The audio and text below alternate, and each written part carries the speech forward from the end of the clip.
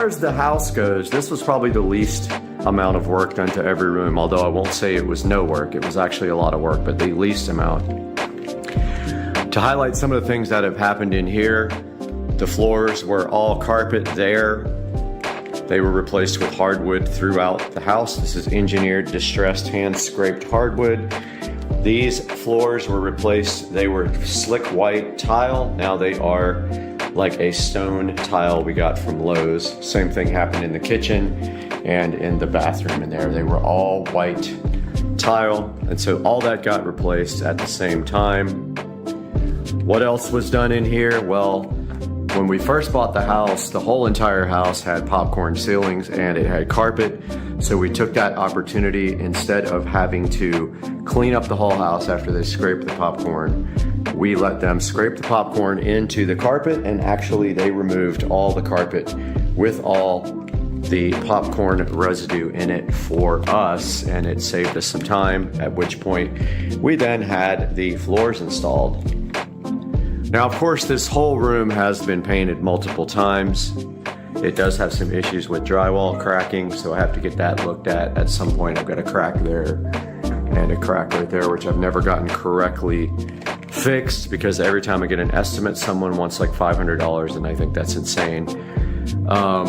As far as the rest of the upgrades in this room goes, or what has been changed or improved, well, this house had 0 recessed lighting when we bought it. Not one single recessed light, except maybe this one in the hallway. So I added all these recessed lights. They are dimmable LED lights, and they are connected to this dimmable Lutron dimmer here, which is a smart dimmer. I don't buy these anymore because they're not necessary. I do have a Lutron hub over there where all the equipment is for IT. You can see here we also have some nice IKEA decorations here, framed art, which there used to be guitars there. I pulled a lot of the guitars down because it was overkill. We have a wise cam up in the corner there pointing at the front door with an alert if someone comes in the front door.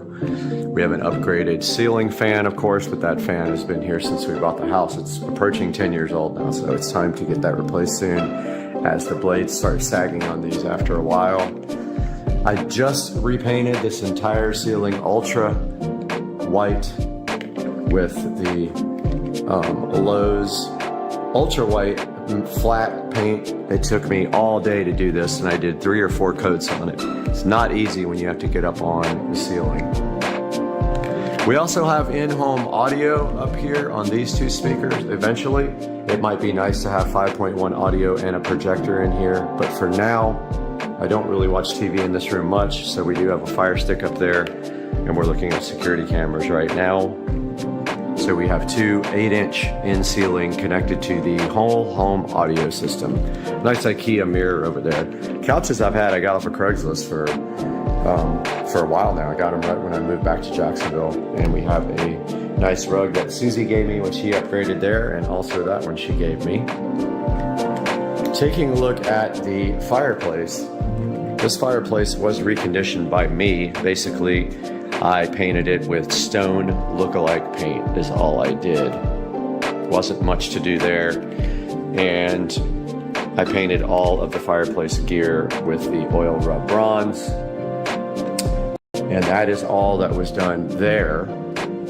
And you can see here on the slider here going out to the sunroom, we have installed curtains there. There was nothing there for a while. The curtains actually were a good touch for the room. They're not blackout curtains, but they are black curtains. Stepping back this way, looking back towards, we have our dining room, which is hand painted with stencils by my ex-wife, Jenna. And I just replaced the light that was over that with a gift from Susie from her house, and it is this nice white fixture with the Govee LED light bulb inside of it. And here we have a IKEA table and chairs, which is not sold anymore by IKEA, so I picked that up on Craigslist as well. We have an IKEA lamp, which I converted over to a RGB LED lamp. And yes, all this is hand painted stencil. If you get up close, you can see. all of it stenciled. So that will need several coats or wallpaper to cover up due to the thickness of the paint there. And that is a good look at the living room in Supercar Street Racing. One thing I forgot, we do have a sub with the Pile subwoofer there. Is it Pile or Polk? I always forget. Polk. Yeah, Polk. I always call them Pile, but that's an insult. So we have our regular television here. We have underneath there our network equipment. We've got a switch, we've got a hub for the lighting, and behind there, I don't even want to show it because the wiring's so bad, we have our Netgear Nighthawk cable modem, which is providing internet to the entire house. And that's all for the living room. We're gonna move on now to the Supercar Street Racing sunroom here, which is absolutely beautiful, and this was one of the reasons that we initially purchased the house. Although we don't have any documentation or pictures left over from that, this room was carpeted with like industrial type carpeting, and it had a drop ceiling. This room was one of the biggest improvements that we made in the house, and what we did in here, we also had these vertical blinds all the way around the room, and Jenna convinced me to remove those. I didn't want to because I wanted the darkness in here, but she did convince me to remove those, and we put up these sheer curtains, and it did come out very awesome. Moving down to the floor, this is tile. It is great because it is good for an entryway from anywhere that gets wet, because all you have to do is just mop this and it comes out awesome. And it looks exactly like wood. So the entire floor, we ripped up the carpeting and did the floor in this tile, and it came out really nice. The room does have an air conditioner there. When we bought the house, it had a heater / air conditioner. Instead of that, we just used a little space heater, and it's still this little AC. The goal one day is to get a split system installed in here. I don't know when that will happen, but that will happen one day. We do need to replace this futon. It is getting old. We've got this nice chair, super expensive leather chair in here. And we used to have a cat, so we have a cat door there, but we are not using it anymore, and it is sealed up and hidden by those outdoor boxes. We also have some RGB LED lamps. Alexa, turn on the sunroom lamps. Sunroom doesn't support that. Oh, I'm sure it does. I've been having these issues lately with these lamps not responding, but we will get into that later. But these are RGB LED bulbs. I think that one actually is unplugged. Yeah, so there, that one is unplugged right now. I just need to get a splitter for the power here. So the rest of this room, this shelf is handmade by myself and my ex-wife. We literally threw the shelf together and fastened it to the wall to have something on this side.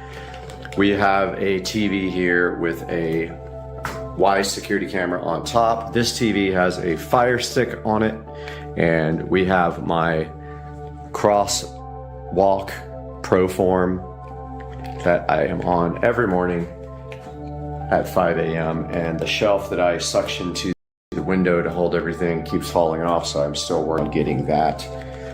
But this is what it looks like from this side going into the living room.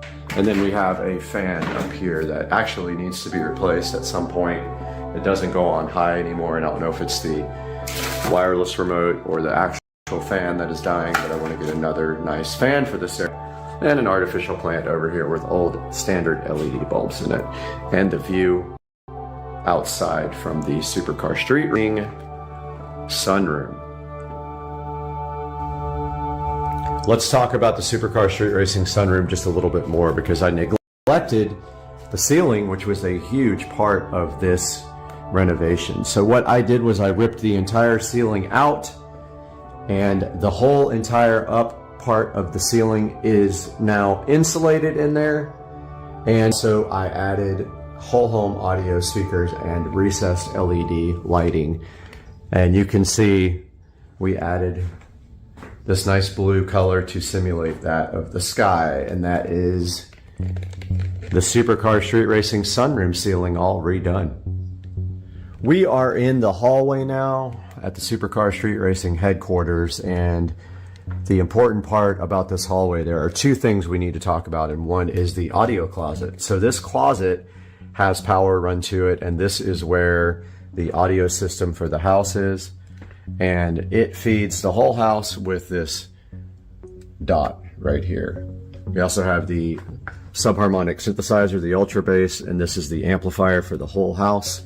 There is the switch box for every room, and that monitor is just connected to this receiver, so you can look at the menu if you need to. So that is the whole home audio. There is a subwoofer in here as well, but it has taken a death blow and it is gone. The other important thing about this hallway, and I'll show you the smart light. Computer, turn off the audio closet light. There goes that. So the other thing in this hallway is we do have smart lighting here up there on this recessed lighting, and we have this beautiful Venstar thermostat, which is a smart thermostat for the house. And that wraps up this part of the tour. This is the guest bathroom. It's kind of difficult to shoot. I'm on the widest angle I have. This entire bathroom was redone. You can see the floors have been redone with stone look-like tile.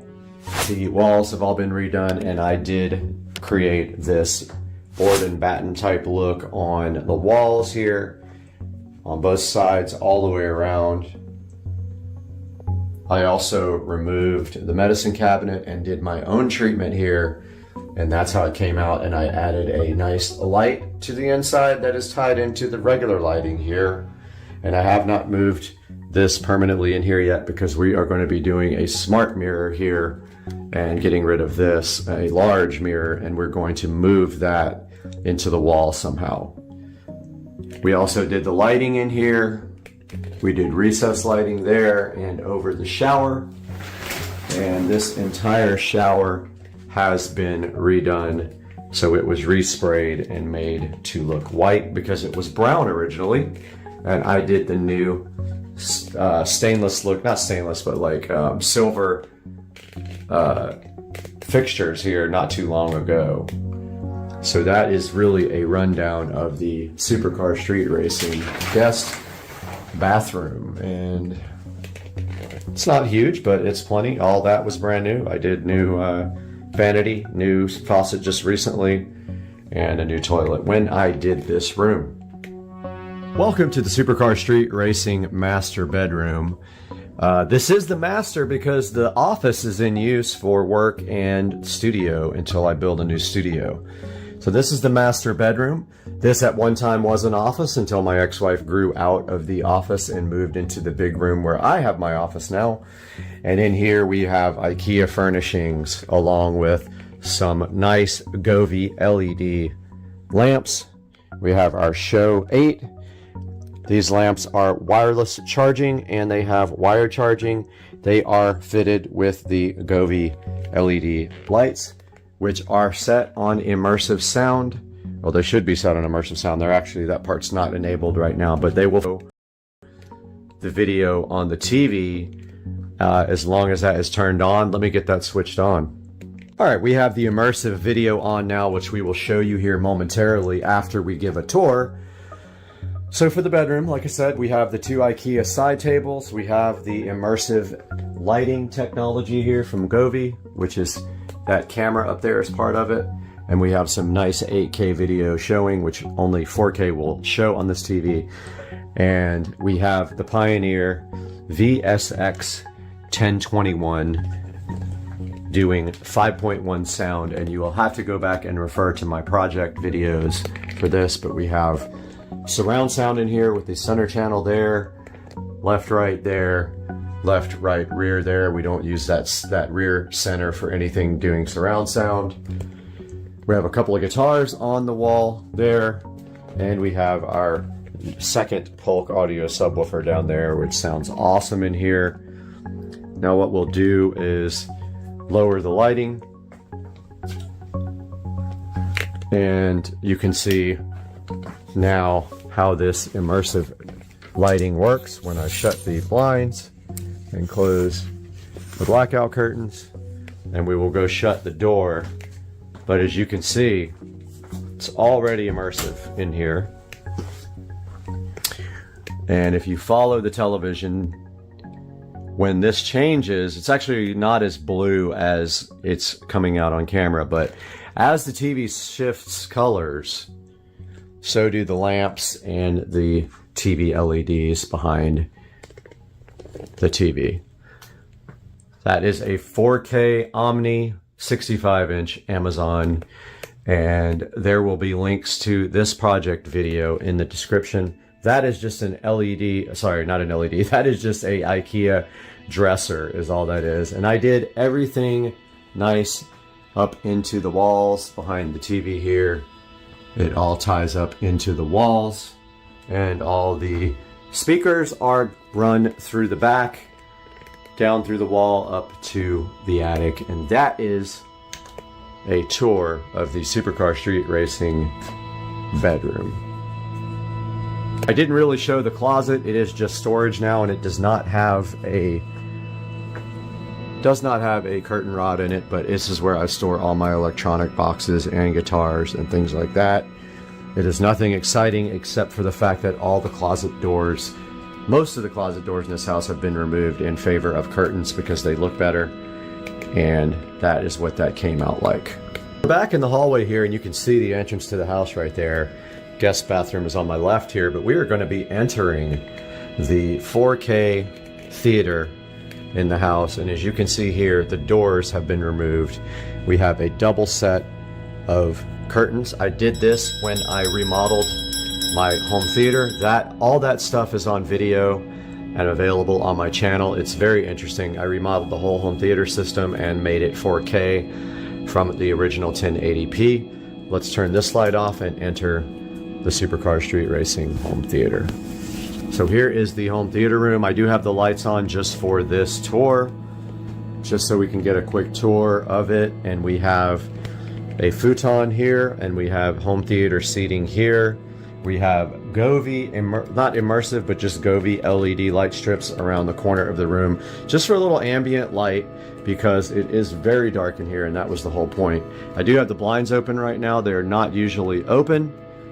And in a minute we will turn off the light so you can see the actual performance of this Nebula Cosmos Max 4K LED projector. So there is it. I believe it's a laser projector. So there is the projector on a shelf with all the wiring run up through the walls. It comes back down and hits the receiver there, where we have our Pioneer receiver and 2 JBL studio monitors for our front speakers. Our center channel is an Advent. Eventually I would like to do in ceiling for these, but for now this serves the purpose just fine. We have our subharmonic synthesizer, our Advent center channel, and we have storage and some place to put everything on, and all the wiring goes up through the walls. Of course we have our spaceman on each speaker. And stepping back from this side, we have in-ceiling speakers in the back. They are 6-inch, 6.5-inch in-ceiling speakers for surround. They are black. I painted them black. The air vent is painted black. The ceiling fan is black, and it is a low-profile ceiling fan, and we have some guitars and artwork from my favorite shows on the wall, and we have some tambourines and some maracas for those who don't play stringed instruments. We have some lamps here with regular white lights. Some important things over here. We have this Show 5 in black, and we have black switches here and all black receptacles. And here is a closer look at the Cosmos Max projector, and you can see on the bottom it has the star field. This is an absolutely awesome projector, and up above it the wiring runs straight into the ceiling. And a look at the artwork here. All my favorite shows. We got some, and favorite sports. We got some boxing, we got some Aqua Teen, we got some Star Wars, and we got some Jake and Finn. And now let's turn the lights off. And that is, I don't want to turn the music on because it might be copyright, but that is 4K HDR video on the Nebula Cosmos Max. And if you could hear it, it would be digital surround sound. And The blinds are still open. That just goes to show you the performance of this, but we can easily close our blackout curtains here, and that is what you're looking at. This is a 120-inch screen on the Nebula Cosmos Max, and this is the view from sitting down in the chair. Both of these recline. It's an awesome experience. I absolutely love my home theater room. I love the remodel. I painted the whole thing this dark green, and it's absolutely awesome in here. This is one of my favorite rooms. I hope you guys like this. Moving in from the living room, so that way would be outside in the back. This way is outside in the front. We can take a look at the Supercar Street Racing kitchen. This kitchen was all remodeled when we bought the house. It was a pink color with soffits up here with fluorescent lighting there and all the way over there. So what was done in this area? So first thing was the floors were all this slick white tile. My neighbor actually still has it in his house. The walls were pink. This entire area did not exist. There was a small cabinet that did this. Countertop actually went straight over that way. A little wedge. This was all open. So we made the decision to have these shelves built and this shelf unit built by a carpenter, and we made it so that it can support a wine fridge. This gave us so much extra space, and you can see how well that came out. Formica countertops were all removed in favor of this nice granite. The backsplash was all removed, and this is translucent glass tile on the backsplash. And I did all of the LED lighting underneath the countertops. There was no under-counter lighting here, and it also extends behind the refrigerator and puts a nice glow on the refrigerator. The pantry was completely redone with a shelving unit up top, and I did recessed lighting there, and I did all this recessed lighting in the kitchen. It did not exist, and I redid this hanging light here. All of this fluorescent soffit stuff was filled in with drywall, and then the much nicer LED lights, updated technology installed. All of it is smart home with the Lutron. This is just for the dining room, or the little breakfast nook. We don't have to have a smart light on that. It does have LED. Every bulb in this house is LED. Moving to the appliances, they are all LG smart appliances. They are all connected to Wi-Fi. And you can see the Wi-Fi indicator there, and they are very nice but expensive appliances. Same with the dishwasher. It has the top controls. It is Wi-Fi enabled. At that time we got the countertops done, we got the new sink and of course new faucets and everything. We have a Fire Stick here which has switched off that we can do anything we want. It feeds the whole home audio system if we want to do that. We have the stove, which is smart enabled with Wi-Fi, so you can remote start it. And we have this beautiful LG microwave. We got our Show 10 there as well, and a nice little air fryer. Out front there you can see the view of the neighborhood, and we just have a little breakfast nook with an IKEA table and some chairs I ordered online. So stepping back to the corner where we can get a better view of the kitchen, here is the full kitchen view, and looking up into the ceiling, we have whole home audio installed into the kitchen. And that is going to wrap up the kitchen tour.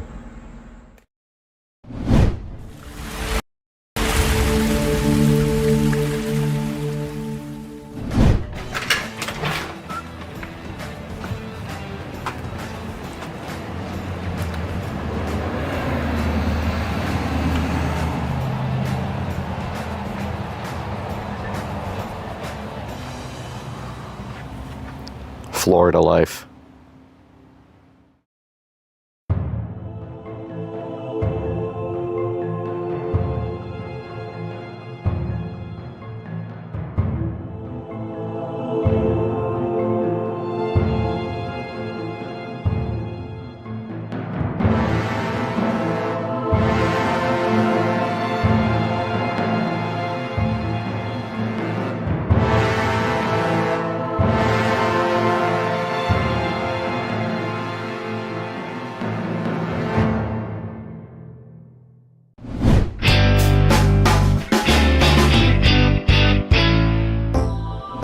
All right, guys, we are out front of the Supercar Street Racing compound, and forgive me, I am sick right now, but I wanted to show you guys these old plastic plants that we put in from IKEA about 2 years ago. That's how far they made it. The wind basically took every bit of them apart. You can see that there's hardly anything left here to these old plastic plants. We got one on each side now, though this one's doing a little bit better, but it is still also missing some leaves, but it still looks presentable. But these guys right here have to be replaced. So we have something inside, I think that will be perfect for this. Let's take a walk inside the compound. It's hot out here today, by the way. Let's take a walk inside the compound and go see what we have on the table that might be able to help us out with this problem of Florida life.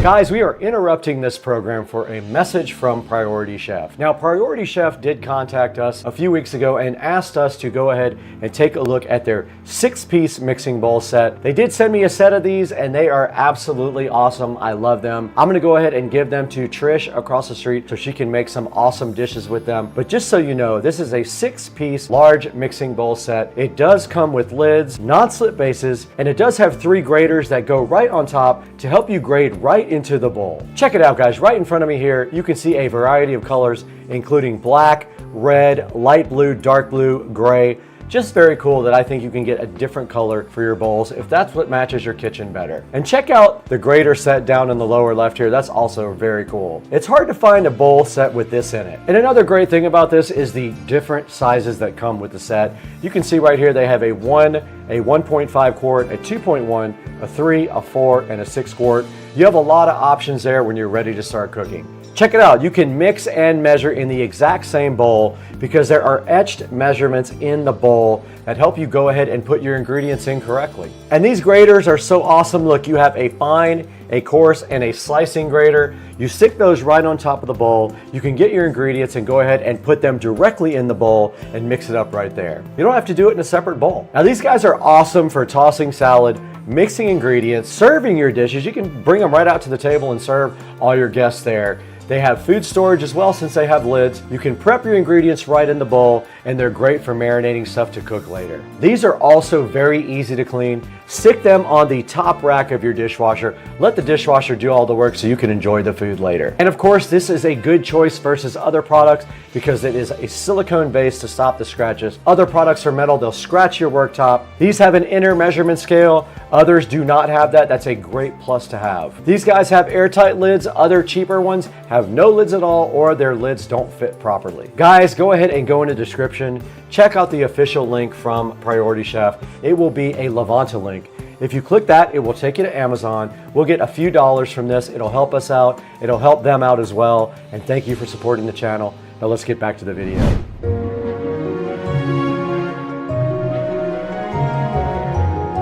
Getting hot in Jacksonville. It's 84 degrees today, and I apologize for my voice. I am sick today. So sitting on the table right here, we do have a nice box that might be able to help us with what we have going on outside. This says a VESA on it. I don't know what it is yet. We got to open it to find out. Let's get this box opened up. We have the patented SCSR knife here to go ahead and break into this package provided from Amazon today, and took a little bit longer to get this because of what it is. So it took about 5 days to get. You know how some of the packages are. You can't always get everything overnight. Can't always get what you want, but if you try sometime, you get this.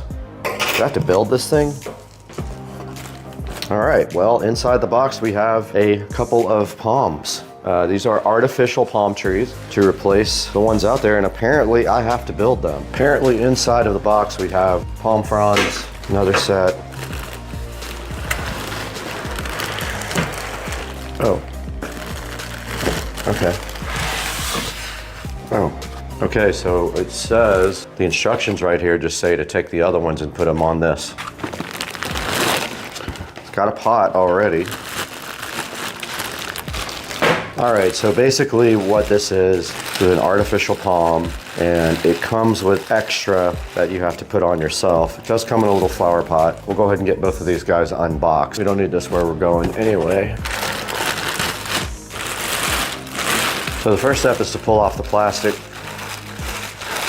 condom. This is the same size that I used on your mom. And the instructions do simply say, in not so great terms, that you take your other, these are also tied together. Let's get the scissors, that might be easier. There are some palms tied together right here with a little piece of thingy. And you simply just separate them like that. And then you take your extra palm fronds and you place them directly on the tree. They are also tied together right here. These guys are tied together. They do simply just untie like a, now I want you to insert these directly into that. There is a hole in each one of these. Oh, that one did not go in easy. Okay, that one did not go easy. It had some extra plastic on it, giving it a hard time. Let's see if it'll go in now. That's better. I trimmed the plastic off the leaf and it went in a little better. All right, there's two more. What happened on that one, there was some extra plastic right here and it was keeping it from going in. You might have to do that also on yours. It's right here at the very bottom. That one went in easy. Yeah, it says to bend them. It says to bend them on the instructions. So once you get them where you want them, you can go ahead and bend them into place. These bottom parts bend. I'll do that outside. Let's go ahead and get this one built first.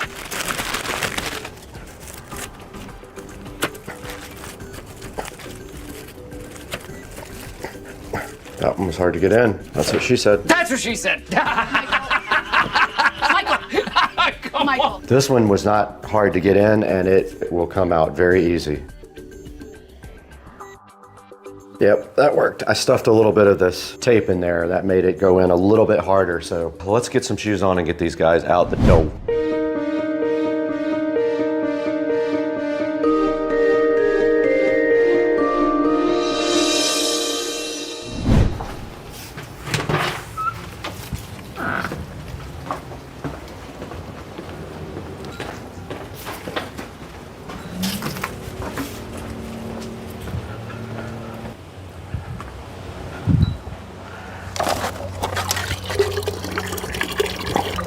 Peeing.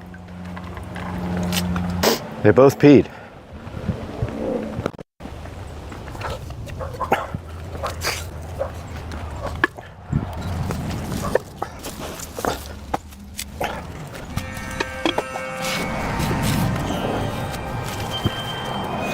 All right, guys, we did get the new plants put out here. All you have to do at that point is go ahead and bend them whichever direction you want. So if you want them to be shaped a certain way, you just grab the root here and you just kind of look at the base of the stalk and you just kind of bend it and it should stay. And then you can bend these to whatever shape you like.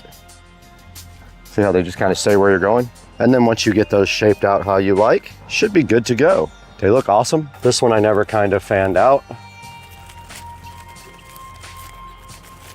So if you just kind of bend them, they will stay in that position. And if you don't know how, get somebody who does to help you out. Just like that. And we do have two plants ready to rock.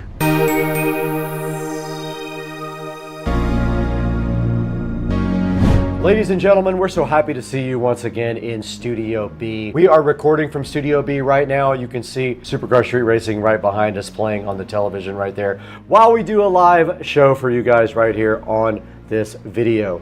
And today you can see we finally replaced our old blown apart artificial trees that were in the front yard. Now what happens to these guys is basically Florida is relentless. The wind, the rain, the humidity is relentless. Anything outside of your house is going to have to be replaced in 2 to 3 years, no matter what. It's just a thing. You always buy warranties if you can on anything that's going to be outside. Everything wears out, including the furniture. It's just a way of life in sunny, hot, humid Florida. Now these trees were in the backyard on my patio. They sat there for a while, but when I built the front patio, if you go back and check that video, I moved them from the back to the front, and I will get some more for the back patio so that it also looks fly, because these are awesome. And they make so many different kinds of trees and plants here. I want to show you a few of them. Now these are the 5-foot artificial palms right here. They are $118. They also have this bird of paradise right here. They have the cedar topiary in both 3 and 4-foot versions. They also have these 5-foot cedar topiaries, and they are quite expensive, $269 for 2. Make sure that's what you want. I think I might buy those for the garage, right on each side when you come up into the driveway, right against the garage. Now this is a artificial Dracania. Looks pretty cool. It is 4 feet tall. It's $64. And right here, a cool artificial eucalyptus tree. I think that might look cool somewhere in the back around the pool area. Here is a 6-foot ficus for $114 also. Here's a Monstera deliciosa plant, 4.5 feet tall, faux Swiss cheese floor plant. Here's an artificial olive tree for only $79. And there's the 5-foot artificial palm trees back again. Now these guys are sitting at a solid 4.5 star reviews. I love the way the palm trees came out. You do have to go ahead and shape them the way you like them. When you get them, you'll take them and actually bend the bottom so that you get a nice natural looking plant wherever you want it. Now I'm gonna go ahead and order a bunch more of these. I think I'm gonna spend about $1,000 on artificial trees. I'm gonna put them throughout the property. I just think they add such a cool touch, and they are zero maintenance for you. Ladies and gentlemen of Supercar Street Racing, there will be an official link down in the description. It's going to have a link for any of these trees you want. It doesn't have to be the exact one that I bought. If you click on mine and then you click on any of these other trees, you can buy those, and I still get a few dollars to support the channel. And they look so good out on the patio, as you guys saw. We'll put a little video at the end of this to show you what they look like. And thank you so much for 144,161 subscribers as we're creating this video. I couldn't do it without you guys. You are so awesome to subscribe and like all the videos. Now I got to get out of here. I got to order these plants and figure out where to put them.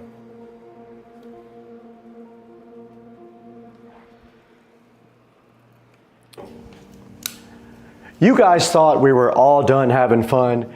I thought the video was over. I already edited it, I uploaded it, and then this showed up. Let's go ahead and see what we have inside of this wonderful, wonderful box here.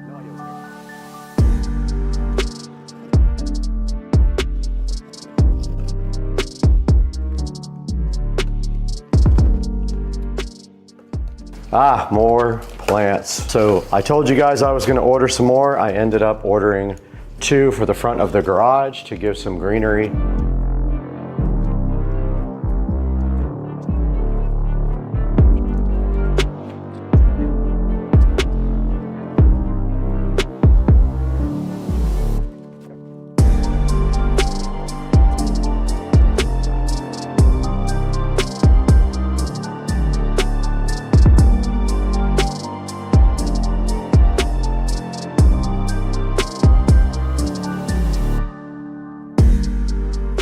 So we need something at least 6.5 inches.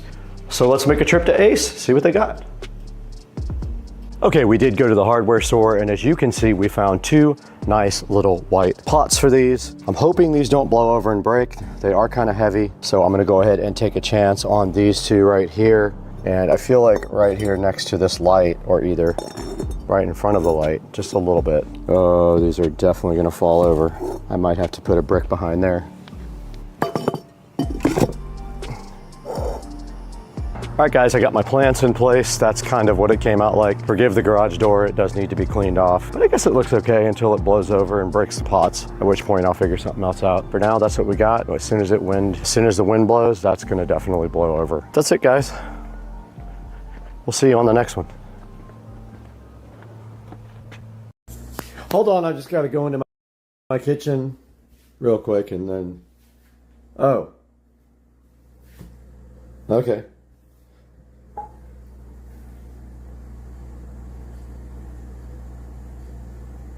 morning, guys, and welcome back to Supercar Street Racing for another unboxing video.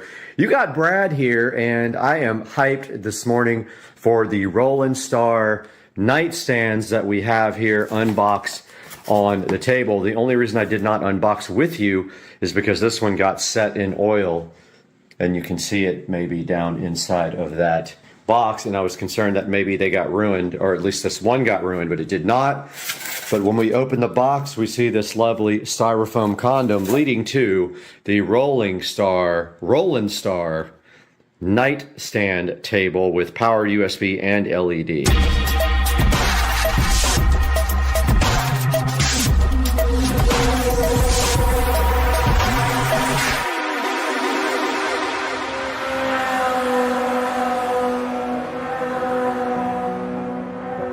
Guys, here we have the Rolling Star ED009 EWERR nightstand, and this guy is a powered nightstand with both LED built in and ports on top such as power and charging. We have not seen that yet, but we will get to it soon. And when we open up the box, the lovely box filled with the styrofoam useless condoms, we trash those and get these out of the way. We have the following inside. We have this beautiful IKEA-like documentation here. More styrofoam to get in your way. Actually, I'm grateful for good packing, so I'm not going to get mad at it. But yes, we have this, can't figure out which way is up, but we have this lovely instruction manual here, which we will go through shortly. We have this accessories list here, shows you everything in it. I did read that the instructions on this guy were really good and that it was easy to assemble. It says you need a drill, pencil, Phillips, and a flat edge here. And then it has your instructions for putting together this nightstand, which we will get to here shortly. It does have this power strip thing, so it looks like it has two USB type Bs on it and power. And here is the rest of the accessories and parts that come with the ED009WERR side table, which is going to be loaded onto the hype train here momentarily to be installed. And there is the lovely LED strip on the table. And this is a look what's inside. So we will get all these parts out and laid out for a beautiful video of putting the nightstand together next. Okay, we have all the parts for the lovely nightstand laid out on this wannabe workbench, my brand new Wayfair mattress and bed frame. And what we're gonna do right here, right now, is assemble this right here.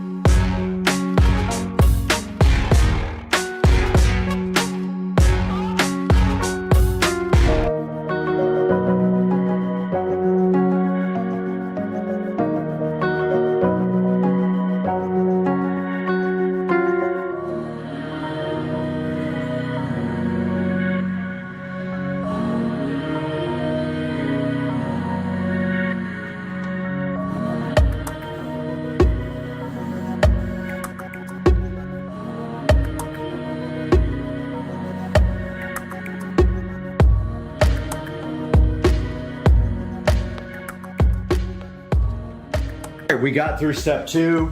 I was a little bit confused about these screws, but it's clearly labeled. That is my fault. And we are on to step 3 now.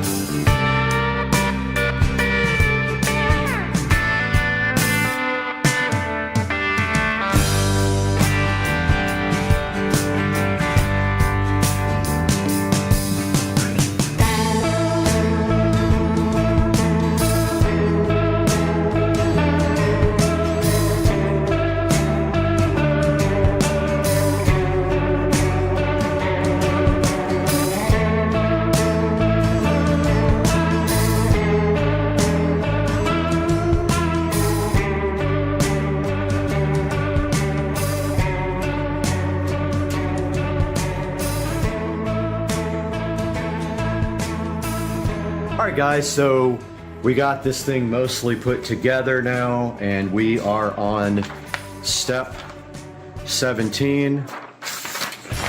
And I actually skipped step 14 to put in the power strip. I'm gonna go ahead and do that now.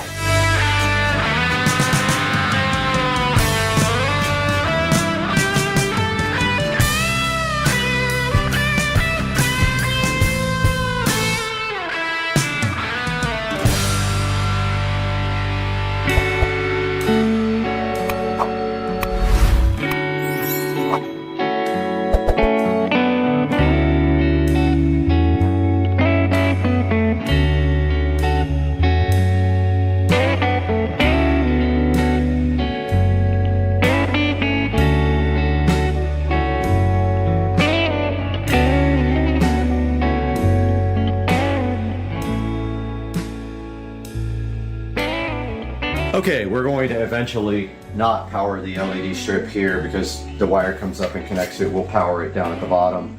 But now we have the remote here and we have to pair it.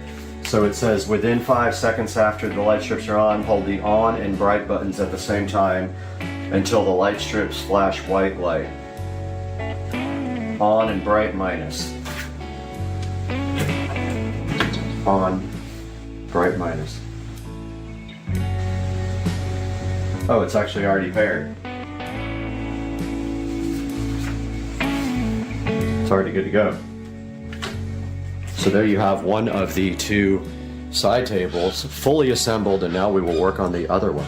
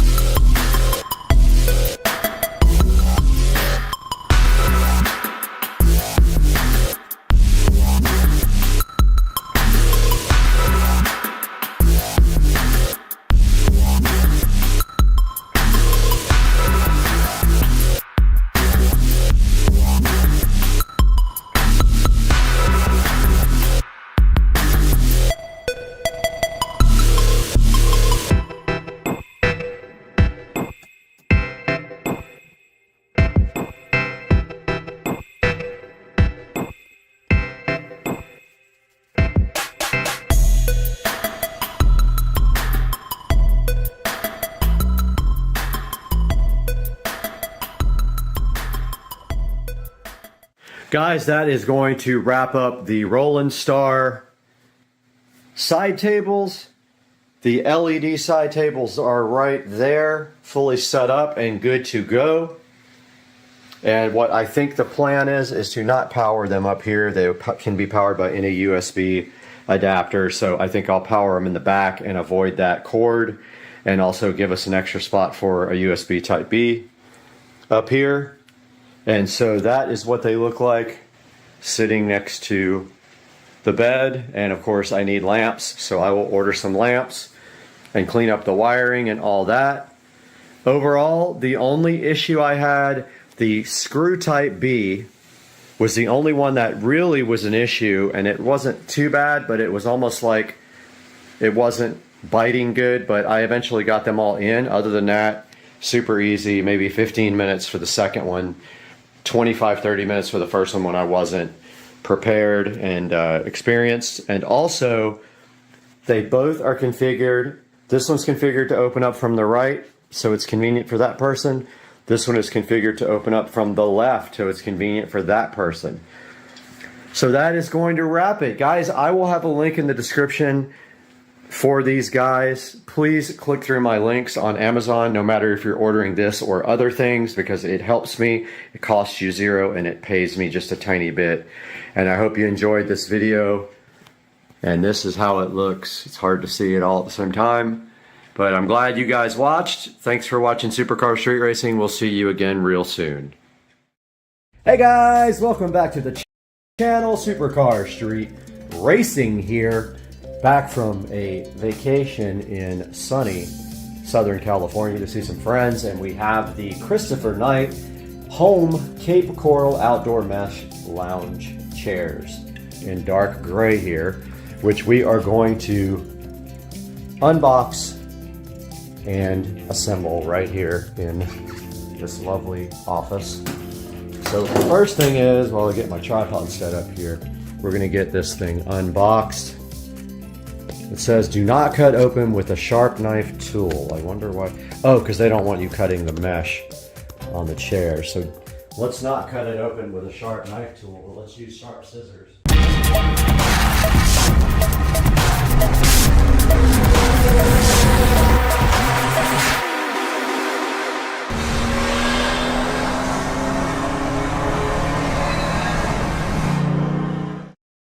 Hope you guys are having a great Monday. The lights in the office are not working. I must have messed them up when I went in the attic. But I'm going to be very careful when doing exactly what it says not to do. It says don't do this. I'm sure it's because they don't want you cutting the mesh on the chair. But don't go so deep in there that you get it. And let's see what these guys have for us. This is very well packed, and I'm not sure how it actually opens. So I don't know if the whole top comes off or what, or if it opens just on one side. Apparently it might. Oh, oops. Yeah, it might open. I need both sides cut. Yeah, it does. Not cut open with a sharp knife.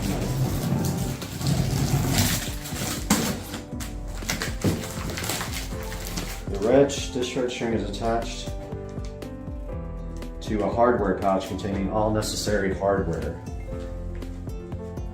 for assembly. What red string? There is no red string.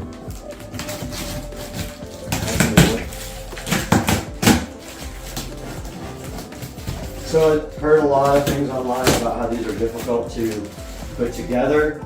Your best bet for installing these types of things is to keep all the boot bolts really loose when you do it, because sometimes they will not line up if you don't do that. I've put together plenty of these things and it almost caused me and my ex-girlfriend to break up prematurely. Or we actually broke up. Okay, so there is a little string here on the side. And it goes inside the box, and supposedly it is connected to the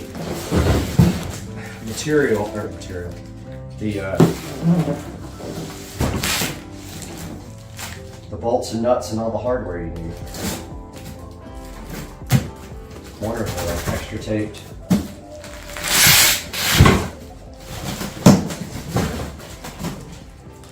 This thing is hard to open, dude.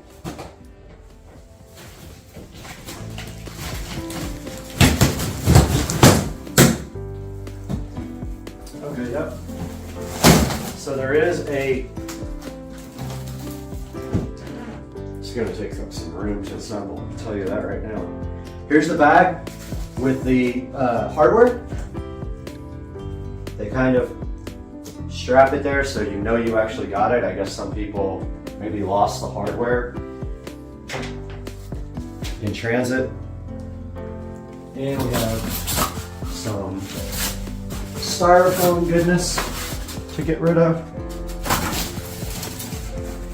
And some cardboard to burn.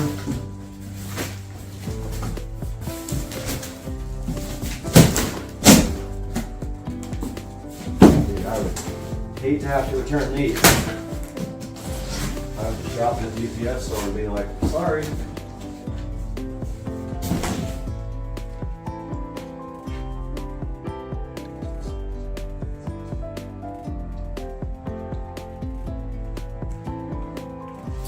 Okay, looking further into this box now to see what we have.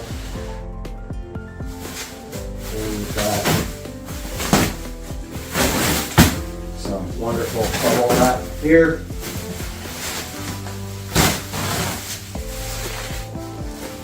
And it looks like they're mostly assembled, which is great. They're labeled with letters.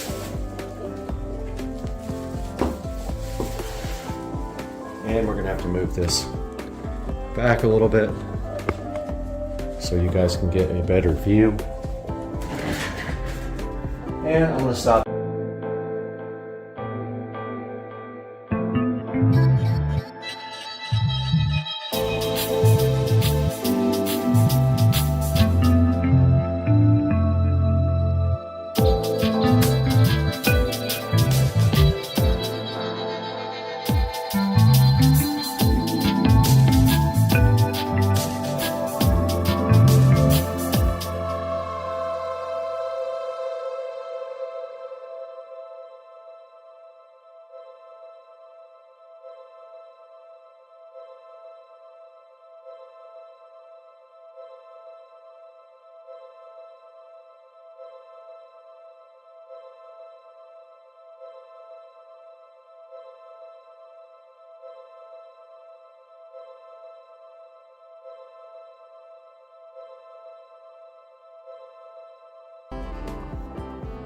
All right, guys, here is the finished product out on the pool deck. And as you can see, these things look freaking awesome. I love the modern look and feel to them. They were easy to put together, although I made a mistake on this one, and it was totally my fault. I stripped out one of the bolts, but I got a self-tapping screw and put it in there to fix that part. But yeah, so these are all done. I'm gonna take some B-roll glamour shots. I hope you guys enjoyed the video and that you are enjoying all the content that I am putting out and working so hard for. If you could please subscribe and like, I'd appreciate it. Supercar Street Racing.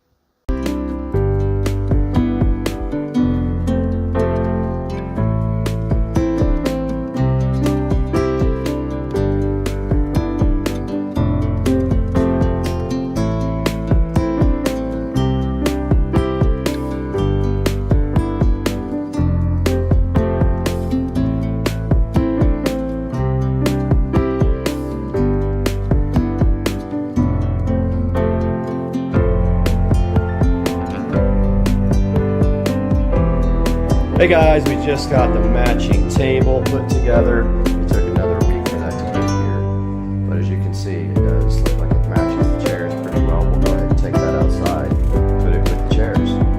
Got the table outside with the chairs. One thing I wanted to notice, with you guys, is that these chairs do cold water on the top. This fabric does not allow the water to seep through. We'll see how that's going to hold up in the future, but for now, it's not a problem. But I do see eventually that these things probably will end up rusting at some point. But yeah, so that's going to wrap this up. Hope you guys enjoyed it, and we'll see you on the next one. All right, here we go. Big turbo time, test run. So much bad traffic.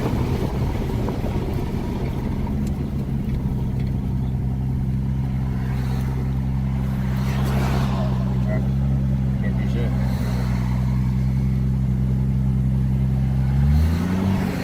But you feel how there was no wheel spin at all? Yeah. It was like the opposite when I hit third gear. It just was like I hit butter.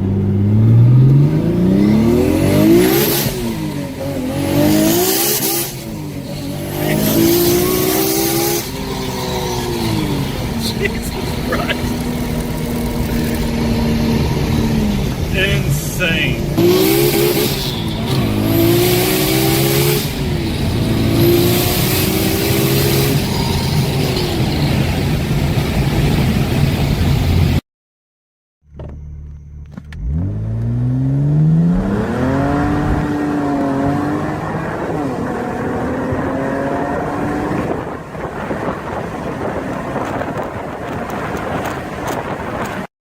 Welcome back to Supercar Street Racing. I'm Brad, and this is my 2023 Tesla Model S Plaid, and we're going to take a look at that today on the channel. Stay with us.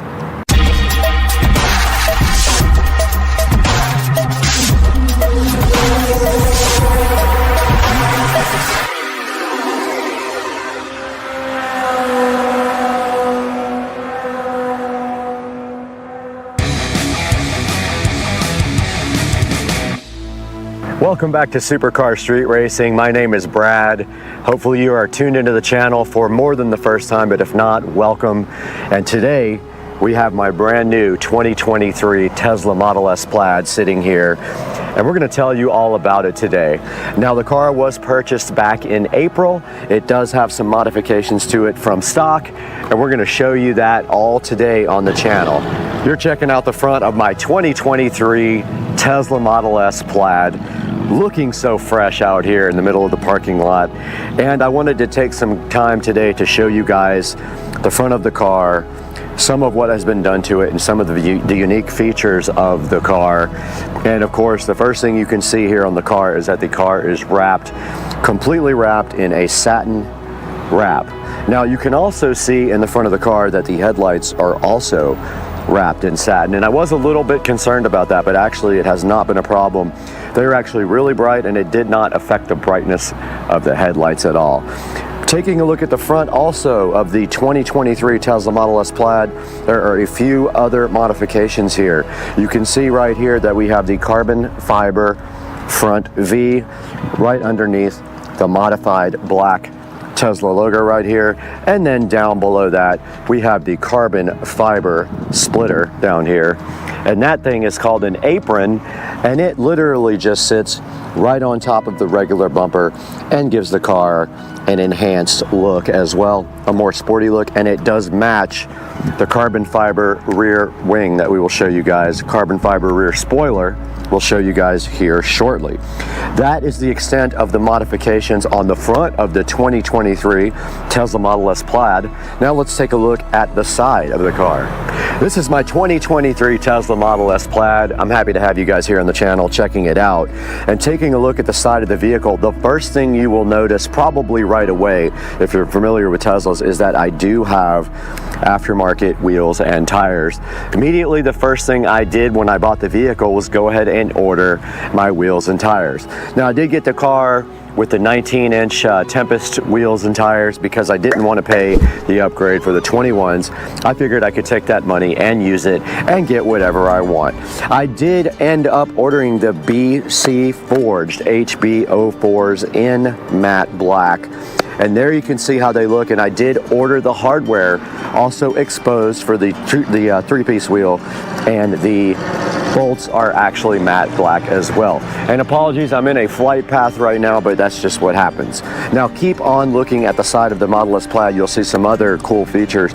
I do have the hardware 4 version of the Model S Plaid, and so this has more cameras and no sensors whatsoever, all camera based, and that is what you're seeing right here is the hardware 4 camera. And if you notice, right on top of the hardware 4 camera, we do have some carbon fiber camera covers, which I think add a nice accent to the side of the car here. And then moving down the car a little bit further, and you can see it just opened by Bluetooth, we do have the carbon fiber mirrors as well, looking really good, and they do also match the carbon fiber camera covers here and also the carbon fiber that you're about to see in the next picture. All right, we're towards the back of my 2023 Tesla Model S Plaid now, and you can see right there that the door handles did pop open because of the Bluetooth phone. And here we have the carbon fiber caps for the Model S handles, and they look awesome. And back here you can see the 295/35ZR21 Pilot Sport 4S's with the HB04 BC forged wheels. And that's going to round out the side of the Model S Plaid. Let's take a look at the back now. All right, here's a good look at the back of my 2023 Model S Plaid. You can see the tail lights looking great. I don't know if they were restyled for 2023, but I did forget to mention that the front headlights were restyled for 2023, and they are upgraded laser headlights. Here in the back, nothing really to show except for the fact that we removed the Tesla logo here completely when we did wrap the car, and also in the front, we also removed the front license plate. Taking a look at the inside of my 2023 Model S Plaid, and I did wait specifically for the exact color combination that I wanted. I wanted black interior with carbon fiber, not the wood grain, and you can see in here, this is all new carbon fiber interior, and also this car does have hardware 4. And taking a look at just like every other Model S, they have the screen over here on the left that shows you a bunch of information like navigation, your charge rate, the time and things like that, and maybe like your radio station and things like that you're listening to. And then over here we do have the yoke. I did not have a choice on the yoke. I did not order this car custom made, so the yoke was actually already in the car. Moving down to the bottom here, you can see that the Plaid comes with some brushed aluminum or just straight up aluminum pedals, which look pretty cool. And then moving up to the seats, these are not real leather seats. All of the Teslas have vegan kind of safe leather. And then looking to the center here in the middle of the dash, they do have 2 chargers for wireless phones. So if you stick your phone right there,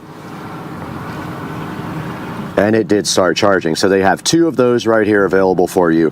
And then moving into the center here, we have a pocket right here that does have just enough area for a few pairs of glasses. And then moving forward, there's another pocket that I actually just found out about. I did not know this existed until yesterday, and if we move that open, there's actually 2 USB connectors right here and 2 on the back here in the right by the back screen here. And then of course we have our center console with a lot more storage in here, and we do have a cup holder if you let that slide forward.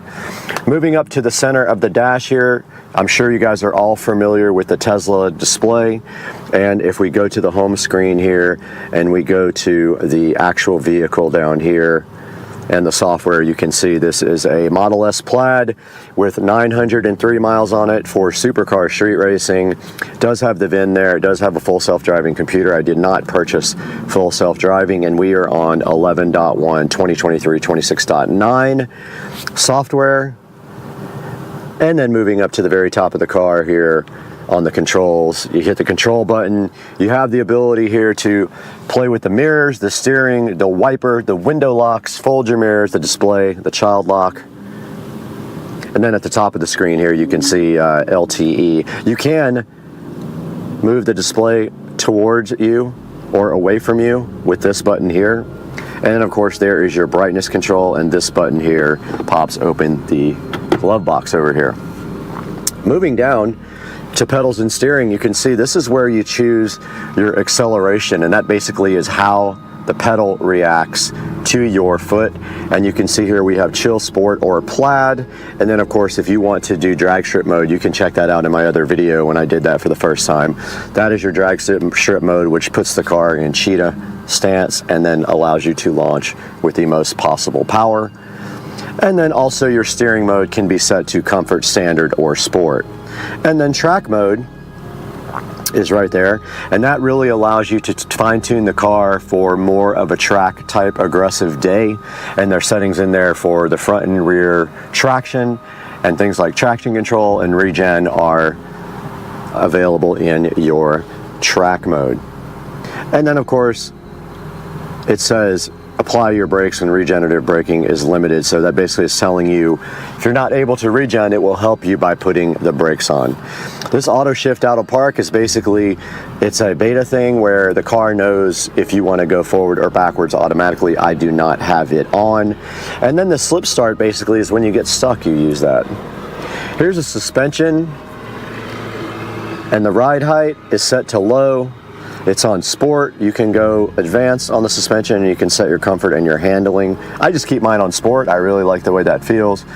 It says here if you want to use comfort dampening and autopilot, you turn this switch on when you have autopilot on. And then it sets your default ride height to low, but if you press this, it says when enabled, the default ride height will adjust to low mode in most driving scenarios. Model S will always automatically adjust the ride height to balance comfort, handling, and range. And that's all that's available on that screen. And then this screen is where you see your charge limit and your actual percentage that you want the car to charge up to. And this car is set to charge no higher than 90% is what they recommend. And they recommend 80% if you're going to be driving the car every day, which I do not. This is where you actually adjust with your current that you want the car to charge in. So if I stick it in a 50 amp, it'll charge at 48 amps maximum. And then the last time I supercharged, which was April 14th, I've only supercharged the car one time, and it's when I bought it. It was $27.30 because I do not have free supercharging. And this is the autopilot, and you can set it to either traffic aware cruise control or auto steer beta by doing that. And then you have to answer yes. And then this is your following distance, and this is how you get into auto steer. And they're talking about this button here on the steering wheel, which I will show you guys next. And this is how you set your speed and your offset for your cruise control. You can put a speed limit warning on there as well, a forward collision warning. You can adjust that so it comes on sooner or later. Here's your lane departure warning, and this can set to assist, so it will actually help you steer. And then here's all your other options: emergency lane avoidance, departure, automatic emergency braking, obstacle aware acceleration, traffic aware cruise control chime, and green traffic light chime. Moving down here, this is where you actually set up your phone for a lock. So when I get in the car, the phone is on Bluetooth and the car will unlock and drive without a standard key. You can walk away and the door will lock, which I love that, and you can tell it not to do that at your house. And then there's a few other options related to unlocking it when you park, and some other little options here for unlocking it with your phone. Now, I do have the MyQ connected garage, which means my garage door opener is MyQ enabled, and I did subscribe for a lifetime. I think I paid $200 and something, and I am permanently set up so when we drive the car back home, the garage door does open and close. Taking a look at the lights, you can turn the front and rear fog lights on, the dome lights off, on or on auto, the ambient lights inside of the cabin here, and the auto turn signals, and the auto high beams, and then headlights on when you get out of the car. And then here's your display. You can set up all the different options on your display, tilt it to the left or right or center, the language and things like that, and your time and distance and temperature. And this shows your last trips here and how much your watts per mile was. And of course, this is for your navigation. This has your navigation volume, trip planner, avoid tolls, avoid ferries, things like that for nav. Service is where you go in and you can do different things like jack mode, car wash mode, things like that. It shows you your tire pressures. And software we took a look at already. It shows your software versions and what you purchased as far as software. And with upgrades here, you can actually purchase upgrades on the car. You can get full self-driving. You can subscribe to full self-driving. You can buy it outright for 15 grand or subscribe every month to that. And that's a look at the left side of the menu. Taking a look at the bottom part of the menu is where you can go through things like your phone connection here. These are your cameras, so when we hit the camera button, we see all the cameras. This is where you can actually choose other things that aren't in the bottom menu, things like the toy box and the arcade, Bluetooth settings, Sirius XM, tune-in, Zoom calls, things like that, and you can also add them to the shortcuts at the bottom. These bottom ones are all shortcuts. TI is tune-in radio, but just beware when you do tune-in radio on this car, they put their own commercials in related to you having a Tesla. So they know that you're tuned in a Tesla and they put commercials in based on that. And that right there is your, that is your actual browser. And there's your Bluetooth and your Sirius XM. And that is a look at the bottom of the actual screen.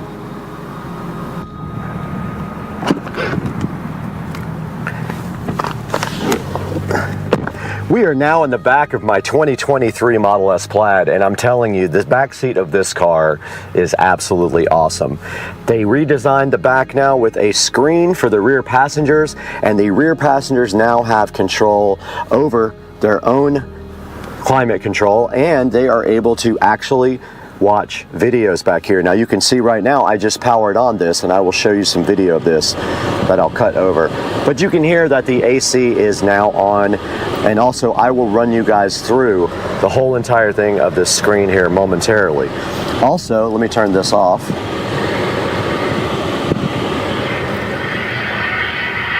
And of course, here comes the plane.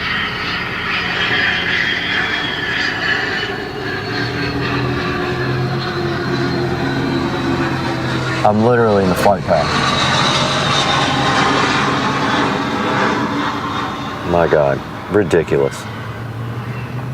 Jet.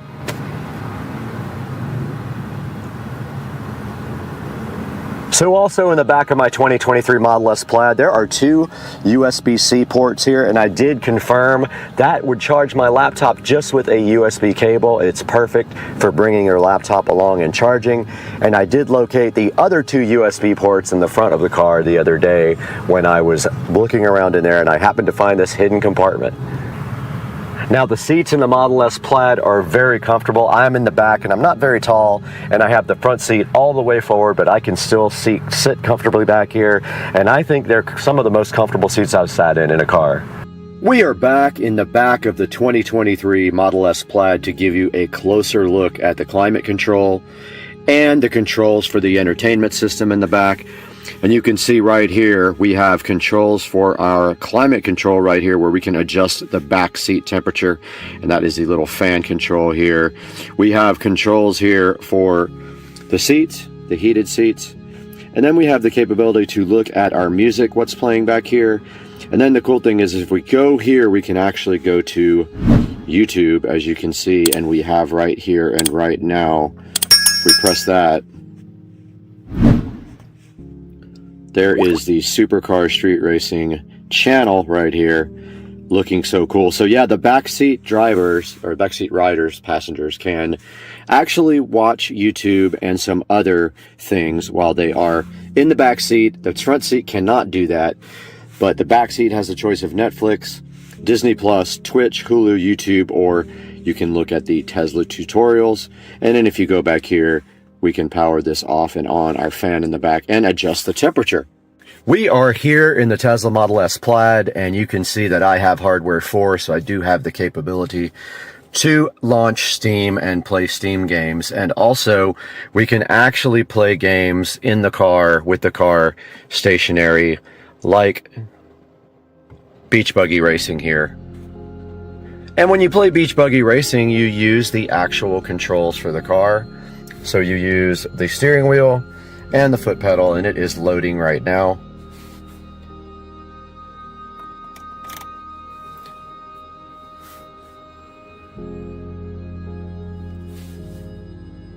And I am trying to figure out why there's no sound. But the sound isn't what's important right now. It is important that you see that this plays with the stock factory steering wheel and gas and brake pedal. You can see here I am steering this guy with the car, and I do have my accelerator pedal. So that is how you play games while you are sitting still in the Tesla Model S Plaid. All right, we are back in front of the Model S Plaid screen here, and you can see that we are in the arcade. And if we hit launch Steam Beta here, it will take a couple of minutes to launch. There it goes, so it is starting up right now.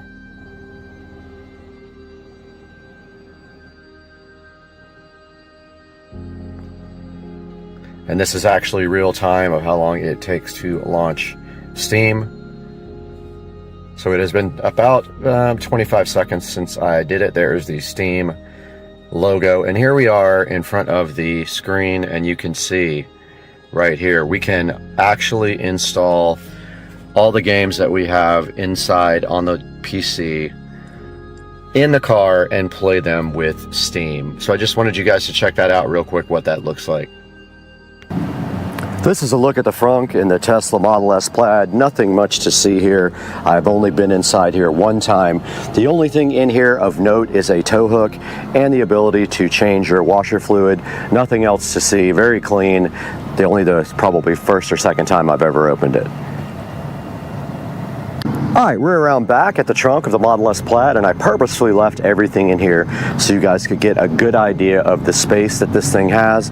And you can see I have a large Walmart box in here I have to go return. I have my camera equipment here and some shopping, and my charger right here is right underneath these clothes. And I do have the Tesla wall connector there, the Tesla mobile connector, sorry, not the wall connector. And that is what I use if I have to charge, which I really never have because I don't really drive the car that much.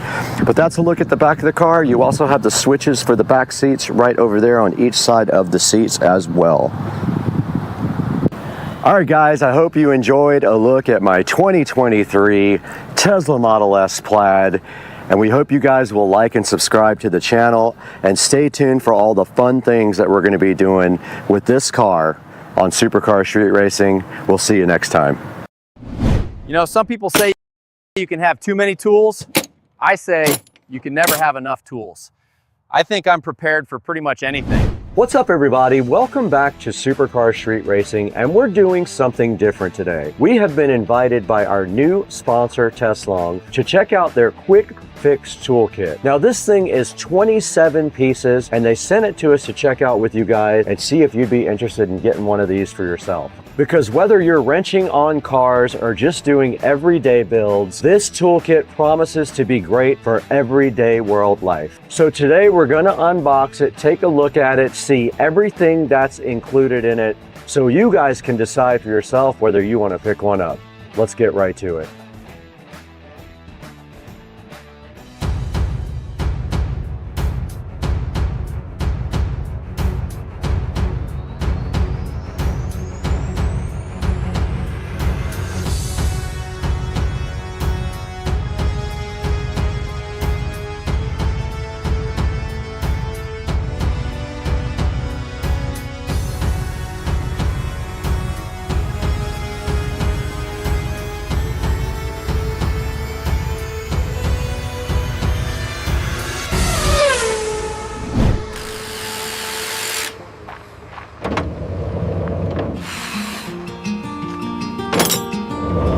All right, guys, welcome back to the channel, and a huge welcome to our new sponsor, Teslong. They sent us this quick fix toolkit, TS01-P07. Now let's break down what you get in here and why it actually matters. First off, this isn't some cheap toolkit.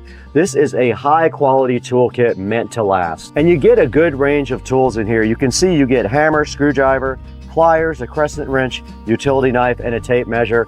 Everything you need to do a basic tool job. Now the build quality feels solid, the handles are rugged, and the bits seem like they seat pretty well in this. And everything comes in a solid case that's portable enough to bring with you on location. And everybody knows portability is huge when we're on site. So what that means is instead of carrying a bunch of mismatched tools, you'll have everything where you need it right here in one box for small, light work jobs and also everyday maintenance. And for a channel that's dealing with cars, golf carts, scooters, having all these tools in one place where I can quickly get to them means a lot to me. Now we're gonna go ahead and unbox this thing and let you guys see exactly what comes in the Testlong toolkit. Let's throw it out there to the SCSR studio in the garage and take a look at what's inside this thing.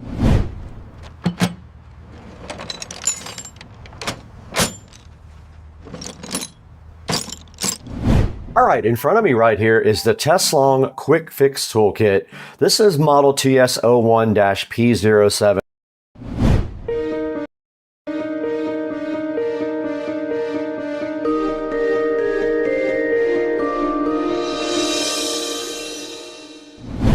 What's up, guys? It is Football Sunday today. You're at the Supercar Street Racing compound. We are outside in beautiful Florida, where the weather has been exceptional for the last couple of days. Nice and cool here is a great change from what we had last week or the week before that, where it was 90 degrees and very warm. We're out in the sunroom today to tell to you guys about something. I'm super excited about this. We have the coolest thing waiting in the garage for you guys to check out. Let's go see it on Supercar Street Racing.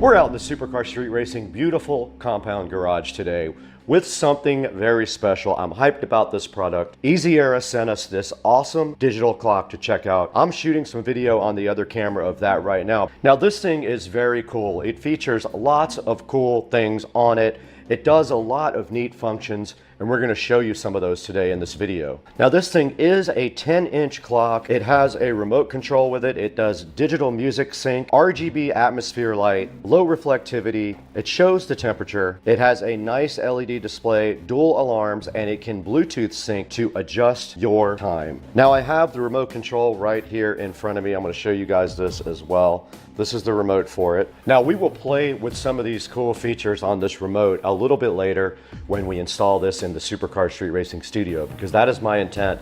This thing is going to look cool in the studio.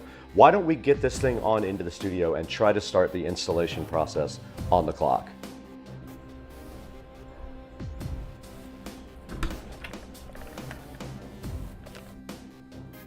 Okay, we're out here in the Supercar Street Racing studio with all the cool lighting. Let's go ahead and turn on this one. But yes, here is our cool lighting inside the studio, and my plan is to put the light right here, but it needs power. I'm gonna run power up here to this power and then run the cord down through the wall here between these sheets, so it'll be totally hidden. So it's gonna sit right here. Might be good right there. All right, I got some screws, and that looks like the car.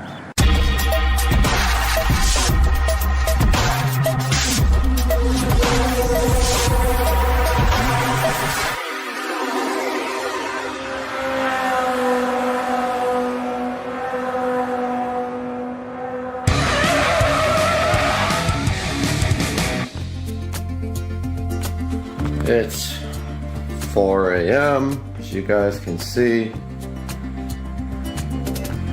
and I'm half asleep, but I'm waking up early today to get my workout in because I am going to look at a car finally, and you guys are gonna figure that out today. All right, I'm a little bit more awake this time, and now Rich has come to my rescue and offered to drive me to the train station, and we're at Speedway getting gas. But yeah, we are started on our trip already, and train is 45 minutes late already, so I don't know what that means for our trip ultimately. We're supposed to leave at 7:26, but the train is not even getting to the station until 45 minutes late, so we'll see what that means for the trip. I have no idea at this point. All right, we are out here at the Amtrak station. But they said that the bus will wait in Tampa. So we are headed to Tampa as soon as the train gets here. Good. Right. Well, I hear the train coming.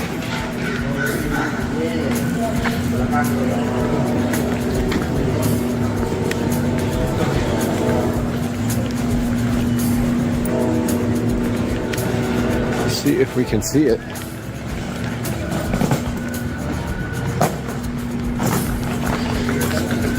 Here's something.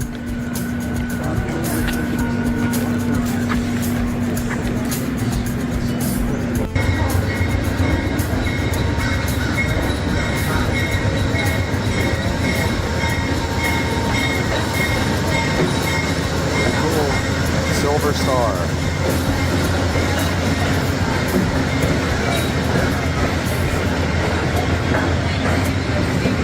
I see people on it. I'm assuming a lot of people are getting off.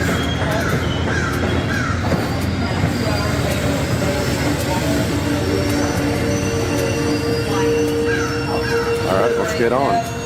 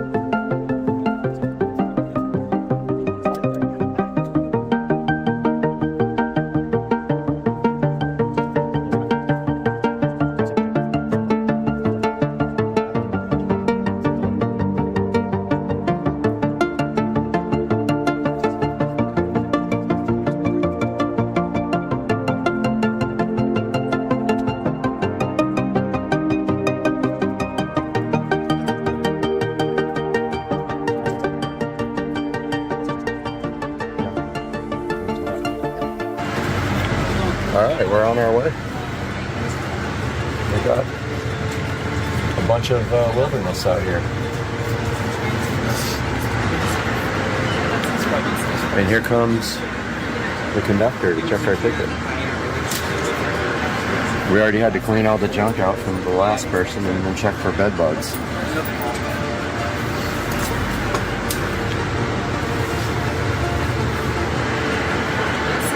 So then we will go to the cafe.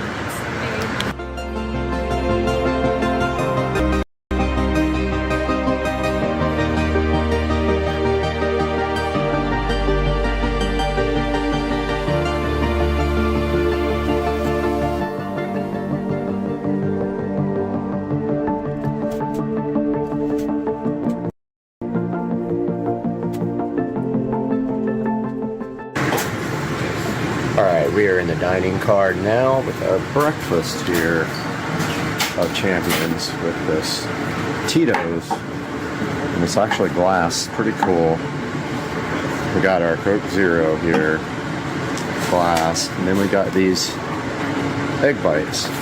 So 0 carb egg bites. I'm gonna go ahead and check those out.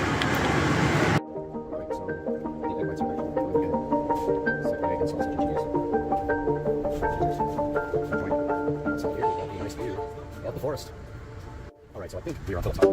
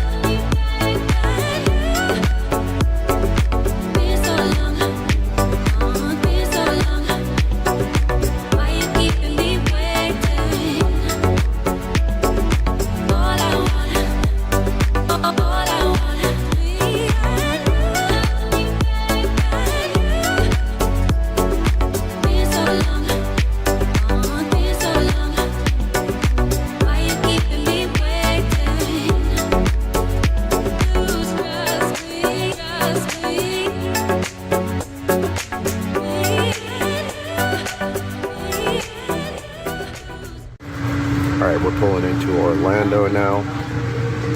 There is Orlando Station. About 45 minutes late to an hour late, I think, right now. And there is the train.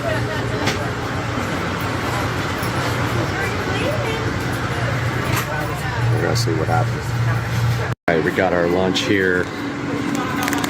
Cheeseburger, Diet Coke, and we are going to do this low carb style. So that's next.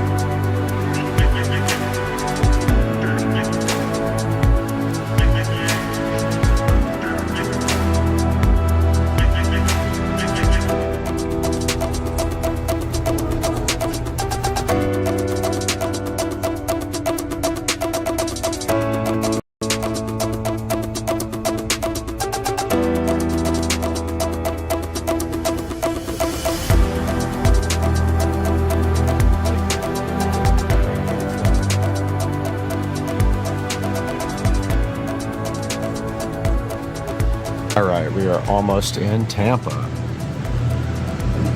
About 20 minutes till we get to the station.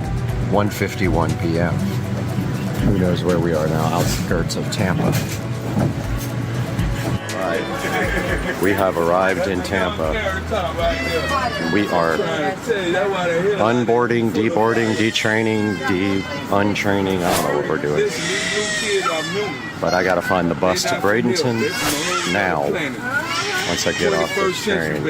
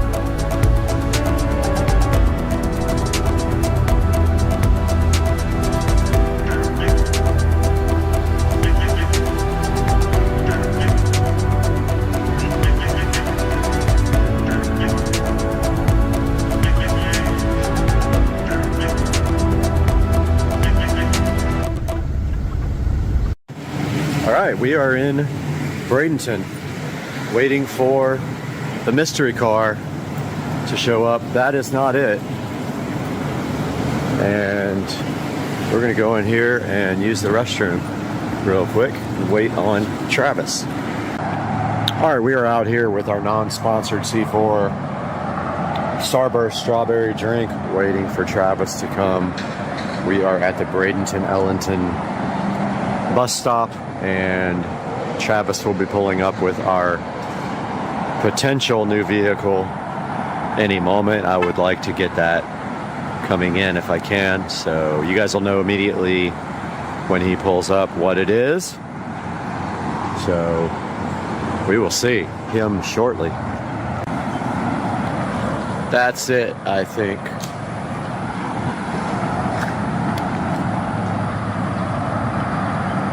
Yeah, that's the guy right there.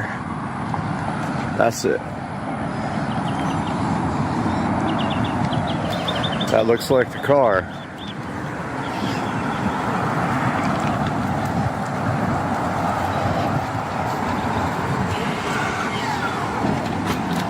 Ryan? Travis, what's up, man? How you doing? Good, man. Is it alright if I put you on? Yeah, I mean, I don't want to be like broadcasting my name. Yeah, you're good. You can do it. I'll cut that. Yeah, you're good. All right, man. Dude, did you say it was Expel? The film? I think so, yeah. Yeah. I got a buddy that's up by my shop that did it. Okay. What did that cost? It was like $75. Yeah, that's what I was quoted And for I the got same the thing. on the windows, and I did it all. And I got the upgraded rims. Yeah, those are the Arachnid, Yeah. the 19-inch. Yeah. What's the miles on it now? What's the miles on it now? That's driven a little bit. You can check it out if you want. Okay, yeah. Yeah, check it out. Dude, I like the, I mean, It looks good with the mat, doesn't it? oh yeah, that's the key to the whole car to me, you know, is the Expel stuff. I mean, that's kind of the reason I'm here, to see if the car excites me or not. Yeah. If it does, It's like the only car I've never wanted to actually sell. yeah. No, dude, the car is I had a immaculate. Trackhawk before this, the Jeep Trackhawk, Uh-huh. and I loved it. And then I sold it and got this. And 707 horsepower Trackhawk. Yeah, Yeah. I had that before. And So you went from using all the fuel to none of the fuel. uh-huh. So this is the 2021 Plaid, and it has full self-driving option. Yeah. So if we go to software there, Yeah. So there's everything. I don't Yep. even use it that much. yep. So I don't know a lot about that, as far as like that you have to follow certain rules, and they can give you strikes, and they Yeah. can take it away and all this stuff, even if you pay for it. But I have no idea. I'll be honest. Like, I just use it sometimes on the interstate, double Okay. click it, and it keeps me in the lanes. right, and a lot's autopilot too. Maybe Yeah. you're just using autopilot. So it's got 18,000. So it's got more, yeah. Yeah, I okay. didn't even look. All right. Okay. Yeah, so there's actually an update available. See, it always does this too. Like, when it goes to warehouse, you plug it in, it'll update itself automatically. So are these the original tires too? No, they're brand new. Okay. You haven't ever had to do brakes or anything, right? I was actually just in an Uber, and the guy was like, "That's got my oil change, dude, $100." And I'm like, "You don't ever have to get an oil." And these things, which is like, All 4 tires are brand new? yeah, it should be. Maybe not the front. No, they don't look Those don't look new. Those do. good. There's the back. So I put new ones on the back, but that's what it was. Frontier. Yeah, that's what it was. Yeah.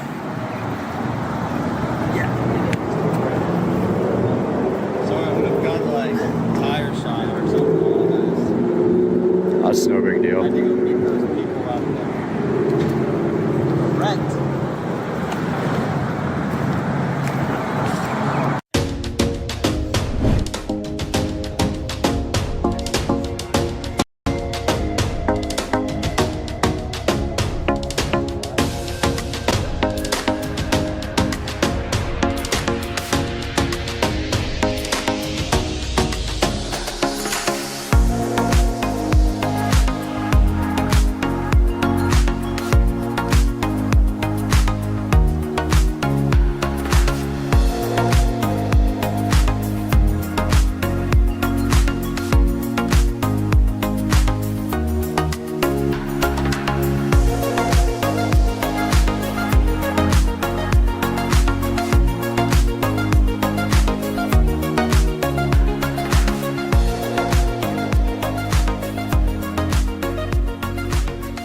All right, it's Monday morning. Had some time to sleep and think about the Tesla.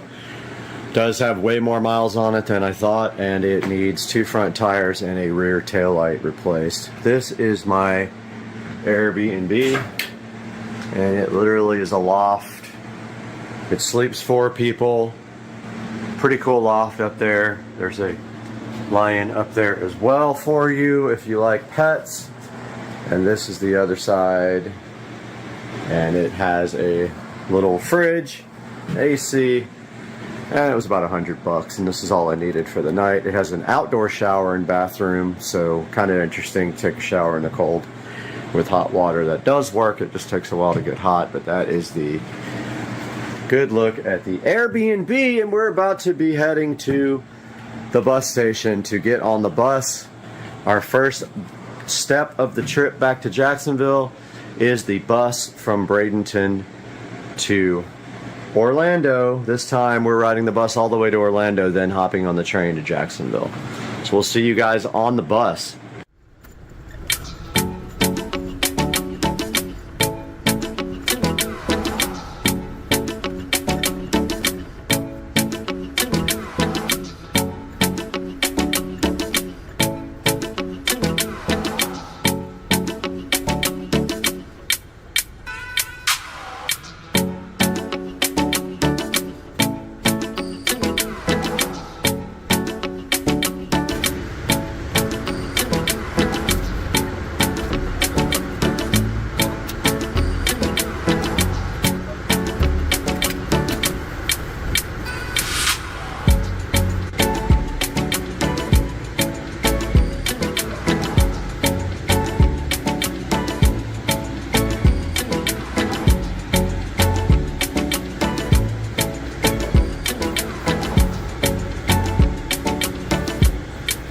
As you guys can see, I made it back to Jacksonville in one piece, although we did have a crazy Karen on the train. Take a look at my other video about that. I'll put a link in the description, but it was kind of annoying and it ruined my trip. But we're back in Jacksonville and we're here to talk about this 2021 Model S Plaid that I went to look at down in Bradenton, Florida. Talk about what I liked about it, talk about what I didn't like about it. So the first thing that I loved about this 2021 Model S Plaid was the PPF film. It has full paint protection film all over the car, and as you can see here, it is a beautiful satin paint protection film, and that is about $7,000 or more worth of paint protection film on the Model S Plaid. Now the second thing I liked about the Model S Plaid that you see here, it had full self-driving.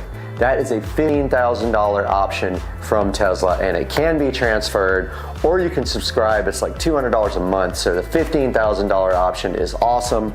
This car has the $15,000 self-driving option. Now, what did I not like about this Tesla Plaid? So the first thing I didn't like about it was it had more miles than he actually said it did. He told me it had 9,000 miles back in December. About 2 weeks ago, he told me it had 13,000 miles. It actually has 18,000 miles, and he said his dad's been driving it. So that's more miles than I want. There are some out there that have about half that miles for just slightly over or the same price, but they're not the colors that I want. I want black on black, and I do love the PPF in satin. The other thing I didn't like about this car, the front tires are worn out, and they are the low noise tires right from Tesla. There are no, in this size, there are no tires available in the, the Pilot Sport 4S on Tire Rack. So I don't know what's going on with that particular size, but they are 21-inch Arachnid wheels right from, I think they're right from Tesla. They're either Arachnid or I forgot the other model, but I'll look that up for you and put it on the screen. So I'm not sure about the 21s. It takes off the range, but it does look a lot better. So I'll let you know down here on the bottom of the screen what wheels those actually are. And what else did I not like about it? Well, it had a kind of a cracked taillight with a weird issue. Like the cracks were all around the taillight, and I don't know what that was caused from, but he said he was going to get that replaced. So those are the things I really didn't like about the car. The other thing that I really loved about the car that I forgot to mention is the car is actually in immaculate shape. It has zero issues except for that cracked headlight. It looks, or cracked taillight, sorry. It does look brand new inside and out. One more thing I don't like about the car though, it has the ash and wood interior trim instead of the carbon fiber, and I'm huge on the carbon fiber. In a car that expensive, I kind of want it to look sporty, and it does look more luxury with the dark black wood ash trim inside the car. So guys, I hope you enjoyed the video. I really want you to put in the comment section what you think about this 2021 Model S Plaid. Let me know if I should buy this. I have the money to buy this now, and he is waiting for an answer. I'll see you guys soon on Supercar Street Racing. I really appreciate you tuning in, and please like and subscribe.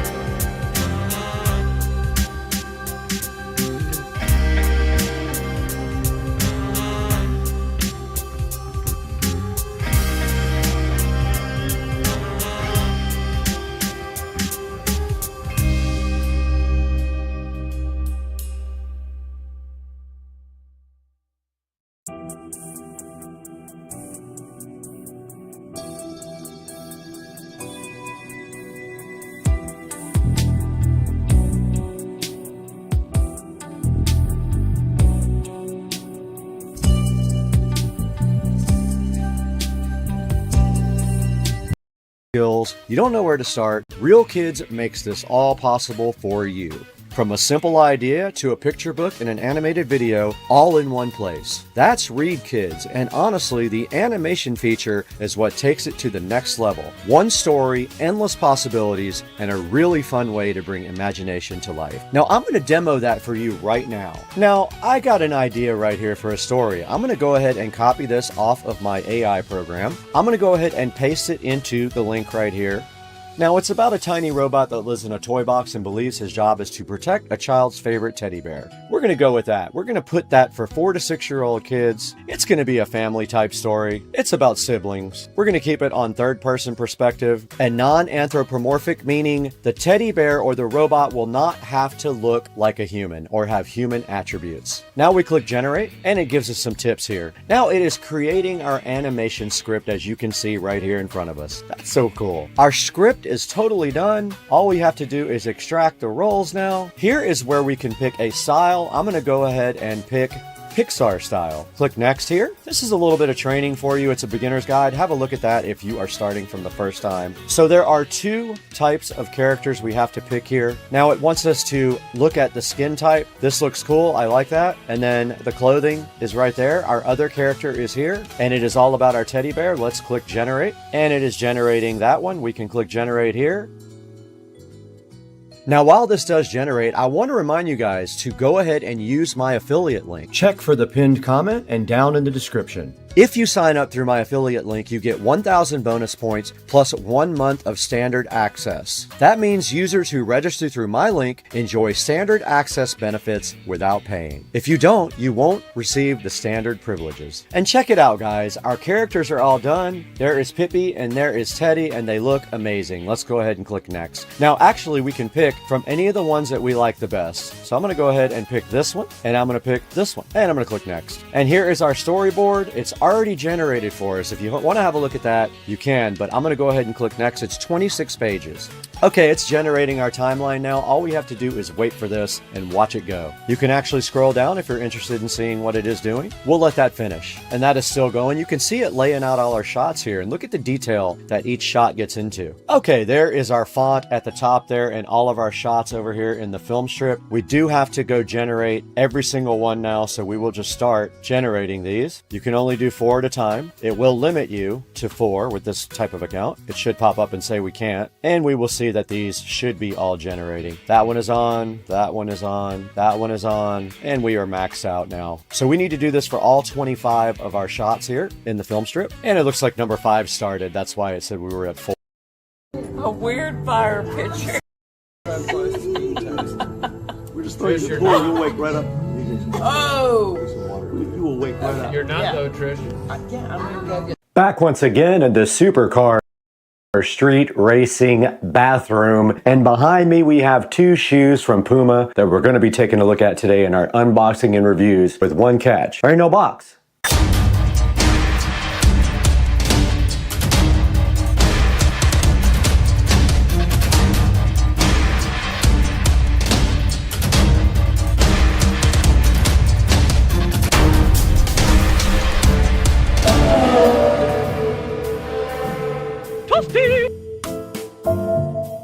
Guys, we are back into Supercar Street Racing bathroom once again, and today we have an unboxing of 2 different types of Puma shoes with only one problem. I don't have any boxes for them. We are back once again on Supercar Street Racing, and we are here with another unboxing and review for you. And today we're bringing you 2 pairs of Puma shoes. Now these Puma shoes are different in 2 different ways from our normal unboxing because we don't have a box for these, as you can see. But we're still going to talk about them, try them on, and let you decide if you want to try to pick some up. Now, right behind me, we have these 2 pairs of Puma shoes that were purchased at Ross, and they both were around $39. So right here, you see the Puma shoes right in front of me. And on the left, we have more of a athletic lifestyle type of shoe. And on the right side, we have a more comfortable lifestyle type of shoe. Now, both of these shoe pairs were purchased at Ross. And this time I did get size 9.5, so I am curious how that's gonna fit.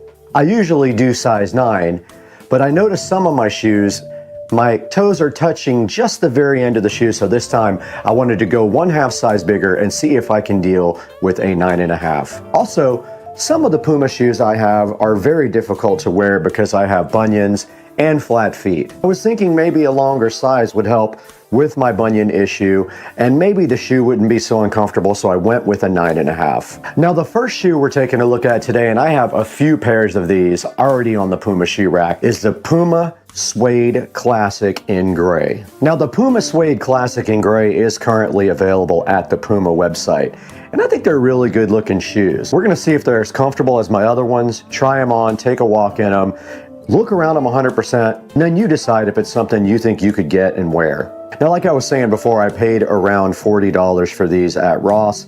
They were tagged. I did remove the tag already. And one thing about Puma shoes is They do not have an identification mark on the shoe to tell you what they are. They only have a code. Now, if we look at the code on this shoe, it is right under the tongue here, 381481-02. Now, I did look up this code online and I did figure out that these are the suede classics, and they do show up as Caven in some places. That's C-A-V-E-N. Now, I have put the men's suede classic in black next to the gray ones so you guys could take a look at those as well. Okay, now there are different type of suede classics if you go on the Puma site. So I put my black suede classics up here, which are a little bit different, as you can see by the logo here. And on these shoes, you can see that the Puma has a tag instead of a built-in logo. Now, also one difference between these shoes is also the way Puma is on the tongue. On the gray suede classic, there is an actual tag on the tongue. On the black one, there is a tag that is built in with no loop through it like this one, but you can still get your shoelaces through it. It's just not as big of a loop like that. Now we're taking a look at the suede classics, and you can see on this one, it's just slightly different here. It has the same Puma swish thing right here. But on this one, there's also a patch of gray right here on the side, which this black one does not have. Both of the Puma shoes have the Puma logo. However, on the black suede classic, it's a little bit more forward than it is on the gray one. The gray one has the logo a little bit further to the back. Now, taking a look at the tongue and the lace area of these shoes, they are pretty similar to each other, except for, like I said, the tag part, but everything else is pretty similar. Now, taking a look at the back of the suede classics in both gray and black, and on the gray one, the swoosh does not go all the way around the back to the Puma logo. It stops kind of on the side. On the black suede classic, the swoosh goes all the way almost to the back and tucks underneath a silver Puma logo with no outline. On the gray, the Puma is actually in a white box here, you can see. Moving to the front differences besides the tongue area, notice here that the gray one has a leather type of stripe sewn in around the top here, around the tongue. The black one does have some sort of stripe sewn in, but it feels more like suede, and it is a different shape. This one goes all the way around to the front, and this one is cut right down here. The front of the suede classics are identical. There is no difference to the very front. They're exactly the same. So we just took a look at the Puma suede classics that were bought at Ross. Now let's move to these other mystery shoes. I have no idea what these are. Okay, sitting right in front of me are the mystery Puma athletic shoes that I purchased from Ross. Now these are also in size 9.5, as you can see by the tag that was removed from these. And inside, if we take a look, we see another 9.5 tag, and I struggled to find the label, but it is actually right in there. Now, I did search the internet over and over again for this label, but I was unable to figure out what these shoes are. Now, looking at the phone here, if you put in the number 392053-02, it keeps coming up as Axelion, so I really cannot locate these on the internet. I took a look through all of the shoes on the Puma site under running, and I could not locate these, but I think they are running shoes or CrossFit shoes of some type. Now let's take an in-depth look at these unknown mystery shoes in close-up. All right, taking a look at the side of the unknown mystery Puma shoe, you can see right here, it does have the Puma Lion logo. And then it's got a red stripe that runs right along the side here all the way and wraps around the back. And then it has these red striped laces that are also connected to the laces on top, which is an interesting design. They're like red loops and the shoelaces go right through them. Right in front here on the shoe, we have the black Puma logo surrounded by mesh. And moving to the front, you can see that the underneath of the shoe kind of wraps around here to the top. Up at the top here on the tongue, we see we have the Puma name in the loop where your shoelaces go through. And then there's a black stripe right over the shoelaces running all the way down to the bottom. More importantly, these do not have an actual tongue. These look like slip-ons to me. What do you guys think? Now, I did locate the type of these sneakers. I think they're called One for Alls, but these don't look the same to me. See the differences here. These have Puma written on the back right here, and mine do not. So I still haven't located the exact type, but they do have the same lacing system with no tongue. That's similar.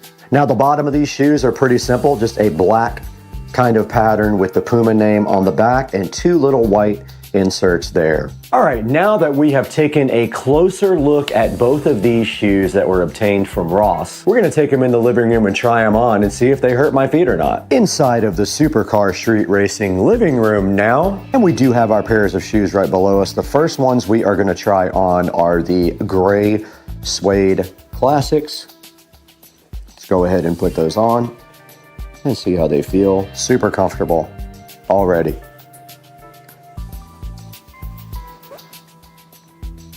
Now my bunions are touching the sides a little bit, and that is normal for most shoes. Overall, they are very comfortable. I am not touching the front of them. And these are 9.5s. Now let's go for a little walk down the block and see how they feel.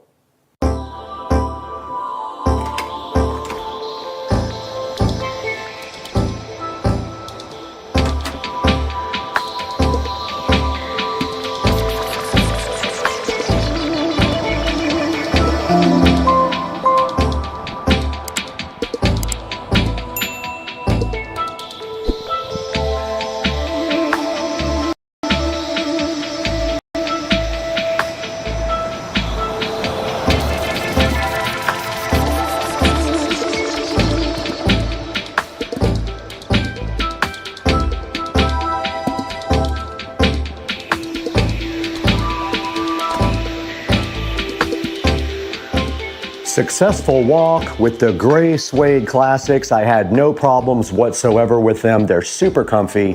Highly recommend the gray suede classics, especially if you have feet like mine and you have feet problems and you have bunions and flat feet like me. You will not have a problem with the Puma gray suede classics. I went ahead and cut the tags off of these brand new unknown shoes that have sort of a quick lace up thing on them. I'm not 100% sure what that is. Let's see if they fit me. My toe is about right there. Now I do have bunions and curved toes, and it fits really well. And so does the other one, and they are very comfortable already. Now let's take a walk with these guys and see how they feel outside.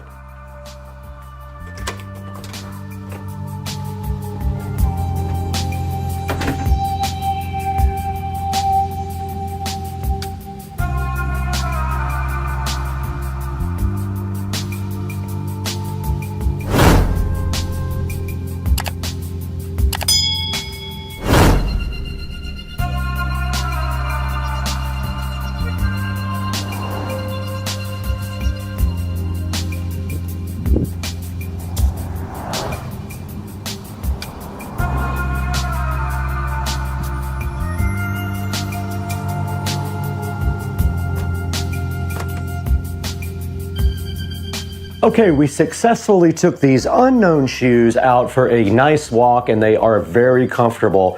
And if any of you know what these are, please put them in the comment section down below. But for right now, let's take it out to Brad in the Supercar Street Racing 4K production studio and see more about both of these pairs of shoes online.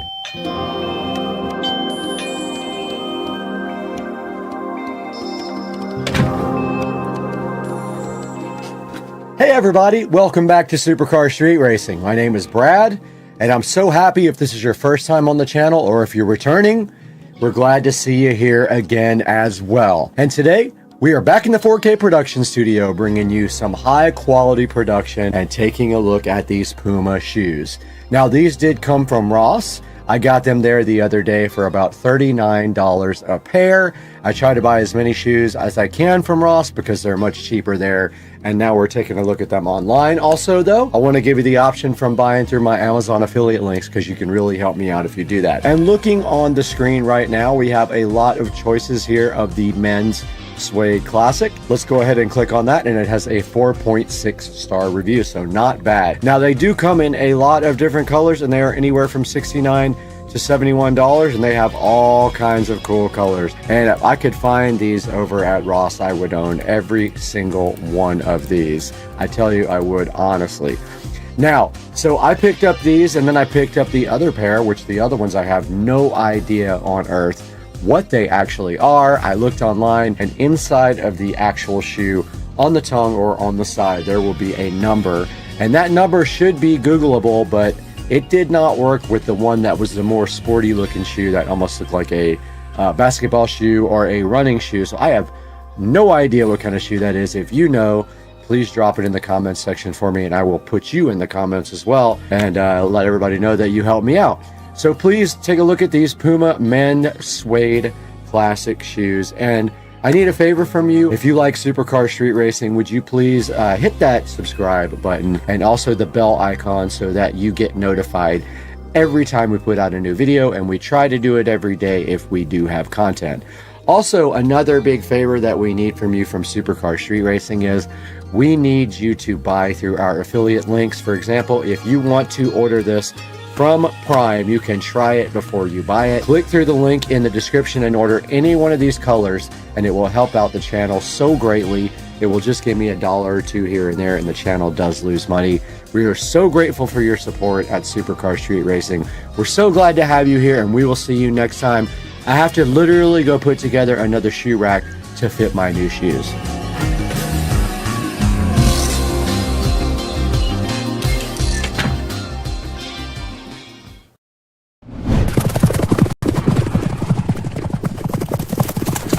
We're back again at Supercar Street Racing, all the way out here in Studio A today, where it's nice and cool, but it's hot outside, and today we're looking at Pixverse. Now, Pixverse reached out to Supercar Street Racing to see if we wanted to talk to you guys about this very cool AI video and image service. It's sitting right up here on the screen today. I have spent quite a bit of time using it now. I'm gonna tell you what I did, how we're gonna use this, and you're gonna see it in this actual video. Let's get it done. Let's take a look at Pixverse and how it can help you and your creativity.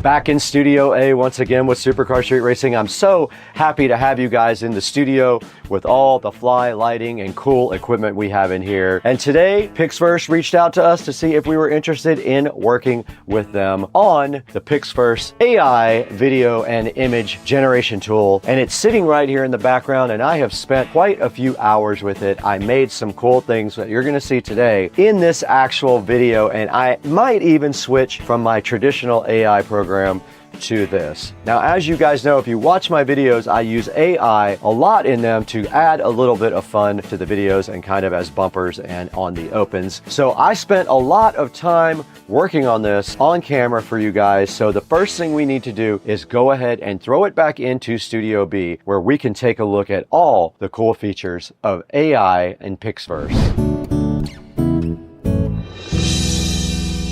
Okay, we're here today with a new sponsor. Pixverse reached out to us and wanted us to show you their very cool, very creative website where you can do so much with AI video. So we're gonna go through the first part of this right now, and that is image or text. So let's get our prompt up here. We're gonna paste our prompt right here. So I pasted this into the prompt area, and then all we have to do now is just give it some sound. You can see I've created some stuff already. So it's in the queue now at 3%, and there is the final product.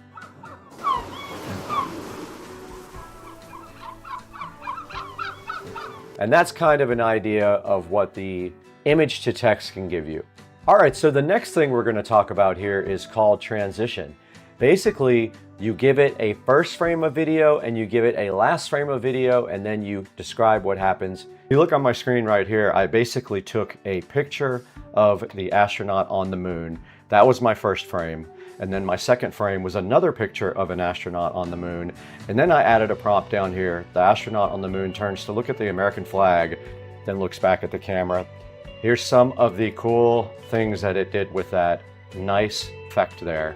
And you can see the 2 frames here, and then you can see what the AI generated looks very awesome, where the man turns on the moon and checks out the flag, and it looks very realistic. Now this is using their version 5 up here as well, which is their newest version. So this is cool. The 2 actual pictures are right here. I used this photo, and that's all I did to do the transition thing, and it looks very cool.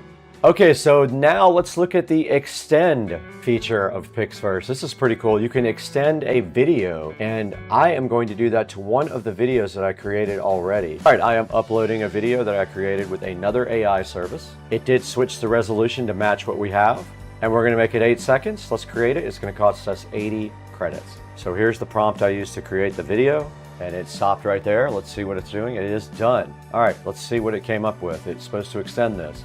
A little bit of clipping there on my leg going up the ladder, and he's going up a ladder that doesn't exist now, but it did extend it. If we gave it a second shot, it would probably do better. But that's how extend works. It took my 5-second video and made it into 8 seconds. And technically you could take something shorter than that and also make it into 5 or 8 seconds. All right, sound I have not done yet. Apparently sound allows you to add sound to any video by describing the scene. So let's do that with the same video. The sounds of rockets taking off, and that is fast on that one for sure. And here it is, let's download it.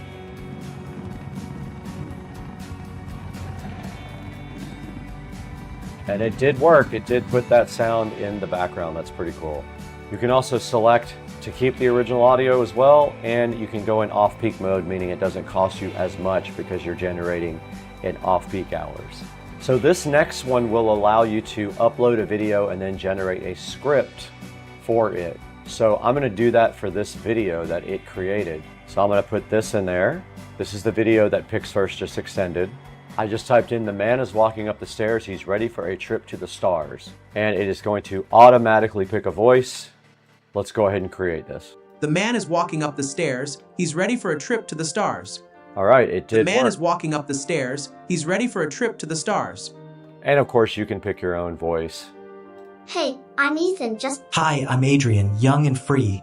I'm Oliver, full of energy and... I'm James, been through a lot. I'm Liam. With time, I've gained wisdom from experience.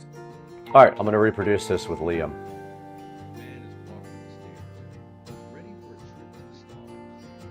The man is walking it up made the his stairs. voice also. He's ready for a trip to the stars. All right, it did make him say it as well. All right, we're taking a look at Restyle right now. That allows you to upload a video and pick a style to change it to. For example, let's go back and upload a different video than we just worked with. I'm gonna upload this video, which was created with AI. All right, I uploaded another video of a Titanic-like scene, and all you have to do after that is pick a style, or you can customize it in the style of a classic no sound movie, black and white. Let's see what it can do. All right, it is done. Let's see what it did. Okay, so that is how it decided to put this scene. Pretty cool, man. I love this. And now the last one I want to show you guys is the most important one for me. Now this is called character. This is what I use the most for my videos. This allows you to upload a character reference and then explain what the character is doing, and it will create video for you. We're gonna go ahead and use that. We'll call it Brad. We did create it, so now all we have to do is grab him, Brad1 right here, and go ahead and hit create. It will cost us 80 credits. And we're gonna go 1080p. All right, not bad. I like it. Let's go ahead and put that somewhere for later. But let's see what it can come up with for Captain Jack Sparrow as me. This is actually not bad. I'm gonna add sound to that later. Let's go ahead and throw that in our folder too. Perfect. So good. All right, it is done. Let's see what it came up with.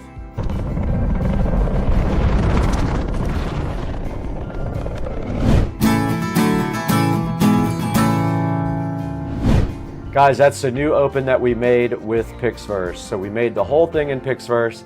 That was pretty cool. Now let's throw it back to Brad right here again to show you where you can get Pixverse and how you can get it.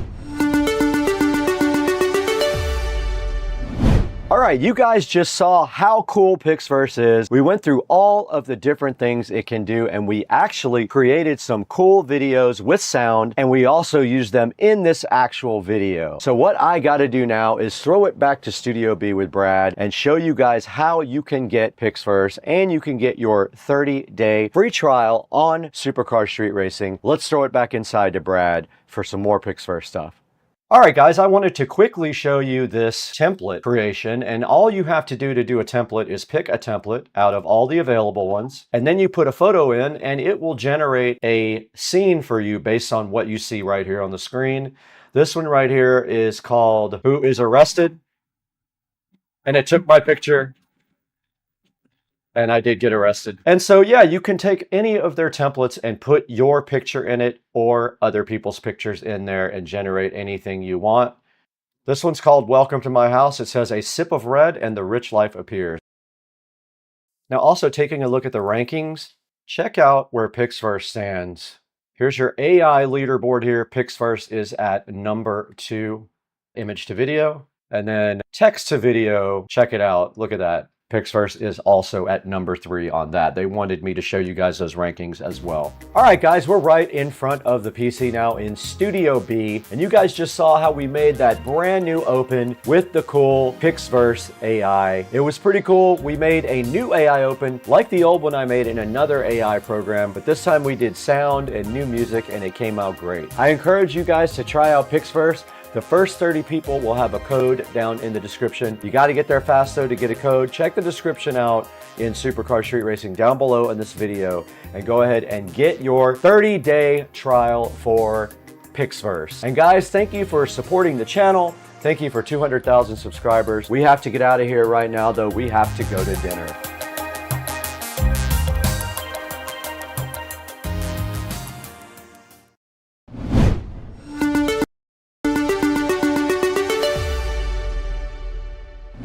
Yeah.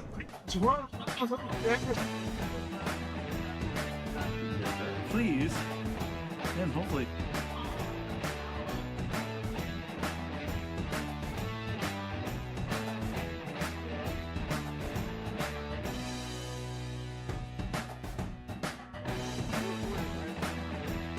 Yeah.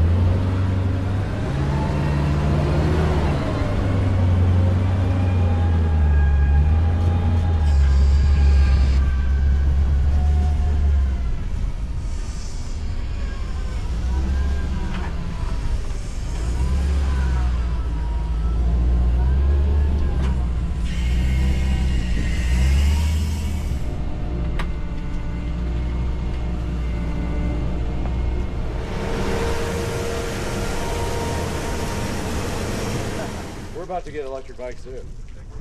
We're talking about it. We're trying to figure it out. There's e-bikes. How do you get the seat up, by the way? You pull it forward and then pick it up.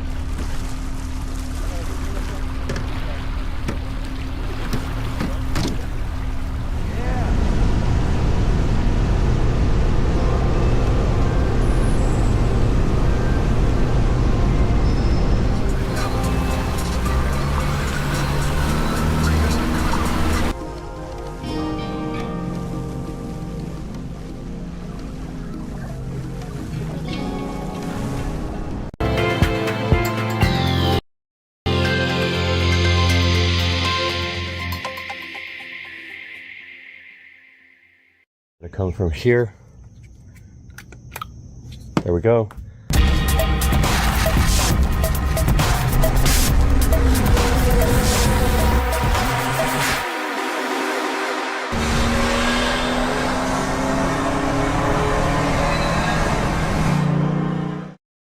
Good morning, guys. Hope you guys are having a good Sunday on this holiday weekend. We're gonna try to get some stuff done here kind of early. It's about 6:49, which is actually usually late for me, but I slept in a little bit today. But yeah, today we are going to start working on getting the pull light completely wired up and pulled through, which I've never done that before, but we're about to do it. And got some other projects here kind of pending.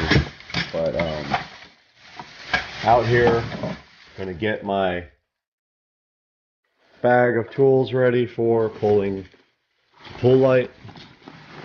There's already some junk in here from last time. But yeah, using director view on the phone, which is kind of cool because you can do like, you can shoot both front and back cameras, which is neat. But the front camera's so close up, I hate it because you have to keep the phone far away. But yeah, let's get some tools together for this. Gonna need these workman pliers. I'm thinking these awesome little channel locks will come through for pulling the wire through. And I'm thinking, let's see. Yeah, this director view is crazy to keep me in focus. We got to keep it way, or in the shot, we got to keep it kind of way out here. We're going to need a lot of electrical tape to tie the wires together. And I'm also thinking 2 zip ties. When I pulled the other wires through, I actually, one of the wires came off of the tape. So I'm thinking I'll put 2 zip ties on as well, like on the actual electrical tape after I wired the 2 wires together to do the pull. We need wiring nuts as well. So I guess I'll just take all that zip ties out there. We need a few wiring nuts like these. And I'm going to switch this to non-director mode. It's driving me crazy. Alright guys, now we're back in normal shooting mode. We've got a couple of wiring nuts here. We're going to need more. There's only 2 in there. I like these smaller ones. I believe that's all I got as far as little wiring nuts inside this, my big toolbox. So we've got my other wiring nuts up here. Yep, I've got a whole pack of them in there. I'm going to grab those. And then we'll see you guys outside. Guys, we're back in the kitchen here. Remember this? I don't know if you saw my pool exit video when I actually ran the controller. But these are the color codes for the multi-conductor wire that I pulled. Those all have to be wired to the pool light. So let's head on outside and check out what we're going to be doing out there. Guys, here's the old pool light. I don't know if you guys know how these things work, but basically there is a niche inside the pool right there. The light actually goes through the niche and down through the PVC pipe and into the little box over there by my pool equipment. So what we are doing today is the power is off to this light. So we're going to cut the cable right here and then grab the new pool light and pull the cable right through there. But I got to grab the other pool light. Be right back. We got the Pool X light here.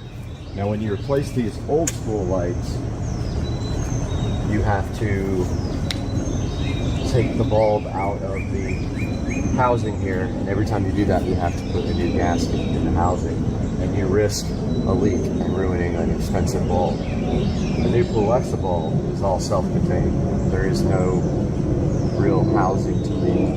So that's it right there. There's the Pool X bulb. So now we are going to cut the old bulb right at the very top of the cage and not drop it in the water. And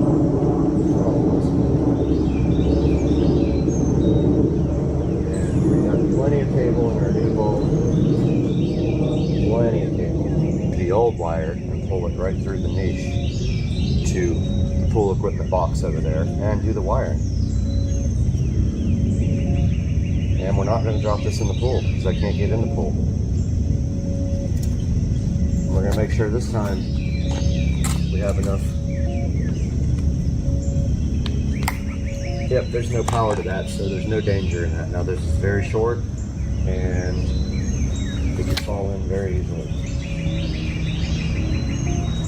So let's go ahead and get the new wire tied to it. Hopefully that is not too thick to go through the niche. It's gonna suck if it is, because I want some overlap here. Actually want a lot of overlap.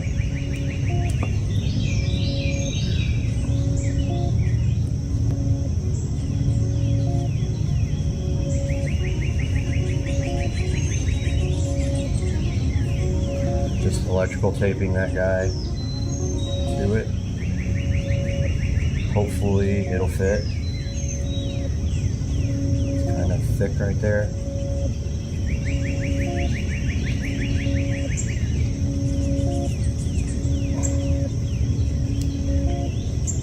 Yep, I hope that works.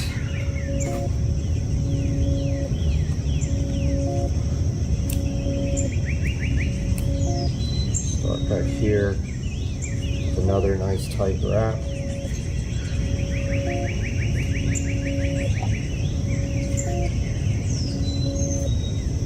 That part right there worries me, where it's kind of sticking out.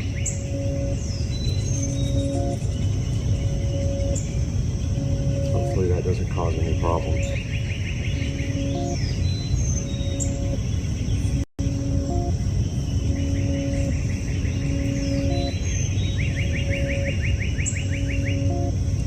Keep going for a while here, hoping this doesn't pull out of there.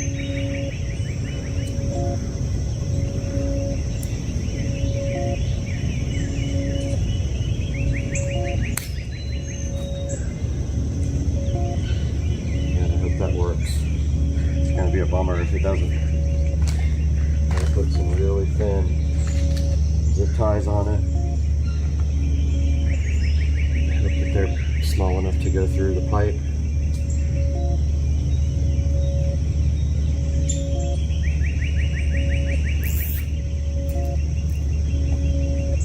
Get that loose through.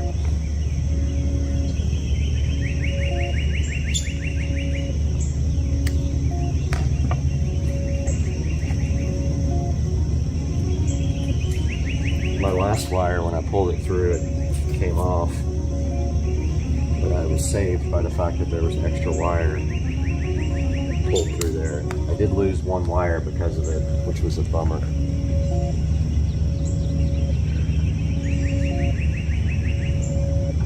Got 3 zip ties. Boy, I'm getting eaten by bugs. I'm gonna have to put bug spray on.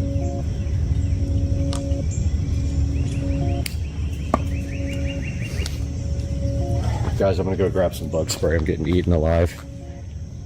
All right, I went and put some bug spray on, so get destroyed by these bugs. Let's get ready to get this guy to see if that's gonna go through the pipe or not. Kind of sucks because I don't have anybody to feed the wire for me. So I'm going to try to get a lot of it ready here.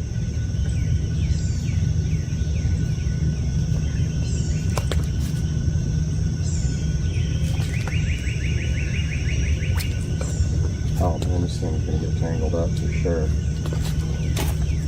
think it already is. Yeah, what a mess.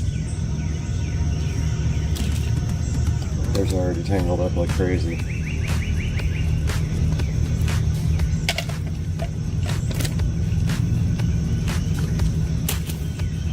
Yep.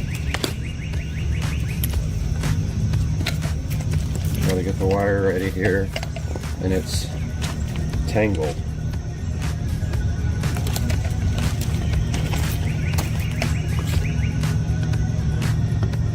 Check this out.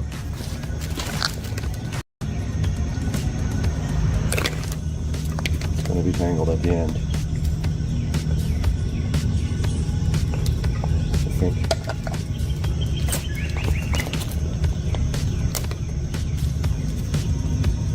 Of course, I didn't untangle it before I takes it off, which was kind of dumb.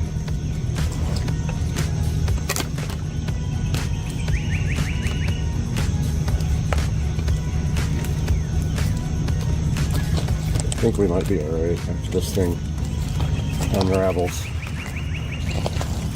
Yeah.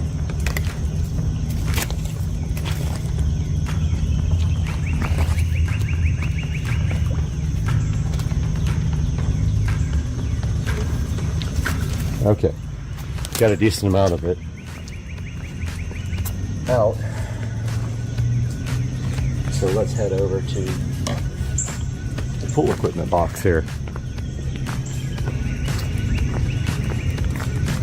So here's the new pool equipment, and your pool should have the same thing. There is a box here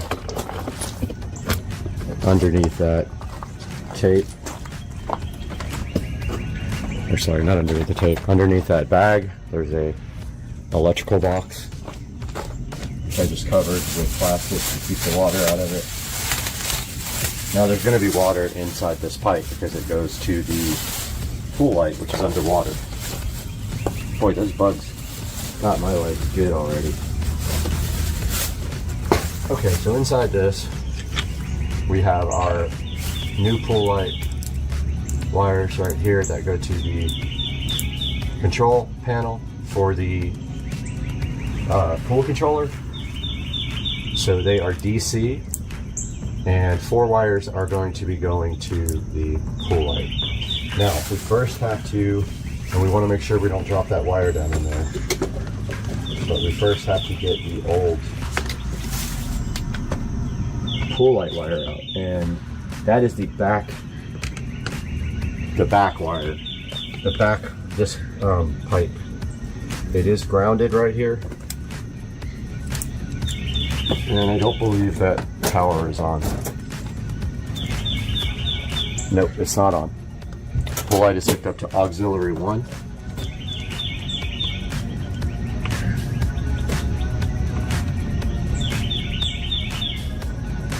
Screwdriver is way too chunky. Got to get a smaller screwdriver.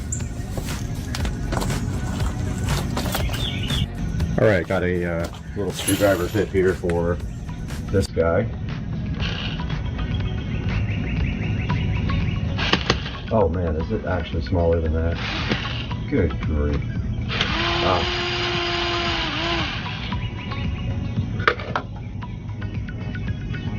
So this is the ground wire. The other 2 wires are here. They're white and black because you used to send AC to the pool light. Now we're sending DC from the controller. Now there is a little retainer here with 2 screws on it that's keeping the wire from falling into the hole. So we are going to remove that. I've never done that before, so I'm not real sure how it works. It's a clamp that allows the wire to be secure at the top of the pipe and keeps it from falling in.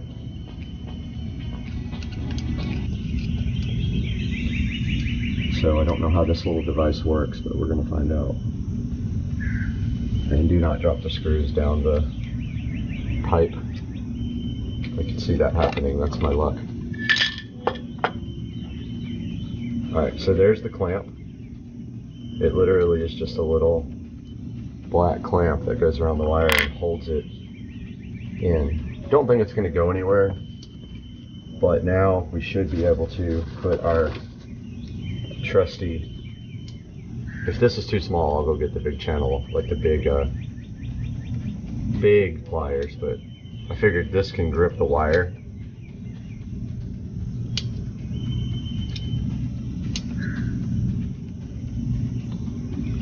small as it goes. That's not going to work. Yeah, no, that's not going to work. We're going to need our big channel locks. Went and got the big daddies. So we are going to start pulling and watching that other side so there's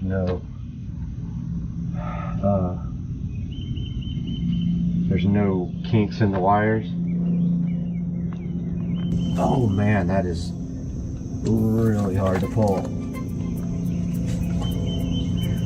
Wow, that is a lot.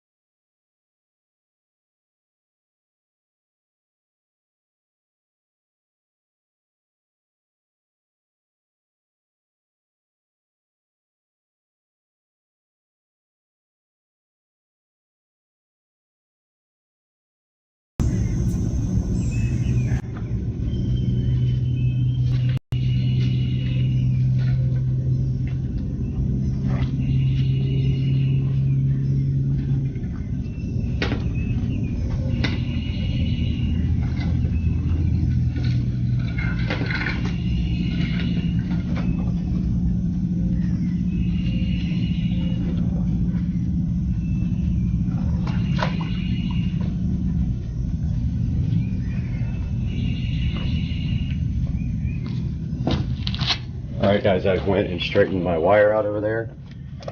Oh man, this would be much easier if I could get directly above it. Now I've got quite a few bends around the T-bar so that it actually does grip.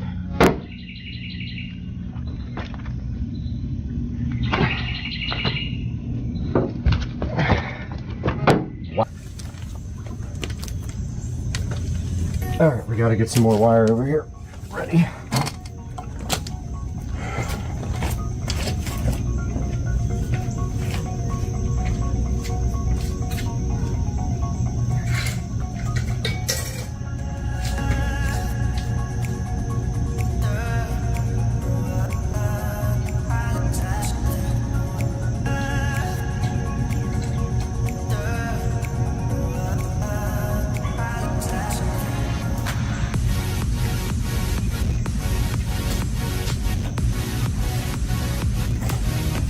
Okay, I pulled some more wire, straightened out some more wire so that it doesn't have a difficult path.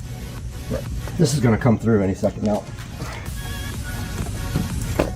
Oh, maybe not. I think I hit the turn.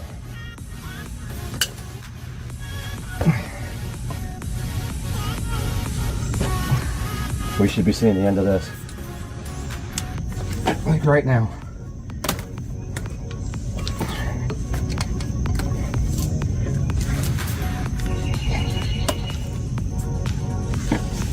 Come on, where are you?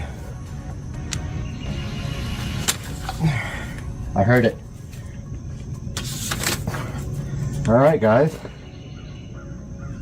We got it. Let's get this thing unwrapped. That's cool, man. That really was difficult, but just going to cut this off because it doesn't make sense to try to like untape all this. I'm gonna pull a little bit extra out and then cut it where there's no tape. I'm pleasantly surprised that that did not come off. Cut it. Maybe right here. Kitty's going crazy here, Mr. Finks. When I said his name, he like flopped on the ground. Sorry, guys, I'm blocking the view. I don't know, maybe that much. Full pull light is through. Now I need to get my wiring instructions. I completely forgot. You actually want to just leave enough wire on the pull deck only so that the light can come off, and lay it on the pull deck because that's a lot of wire still left over. You don't want that much slack.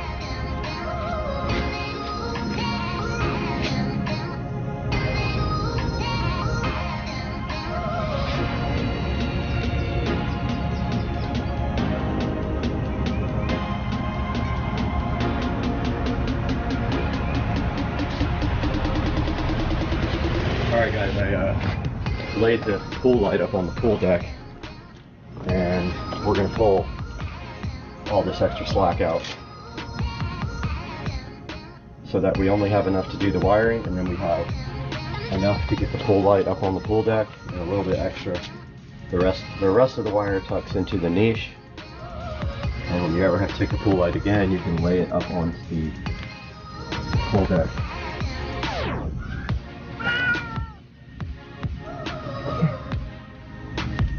Still very hard to pull through.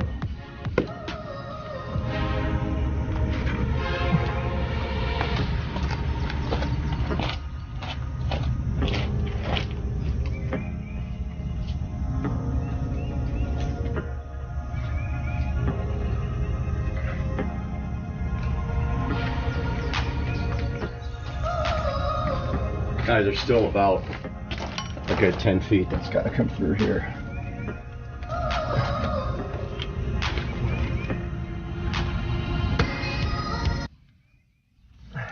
All of a sudden it was easy again. I don't know why it's like that. It's weird. Must be like twists in the wire or something. Almost got it.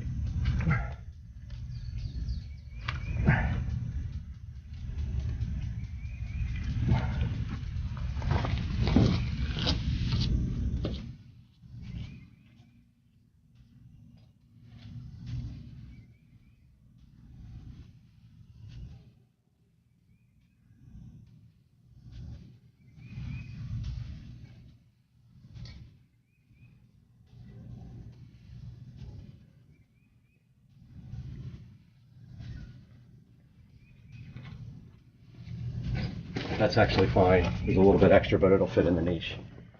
So I'm going to cut maybe right here. This expensive full light wire.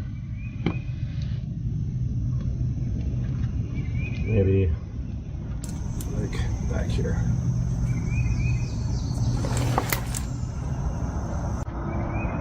And then take my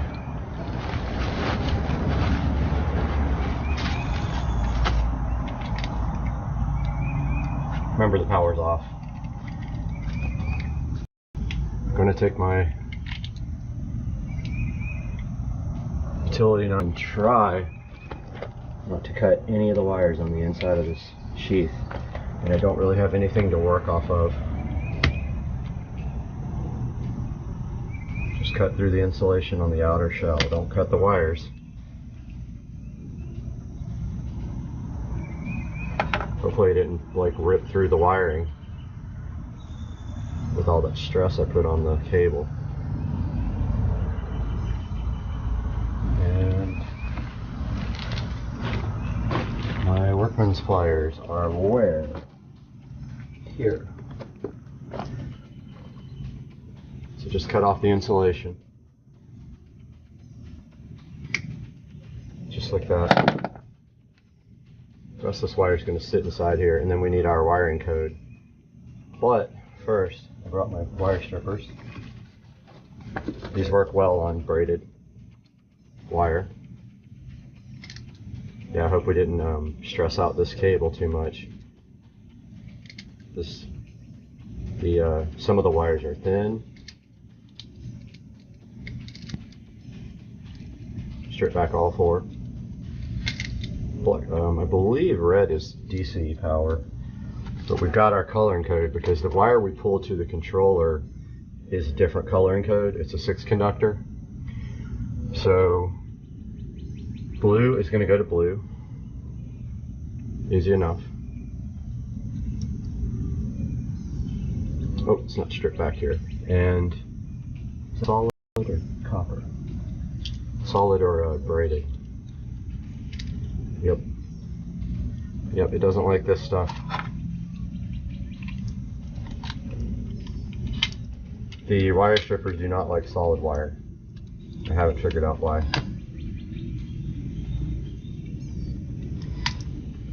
Oh, it is braided. Okay. It doesn't like this kind for sure. It had issues stripping that back. I'm not going to be using that. So, blue to blue here. Wiring nut.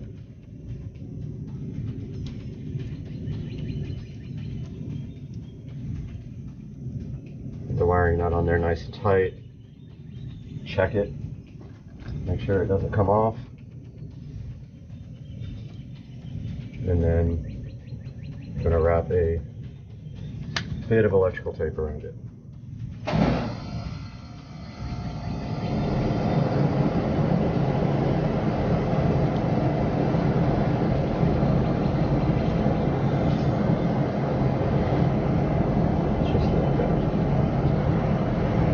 Just in case. So there's blue to blue. Next one is green to brown. Again, this is not stripped.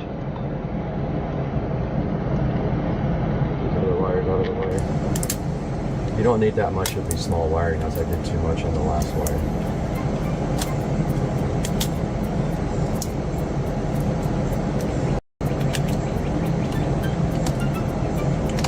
By the way, don't ever operate your pool light outside of the pool for more than 20 seconds. It'll overheat.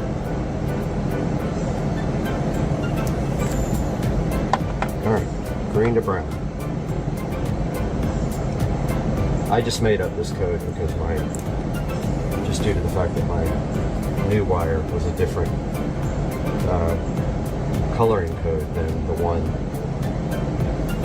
These don't work at all. Oh, I've still got the open.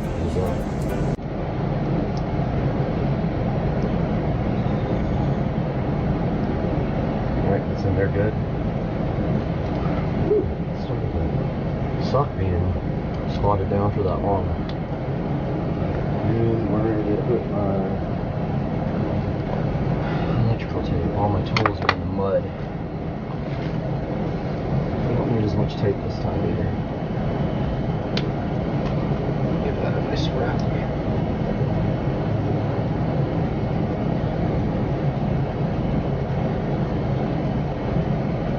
Wish I had a new top for this box. I might buy one. Replace it. Next is black to orange. It's kind of a bigger wire. I'm sure this is probably power.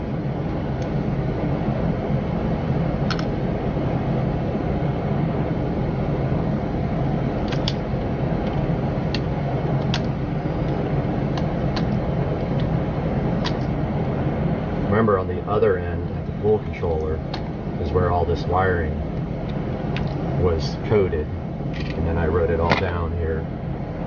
So black to orange. Make sure you do this right, you'll burn up your super expensive pull light.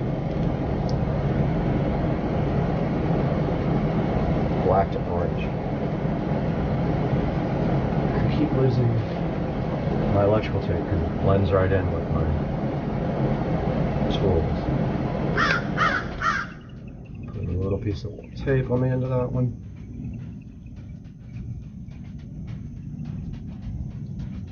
That one's good to go. And last, red goes to yellow. And then we will clamp the wire down. Don't really have to, but might as well. Maybe I won't. It does keep you from accidentally pulling from the other end. You can't. Makes it so you don't pull it out from that side.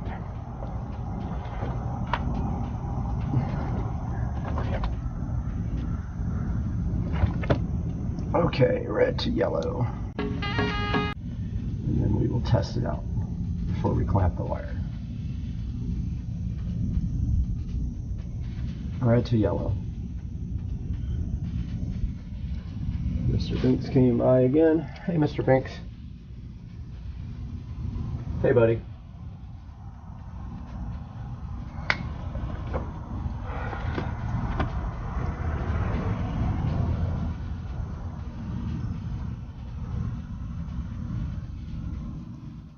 Okay, this thing is wired up, guys. So, not sure how many things I have to switch on to get it working, but yeah, it is wired.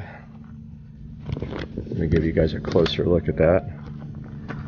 So there's the completed wire. Now all we gotta do is put the clamp back on right there, and this is wired up to auxiliary 2 here. It's probably coast is clear to, remember, we only have 20 seconds before the light will burn out. So we just want to quickly turn it on and make sure it works. It's quite a bit of wire there, but it doesn't matter. It all fits in the niche right there.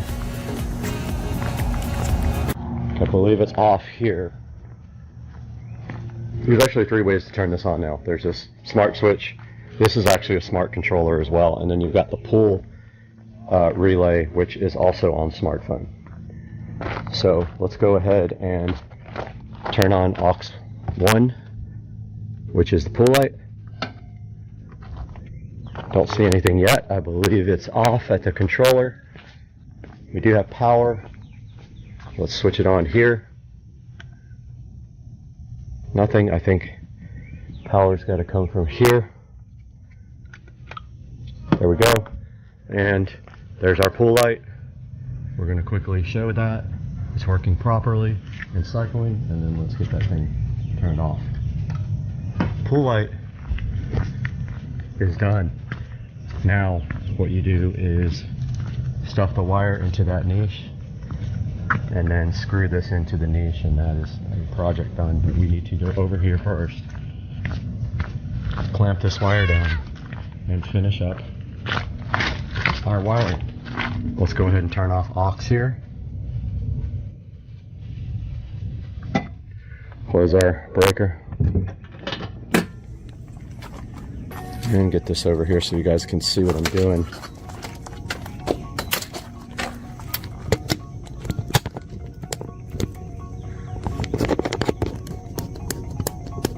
So we got to get this box closed up. But first, we need to clamp this wire back down. Yeah, I think that's going to be fine like that. And go ahead and tape up the AC part of it as well.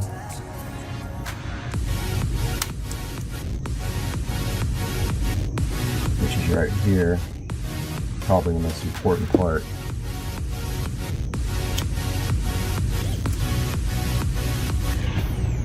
This whole thing is protected by GFCI. The actual pool housing over there is grounded as well. And that ground is right here. The only thing that really I was bummed about is I wasn't able to put a ground onto the controller because the wire pulled out. But here our clamp.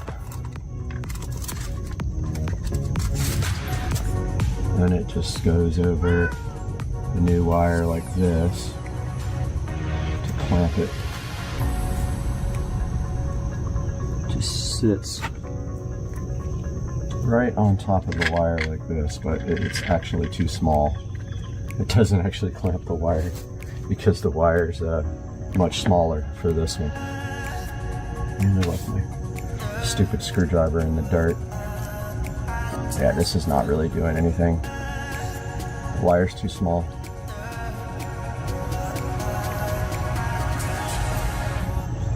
Nevertheless, I'm putting them back in. I don't think it's working. So, gotta remember that. Never pull from that end or to pull the wire right out, and then you're really screwed. Because you can't get the wire out of the pipe. You'll have to pull it back through from the pull side. And then you'll have to have a fish tape, a long one. Alright, so that is, clamp is done. Now we gotta get all these wires back in the box, which will be fun. So really, we just kind of, it only has 3 out of 4 screws as well.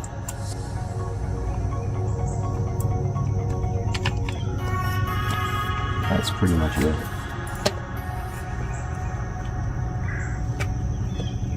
It's got a gasket on it.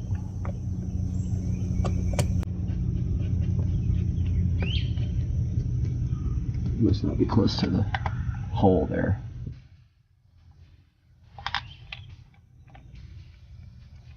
Oh, we're not even close.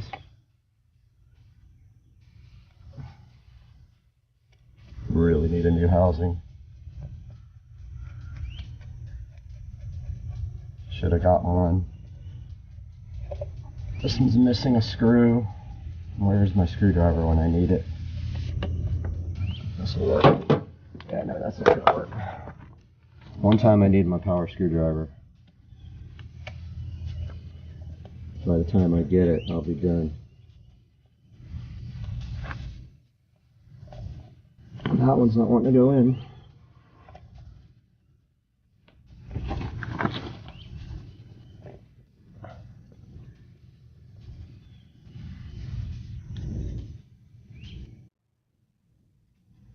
Got the second screw in.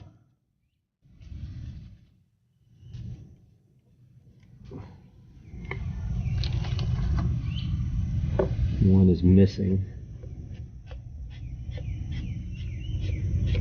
Also, my speaker doesn't work over here.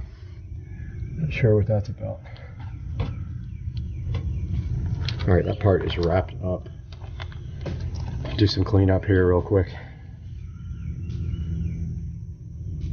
All my tools picked up except for just one because I always miss one. Yeah, my speaker does not work, and my thought is it may have gotten punctured under here when they did all the Tabor stuff, would be my guess. Unless the speaker finally just doesn't work, but that one had an issue, a loose wire over by the actual speaker. Maybe time to order 2 more, just get it over with. Look at all this awesome AC wire I have left over. This will be good for like any projects with AC, even though it's really designed to be in the plenum with the actual PVC pipe. So I'm going to hang on to this stuff for sure. This is expensive. It's probably about $100 worth of wire at least. When you order a new pool light, if you have to order extra wire, it can get expensive. By the way, there's the speaker wire that runs down the side of that conduit. Electrician did his best to kind of make it work, but it's kind of sloppy looking. I'm gonna have to redo that. But yeah, I bet you that wire got cut underground.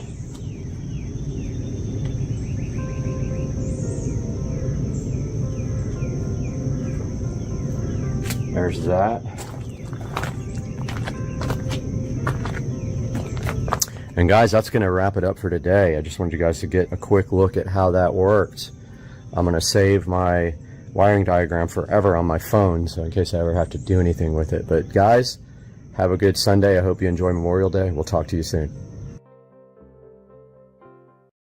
For your Apple users, you know how great that is. So if you lose this or it comes missing, you can obviously track it down very easily. Absolutely, and you can do two forms of locking also on the bike.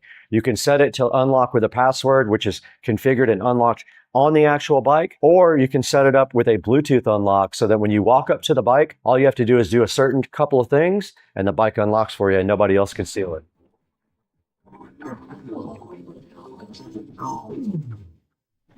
Let's stick close for a little bit.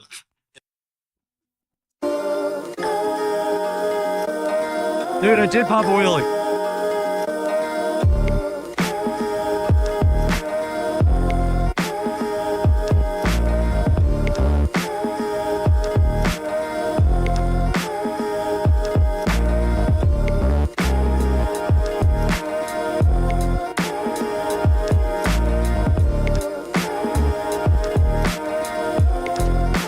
We need something way louder.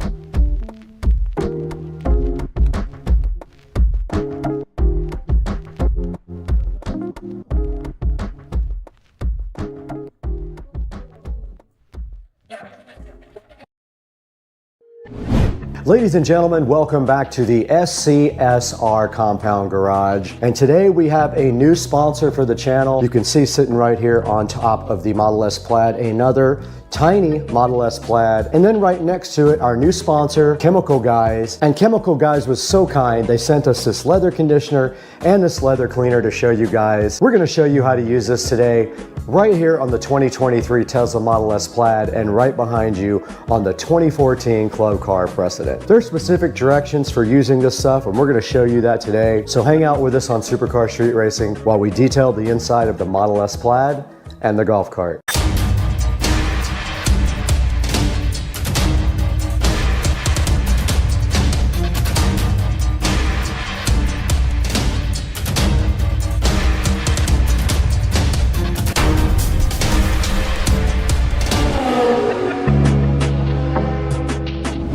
Welcome back to Supercar Street Racing, guys. You can see we're out here in the garage with our chemical guys, leather conditioner and leather cleaner. They were super nice and they sent us this to show you guys. They're trying to get the word out about their great products. So today we're going to give you guys a look at these two products right here in the SCSR garage. Now there's a certain way you need to apply these. There's a certain order and a certain way you have to do it. So we're going to show you today the correct way to do it because we're actually going to detail the inside of the Model S Plaid. Now we try to keep this Model S Plaid really clean. It only has about 2,000 miles on it. And so we drive it on the weekends only and we keep it detailed and nice here. But today we're going to take it one step further. We're going to use the Chemical Guys leather conditioner on the seats. It does not need to be clean, but it does need to be leather conditioned every few weeks. So we're going to go ahead and show you that right now. We are coming to you live now from inside the Tesla, and we have the Chemical Guys leather conditioner right here with us to show you guys. And we want to show you how to actually use this as well while we have time. So the instructions do say take the leather conditioner and grab a nice soft towel and then just take and put a couple of stripes, 2 or 3 stripes directly onto the towel like this.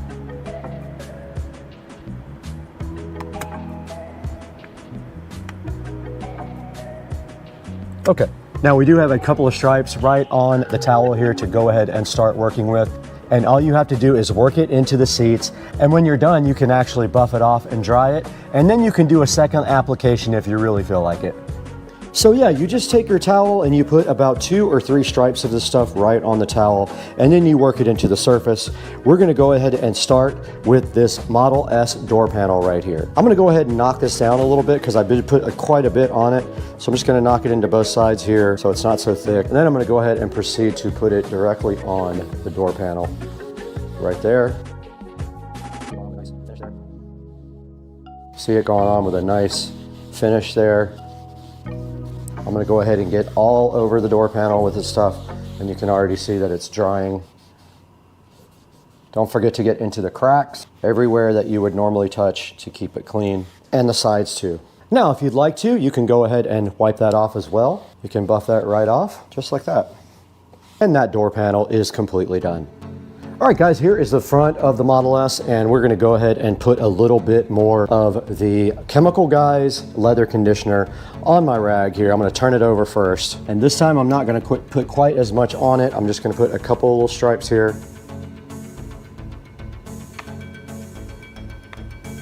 Should be good enough. And now let's go ahead and apply it to our seats, but let's put the seat forward a little bit so you guys can see it better. And we'll go ahead and start.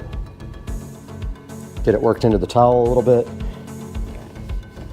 and go ahead and start conditioning the seats on the Plaid. Actually go up a little bit more here.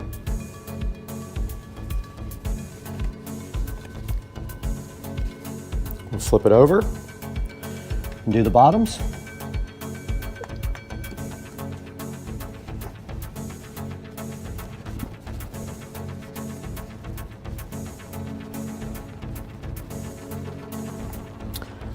I'm going to take my dry cloth now and go ahead and buff the whole seat out.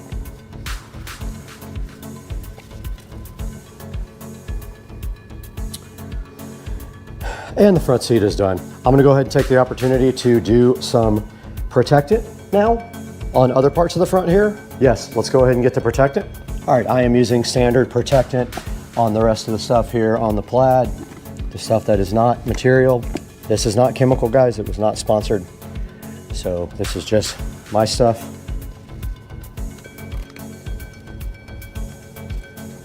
I'm gonna hop in and finish the rest of that part that I can't see, but I am gonna do the dash with the Chemical Guys.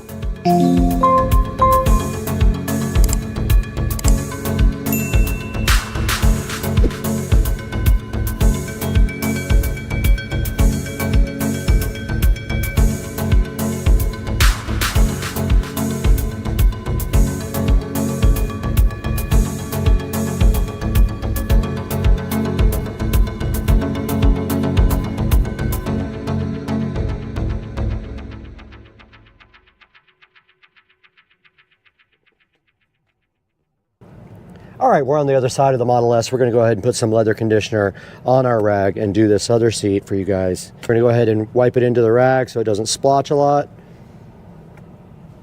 Move the seat forward a little bit and go ahead and apply.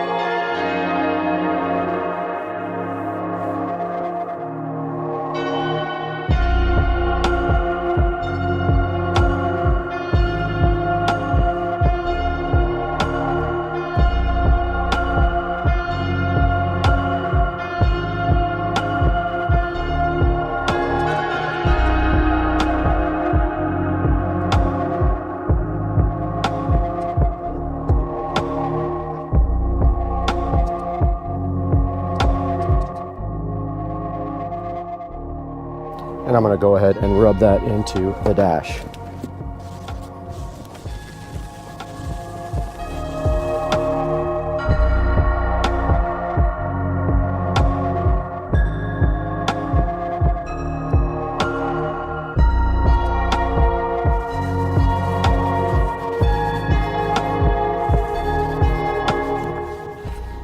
And now I am going to get this underneath of the dash here.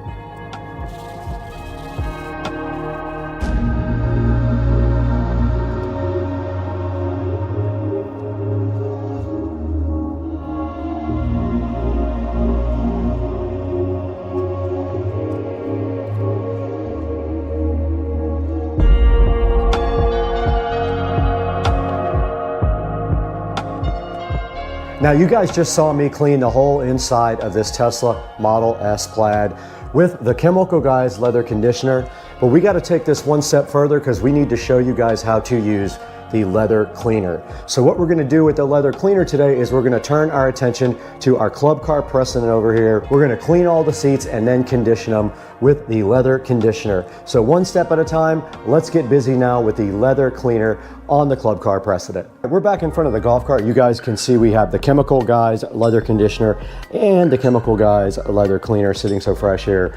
This time though, we're going to go ahead and clean the seats with the Chemical Guys leather conditioner, and per the instructions, you shake well, you spray the leather cleaner on a microfiber cloth, and then you wipe the leather cleaner into the surface to remove the dirt. Let's go ahead and get our microfiber cloth out, fold it up, go ahead and spray some of the leather cleaner on it. And we'll go ahead and clean this leather.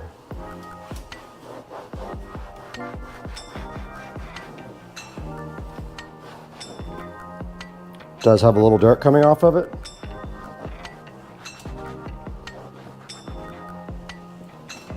And that's all there was to that. And we'll flip it to the other side because there was some dirt on that seat. This cart is out in the garage all the time, so it is going to get dirty.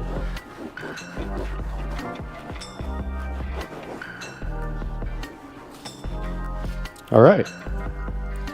That is the leather cleaner for the front. Now let's go ahead and get a clean cloth.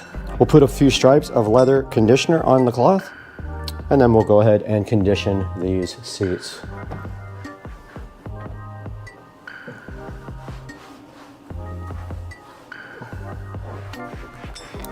And you can see it soaking into the leather already.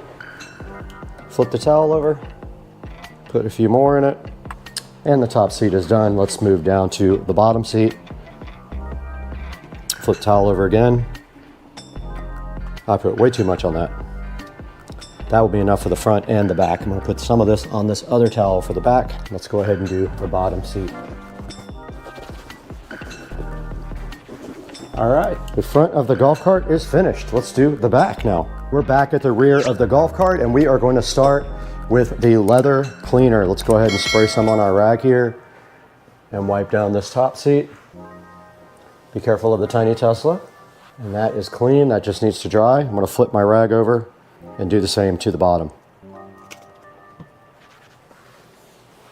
That will get all the grease and contaminant off the seat and clean it and get it ready to be conditioned.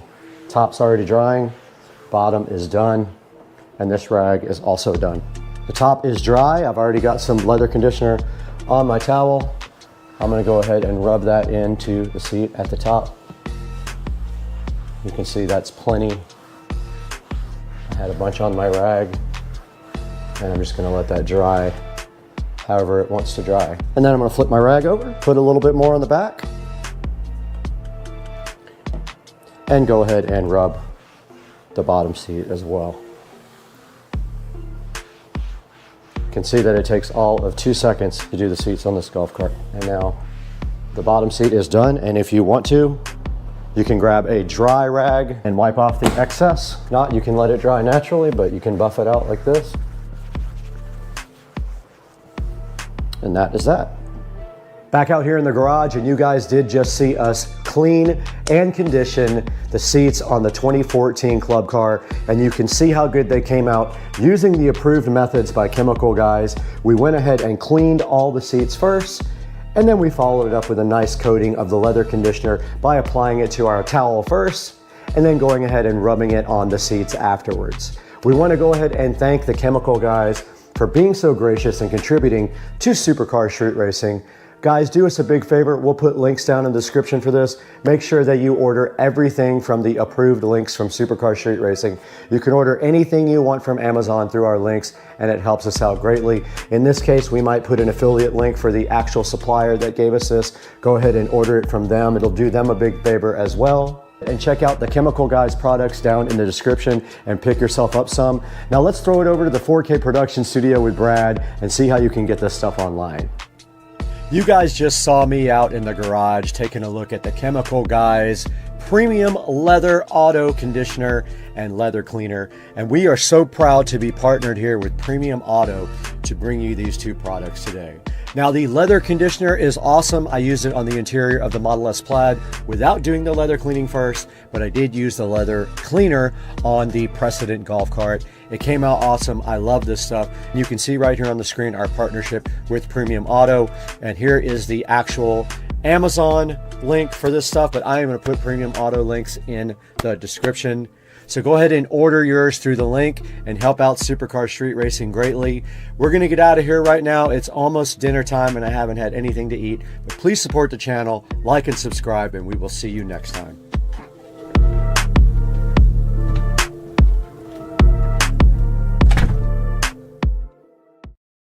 I hope none of the nuts are like coming off. All right, ready?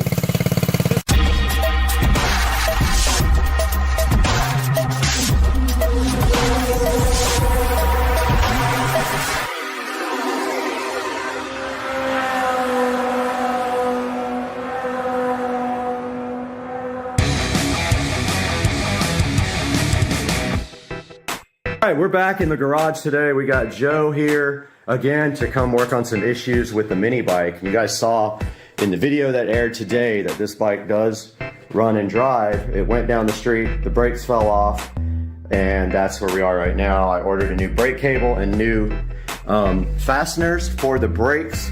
But for right now, the first thing we did today, we already solved one issue we had, and that is with the tensioner. So we actually went back to the old tensioner and we used the bolt that came with the new one, sorry, the nut, to put the tensioner back on, and now the tensioner has enough play where it can move and do what it's supposed to do. We have a couple of other issues to solve. This governor is free, and as you can see, it's hard to turn with your hand sometimes, but it's free and it rattles because the paddle inside of the engine moves it and it just hits the gear and just keeps rattling. We're gonna JB weld that shut. After that, we need to figure out the castle nut. This is not the correct nut and it's covering the cotter pin hole. That is a safety hazard. This thing can come off at any time. Also, the chain is loose. We probably need to tighten the rear wheel nuts to force the wheel, so the chain will tighten up a little bit there. And then pretty much the only other real issue is the fuel system that we have to figure out why it cuts out over a certain RPM, and the guy online said that we have a couple of issues that we don't necessarily agree with. One of them being a super long fuel line and the other one being too big of a fuel filter. He said these are junk, but we're gonna investigate that today. But right now we're gonna JB weld this governor. I think I know how you can fix this nut problem. Okay. Drill. So we can back the nut off, and then we can take a Sawzall, and because really what you're doing is looking for the slot for that to go through. So if you just basically just cut a groove in it thick enough. Do you have a nut coming already for this? I do have casting. So if it doesn't work, we'll do that. But also, I was also thinking just take a drill and drill a hole through it and put a cotter pin in on the end. Or just cut a slot in it diagonally, and then when it turns, it'll line up with it and give you enough space to put one in. Oh, right, sure. Yeah. Okay. I think it's drivable. I don't have this size. I don't even know what size this is. Is that a nylon locking nut? No. Okay. And I bought a 20 millimeter. It doesn't fit it, so I don't know what it is. Yeah, I gotcha. It might be like a 22. I don't have it. I got stuff. All right, so now we're gonna JB weld this. So let me grab the stuff real quick, and we'll get that going. All right, where's my?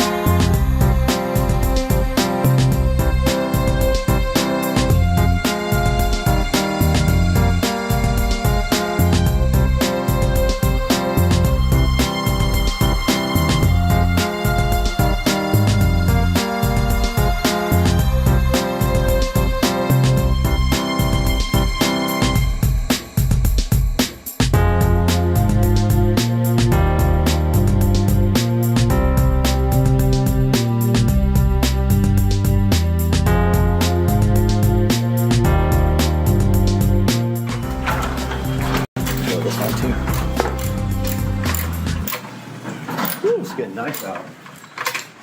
Tighten it up, tighten it up. Oh, Lord. Lord have mercy. My God. Damn, look at that. Whew. All right, I don't know how you put this on. So It just clips in. Look.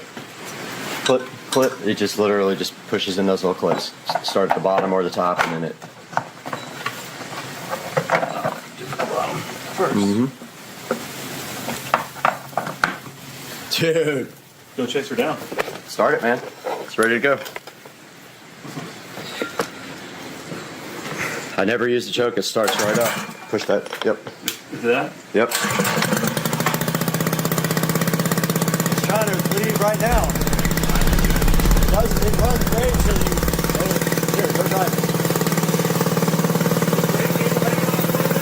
Take it off.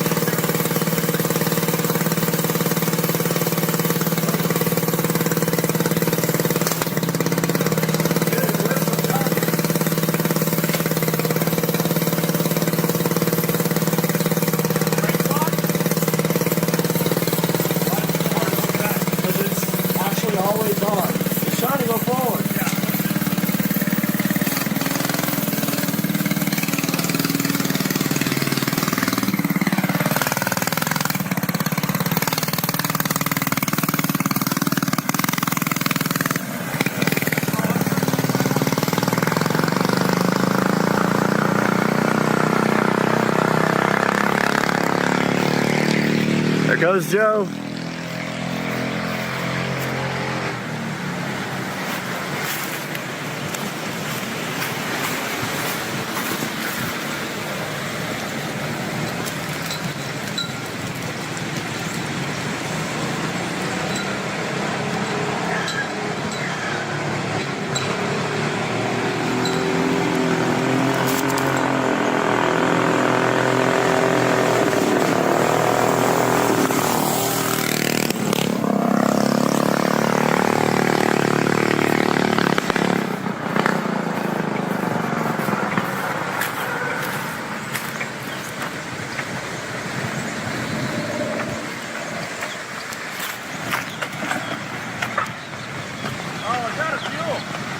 Oh, okay. I got fuel. No issues at all? Does it rip? Yeah, it rips. Let me see how fast you're going on the G. Hold on, I will turn the GPS on. Definitely schedule with no brakes. It takes a second to slow down. I hope none of the nuts are like coming off. No, that's good. All right, you ready? This exhaust is about to come off though. Oh yeah, it is. But it's gonna be super hot.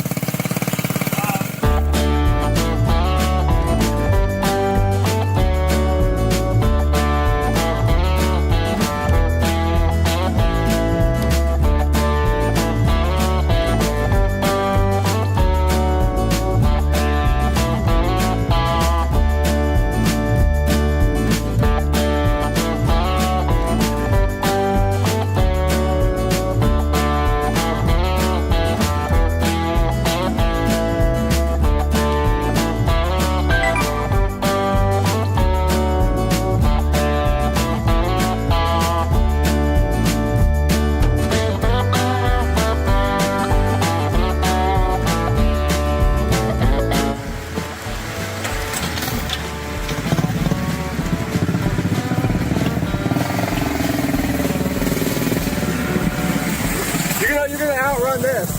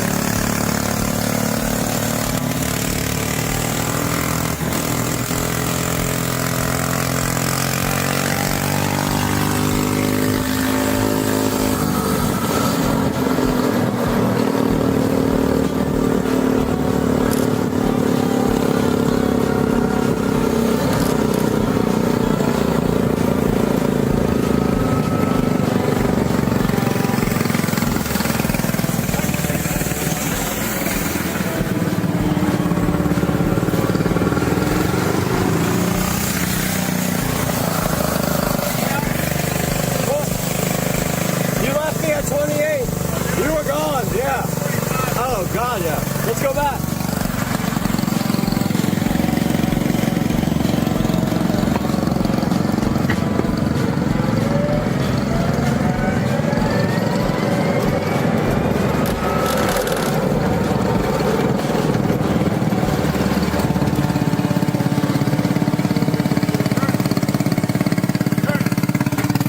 No brakes.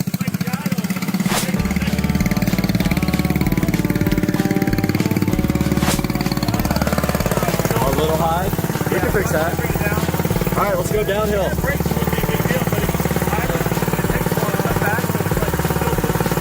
Okay.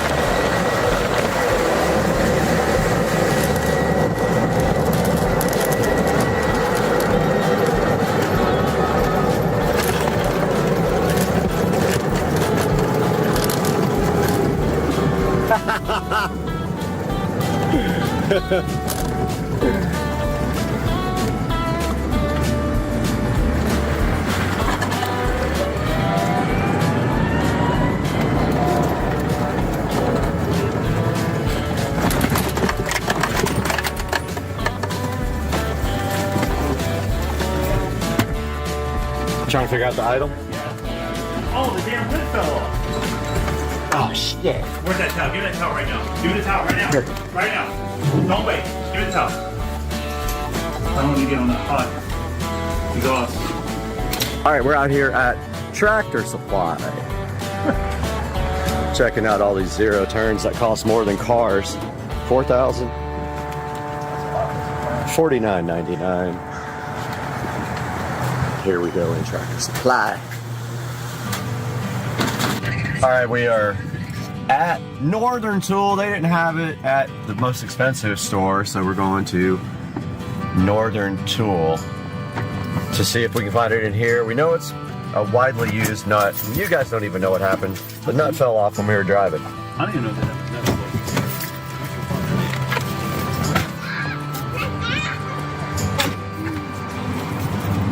These nuts? These nuts. Got him!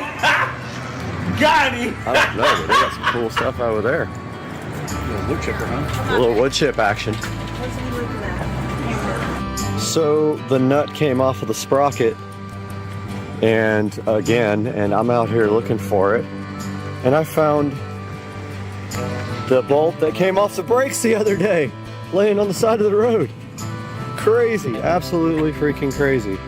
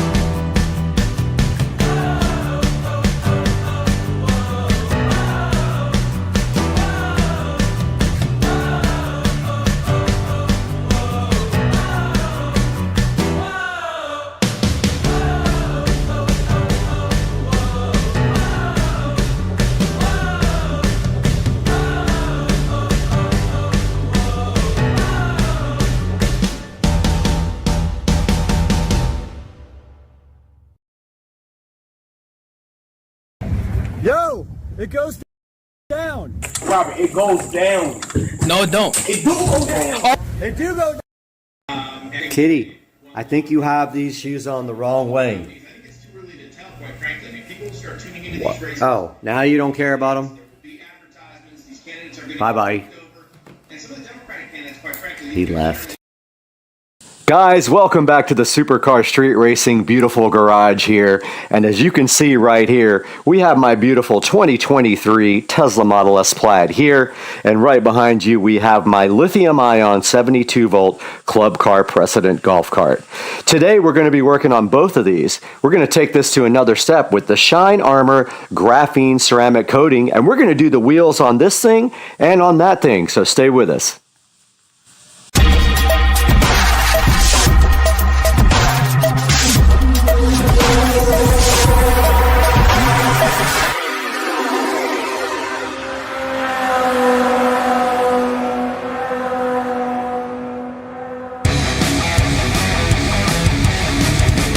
Welcome back to the channel. You're on Supercar Street Racing. My name is Brad, and right behind me right here we have my 2023 Tesla Model S Plaid.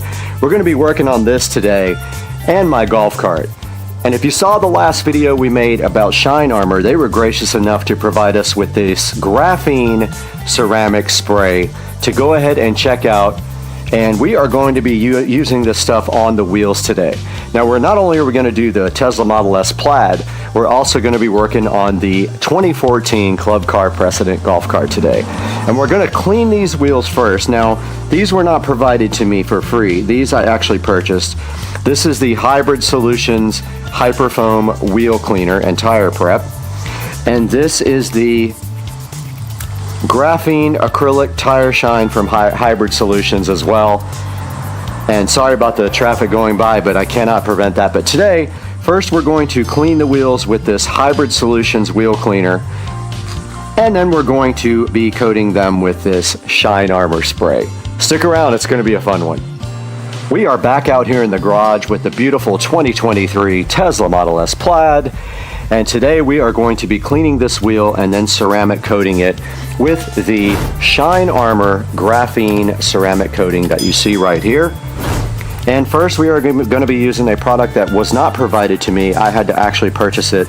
It's this Hybrid Solutions Hyperfoam Wheel Cleaner. First time using it on these beautiful BC Forge HB04 matte black wheels.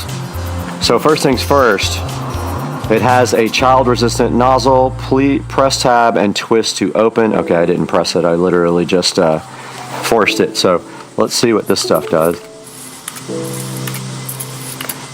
This says it's also tire prep. That's probably enough.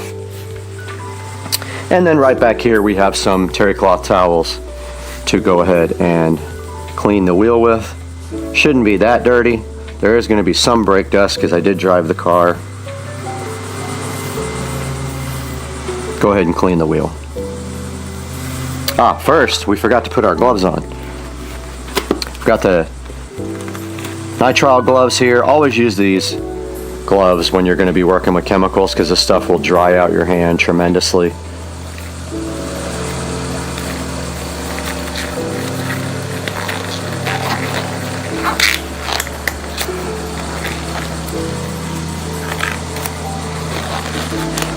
And what you want to do is just spray enough on there just to get it clean. Don't spray way too much on there if you can help it.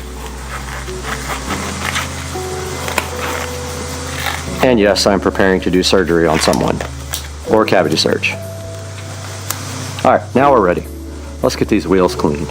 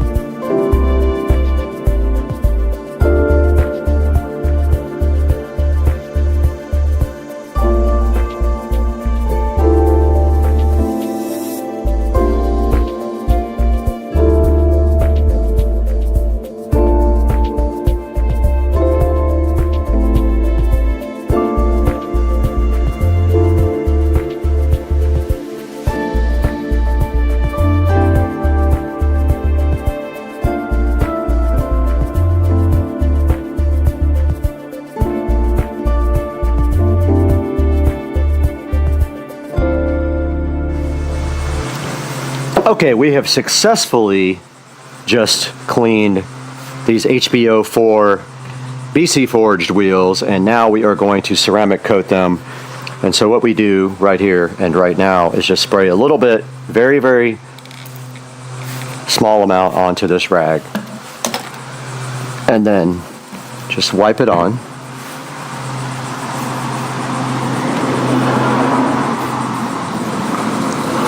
We'll get the face first.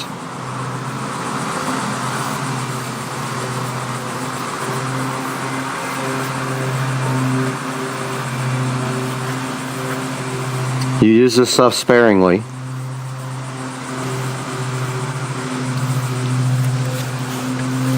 So just a little bit.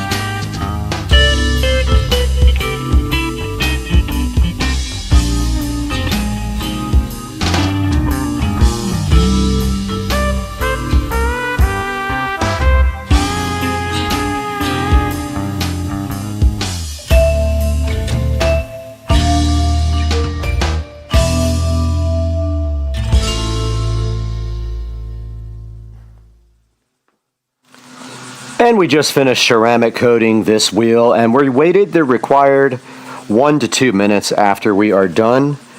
And now your next step is you want to get a fresh, clean terry cloth towel and buff the ceramic coating to a shine. So that's what we're doing now. Everywhere that you ceramic coated, just go over it a few times with a towel to finish off the process, and that should do the trick.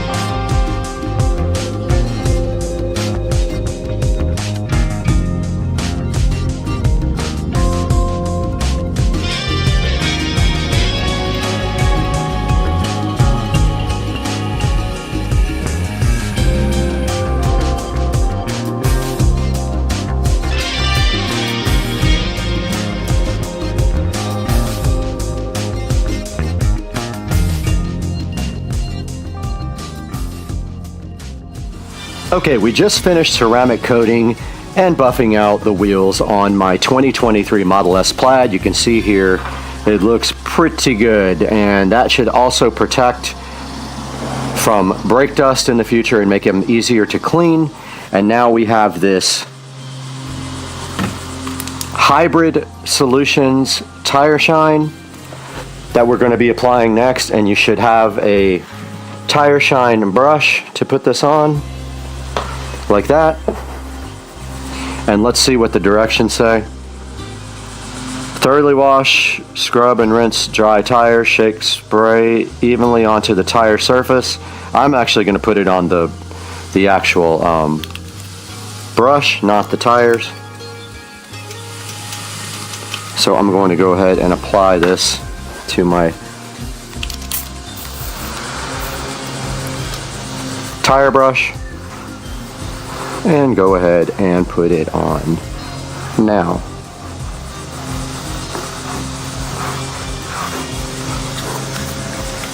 And you can see that it is applying generously. And then the tires have this little edge. I think it's to protect your wheels from like curb rash. Kind of hard to get into. Yeah, this brush is not getting into that at all. Try a rag. Oh, it's black. Comes out of the bottle black.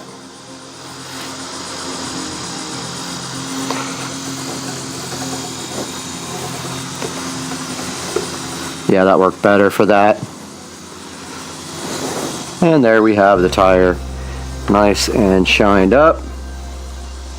And there is our final result of the ceramic coating and tire shine on the 2023 Tesla Model S Plaid. Now let's move over to the club car precedent. Okay, we are in front of the 2014 club car precedent, looking at the wheels and tires here, and you can see already the tires have been scuffed up a little bit on the rim protector just from being out on the regular streets. They do take a little bit of a beating out there, but we're going to go ahead and clean these first, and we're going to use this hybrid wheel cleaner and tire prep again, and then just take a terry cloth towel and go ahead and clean these wheels completely.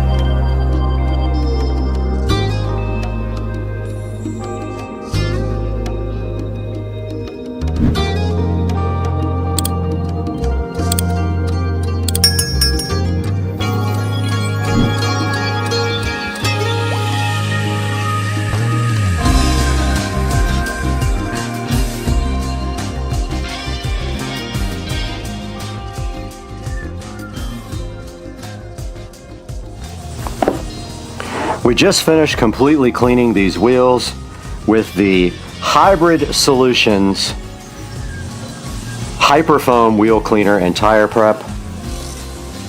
That is the first step, and now the second step of this is the ceramic coating with the Shine Armor graphene ceramic spray.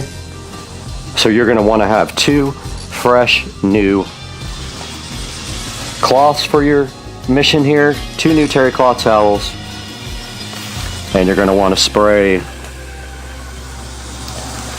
just a little bit at a time on your towel here, and then go ahead and rub into the wheels. Very, very difficult kind of to do.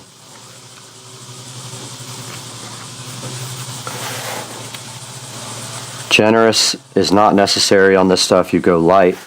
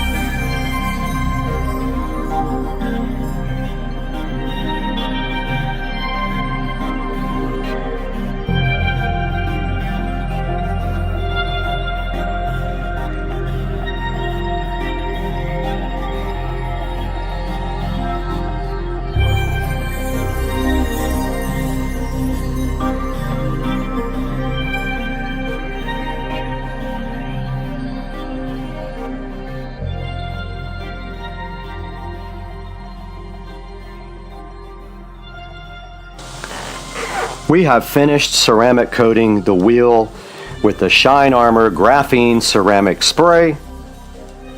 And then right here and right now, we are going to be buffing it out. So you take a clean microfiber towel and then just go over the wheel completely one more time to buff this ceramic coating in.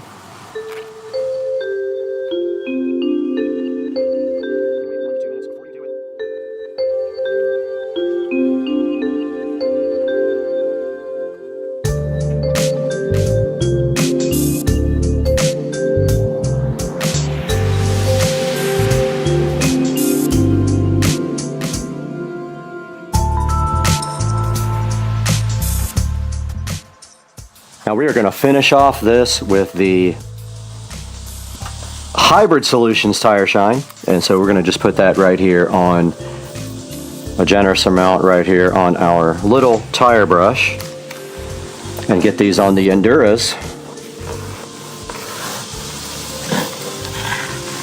like that.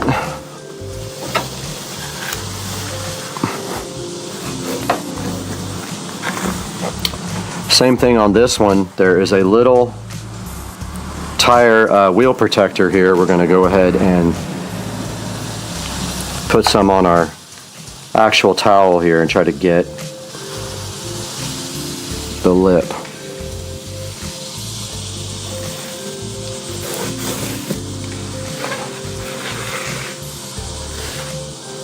And there we have the finished result of the 2014 Club Car Precedent. Now ceramic coated this wheel and it is ready to go and be protected from the elements and be easier to clean next time we have to do this. Guys, we just finished up our project here for the demonstration of how to clean and ceramic coat your wheels on both the 2023 Tesla Model S Plaid and the 2014 Club Car Precedent. And the products we used here are the Shine Armor Graphene Ceramic Spray. Shine Armor is a proud sponsor of Supercar Street Racing. We use the Hybrid Solutions Hyperfoam Wheel Cleaner and Prep, and we use the Hybrid Solutions Graphene Acrylic Tire Shine. These were not provided to me by the manufacturer. I did pay full price for them. Now let's take it into the Supercar Street Racing studios and wrap up this informative video about ceramic coating your wheels. Hey guys, welcome back to Supercar Street Racing. We're out here in the 4K production studio and we just completed this project about ceramic coating your wheels. And right here on the screen, we have Shine Armor, who is a proud sponsor of Supercar Street Racing. And we just want to show you their graphene spray here, which is what we used on the wheels. Same thing we used on the exterior of the Tesla Model S Plaid. We used the same stuff right here on the wheels on both the Model S Plaid and on the the 2014 club car Precedent golf cart. You saw how good that came out? This stuff will protect your wheels from the rain, the snow, and then with the brake dust too. And then when you go to clean your wheels, it'll be much easier to get all the dust off of them. We highly encourage you to buy from our sponsors, and also click through the links in any of our products in the description and buy from our Amazon affiliate links as well. And we really appreciate you guys supporting the channel. It means everything to me. The channel wouldn't be what it is without you guys. So we'll see you next time. Make sure you get your Shine Armor Graphene Ceramic Spray and like and subscribe. And we'll see you guys next time on Supercar Street Racing.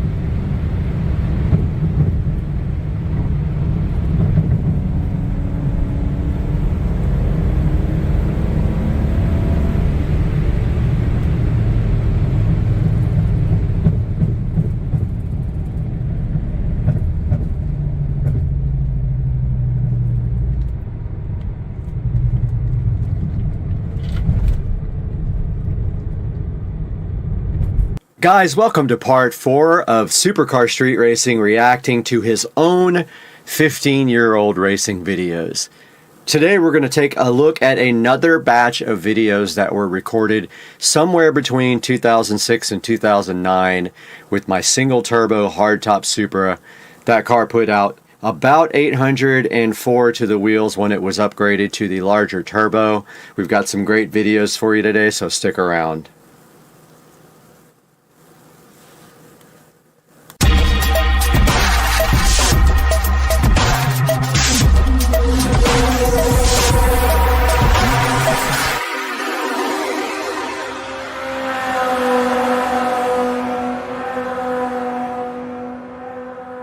Welcome back to the channel, guys, and this is part 4 of me reacting to my 15-year-old racing videos, and there are some pretty crazy ones out there.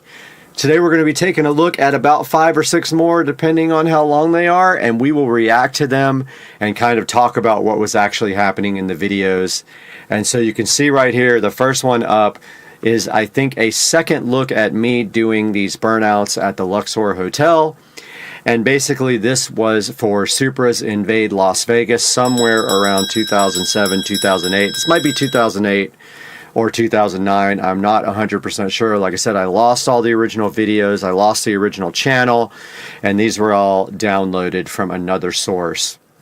So I see some content that might get copyright. So I'm going to go on past it. It's all Talladega Nights stuff.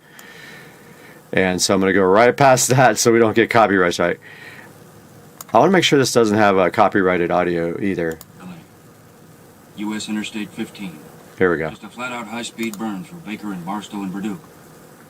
Then onto the Hollywood Freeway, straight into frantic oblivion.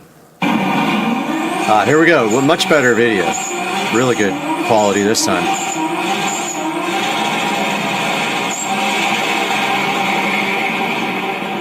All right. That was one of the dumbest driving I have ever seen in my life.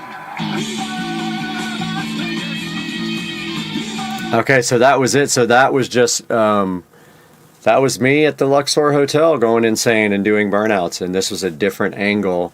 Cargasmic was this really cute girl that I absolutely had a crush on back in the day. I don't know whatever happened to her. RSA Supra is my buddy Ryan, and he wishes me a happy birthday every single year. We haven't talked for a while, but yeah, he does follow up with me on a regular basis.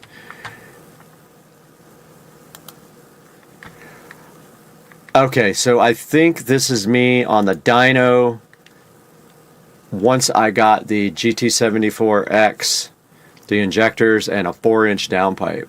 Let's take a look.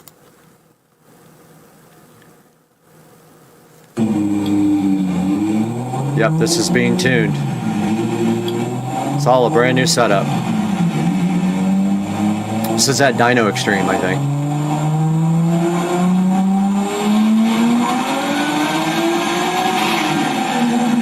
So that high-pitched sound that you're hearing,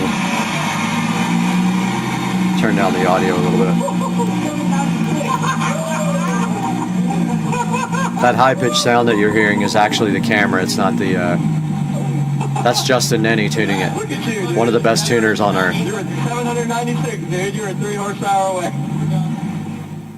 796 wheel horsepower.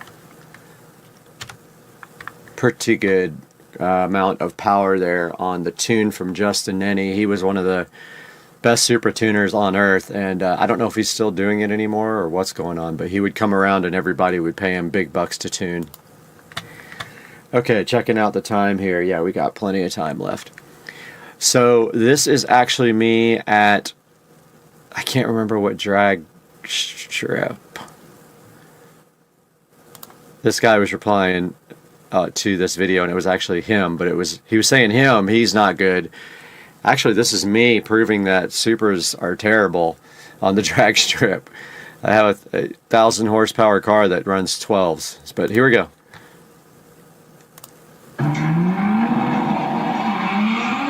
No traction whatsoever, street tires. I think I might have had drag radials. Can't remember. I don't think they even got the time. 12.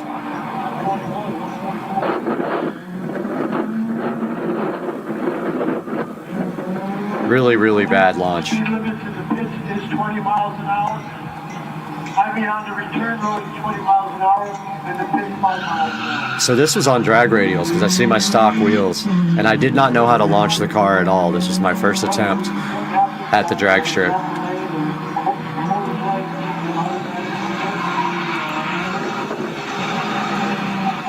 That's me trying a burnout. It took me a while to even figure out how to do a burnout. My clutch was really stiff, on-off clutch, carbon-carbon, RPS carbon-carbon. Bad launch.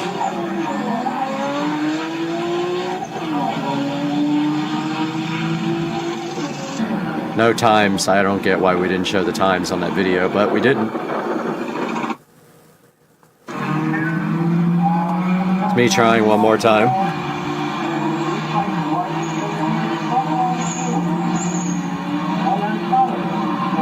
Good burnout.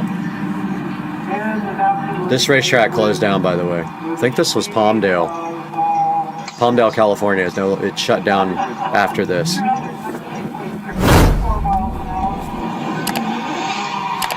Bad launch.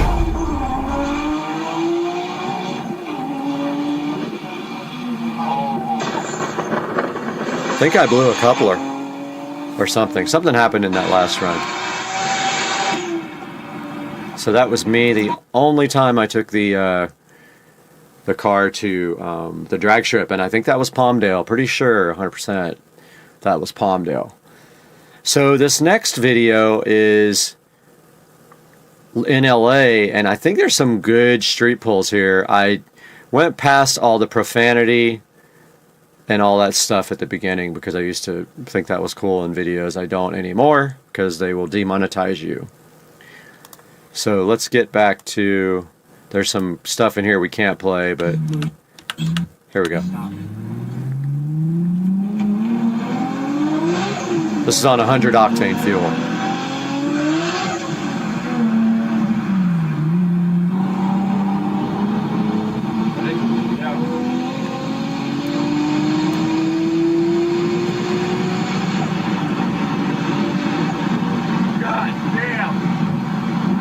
Yeah, there's some more profanity. There's me passing the cameraman.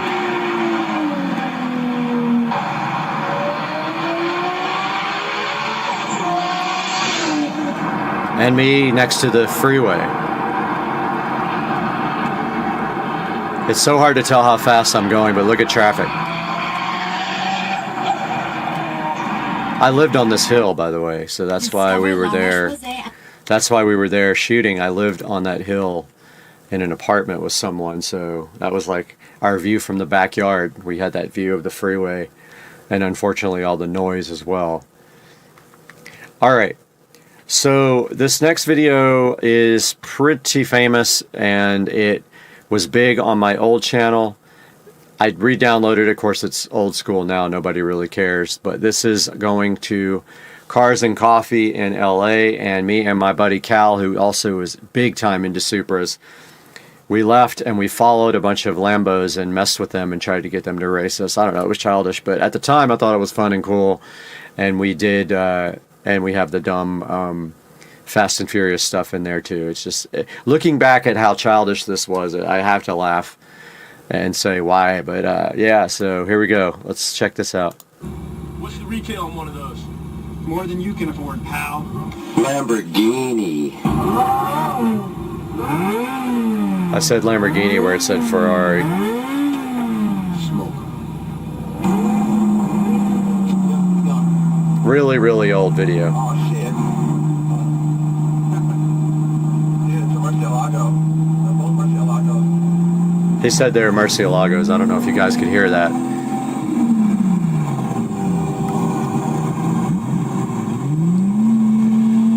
So we're just literally trying to get these guys to mess around.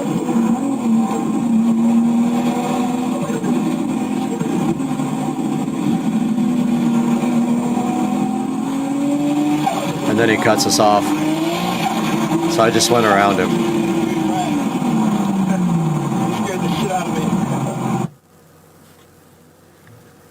Ah, profanity in the video.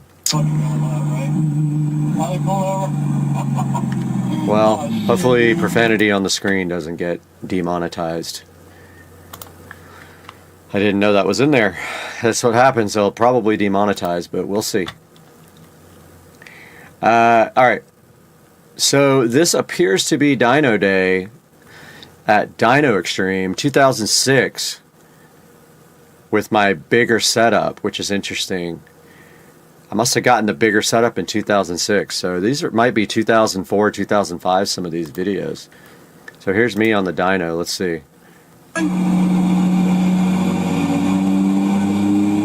Looks like I made 802 on this pull. The sound that comes out of the camera is not real.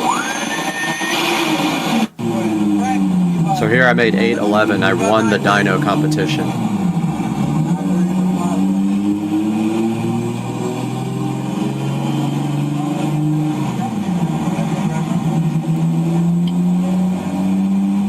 We were up in the boost, I think, a little bit at a time, I believe.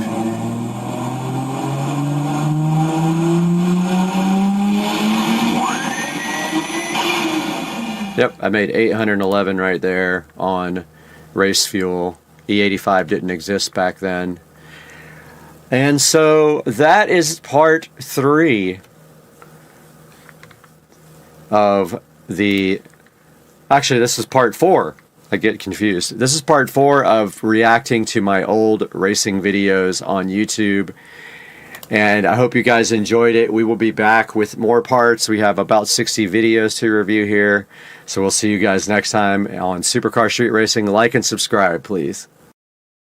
Come again? You know I don't speak Spanish. In English, please. Huh? You pooped in the refrigerator. Who let the dogs out?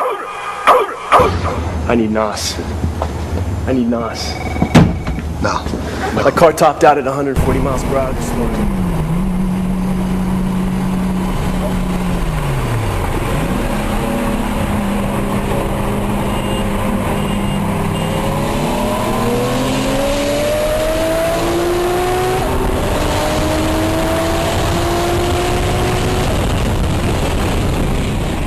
You got knocked the fuck out!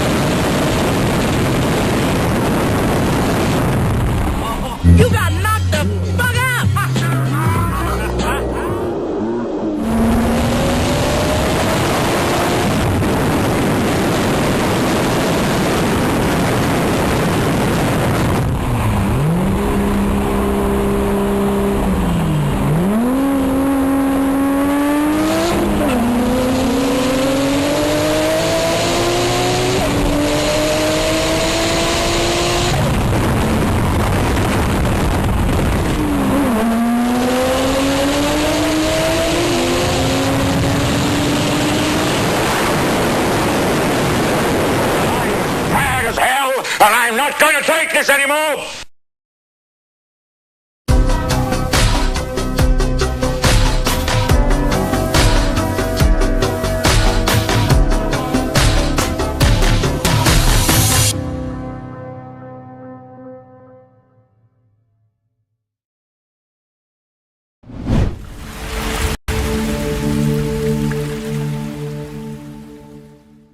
Guys, welcome back to Supercar Street Racing. We have the SCSR video jukebox going in the background here, and we are back in the SCSR compound in a very dreary Florida afternoon day. And outside, you can see it is not great weather, but hey, doesn't matter. We're here today to do one thing. We are going to be taking a look at something for a project that is coming up, and it is this Zucchio indoor floor can light. Let's go ahead and get this thing opened up and take a look at it.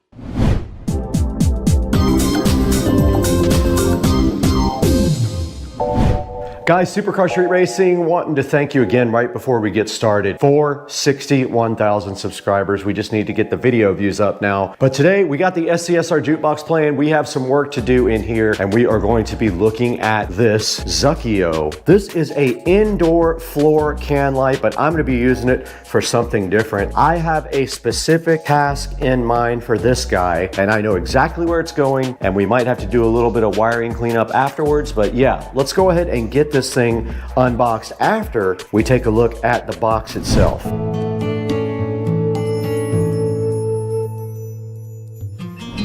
We got a whole bunch of stuff on this table to go ahead and review for you guys. We got some cool power strips right here. We got some retinol facial cream, some other things coming up, and we got the wrong item shipped to us, but that is not our mission today. Today we have the Zucchio indoor floor can light. It does use a GU10 bulb, 100 to 240 volts, a US plug, and it is made out of aluminum.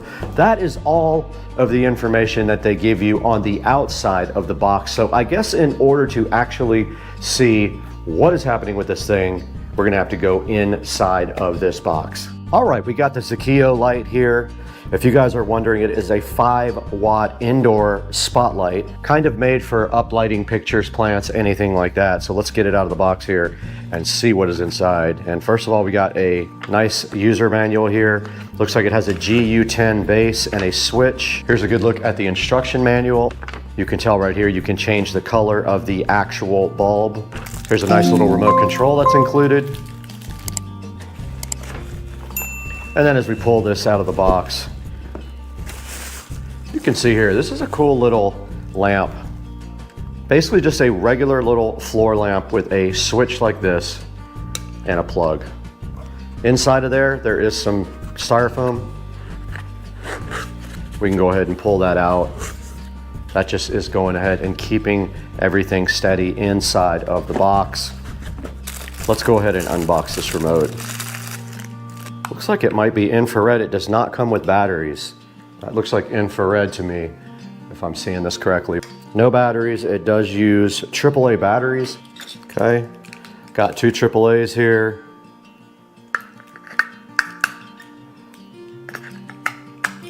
Go ahead and battery up. And taking a look at the instruction manual here, basically it says works from 100 to 240 volts. Don't mount it near anything related to fire or heat. Don't secure the product with staples or nails or place it on hooks. This is not a toy, risk of burn. But it also says unplug it in extreme weather conditions. I guess if you're having bad weather in your area. Never use strong or volatile chemicals to clean the lamp, otherwise the metal parts will be damaged. And they do give you a nice email address there to email support if you need to. Looking at the remote control here, the controls for the actual light, it's got a brightness control, an on-off button, 16 static colors, and then dynamic color changing modes. Let's go ahead and plug this guy in and see what it actually looks like. And I've gone ahead and plugged it in, and you can see it is a nice shade of red now, like that. And it just did turn yellow and then green and blue. Let's go ahead and make it white. We did make it white. There's a good look at the white color, pretty bright. And you can go ahead and take the brightness down on it with this clicker right here, and you see it did go dim. That is the dimmest it will get. And then there are controls down here for the color changing mode, flash, fade, strobe. But yeah, you can just press any color there and it goes directly to that color, or you can do fade modes like this. And it is fading between colors right now. This as a specific need in mind. I'm gonna be using this for something very specific.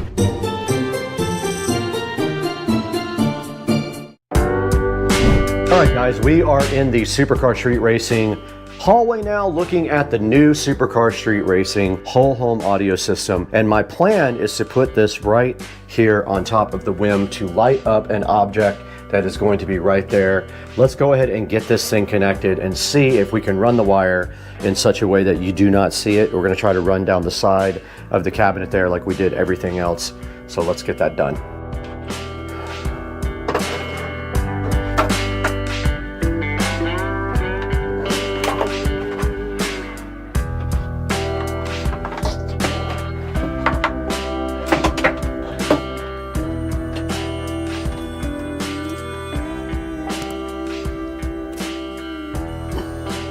Okay, I did go ahead and get power applied to the bottom. It was kind of a pain, but I am going to have some wire cleanup to do with zip ties, which will come later. But you can see right here, the light is on and shining up on the wall. That's kind of exactly what I wanted it to do. Now, if we want to, we can go ahead and grab the remote. And I'll go ahead and shut off the closet lights. And you guys can see the light changing right there. And now if I want to put it on white, it is on all white, and it is all the way down on the dimness. And if I just pop it up just one notch, it gets pretty bright. That's the only thing. You don't have a whole lot of range when you get to the very bottom one. So that might work right there. I'm gonna go ahead and leave it just like that. Now let's go ahead and take a look at today's sponsor on Supercar Street Racing.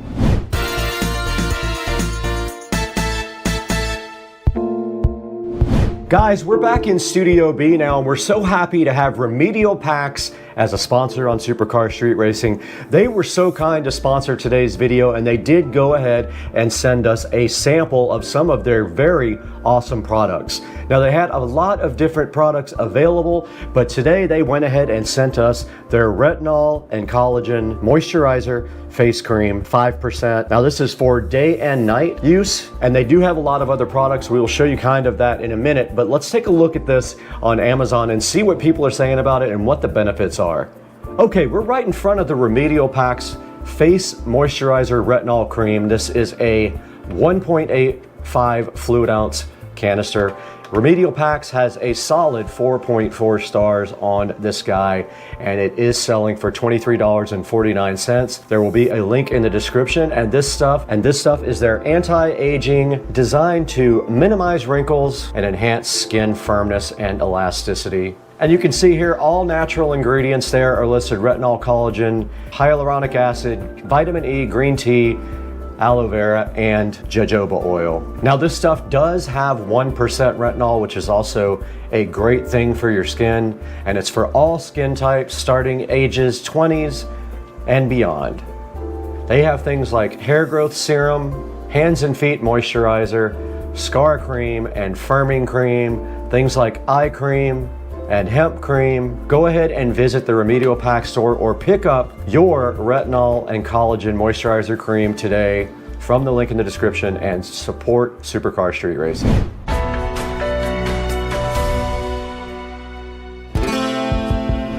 Guys, back in SCSR Studio B, where we are so happy to have you guys supporting the channel. We are so grateful for you guys. You have no idea how much the support means to us. If we take a look at our channel now, we have 61,645 subscribers, plus 20,000 in the last 28 days, which is amazing. But we're here today to look at the Zukio, or Zukio, however you want to pronounce that, indoor uplighting RGB floor can light, LED spotlight. Now this thing is pretty cool. It has a 5 1/4 inch cord. It works on 110 to 240 volt, and it does come with a remote control. It does color changing, and it does uplight things, so it looks pretty cool. This is very cool for things like pictures or plants, anything that you want to actually highlight. You can see right here they have a picture of it uplighting some plants. It does have a bunch of different modes. It's got RGB and warm white plus 16 colors. It does have memory, 16 colors, 3 brightness level adjustment, 4 dynamic color changing modes, and an on-off control. High brightness, very bright. I showed you guys how bright the white light would get. It'll work for 50,000 hours. It does have a foot switch, and it has a US plug right on the back there. It does have a GU10 bulb inside the lamp, so that is how it obtains all of its colors. It's about 3.5 inches wide and 9.8 inches tall. There is a 2-pack for 45 bucks or a single one for $25.99. There will be a link in the description to this guy. And this guy has 4.6 star reviews, very good reviews, and I am curious as to why it has a 1 star. Said the remote doesn't work right up against it, or it says the remote doesn't work unless it's right up against it. Other one says poorly designed. I don't know, I think it's a lamp. I don't know how it could be possibly poorly designed. It feels fine to me. It doesn't feel cheap or anything like that, and it will get the job done. Guys, go ahead and go to the link in the description and order this lamp or anything from clicking that link in the description, because as long as you use any of our affiliate links, it will go ahead and help out Supercar Street Racing tremendously. And it helps us just a little bit by giving us a few dollars to go ahead and keep supporting you guys on the channel. Something big is coming, guys, and I just cannot disclose it yet, but we have a big partnership coming up soon, and also another big event coming up, pending how the channel does in the next few months. Please like and subscribe, and we will see you guys next time. We gotta get out of here.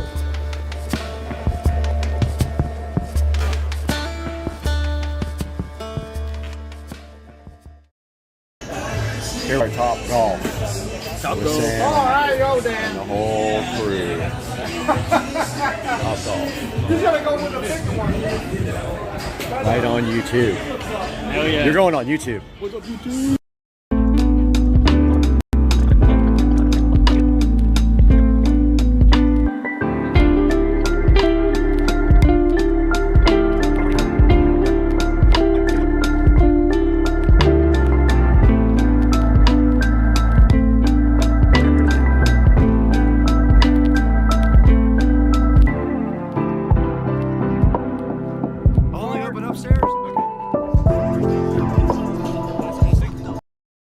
Ready? 1, 2, 3.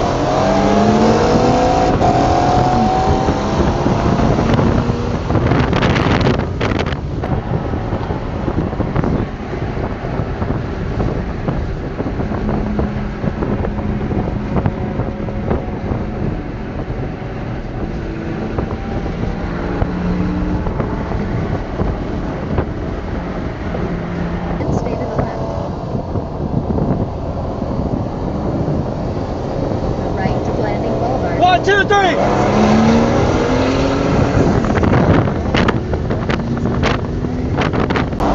One, two, three.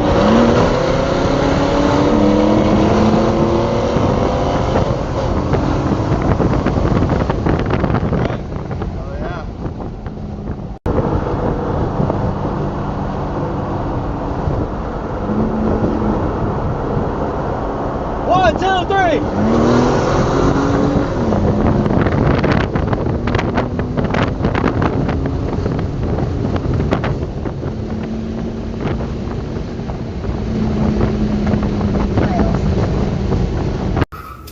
Okay, we're here with Teresa, and she wants to slap me in the face with a tortilla. Yes. Oh my God, why do you use your fist, dog? Twice, though. I want to redo this ground so that it runs up that way instead of somewhere down in here with some extra. So to kind of run through this real fast, obviously you got the main battery. You know, it's kind of a shame that we couldn't figure out some way to just connect.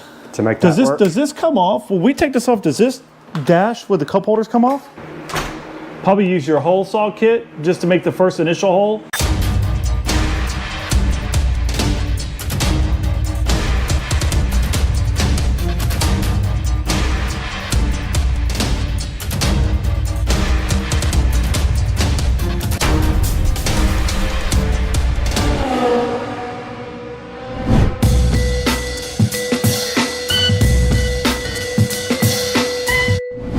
But I want to redo this ground so that it runs up that way instead of underneath right there.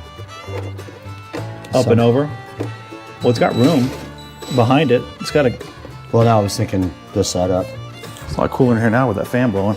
Yeah, I'm about to crank it up on high. Oh, I'll do it.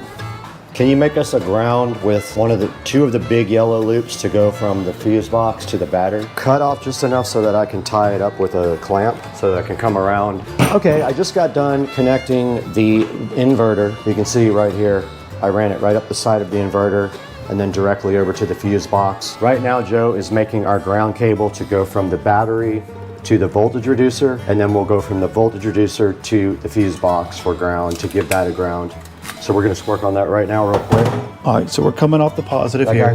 That guy's gonna come off the negative, run the side of the battery along the top of here to right here. So leave me enough to just clamp it with this red guy to right here so that I can put a good clamp. And if you can... Hold on, so we're going from right here to here. And then... This is gonna go here. Just like that to the bottom of this terminal so it'll sit like right there. So you go right here? Yeah, just leave a tiny bit extra and we'll make that work. Okay. Now, do you want to come directly off the battery for your amplifier ground, or do you want to come off of the voltage reducer? I'm okay with coming off the voltage reducer. So then make a ground also that comes down, feeds down to here for your amplifier. Yep.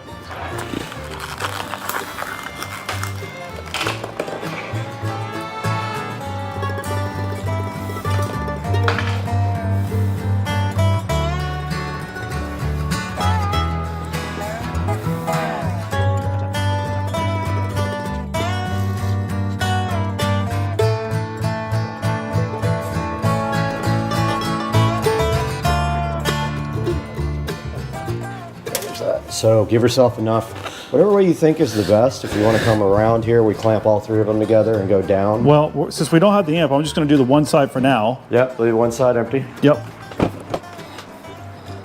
Then we got to figure out pulling red wire all the way to the front. So we might have enough. And we got to clean all this up down at the bottom too. Yeah, our amp wire. Oh, we're on the wrong one, by the way. That's supposed to be ground. Oh, we're ready anyway, so.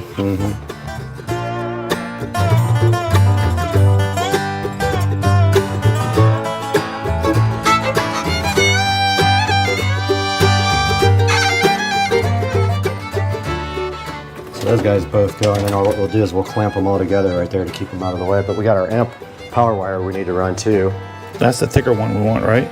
That's that guy right there, right? You already have put an end on it. Do you think that's thick enough wire for the amp? I mean, that's kind of thin. I feel like it is. I mean, the only problem is that it's not going to get any more power because it's the same gauge as this, isn't it? Or was this a different wire? This is a different wire. It's a different. It's a thicker wire. But the positive and the negative, if they're both not thick enough, we'd have to wait for an amp install kit if you want to do thicker wire. Notice the camera overheated. All right, that guy can go somewhere down in here with some extra. This is the negative for the power that goes up front, which actually, again, I don't know why we use this. Wait, what is this one going to? Is this, oh, this is the amp. All right, so this needs to go on here. Actually, let's put that one on first.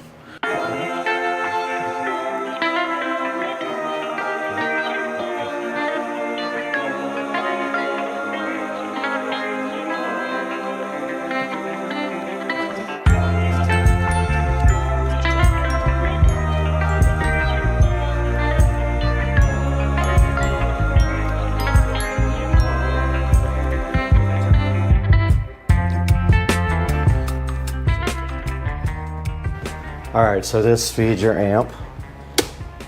That's got to go down. Do you want to go beside it that way? Yeah, we could do that too. I mean, I don't know, they're running it underneath the amp. Gives you more room for sure.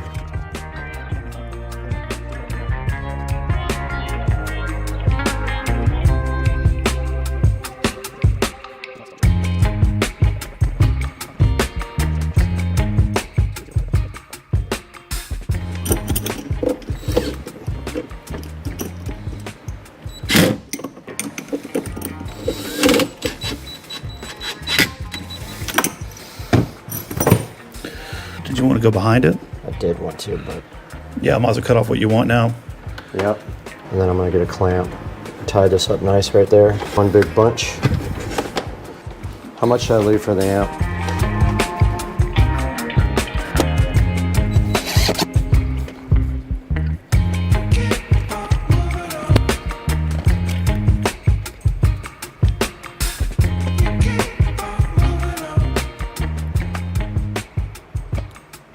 All right, just a little update here. I am working on cleaning up the wiring inside the bay now. We have almost everything hooked up that we need to hook up, but now we got to make room in this bay. And so part of that entails untangling a lot of this mess.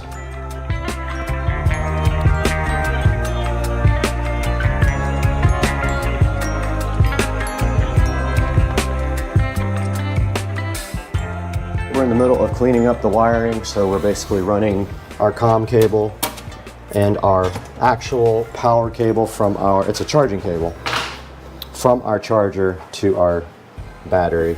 And so we're just taking clamps and going along the edge and kind of clamping down to clean up the bay real nice.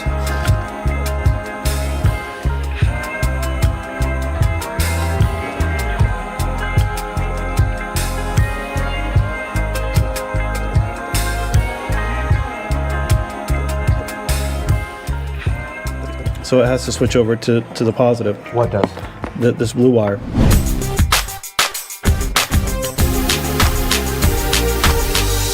So we're back. We spent about an hour, probably equivalent, working on this bay here, getting things tightened up with all the additional items that we included in here. So to kind of run through this real fast, obviously you got the main battery. From here, what we did was go to a reducer, which is a 48 to 12 volt reducer. From that point, we jumped it over to a fuse panel, just in case we wanted to run any 12 volt optional electronics, but we haven't decided about that yet. From here, we have a converter from DC to AC that gives us a 110 option. And then over here is the charger itself. So we spent time really kind of going through everything, making sure all the wires were tight. We've prepped ourselves already for an amplifier that we're going to work on next. But the biggest thing was making sure everything was tight, up and out of the way, to give ourselves a good idea of how much room we can have for an amplifier. So earlier in this video, what you'll see is that we had a Boss amp. After breaking it out, looking at the dimensions, we figured that it just wasn't going to work for us. So we're going to go back to the drawing board, find an amp that makes sense, that will fit inside this compartment here itself. And then our next steps are going to be installing the dash with the speakers and the rest of the equipment for the stereo. So it looks great, very clean in here. We're going to do some additional cleaning up around here, but we are pretty much set, ready to go.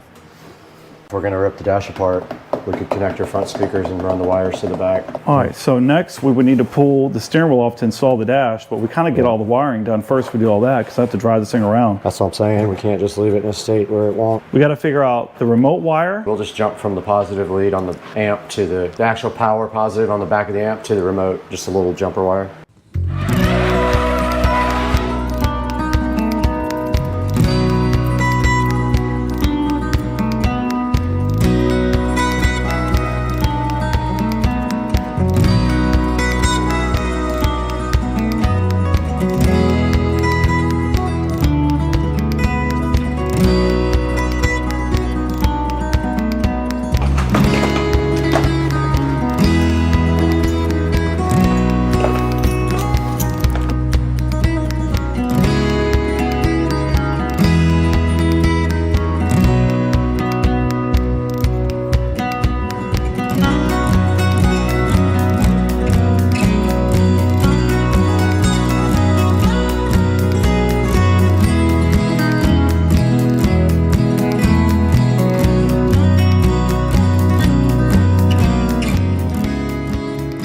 You know, it's kind of a shame that we couldn't figure out some way to just connect. To make that work? Does this come off? When we take this off, does this dash with the cup holders come off? Yes. It does, doesn't it? All that comes up. So it just, all the wiring just floats back there? It does, doesn't it? Yeah. Yep, it just sits back there. Everything that you don't reuse. You know, it's pretty clean install. Yeah, it looks good so far. I think we'll get it. It's gonna look way better with an amp in there. Yeah. And all that stuff's covered.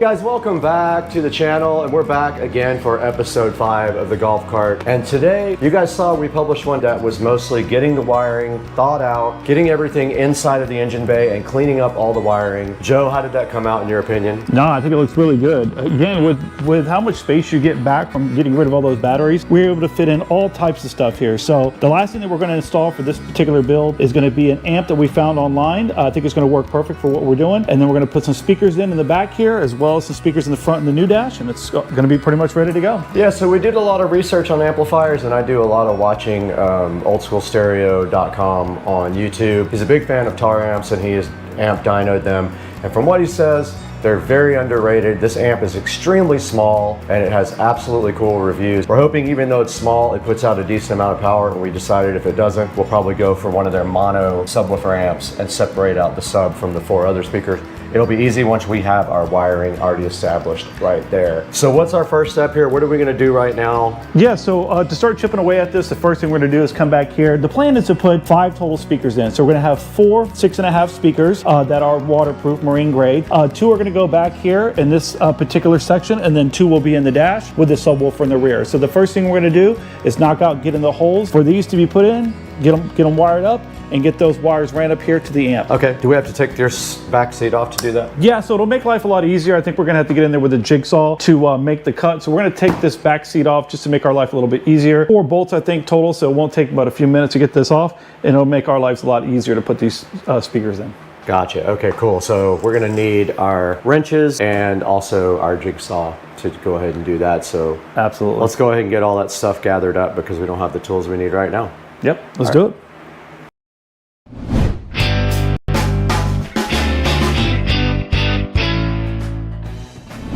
Hey guys, welcome back to Supercar Street Racing. I'm Brad. I know you know me by now, but today we have a special mission. Higgsfield.ai invited us to check out the Sora 2 and Sora 2 Pro cool video AI platforms. We've got some Jesus Juice here. We're going to be checking these out, try to generate some cool videos, and I hope you guys stick around. I am hyped for this, and we are going to also be generating stuff from ChatGPT. Let's get it done. Let's do it right now. Cheers, guys.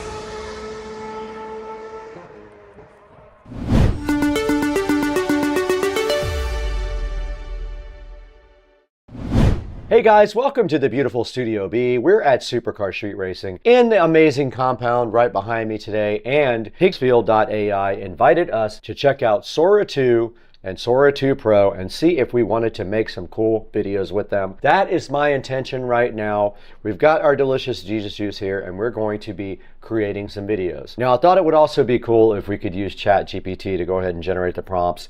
Let's try to do that now. Our first prompt is a sailboat scene. I said, describe a scene with a man out on the ocean on a sailboat and keep it under 4 sentences. Let's plug that into Sora 2 and see what it can do. All right, we plugged our prompt in right here to Sora 2, and we're gonna see what that does, and then when this is done, we're gonna recreate this with Sora 2 Pro and see what the differences are. Now, Higginsfield just dropped Sora 2 and Sora 2 Pro. These are unlimited, uncensored, global open AI, but high-tech models. All right, our video is done. Let's take a look and see and hear exactly how this sounds. I'm going to turn on desktop audio here. Nothing but water and sky. Feels like the world finally exhaled. Couldn't ask for more. Wow, okay, so it added a script as well to that. Now let's try that same thing in Sora 2 Pro. I'm hyped to see what that can do. Sora 2 Pro here. We're going to click that. All right, we have our next video created here. Let's see what this did with Sora 2 Pro. Let's go ahead and check that out. Hard to believe this is all mine to steer. Just sky, water, and a little bit of wind. Feels like freedom. All right, Sora 2 Pro delivering the goods here. And now we have a new prompt up here about an astronaut. So here's our prompt. I told him to keep it down to a short sentence, but this is about an astronaut that goes to another planet. Let's see what Sora 2 can do with this. Sora 2 delivers 1080p video. I'm excited to see what that's like, while Sora 2 Pro pushes it to the next level with this advanced motion reasoning and multi-scene continuity. What's up, everybody? We're back. And here is our astronaut stepping out of the shuttle. Oh my God. I'm the first to stand here. It's beautiful. Wow, that's pretty cool, man. Now let's recreate this with Sora 2 Pro. So I'm going to copy this entire prompt over. So we changed our engine to Sora 2 Pro. We changed our resolution to 1080p. Let's generate one now. All right, Sora 2 Pro finished with our video. Let's take a look at it and see what it is about. First step, the sand's alive, glowing under me. Crystals all the way to the horizon, splitting the light of two suns into colors I don't have names for. And these creatures. It did produce a pretty cool video with Sora 2 Pro. Now there's also Sora 2 Max, Sora 2 Pro Max, and Sora 2 Enhancer. And the last one works on any video to stabilize the video. And then Higgsfield Upscale Preview enhances any video or image. Now this thing is perfect for agencies and filmmakers, enterprises making global content, and anyone who wants access to the world's best AI cinema models.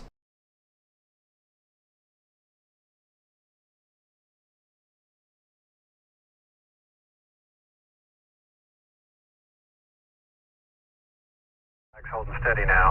How does it look from your side? Perfect. Stars are straight, stripes are smooth. Almost feels like it's waving back at Earth. Copy that. Never gets old, does it? Not when you can see home hanging like that. Flag's holding steady. Shadows look good. Copy that. Hard to believe we're standing here looking at our planet like that. Like a dream. Blue and alive and all that black. Let's make sure we remember how quiet it is. Roger. Silence words.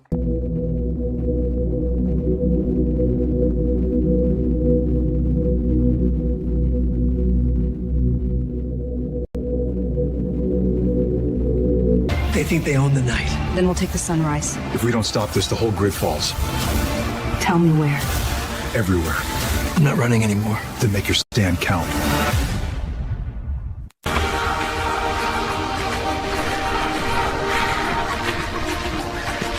Almost there. Let's finish strong. Roll slow and the heart beats low, baby. You light the room like a street lamp glow. You said the fracture was sealed. It was, until tonight. If that thing opens again, the whole city goes with it. Then we stop it, whatever it takes. You can't fight what you don't understand. Watch me. They told me dreams couldn't hurt you. They were wrong. If we stay here too long, we forget what's real. Maybe reality was the trap all along. Then wake up. The world ended in a single night, but morning still came. We lost everything. We're not losing what's left. If we don't move now, there's no one to save. Aftershock. The world won't wait. We launch at dawn. This map doesn't make sense. It's still changing. Change is the point. We adapt or we die. Whatever's out there, it's bigger than all of us. Then let's go meet it. Hope isn't a destination. It's you. I've spent every dawn hoping to find you. Then let this be the last we ever spend apart.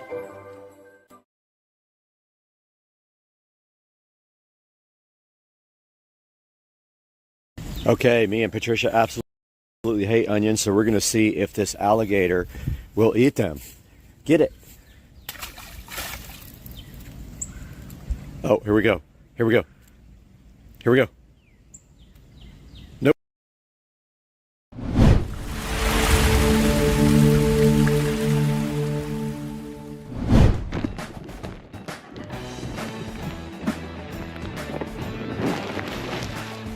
Sick. Hey guys, welcome back to Supercar Street Racing. Brad here. We are so happy to have you back with us today. And if you're a new watcher, we thank you for coming and encourage you to like and subscribe to the channel. And we're back in the Supercar Street Racing awesome garage, as you can see today. And this golf cart has been gone for quite a few minutes, and we got it back yesterday. We had everything replaced on it as far as bushings and the leaf springs and everything, so I'm so hyped for that. But back to the topic at hand today. We have something in front of me right now. We're gonna be unboxing on the channel today, and I want you guys to take a close look at this.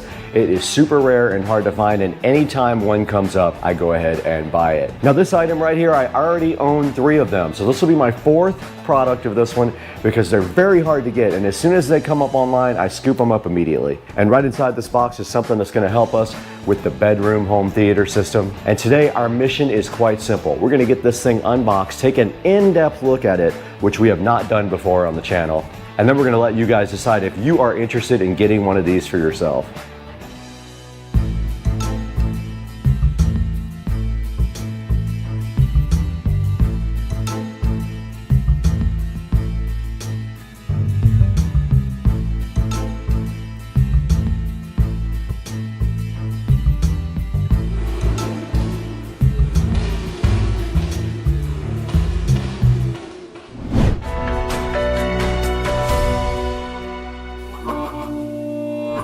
Guys, we're so happy to have you back today in the Supercar Street Racing Garage with the 72 volt lithium ion golf cart, 53 miles an hour golf cart. And right behind me, you can see the channel logo here, and the channel is doing amazing. We have over 60,000 subscribers now, I think, as of this morning, and we are growing. So the thing that we want to do right now is keep providing you guys with awesome content. And today we have a rare item right here in the box, ready to be unboxed. This is a Behringer Ultra Base EX1200. I already have 3 of these inside the house, but my bedroom kind of needs one. So when this came up, I bought it because when they come available, which is very, very rarely, I go ahead and get them because they're hard to find. And right here in front of me, we got the EX1200, so nicely packaged. And I just want to thank Guitar Center for the awesome job on packaging. Check out the bubble wrap on top of the EX1200. They really made sure that nothing was going to happen to this guy when it was in transit. Now let's go ahead and get this bubble wrap off of the EX1200. I hope it's an EX1200. We're going to find out because it was listed weird. It said harmonizer on it, but there is no EX1200 harmonizer. So let's get this thing out of the box right now.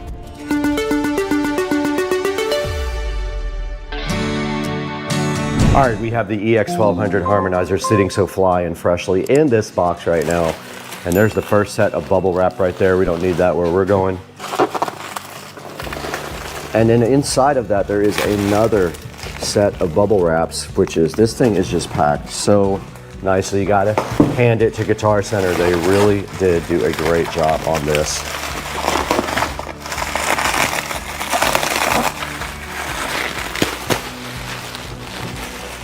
And then right here, we do have the EX1200, and this thing is in mint condition. This is one of the best ones I've seen. Has a little bit of sticky stuff there where the feet were. Looks like the feet were removed. I can get some more of those. But on top, this might be one of the cleanest EX1200s that I have seen. And taking a look at the front, also very clean. And you can see the Ultra Bass Pro Harmonizer logo right here. So this is exactly what I bought. Now, it did not come with a cable, which is kind of disappointing. I probably have one because it uses the standard 3-prong cable right here. So I'm sure I can figure that out at some point. And yeah, this is a really, really good example of a Behringer Ultra Bass here. It is in great condition, and I am super hyped that I got this from Guitar Center when it popped up, because usually these things are gone within a few minutes. And not only was it available, it also was at a great price. I have never seen these things go for $80. I think I paid $85 for this Behringer Ultra Bass. So I am hyped for this. Now let's go over the features on the front of the Behringer Ultra Bass with you guys.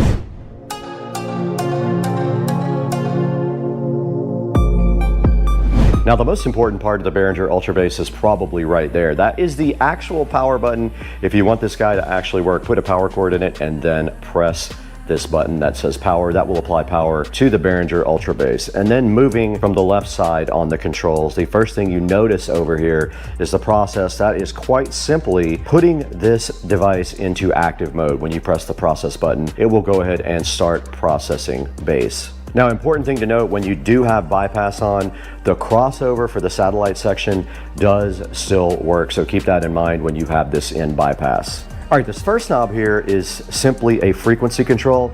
It tells you what frequency is the highest frequency that you are sending to the processor on the Behringer Ultra Bass Pro. And this is very influential in your sound. So make sure that you kind of experiment with some settings on the crossover right there. Now remember, that's highest frequency, not lowest. So if you put this on 100 Hertz, then that will be the highest frequency that is sent to your processor. Now this dynamic punch control right here, which is the second knob here, that sets the threshold for the digital frequency shifter, and signals below the threshold are not processed.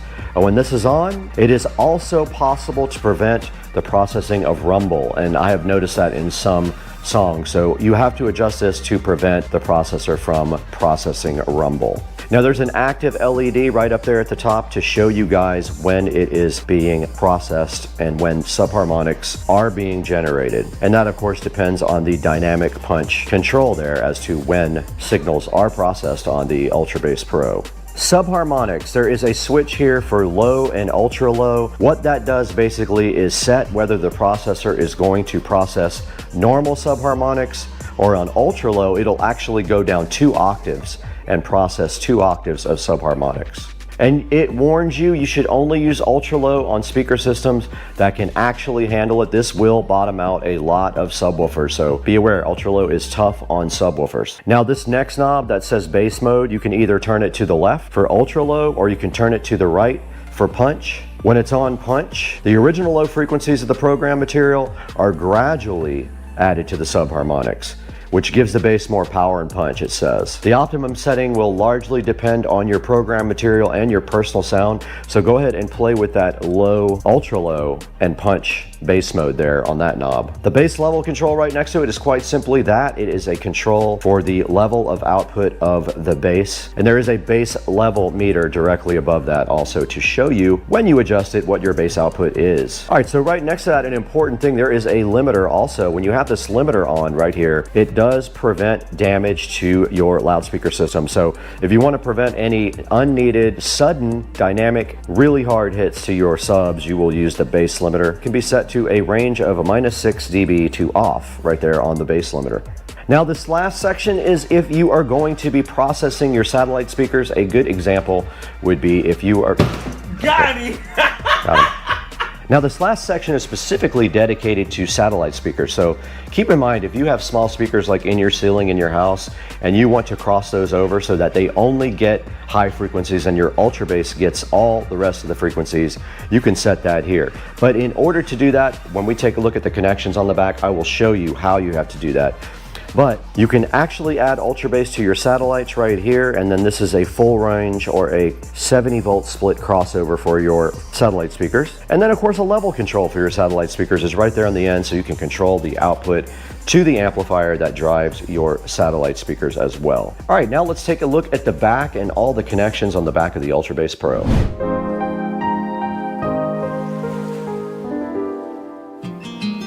All right, we are taking a look at the back of the Ultra Bass Pro. This is a fine example of a used Ultra Bass Pro. Don't know when it was manufactured. There might be a date somewhere on here, but as we take a look at the back, we've got our standard power cord there, and then going from left to right, our first section here is the output. So this is a output for channel 2. It does have either a 1/4 inch or an XLR, and then there's an input for channel 2 here, XLR female and a female phono. Then we got our sub out. Now this is important as well because if you have a subwoofer which has 2 inputs, left and right, instead of 1 LFE input, you will have to split this off into 2, which I will show you in a little bit. And that does have also a 1/4 inch phono option or a male XLR. You will need a female XLR to output from XLR here. Now moving to the right here, this is channel 1, so this just does repeat what is over here on channel 2. This is the output. There's a 1/4 inch there and a male XLR there for you as well. And then of course the channel 1 input is right here, and it is a female XLR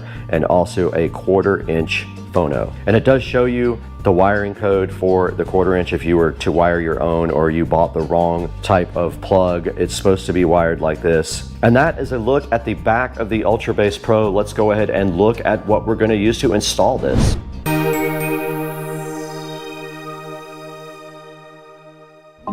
Okay, directly in front of me now on top of the Ultra Base Pro, we can see some cabling here. Now this is what I am going to use to hook up the Ultra Base Pro to the Cinema 70S in the Supercar Street Racing Awesome Forum bedroom. And we do have two things in front of us here that we're gonna need. We have a set of phono to RCA, we'll unbox those in a minute, and then we have a phono to female RCA splitter, and I will show you why momentarily. Let's get these out of the packaging now. Here is the phono to RCA male adapter. This is actually going to go from the Ultra Base Pro to the Cinema 70S subwoofer outputs. So that's what this is for. And I bought higher quality cables, so I bought more expensive cabling, and I encourage you to do the same thing when you do all your wiring because it pays off in the end. Now this is a mono male 1/4 inch to female RCA. This is going to be from the output of the Behringer. Now looking at the back of this guy, if you do this on your system, you are going to want to hook the output for your subs right here. So this is going to go right here. Now inside of the bedroom, which you will see momentarily, the Polk Audio Subwoofer PSW10 has 2 inputs. So I already have RCA cables coming from the Cinema 70 over to this will then, and then this nice high quality cable here, there'll be links in the description to all this stuff. Please pick up from the links. Very high quality, feels heavy. And this guy will just go on the back like this. They did give you some little protective sleeves over the 1/4 inch to protect them before you plug them in, which is nice if you're going to store these cables somewhere, to keep those. But this will actually be the input, so we're going to feed one there, and we're going to feed one there.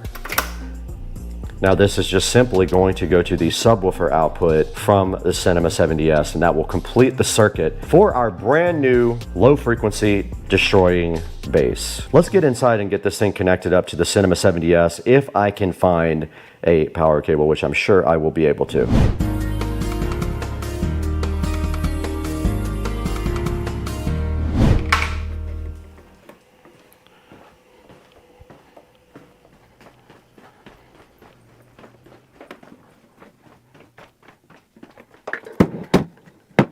We are right here in the cache of cabling in the Supercar Street Racing bedroom where I store all of my cable hoarding needs. Let's go ahead and dig through here and see if we have anything we might. Aha, these are all power cables. So yeah, let's get these out of here. All right, we're right in front of the Behringer Ultra Base Pro, and we do have our power cables out here. We do have a standard power cable here. We have a brand new cable on the Ultra Base Pro. Let's go ahead and get this thing cut off the zip tie. Now, one thing I didn't plan for, and I'm seeing right now, is I did not plan for the center channel speaker when I went ahead and thought about this, but I think what I'm gonna do is put the Ultra Base underneath the Polk Signature Elite center channel speaker. Let's go ahead and get our power ran first though. All we have to do is simply drop power back behind here to the bottom and then retrieve it. And it is on this side, so we're good to go.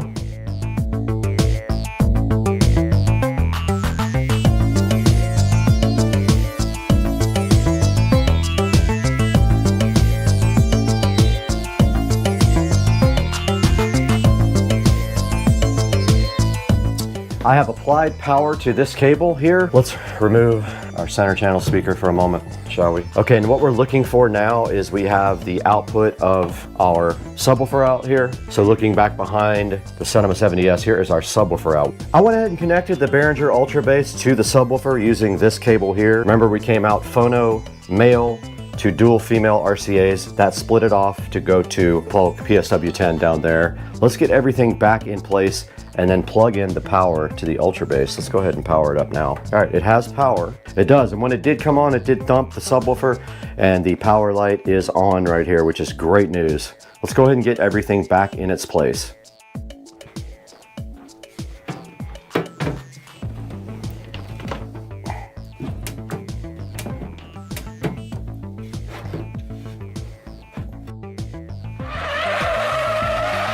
Okay, I'm gonna go with that for now and see if it looks weird. If it does, I can always push this back to the very back, but I kind of like the way that flushes up and then we push everything to the back.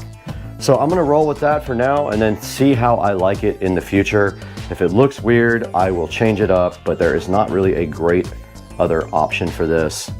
Okay, this is how it came out with the Behringer Ultra Bass all the way to the front of the Cinema 70S, and the Polk Audio all the way to the back of the Ultra Bass. We could always bring everything back forward if we need to, but for right now, I'm kind of digging it. And now on the front of the Behringer Ultra Bass, you can see the power light is actually on. I'm gonna go ahead and put this just on low. I'm gonna put everything in the center until I go ahead and adjust my bass. Now, the frequency highest sent to the Ultra Bass is going to be 85 Hertz is what I want to put it on. Now notice when you press this button in, it does go green. That means your subharmonics are on ultra low, meaning that you have 2 octaves of bass processing. Now I'm going to start with the bass level here in the center and the ultra low versus punch right here in the center as well. I am not going to be using the bass limiter yet. I've never used that before in any of my Ultra Bass units.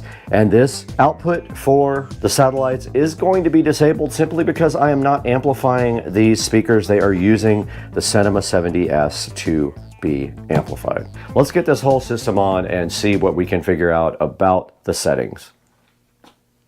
All right, we're back in front of the YouTube audio library now. This is safe for me to go ahead and put up without getting a copyright strike. I did get the Behringer Ultra Bass set up and configured. I set it exactly like this. I'm feeding only 95 Hertz and below. We have our dynamic punch at about here, about 25% from the right of the top. We've got it in ultra low, so it's doing 2 octaves. We've got this a little bit over from the middle on bass mode, and then we've got our bass level just right about here. Now, it will vary when you do movies and music, but I just wanted to make sure it was working on the subwoofer when I was in regular YouTube mode, and it does. So that's gonna wrap it up from the bedroom.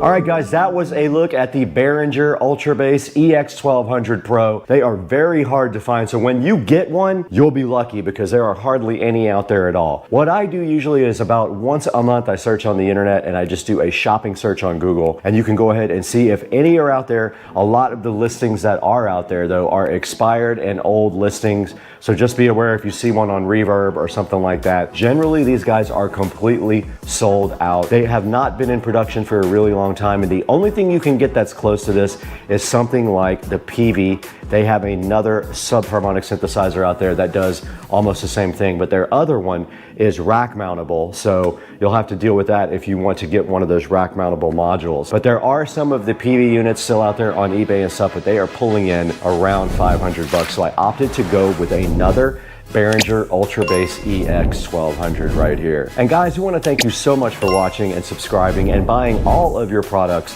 through our official links down in the description. This does help out the channel so much because we get a few dollars for everything that you guys click through. You can also buy anything you want, so just pick any video, click one of the Amazon affiliate links, and go ahead and purchase something from there. And that's going to do it for today from inside the Supercar Street Racing Garage. Let's go ahead and throw it back to Brad inside for a look at the computer to see if we can find another Behringer Ultra Bass maybe one of you can buy.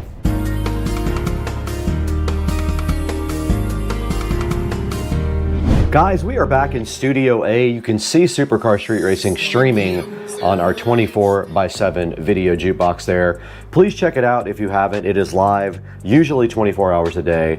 And so now we are in front of the search for the Behringer Ultra Bass EX1200 on the internet, and I am not seeing any of them. I see an EX1000. This is not the same device. If we go visit this, look how much they want for this, 131 bucks. For the EX1000, and that is not the EX1200. I'll show you. It is a completely lower model. It does not do the same things that the EX1200 is. This is why I said this device is difficult to find. Even on eBay, you are going to have a difficult time finding it. And looking at shopping here, there are none available. Let's go back to the regular search. Now here is a nice article about it, and there is the Peavey.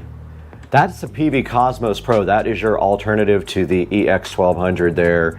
That does almost the same thing, but it is just a different brand because you are going to have a difficult time finding the EX1200 online. If you notice, if you go to Reverb here, it's probably sold. They do have one on Reverb, but it is sold. As you can see right there, it has sold for 99 bucks. And on ZZ Sounds, which is another great website for pro audio stuff, you can't find it there either. Let's go to eBay. Let's see if they have one on eBay. There is one here for $175. Wow, looks like it's almost new in the box as well.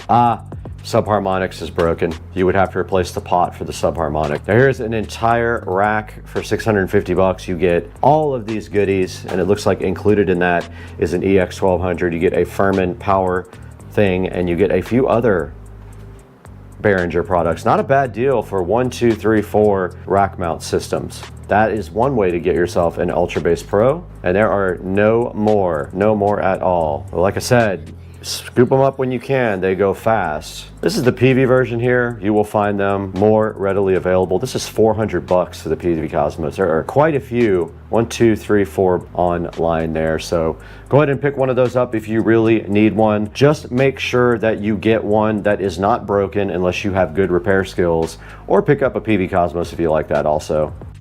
Guys, that is going to wrap it up from the Supercar Street Racing Studio B office, and we are so happy that you joined us today to look at this very, very rare EX1200 Ultra Bass from Behringer, and it should just be called the Ultra Rare because they don't have many of them out there anymore. And right now, we encourage you guys to like and subscribe. We have a lot of subscribers, not enough people liking, and not enough people watching all the videos. The videos have improved over the years. I know some people in the comments section say, oh, that video is horrible. That's right. I have worked on these videos for a few years now to bump up the production quality and only show you important things, not an hour of footage just running like I used to, because I'm more serious about growing the channel. Please like and subscribe. Links in the description to anything you can possibly get. I'll put a link to that eBay auction that has all of the Behringer products in it, and I will put a link to the cables that I just used in the video as well. Please like and subscribe. Please buy from the affiliate links in the description, and we will see you guys next time. We have to get out of here. We are going to eat barbecue.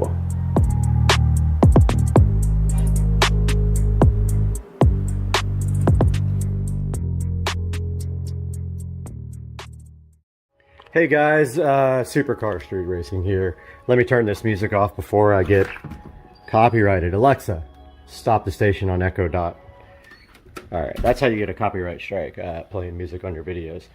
Today I want to show you these projector door replacements for the 335i. So this is what your door projector looks like that goes underneath the door down there. So it's underneath here, and you can actually buy replacements for them that do cool things and project actual images instead of just light. So let me get you a good look at this guy under here. And they pop right out. So that's the guy right there. You just take a screwdriver on this end here, just stick it in the side and it'll pop right out, and these new ones go in.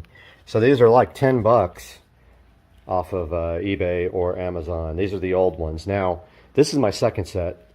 The first set has failed after about 2 years. The image became distorted and looks like crap. So I just popped the old ones out, and these new ones, the old ones said BMW.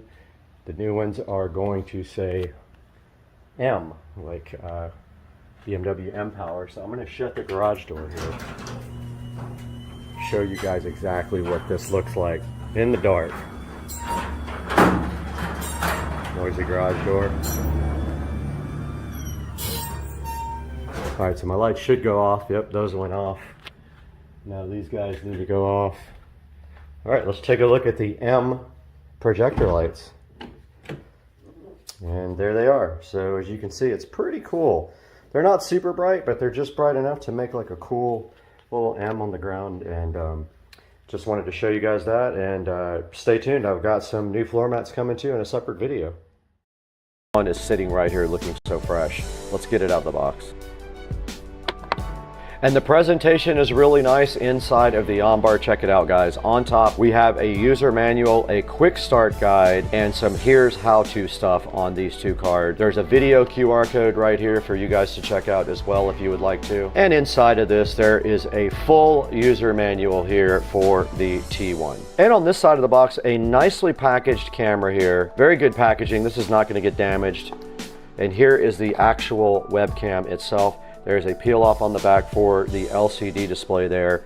There is the rest of the OnBar 4K camera. There's also a peel right there. There's going to be one connector for power and the other one for the cable that does run to the back for the OnBar. Now this does look like the rear camera here for the OnBar. Check that out. It does have a 3M tape on it and a USB connector right here. It is the old school type of USB connector. They do that, I think, on purpose so you can't mix up the connectors from the front to the rear. That's all that's on this side. And then on this side, we do have a SD card with an SD card adapter here. We've got a bunch of mounting hardware here for the camera. We have a tool to use to get your interior out to run the wiring. We have a USB to lighter adapter. And then this is the actual rear camera connector that plugs into this part of the camera. This is the rear camera connector here that goes all the way to the back of the car. So that is everything that is included with the OnBar T1. That is the unboxing of the OnBar 4K dash cam. There's only one thing left to do now. We got to get outside to the Tesla Model S Plaid and go ahead and install the camera.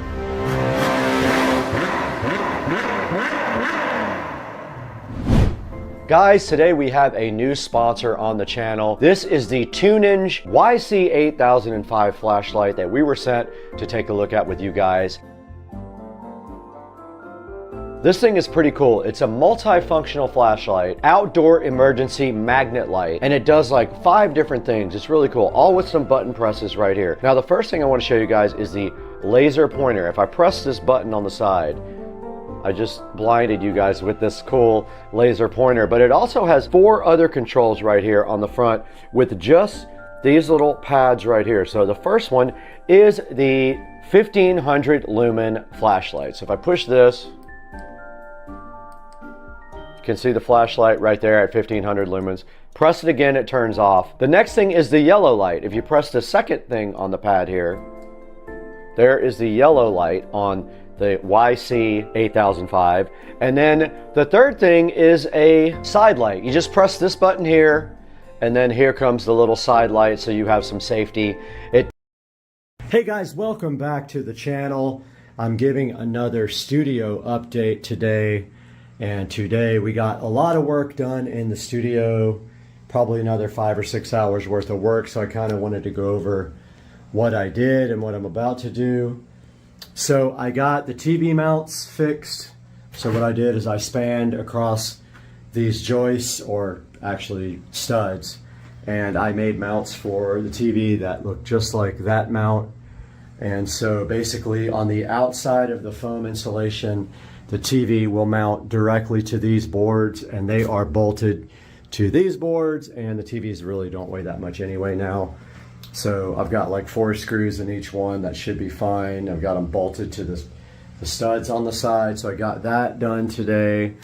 I got more Ethernet run. So I made another run from the switch is going to be up here down to where I'm going to have an HDMI cable here running up to the 50-inch monitor and an Ethernet jack, so that you can actually plug in another computer here and feed this monitor. And I also ran Ethernet across here. It's actually down there right now. For the same thing on this side, it will basically be a Cat6 cable and an HDMI port for that TV. So I have all that stuff now. I have all the stuff from Amazon to put that in. I actually connected power today. So I connected power there on that side to all the accessories that are getting power. I connected power over here as well, and also put the female plugs on for the speakers, the powered speakers. The Harbingers are going up here in the corner. You can see the power and the RCA cable for that. This has power in it. The ceiling has power now for the extra lights. And next I am going to be running this USB extension from down here up to that corner for our webcam that's going to be live in the studio. And that is a lot of work today. Got this HDMI also ran for the HDMI and Cat5 jack down here that you'll be able to tie into this television if you want to. So yeah, got that all done today. It was quite a bit of work. You can see all my Cat 6 cables here for the switch. They're all labeled with numbers and then numbered on this end, and then I will label the actual boxes as I put them in. There's another HDMI and Cat 6 for that monitor to be tied into if somebody wants to park right here. And then there's lights up on the wall to feed sconces or LED type lights there. So I also just got the new Echo Show 15 in. I was waiting for the bracket so that I could make the wall mount for it. So here we have the bracket, and that is going to be how it mounts, just like that. So it will mount just like this, and the power will run right into the wall there, and then the foam will actually, this thing will be kind of flush mounted because the foam is an inch thick. So think about with the bracket on top of the foam, the bracket will be on top of the foam, and then I was thinking maybe doing it either way. I don't know if I should put the bracket in now and then cut the foam around the bracket.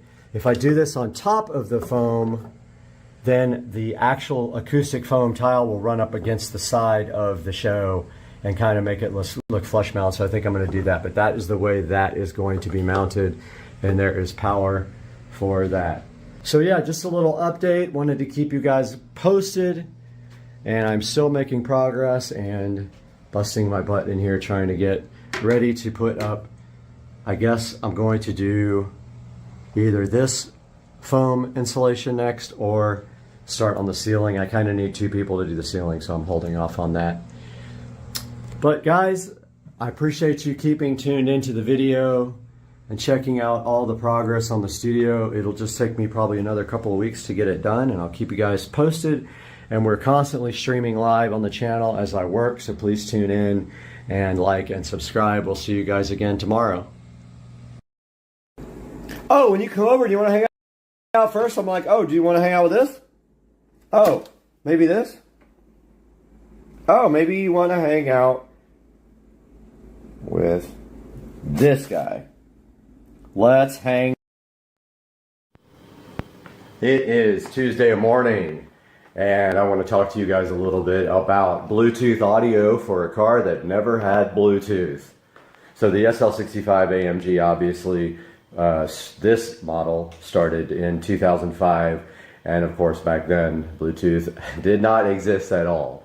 So there are ways to get Bluetooth in this vehicle. Now unfortunately, for whatever reason, Mercedes thought it was smart to not put an auxiliary port in this car. They had them before this year, but they deleted it on this year model, which makes 0 sense. So in order to get Bluetooth in this car, there is a device installed called the Stream Blue. Now, the person who owned this car before me paid a ridiculous amount of money for that, about $1,200 or $1,300, I think. You can actually buy it for $400, and I will be selling the one that's in this vehicle because I'm going with an aftermarket head unit. So let me show you exactly how this Stream Blue works. First things first, well, I do have the keys. I was trying to figure out if I had the keys. When you get in the car and you turn on, there's the factory command system. I'm going to flip this around real quick and show you.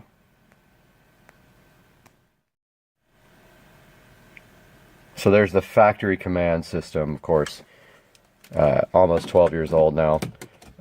When you put that in there and you turn it on,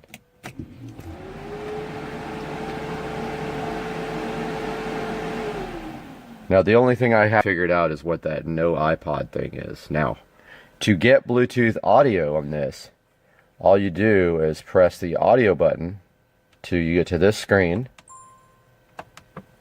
And then once it's on that screen, on the phone, there will be a Bluetooth that says Stream Blue.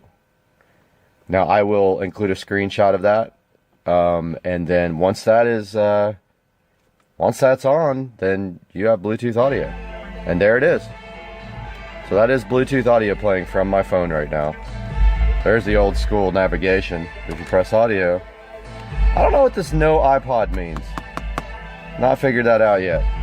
But steering wheel controls work only for Only for volume, nothing else. So that is the Stream Blue audio adapter for the Most M.O.S.T Mercedes fiber optic Bose system.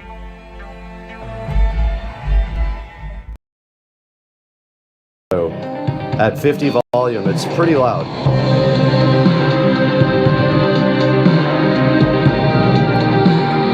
All right, you have a lot of choices as far as streaming, and also this guy can hook up to the subwoofer in the other room as well. The Sub Pro, which we showed you guys already, is wirelessly allowed to hook up to this thing. I don't know if it can do it at the same time as the WIM Ultra can, but it can connect the Sub Pro. And this is the first time I've used Wi-Fi on any of the WIM devices. It has worked flawlessly so far, no problems whatsoever. Yeah, we went through the settings on our other WIM video, so I will put a link to that down in the description as well. So that is going to do it for showing you guys how to hook up and demo the WIM amp. Let's throw it into the studio now, where we can talk about how to buy your own.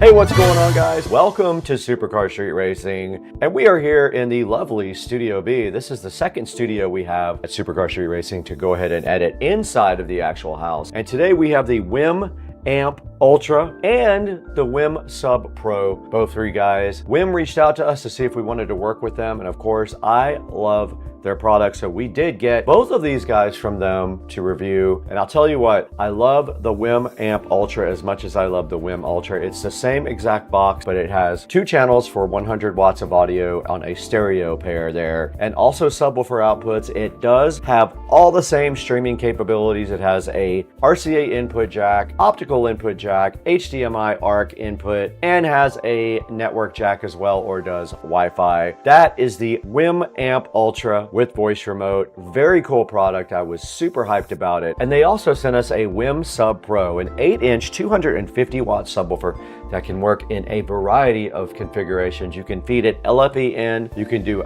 Ethernet, you can do Wi-Fi, and it's so cool because I put it right over in the middle of the room with no wiring whatsoever except for power, and the thing just absolutely rocks, and it hooks up wirelessly to any of your WIM devices. If you want to join it to your WIM, you can connect it to any of your devices. I connected it to my whole home audio system here, where I have a separate amplifier and it powers audio for the whole house. Now, there's going to be a link in the description to both of these guys. Please support Supercar Street Racing by buying all your product through our affiliate links. Like and subscribe, and please keep up with the channel on Instagram and Facebook and TikTok. All that's going to be down in the description as well. Please help us out. Please help us out by buying everything through our official affiliate link. And it is football Sunday. We got to support the Jaguars, so we got to get out of here. We have to go watch football.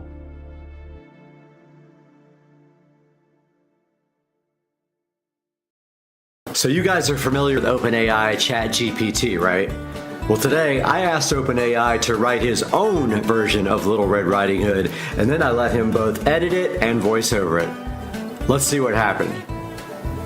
Tell me about Little Red Riding Hood in your own words.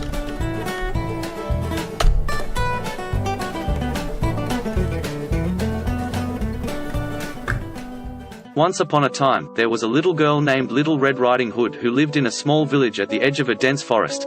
One day, her mother asked her to take a basket of food to her grandmother who lived on the other side of the forest. Little Red Riding Hood happily agreed and set off on her journey. As she walked through the forest, she met a sly wolf who asked her where she was going.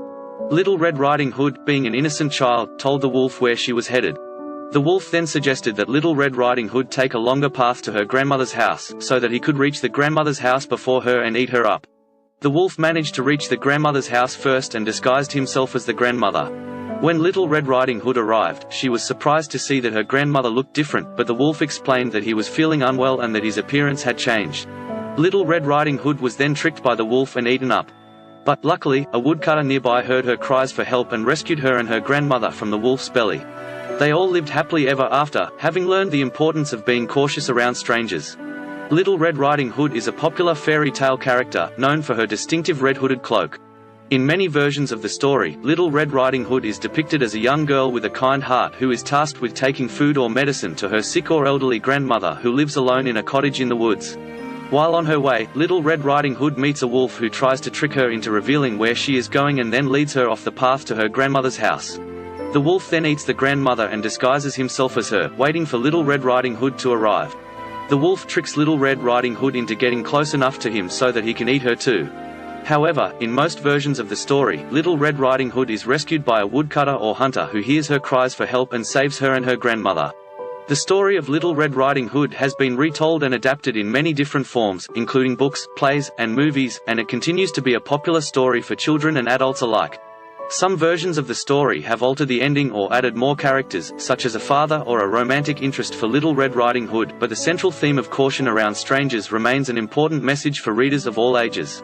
Little Red Riding Hood is a European fairy tale that has been retold and adapted many times over the years.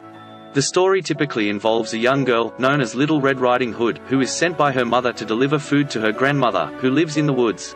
On her way, she meets a wolf who convinces her to take a longer path so that he can reach her grandmother's house first and eat her.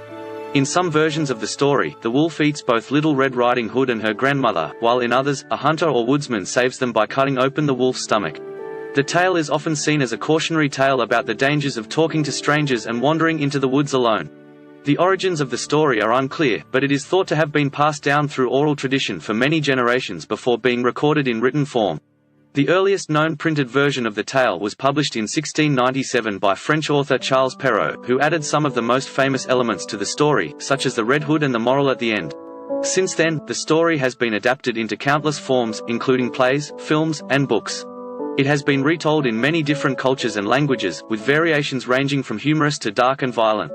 The story revolves around a little girl named Red Riding Hood, who sets out to visit her sick grandmother who lives in a cottage in the forest. Before leaving, Red's mother warns her to stay on the path and not talk to strangers. However, as she walks through the forest, Red meets a wolf who asks her where she's going. Red innocently tells him she's on her way to visit her grandmother. The wolf then decides to take advantage of Red's naivety and sets off to the grandmother's cottage himself, where he devours the old woman and disguises himself in her clothing and bed. When Red arrives at the cottage, the wolf pretends to be her grandmother and tricks her into coming closer. However, Red quickly realizes that something is wrong and sees through the wolf's disguise. Fortunately, a nearby woodsman hears the commotion and saves Red and her grandmother by killing the wolf. Alright, we are back, and I have not watched this yet. I wanted to watch it first with you guys. You guys have already seen it. I have not, so let's go ahead and give this a play.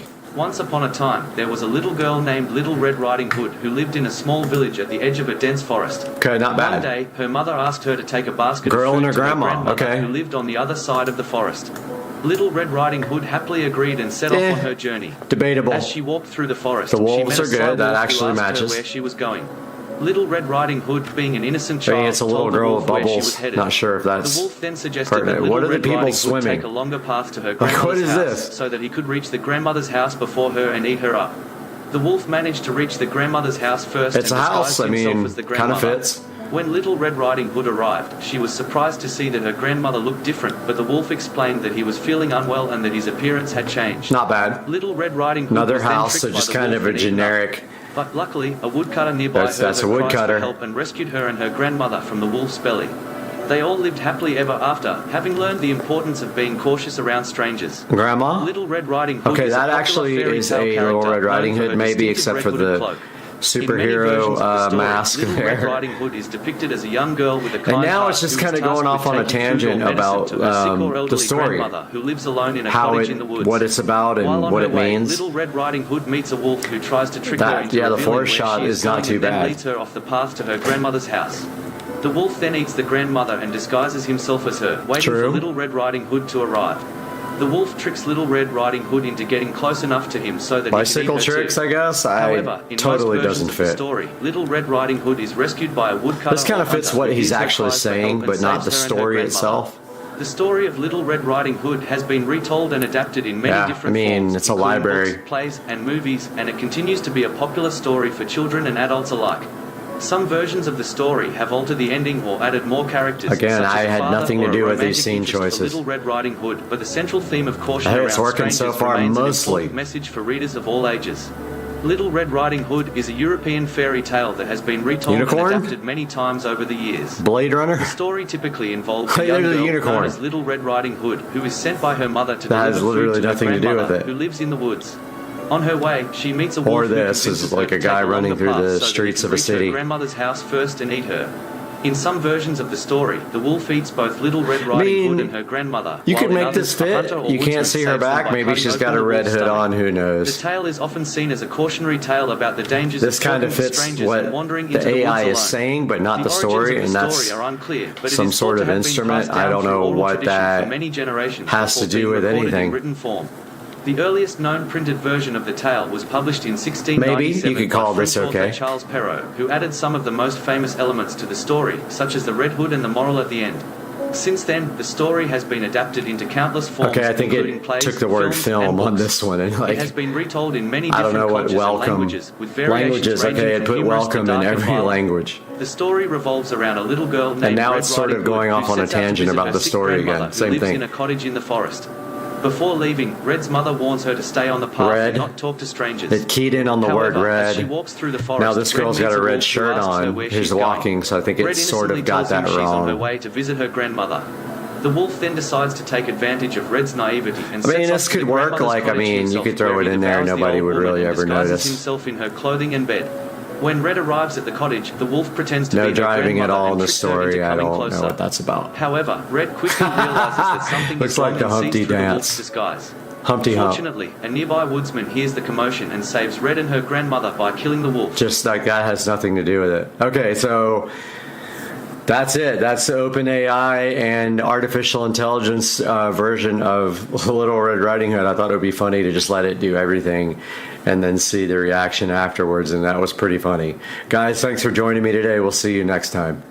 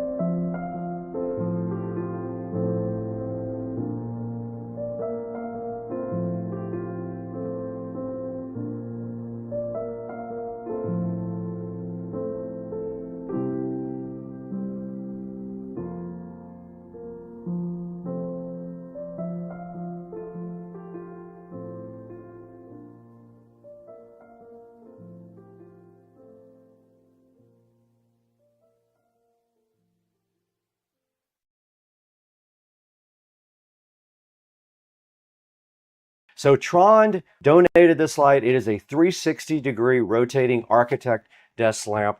It has 5 colors, 5 brightness levels, a 24-watt light with eye care, and a 45-minute timer, and it does come with a remote control. Now, right now it is $69.99, but there is a 20% coupon you can apply to this, and also there's a promotion that you can save another 10% when you check it out online. And you can see right here on the picture, they're actually using DaVinci Resolve, and they have the nice desk lamp above it. That's what I'm going to be doing, because I'm going to install this guy right here. I'm going to put a link in the description to the Tron LED desk lamp. Make sure you support Supercar Street Racing. Tell them we sent you and show your love for SCSR. Now back to the video.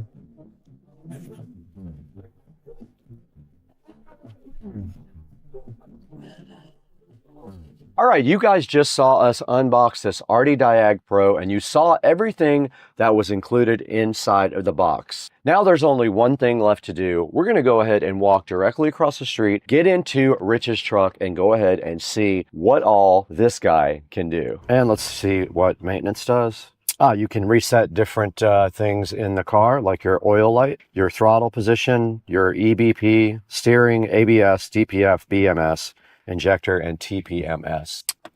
I pushed maintenance, and now I'm going to go to Toyota. It found the VIN again, double cab, confirm, and there's the manual oil reset, so you can go ahead and reset the light if you do get your oil changed. That part is not supported with engine and ECT.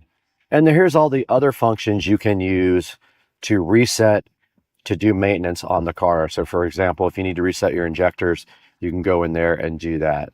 So the mall is where you can purchase things for the Top Don. That's that button right there. The library has a bunch of useful information here, like a DTC repair guide, DLC location, warning light library, a user manual, and a quick support with TeamViewer. I guess they can remote in and work on this. And I'm doing one more auto scan on it. There it is, reading directly off of the computer. All the live data is like the fuel trim. Look at this dude. Birdage with his mouth open. Birdage, what are you doing on my pool deck? Why don't you just jump in? The water feels so good. Alright guys, welcome back to the channel. You're at Supercar Street Racing. You got Brad here and Joe. And today we are going to take a look at this project that we did on Joe's golf cart. We're going to go through everything with you, tell you why we did it, and then explain everything about both of these carts. Yeah, so obviously you were given an opportunity to work with Massasour Batteries. They contacted you to ask you a little bit more about your channel and had some interest in providing you one for you to obviously do a nice video on. Massasour reached out to you, obviously had a battery that they wanted you to showcase on your channel. The opportunity was great because I was in the need for new batteries on my golf cart. Simultaneously, there was a lot of things that we wanted to do to make the golf cart better in regards to the radio and other things. So the timing was perfect. I was elated because it was such a great opportunity to get this battery, and it was a great project. So right after this, we're going to go ahead and start this look at the 2 golf carts and what we did with this project, so stay tuned.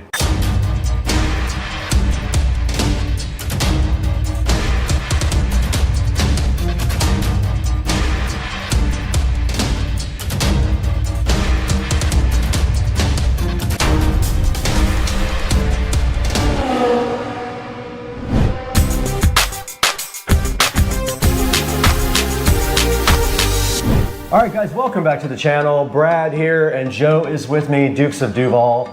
We wanted to tell you guys a little bit about these golf carts and what we've done to them. This all started with Massasour reaching out to me and asking if I'd be interested in looking at their 48 volt, 105 amp hour lithium battery. I said I would love to, but I already had one in my carts, but Joe actually needed one in his. So I reached out to Joe and said, what do you think about maybe putting the 48 volt, 105 amp hour battery in your cart? And what was your answer to that? Well, that was a simple heck yeah, because I had been running on some older Trojan batteries for some time, and I knew that their lifespan had started to lessen more and more, and to be able to put this newer technology in and be able to get all the bells and whistles that come along with it, I was super excited. So the answer was very quickly yes. Right when we decided to do this, we also wanted to maybe step up his cart a little bit. We had the opportunity to tear your cart apart and maybe do some improvements on it.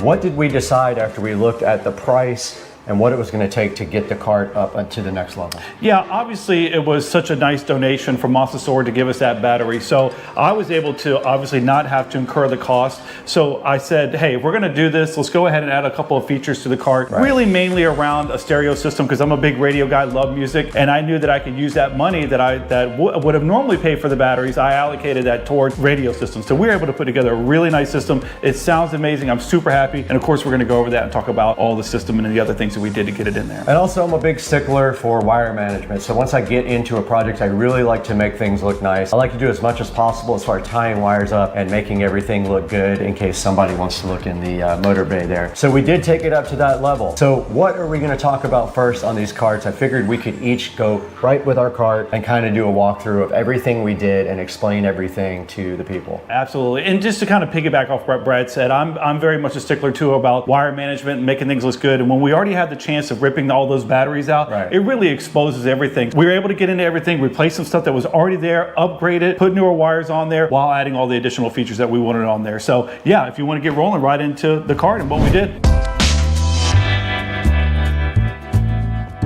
All right, so we wanted to take a couple of minutes to just talk about the golf cart itself. Particularly, I wanted to kind of break down what are the things that were already existing on the golf cart, some additions that I did prior to the battery install, and then we'll talk a little bit about the things that we did after the battery was installed. So with that, one of the first things that I put on this golf cart was I added this front light kit that comes from Madjax. This is a very simple kit, easy to install, and I added some additional lights to it, some aftermarket lights I should say, just to make it a little bit brighter. So it's a nice feature on your golf cart, especially if you're going to be riding around at night. Highly recommended. There are some golf carts that have some fitted lights that you can install on it, but these come with a front bumper that's easily removed, and then you can add this in, and then some very easy plug and play wiring that goes along with it. Additionally, as we go towards the back of the golf cart, I added a couple of things. Mind you, this golf cart came directly off of a golf course. So it was bare bones, did not have a lot of the features that you see on it now. So I had to add a front windshield, rear view mirror. I added a back seat to match obviously with the material that I have on the front seat. So these seats are original. And then of course I added the rims and tires and did a little bit of a lift on the golf cart, about 1 inch, because these are 14-inch rims with low profile tires. However, they're just on the brink of when you put them on, if you did not raise them up a little bit, they will rub. And then if you have additional folks on the back. So I added some leaf springs that are heavier duty to be able to support the weight of the back seat, I should say, as well as any additional people that I want to add onto the back with the weight. Along with the front Madjax light came a turn signal kit that we installed as well. So that was all the things that I did prior to the new battery that was installed. Additionally, there was a radio that was up here with speakers built in, very simplified setup. We removed that right after the battery installed to make way for the new system.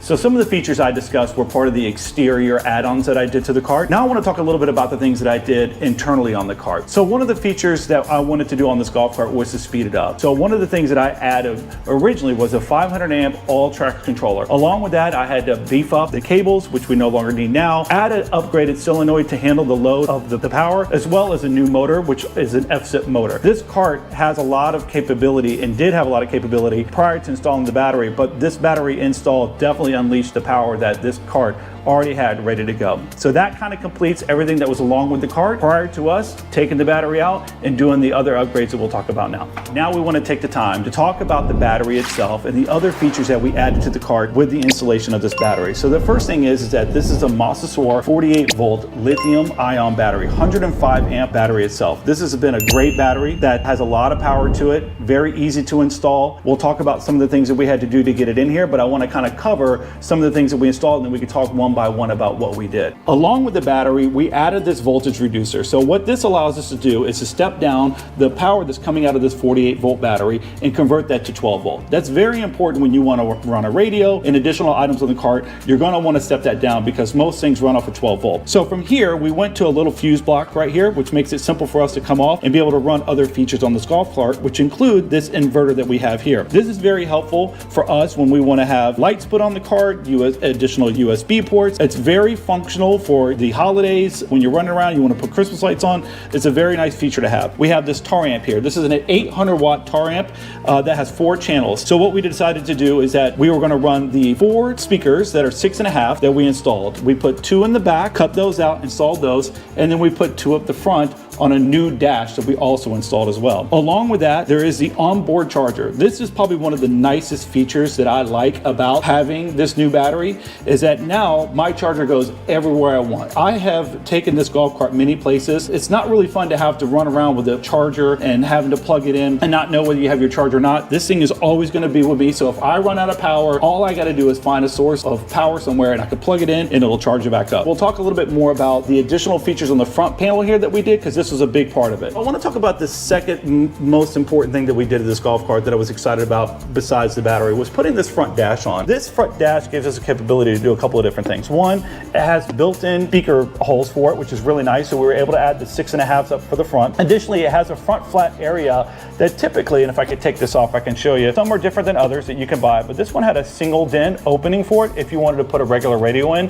What we decided to do, and we mirrored Brad's golf cart, which was a great idea on his behalf, is to find an iPad or a tablet, add metal strips to the back, and add some magnets to the background. This is probably one of the last things that I got to finish up here to get this all cleaned up and ready to go, but we're pretty much close. We're doing some testing to make sure it holds on. But with this, it just simply snaps in place, which is really great. Right now, when I get in the golf cart, the nice thing is that I have a full tablet here that's going to allow me to do a multitude of things, from watching movies or to play music, which is going to be the most important thing, and having internet and availability at any point in time, which is really nice. Along with that, on the bottom here, we added a subwoofer to the back that we'll show you in just a minute, but part of that I wanted to have is the ability to turn the subwoofer up and down. So if I'm coming into a neighborhood or somewhere that I don't want to be loud, I'll be able to adjust the volume down tremendously on that, which is really nice. As well, we decided to add this external USB port, which is really nice, and it's weatherproof, so you can open it up and it gives you your voltage indicator for your 12 volt convert. Along with these other features that we added here, we have the LCD display screen for the battery itself. This is a nice feature. There is a Bluetooth setup and an application that you can, software that you can put on your phone, which is really nice, which will eventually go onto this tablet as well. So what I will end up doing, we'll end up adding that application to here. So all I need to do at any point in time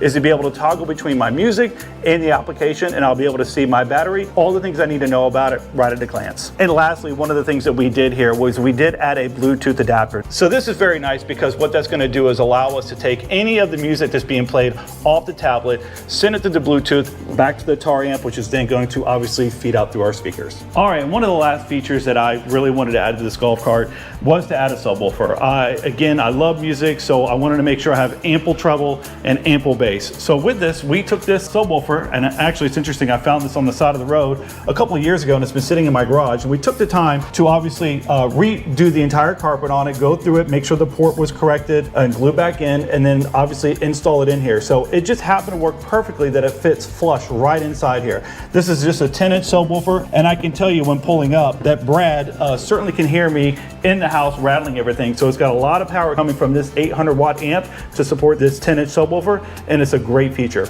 So as you can see, we got it in here from the back. Right now, we're still trying to figure out how to permanently mount this thing so that it doesn't move around, but I got it tied out pretty good so it stays pretty still. Overall, this subwoofer's been great. Sounds amazing off that amp. I don't think that I'm going to upgrade the amp any higher. I think it's the perfect amount of bass that we need to enjoy a nice ride on the golf cart.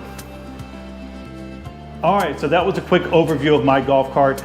Again, I just want to say thank you to Masasor for such a great battery that they gave us to obviously talk about and install, and it's been fantastic for the week and a half that I've had it, and it's really allowed me to make this golf cart so much better because of the power that it has and all the capabilities. So thank you for that. Now we're going to pass it over to Brad's cart to give you a little bit of comparison of the things that he did to his cart versus the ones that I did with mine.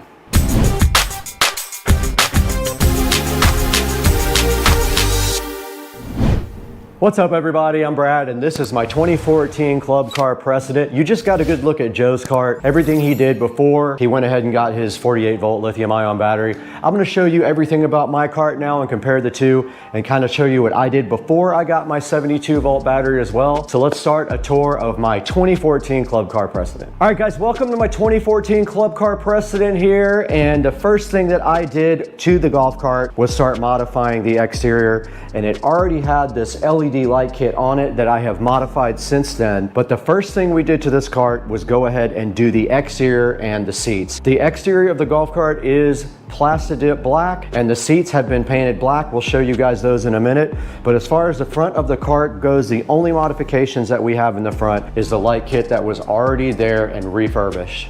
So we're right here with my wheels and tires on my 2014 club car precedent, and what we did is we ordered these from Facebook. We found a guy who was selling wheels, and what I really liked about these wheels as opposed to other golf cart wheels is I don't like the bolts. I don't like when it shows exposed hardware.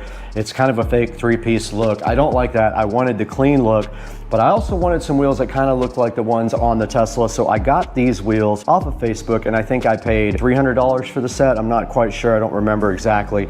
And then I went ahead and ordered these tires offline, and then we took them somewhere to get them mounted and balanced to a local tire shop. But yeah, we got the wheels and tires done, and it looks pretty awesome if I would say so myself.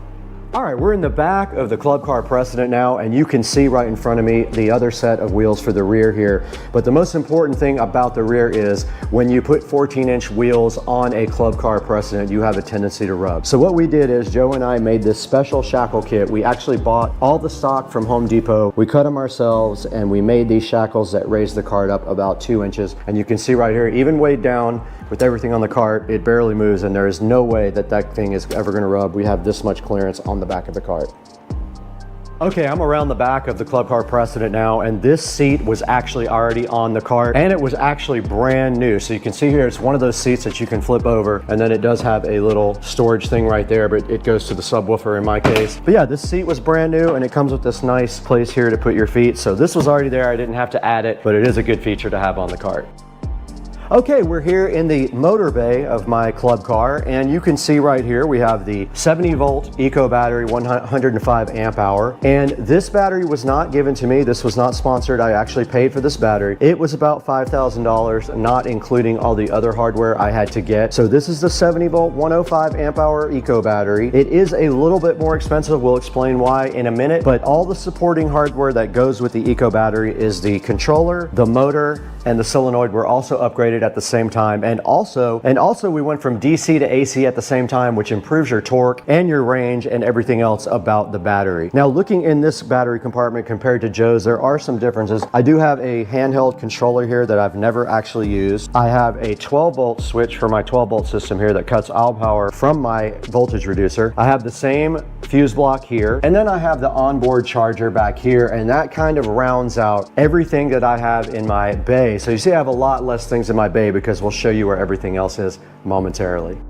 All right, you can see here the back seat of the Precedent, and located on the back seat is everything to do with the audio system and a few things to do with power as well. And starting on this side, we have our voltage reducer. This does take 72 volts and drops it down to 12 volts. And there was a question as to whether it would handle 72 volts, and it handles it like a champ. Right above that, we have a actual relay that is for the amplifier. So instead of a fuse block, we actually have a relay that you can reset by pushing a button if it does trip. Moving over to the center here, we have my amplifier here. It is a 5-channel amplifier. And then right behind that, we have my epicenter, which is my bass enhancer. And then over on that side, we do have the inverter. And one thing I forgot to mention here, right here in the center, I have the same Bluetooth adapter. This Bluetooth adapter is connected to my tablet, and it feeds RCAs to my amplifier for all 5 channels of my stereo system. And that rounds out what we have on the back seat of the club car. All right, we just wanted to touch on one thing. Notice that the size of the battery is a big reason why Joe has more room. This battery is about 6 inches longer, or if you want to say wider, than the battery that's in Joe's cart. That prohibits me from really doing a lot, and not only that, it came with a ready-to-go mounting kit for the club car. So all we had to do in this case was literally put our brackets down and shave a few things off, and the battery fit right in the center. It was designed to go in the center. With the other battery, the Mosasaur, we were able to move it to one side and create a lot of space, which is an advantage if you need space under your seat. Okay, we're in front of the charging port. Now, a big advantage also of the Eco battery that you don't have with the Mosasaur, but they are going to work on it, I heard, is the fact that we have a male charging plug right here, a male extension cord plug. Your standard 110 volt plug, so you just take a extension cord and plug it directly in here to charge. That's a big advantage in my opinion. That one, we had to drill a port for the extension to charge, but Mosasaur is taking that into consideration and they might improve that in the future. Joe's cart has a Tesla connector on the charger. Mine has a regular 110 volt male plug. Okay, we're up here in the dash of the club car and we want to talk about the differences between this cart and this cart. Now, the first difference is my cart is not watertight. All my speakers are regular audio speakers from a car, for a car. These speakers are JBLs and Joe's are Scar, and the Scars are made for a marine application. My whole cart is not watertight. It cannot be out in the rain or get wet. Now, up at the front dash here, you're gonna see moving from the top, we have this Android tablet, and that is what controls everything in the audio system. We can play YouTube, we can play music. We can also look at our speed with speedometer. We can Bluetooth interface with the controller. We can look at the battery. We can do everything we need to do right here on this Android tablet. And then moving down, we have this voltage meter, which is also a charger. But you can see here, it thinks it's 7.6. It's actually 76 volts is what it's reading here, not 7.6, because it's not designed for that high of a voltage. So it is actually reading 76 volts there. And then to the right of it, we also have another charger. So we have the ability to charge 4 or 5 different ways up here in the dash. Now down below that, we have our nice pocket here and we have the display for the Eco battery. And you can see the battery is reading at 73 volts. It's 98% charged. And if we want to charge it, all we have to do is plug the extension cord directly in there. And then we also have a little storage bin where I keep my remote control here for the garage door, but we could also do that from the tablet if we really wanted to. We could open the garage door with that. And rounding off the dash completely, there is a uncommon key here. So this key is not like the other keys that come with the club car. That was just added when we did the dash. And that rounds out the complete club car precedent and everything that we did to it.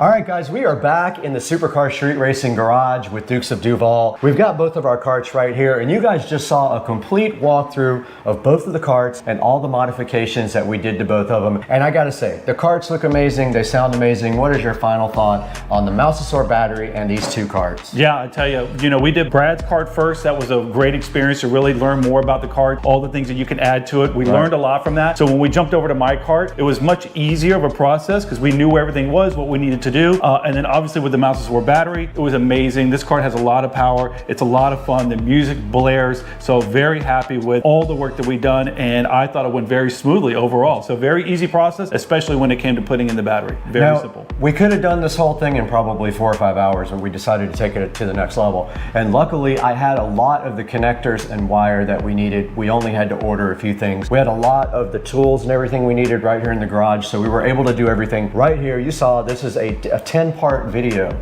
It took probably 40 hours worth of work to do everything, and I had that much video to sort through. A little bit of a pain to edit, but it was worth it in the long run because we had everything on video. Absolutely. Yeah, I think the process would have went a lot faster had we not wanted to capture every part of it and give you guys as much information and video footage so you can get your eyes on what we were doing. Correct. I know there's probably things that we didn't capture, but we really tried hard to get every detail of it to make sure you have a good understanding when it's time for you to upgrade yours. Correct. There's a fine line between having too much and not enough video, and we tried to just split that right down the middle. But we want to really thank Mosasaur for supplying us with their 48 volt 105 amp hour battery. Absolutely free, proud sponsor of Supercar Street Racing. They hooked Joe's cart up, they hooked us up. We'd like you to go ahead and go onto our affiliate links down below. So we've got a link in the bottom in the description. If they order through our affiliate links, it helps the channel out just a little bit and gives us a few dollars to keep going. Absolutely. And just to give you kind of an understanding, I've been running this battery now for about a week and a half after install, and I have been completely happy with it. It's very strong. There's been no technical issues with it. Once we installed it, it was good to go. So very happy. Great to hear. Mosasaur, thank you once again. Guys, thank you for liking and subscribing. If you're new here, go ahead and hit like and subscribe. And we're glad to have you if you're new. We're glad to have you back if you're an old subscriber. And we'll see you on the next one. Let's get out of here. All right.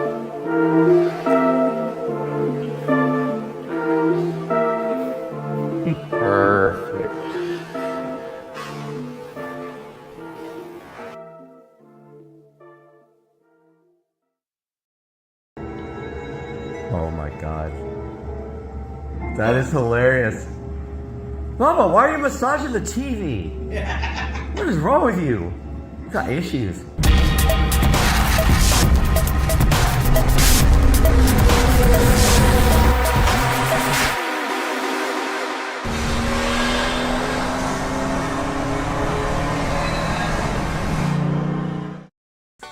Hey guys, and welcome back to the channel. Supercar Street Racing here, and today we are going to refurbish some old Malibu lights. So what we have here is some metallic copper base spray paint for the tops, which will go here. And we have some brown and actually this is called Satin Espresso, and this one is called Satin Dark Walnut. One's for the front yard, one's for the backyard, but this is my idea. So I've already replaced the LED lights in these with much more powerful lights inside these guys. So those guys have already been pretty much brightened up quite a bit. This one's got a few little issues, like it's separating from the base, but I wanted to start with this one because I need a template to cut some cardboard out to make an easy mask so that I can paint the top one color and then paint the bottom another color and not get paint all over both of them. So I've got this Amazon box I'm going to use for my template. And what I'm going to do here is attempt, and there's wires in the way, to draw as close to this as I can without drawing on it. Dude, there's some flies out here that are going to drive me insane. And so I'm just tracing out a template. Now what I'm going to do basically is cut a little bit wider because we have this big lid. And then I'm going to slide it.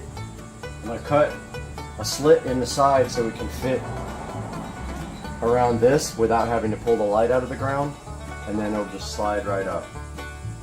And then I'll make another one. Well, I probably don't need another one because that'll mask off. And I'll need another one for the glass part, so we'll do that second. That'll be easier. So let's go ahead and cut this guy out here.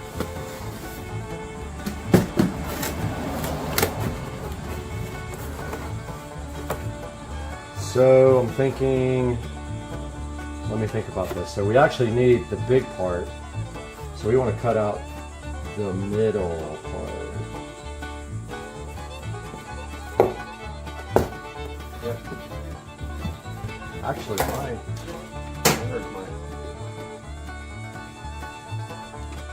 there's about to be some dead flies out here that drive me insane. Oh yeah. A little bit bigger.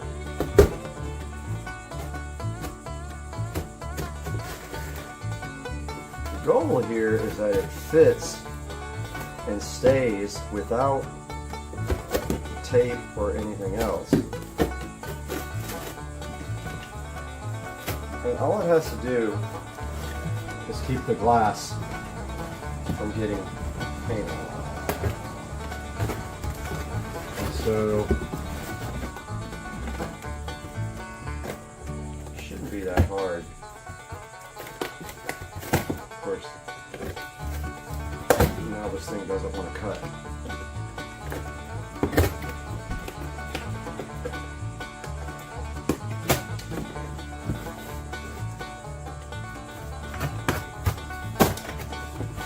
Got a little bit of error right there cutting.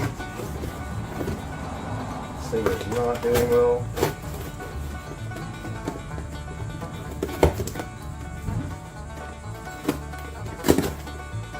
And there we go. And so I think now, if we cut here and here, we will have our first template. This part doesn't have to be exact.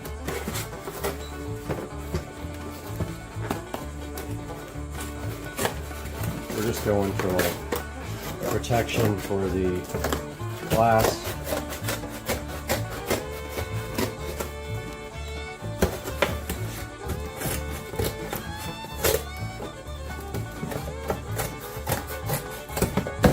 And that's that. Now my idea is, rather than take the light out of the ground and do it like that, my idea is to cut a slit so it will slide right on.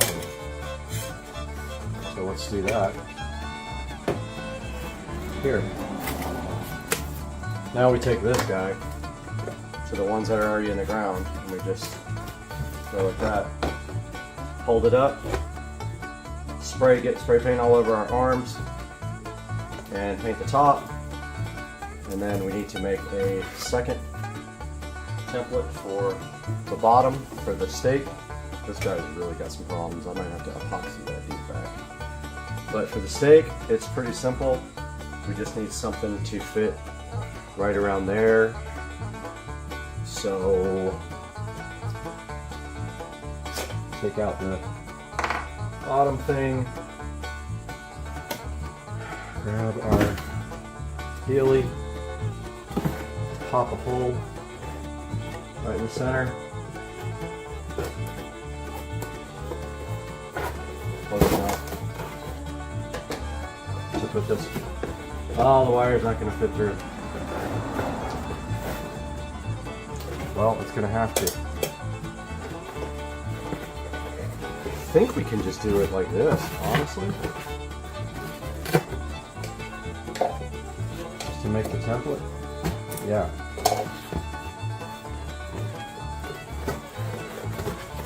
Okay, it's just got to be a little bit bigger. There we go. That's perfect.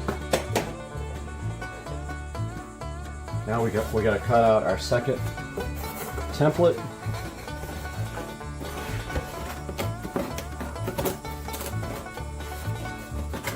The flies are absolutely killing me right here. I don't know why we have flies. There's like zero food out here except me. We got this thing. I'm about to blow up on a fly.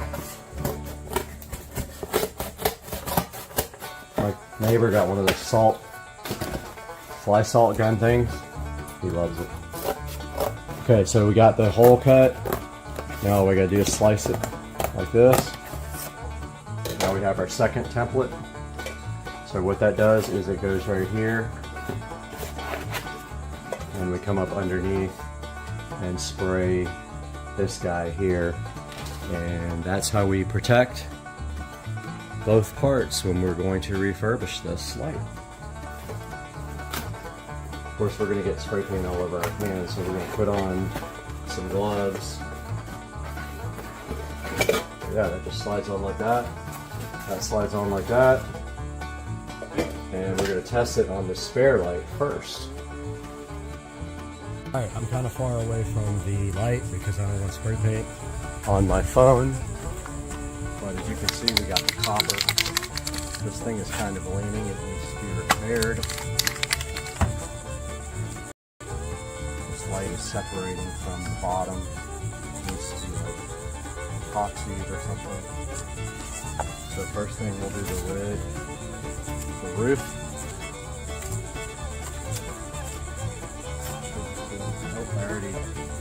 I already tore the plastic. And of course that's not going to stay on the phone.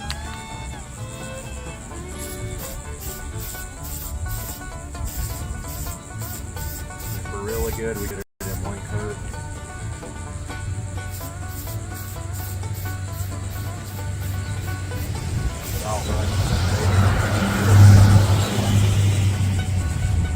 Oh, it's already running.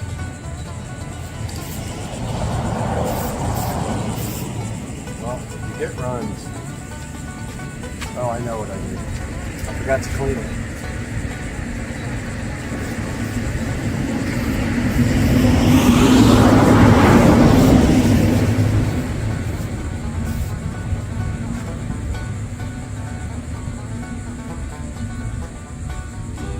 So yeah, I didn't clean the top of the light. I think that's why it's running. No big deal. Oh, there goes my template.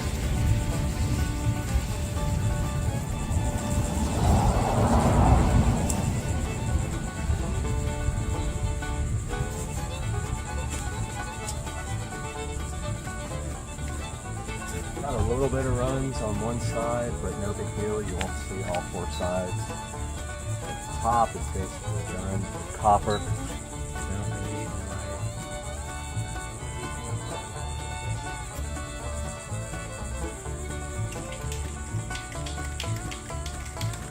got a little bit of real stuff. And so we got our template here. This light is like just about to fall. So we take our template, mask, hopefully we don't knock the light down doing it.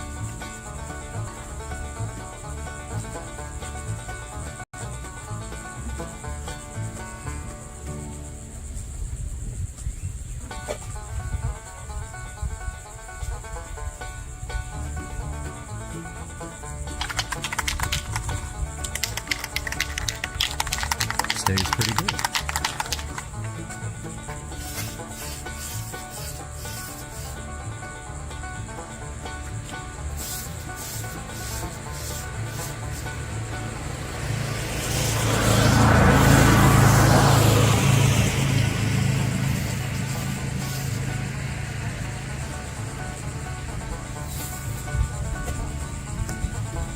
Almost had a disaster.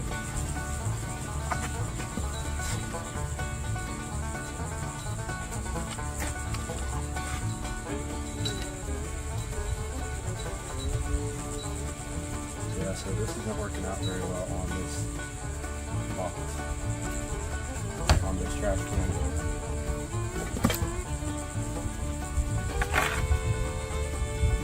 So we got a few issues here.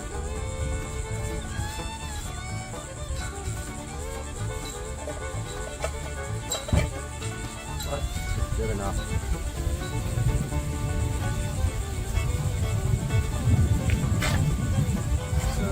Take the side that has the least amount of issues and face it away.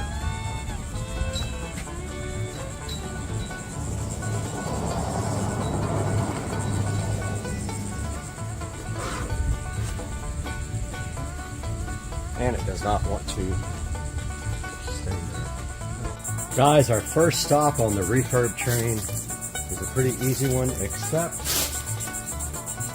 house is kind of in the way, so what we're going to do is put this up against the house in the spring. It doesn't need the bottom redone. The bottom is in good shape.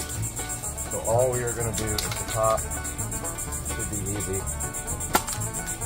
We don't have to worry about the plants because these are all getting torn up to get concrete. So we are going to just clear that part out and not break the house. Hopefully. Like that.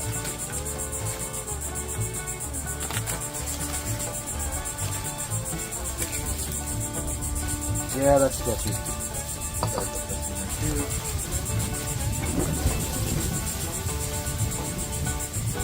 And let's let the wind die down. So we're gonna be breaking everywhere.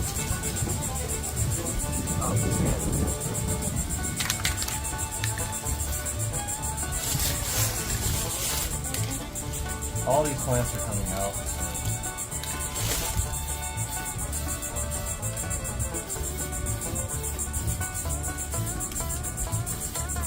We're just concerned about what we can see. The side we can't see, we just want that's it.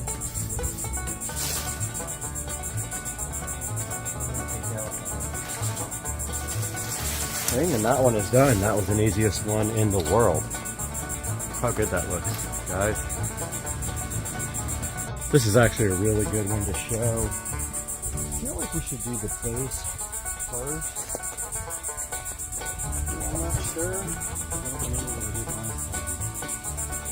The base. I'm going to take this off.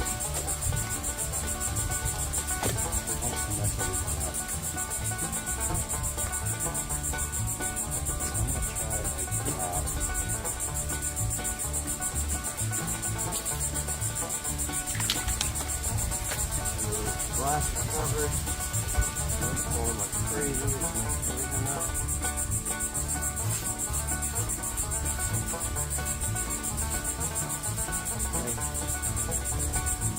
good. And of course the wind blew.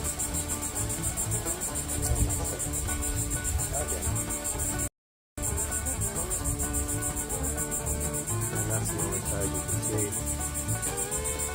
So that part is done. The base is done. Now we have the glass.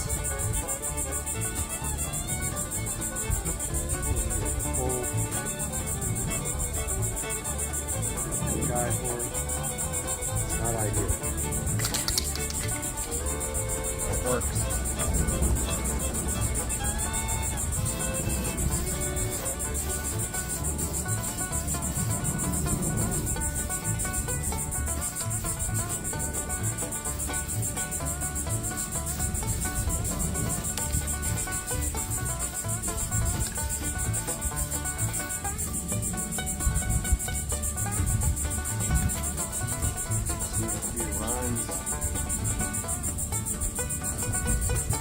Yeah,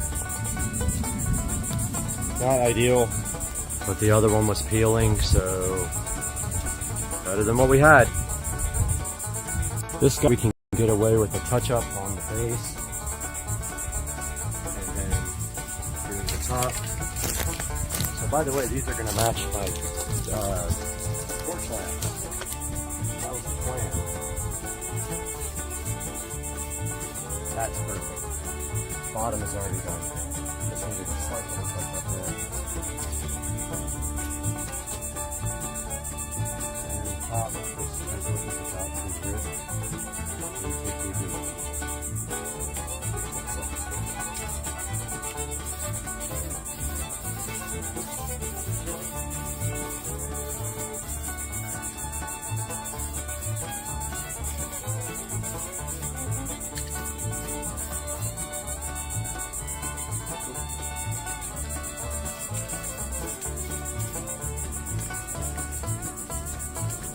Dry. Should be money. Looks good. Oh, that looks so good.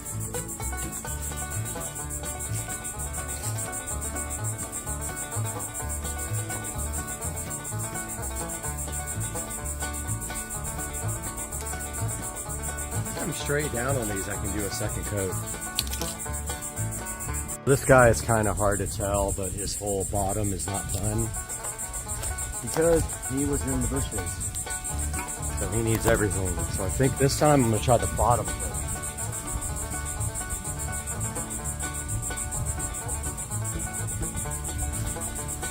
I don't know why, it all sucks.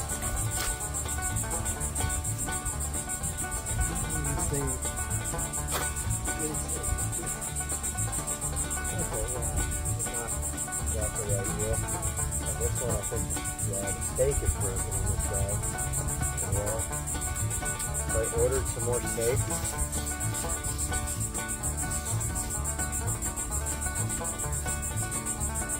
Ordered some replacement steak, but until then we got broken steak to do it. That's really accurate.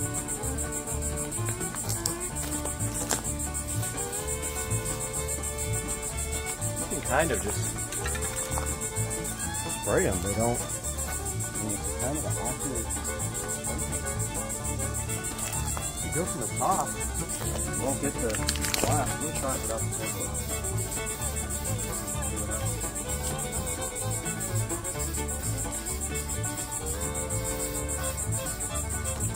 Alright, we don't get the edge, but top works great.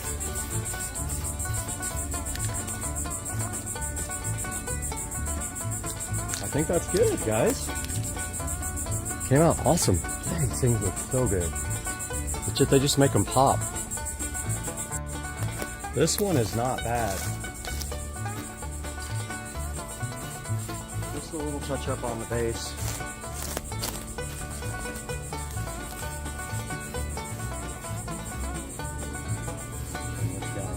Perfect. Shoot straight down on it. Don't get my glass. Oh, that's so good. I'm so stoked.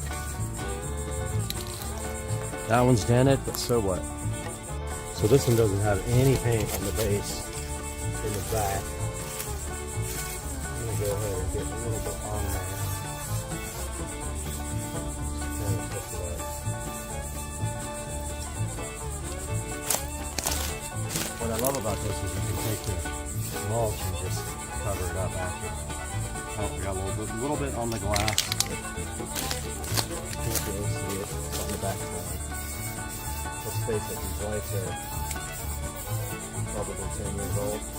They've been refurbished twice.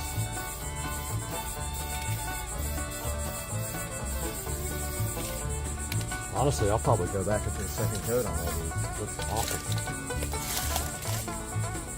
Okay, guys. Time to clean up this guy. He needs some loving.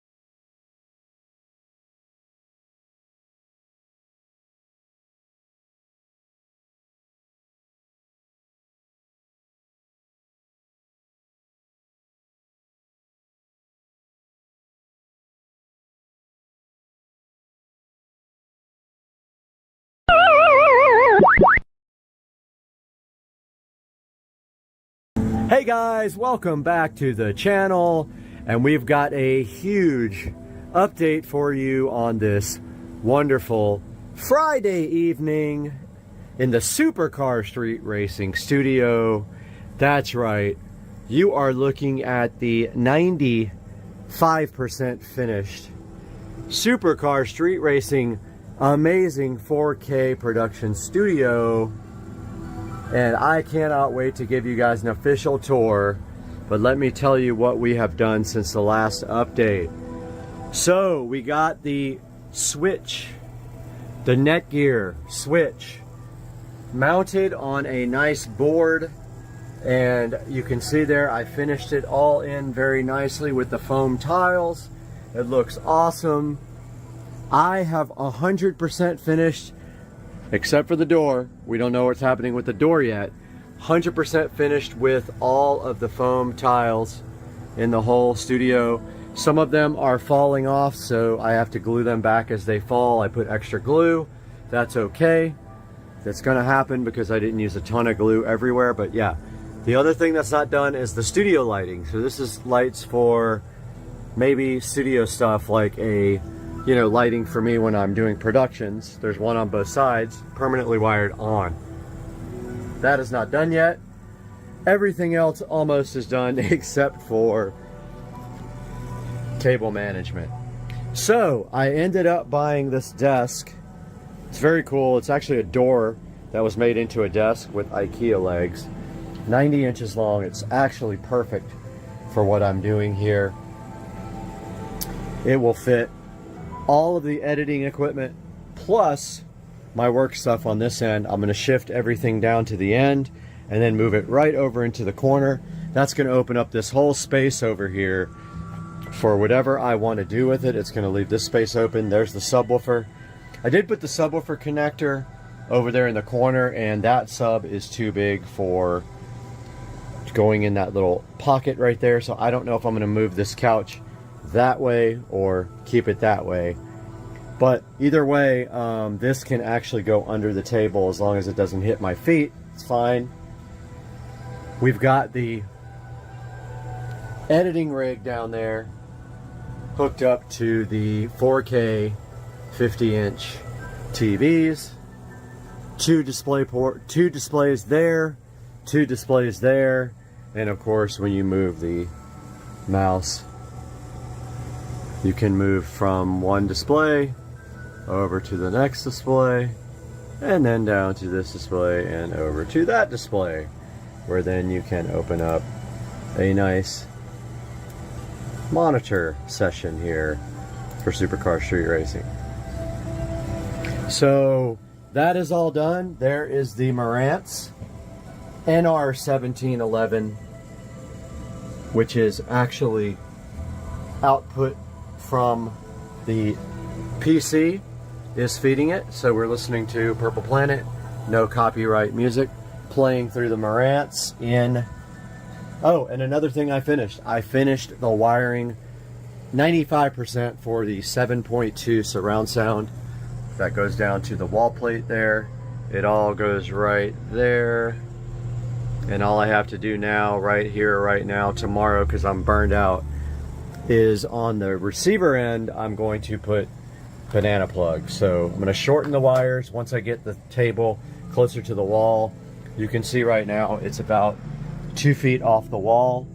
When I get it closer to the wall, I'll shorten the cables, put banana plugs, clean that up, and then I've got tubing to run straight down because there's no wire management on this desk. What else did I get done? I got all the wall plates installed, all the foam tile done, all the speakers are on and running, and they have been set up with Odyssey, so they have been calibrated. That is probably not my final subwoofer. It might be, I'm not sure yet. I'm still looking for one. People think I'm a scammer on Facebook because I don't have a picture. Well, that's fine. I won't buy your stuff.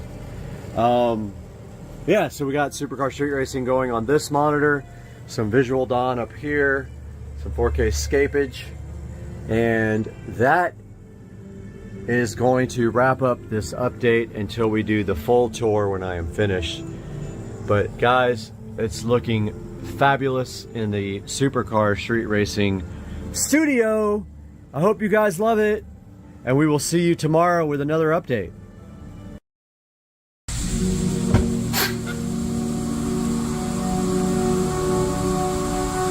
Guys, we got to do something about this old sprinkler controller here.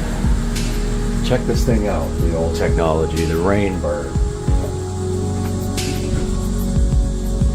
We're going to do something about this today.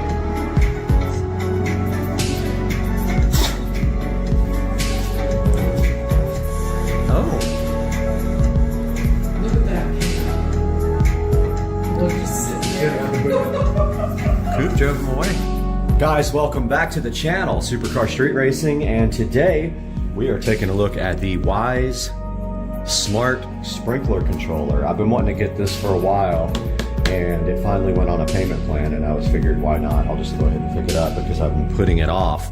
So this guy right here comes, I think, with a year of free, like, Wyze service so that it actually works with the forecast and all that. I'm not too concerned about having it know when it rains and that kind of stuff because I have a well, so it's not like I'm wasting city water.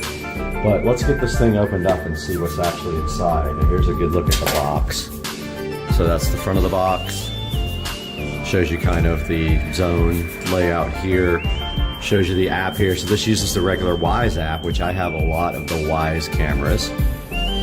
Water anywhere from the Wyze app. Edit schedules from the Wyze app. DIY, which we're going to go through that as well. Sunrise, sunset settings, offline schedules, and customizable zone details. Good look at the back with the terminals here that we're going to be checking out. Look at where the apps are for both Apple and Android. And yeah, that's about it. We're going to go ahead and open this guy up now. See what's inside. Get both of these sides opened up. It looks like it slides out from the center. The box here.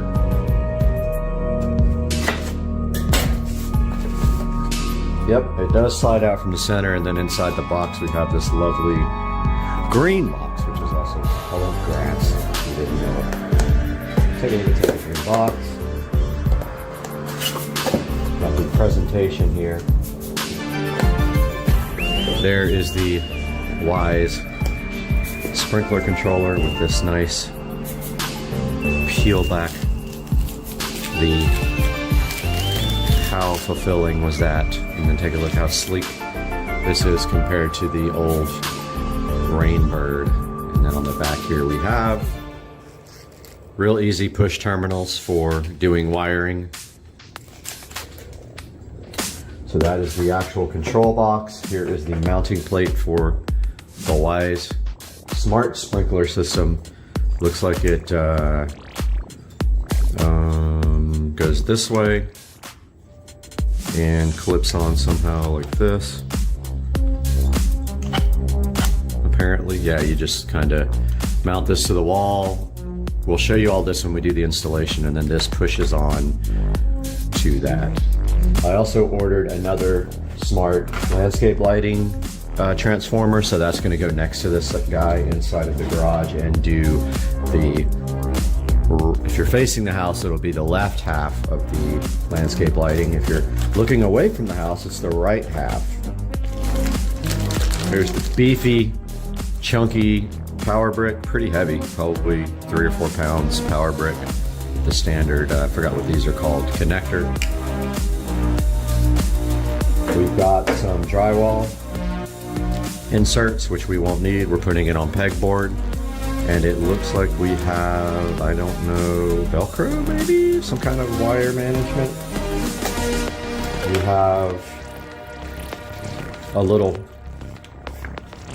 free year worth of sprinkler. A little quick setup guide here for our new guy. And it looks like we have a little sheet here for putting decals on your wires when you disconnect them so you don't get confused. There is actually a quick setup guide inside of the app. So we're going to start that process next, and we will start recording on our tablet and our phone at the same time. Phone does the video, tablet's going to be doing the app, and we will see that next on the channel.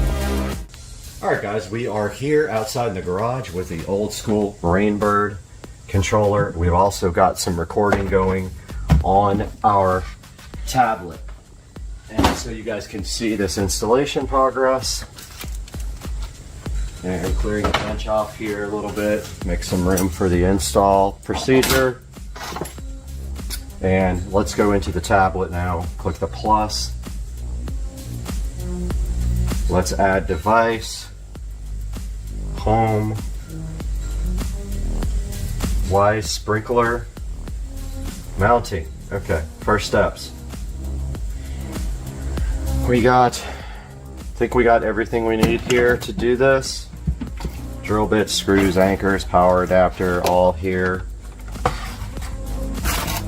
And I've unplugged the power to my existing controller. I have not unplugged the power to my existing controller because it is, it's behind so much stuff that I can't get out. Okay, we're gonna have to pause here while I figure this out. All right, it took me a minute to clear some stuff away, and I got the power undone on the existing Rainbird controller. Here it is. So we are back in the app now, and it says I've unplugged the power. I have, so I'm going to click begin. Take a picture of your current wiring. Not a bad idea. Let's do that here. Allow.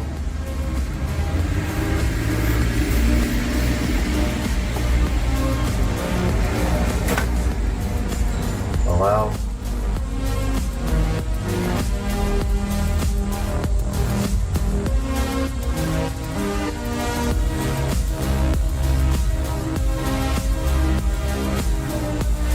Share a photo with Wise? Sure, why not? Select the terminal wire, terminals with wires connected. Okay. Com. I'm trying to understand how you do this. Common.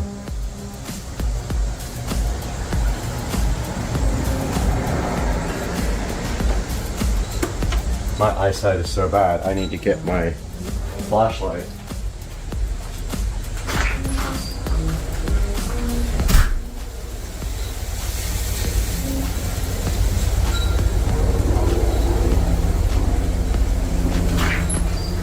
Got the flashlight. Okay, it looks like we have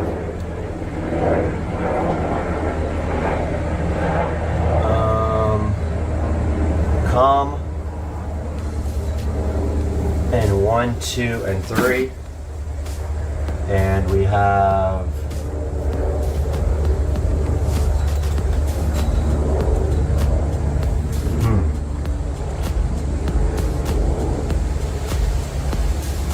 all right, well, obviously this is powered. So red and blue are powered. Master valve or pump.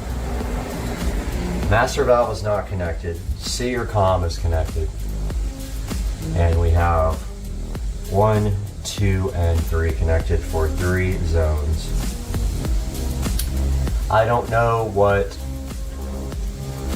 Let's see. Ground. S. It looks like S and E sense. Looks like I got a sensor too, which I don't use that anymore. So I'm going to take the tablet here and get some better pictures.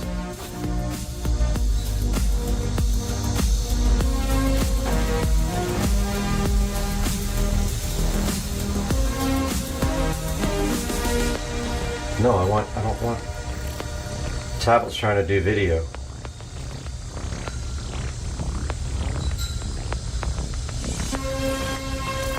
No. I just took a bunch of pictures with my phone, and I think that's good enough. Continue to mounting guide. Label your wires with the included stickers. So we need to take off these gloves. Get our screwdriver out.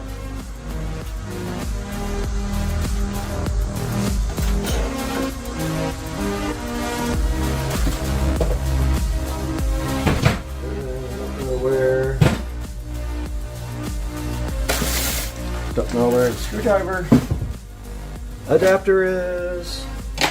Guys, I'm sorry that I am not prepared here.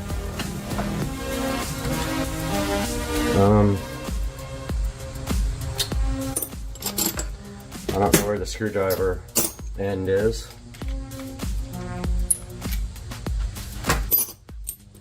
I know, this is ridiculous, dude. Whoa, almost knocked the camera down. That makes for good video though.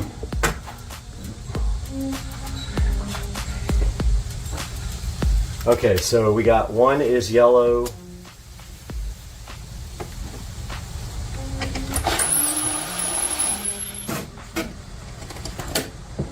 And we need the label. So basically one is probably zone 1.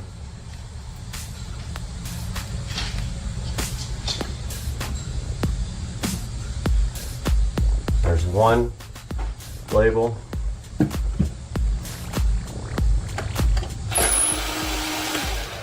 Blue is 2. These are the zones, so these are the valves.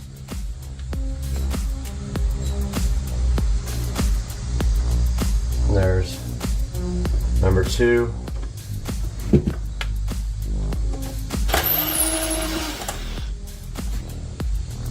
These are all the positives for the valves, and then the white is the common, which would be the negative.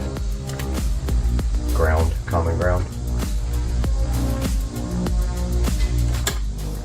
There's 1, 2, 3, and white is C.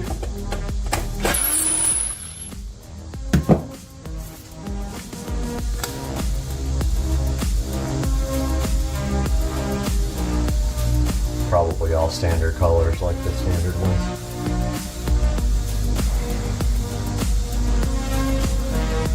And the rest is just, this is the sensor, the rain sensor, which we're not using anymore. And then this stuff is power.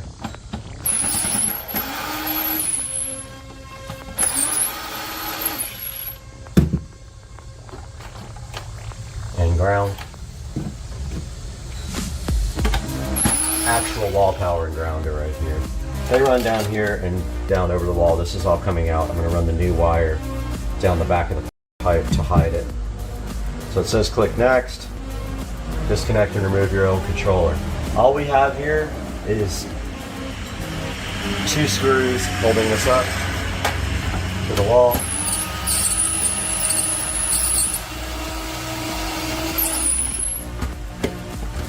And the pipe goes through the bottom. That one is in a stud.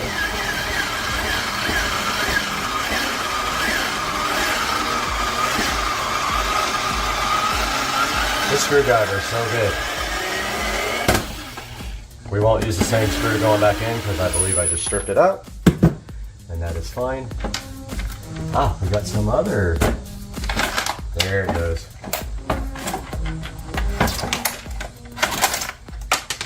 That is that, my friends. The old controller is removed. New controller. Next thing in the instructions says, hold the mounting plate to the wall and mount the hole. So I'm lining it up with, I'm going to line it up with these existing holes. So that's how I'm going to get it straight, and then I'll use the level. So it looks like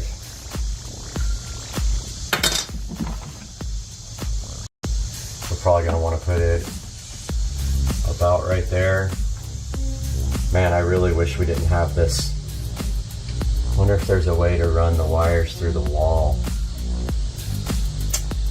Don't know if I can do that. Really don't want this pipe sticking up anymore. I think that's going to take a lot more than I can do today. I think that's a project for another time, but we kind of want it right there. With the wires running behind it. So we want this controller to sit about right there, level. So this is the row.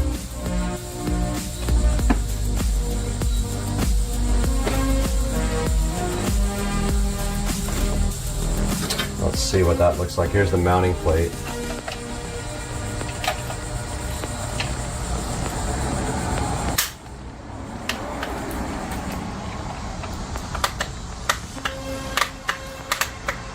Man, how does that thing go in?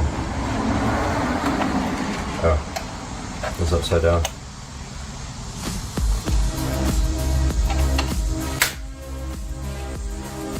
So we need it to sit about right there.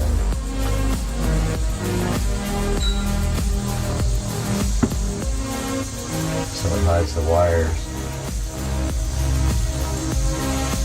So I have to get something to mark this with. I really want to get this away from, I want to get this,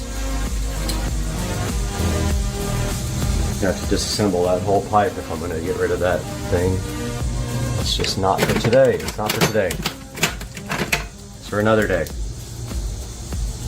I really want it to go inside, but the wires are outside. Okay.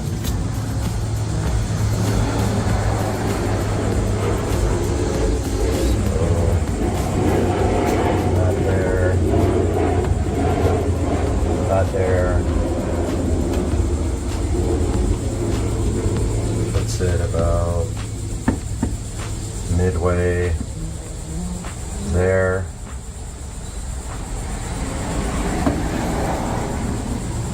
Is that even close to being level?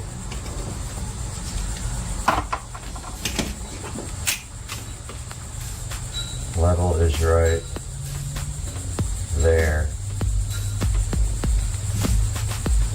Levels right there.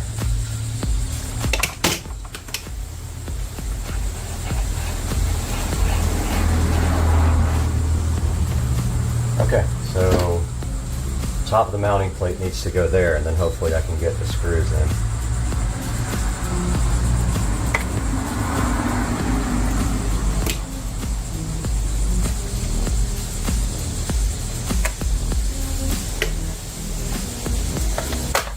Okay. So it's got a word on it that shows you which way it goes up, and this is kind of what we're going for. Right there. And hopefully that, well, neither one of those are in.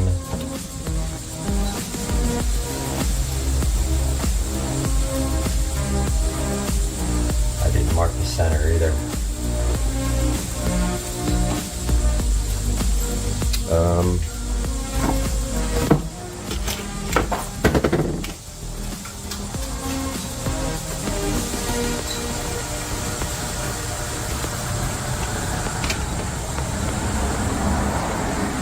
That's actually level right there, which means the pipe looks crooked.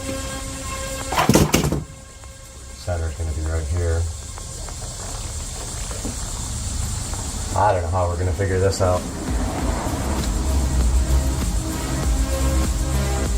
I'm just going to shoot for it.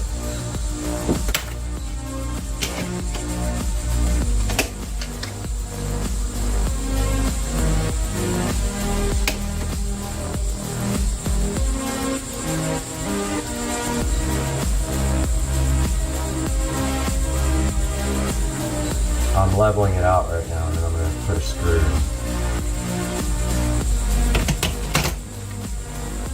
there. Oh, it went right in the hole.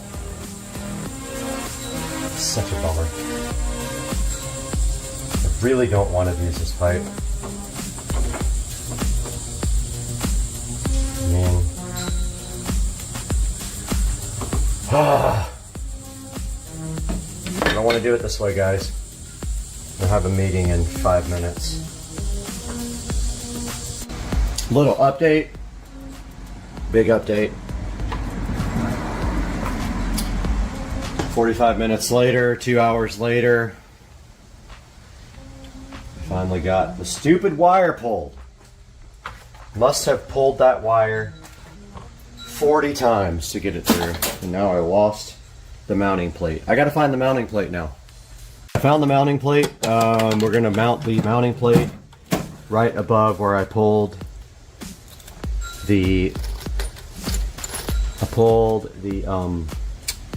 power wire up through with these guys, and so this should be it, and then these three should be not used. So we can probably clip these three. We only use 3 valves and 1 common. and power. But I will just tuck those back in the wall just in case. Just like that. There's our 3. So now we gotta get our mounting plate done. And for that, guys, you don't even know what I went through for the last hour and a half. Like, it is the worst. And it's probably 95 degrees out here. But now we can take this out because we don't need it anymore. And we need to mount our mounting plate in such a place where our wires can go up through it and connect. And if we lose this, it's going to fall on the wall and I'm going to be super mad. But I think right there is good. And so we will get one done and then level it with the other one. And we are going to do this the best we can, people. Hopefully that screw will work. Not the one that came with it, but whatever, dude.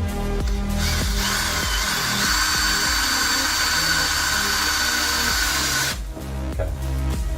So now what we're going to do is level this guy off. Then put the other screw in. Way off.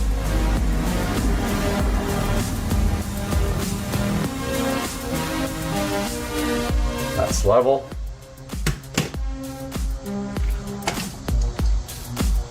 Let's get our other screw.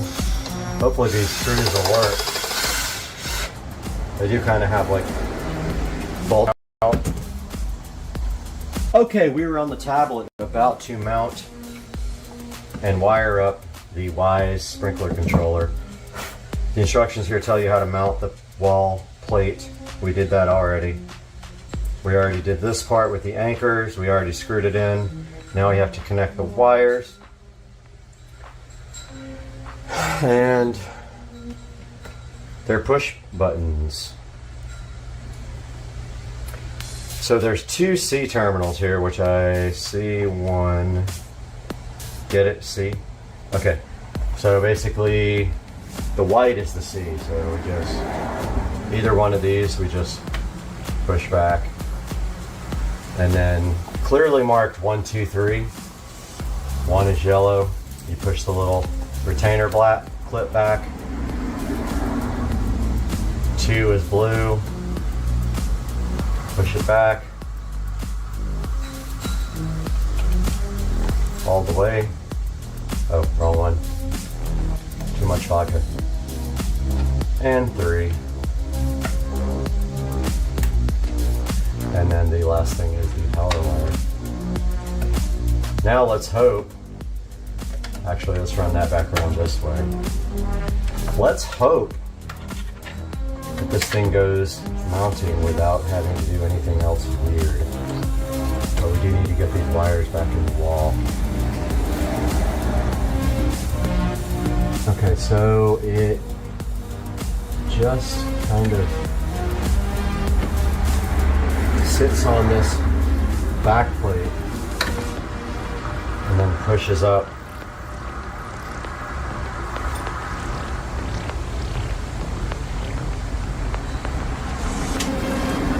Tucking the power cable under.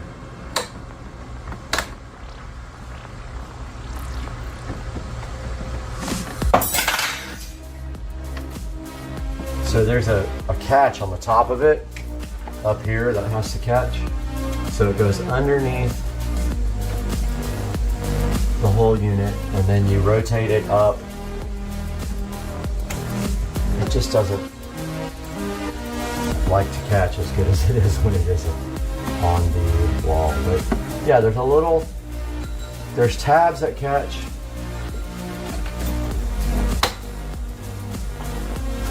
And then you're just supposed to literally like,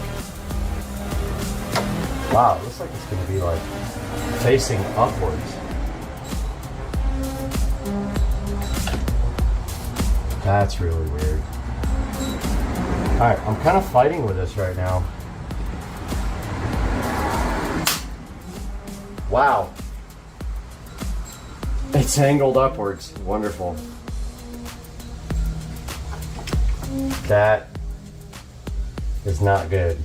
Alright, so we gotta fix that right away. It's angled to look up at you. That doesn't work for us. So what we're gonna have to do is shim these guys way out. Hopefully that'll still mount. I don't know why they do that. Why do they do that? That looks absolutely terrible. That's got to go like way down.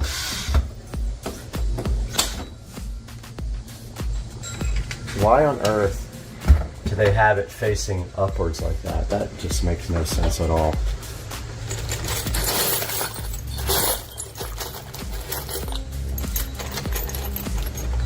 I'm going to try to find something to put behind this. What's happening is the plate. We really need to, well, no, that won't work either. But we need this plate to be way out here like this in order for it to mount correctly and display correctly. And I honestly don't know how we're going to do that. But there's a washer there.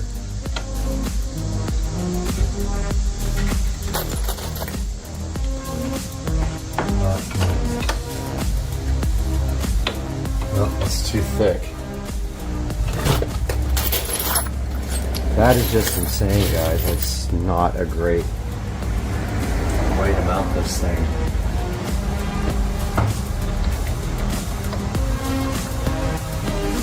It needs to be shimmed way forward.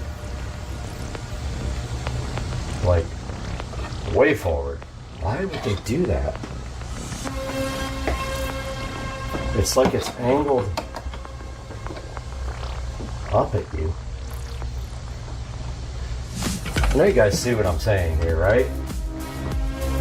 This stupid thing is angled so far up. When you mount it, it's like it catches the top of this thing and it's like, why would you want it facing upwards? Seriously, stupid. This has to be fixed. I'm looking for shims.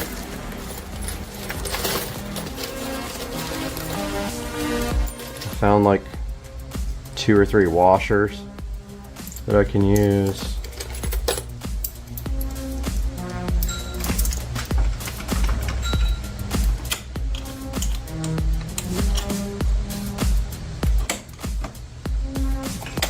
It's got to be way up there.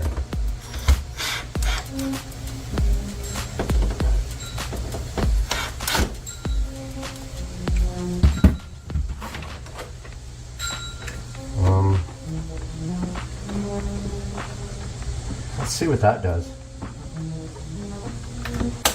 Why would they want it like so? And the display already looks scratched and I didn't touch anything. I have not touched this display whatsoever.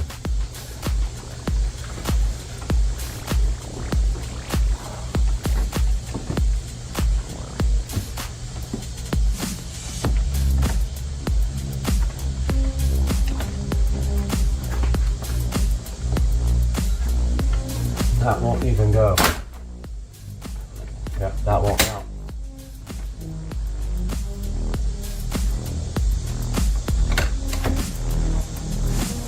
It doesn't like the angle. What is the deal with this mounting plate, man? Alright guys, I settled for it facing the ceiling because fuck it. At this point I'm fed up with this crap and I don't want to mess with it anymore. And I have a scratched display and I just don't care, and I've shimmed it and shimmed it and shimmed it and it is not going to get any better. It faces upwards. If you guys buy this, no, you better mount it down here, which I would have. Now I got a hole in my pegboard. So here we are on the tablet. I've connected everything. I've plugged the sprinkler in. Now we have to provide power for it. I'm doing that now. Power. And as you can see, it lit up. It's blinking. It's on the mounting plate.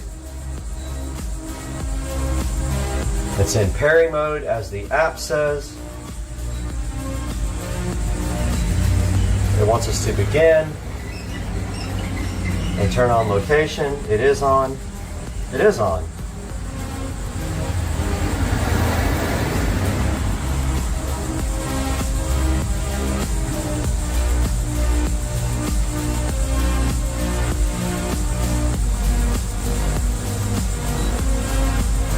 Okay, it's on. What do you mean turn on location, you dumbass? It's on.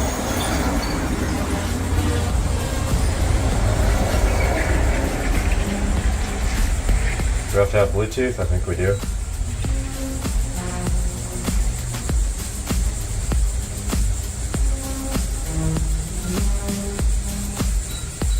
It's not gonna find it. I'm gonna have to use my phone.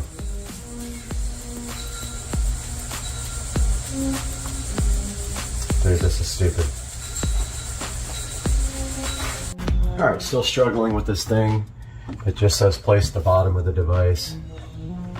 It does say in the video it's supposed to be angled up, but I think that that's stupid. I don't understand why the hell they would do that.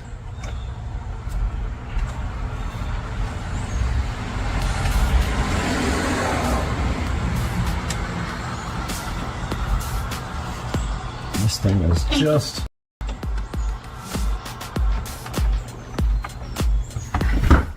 Ooh.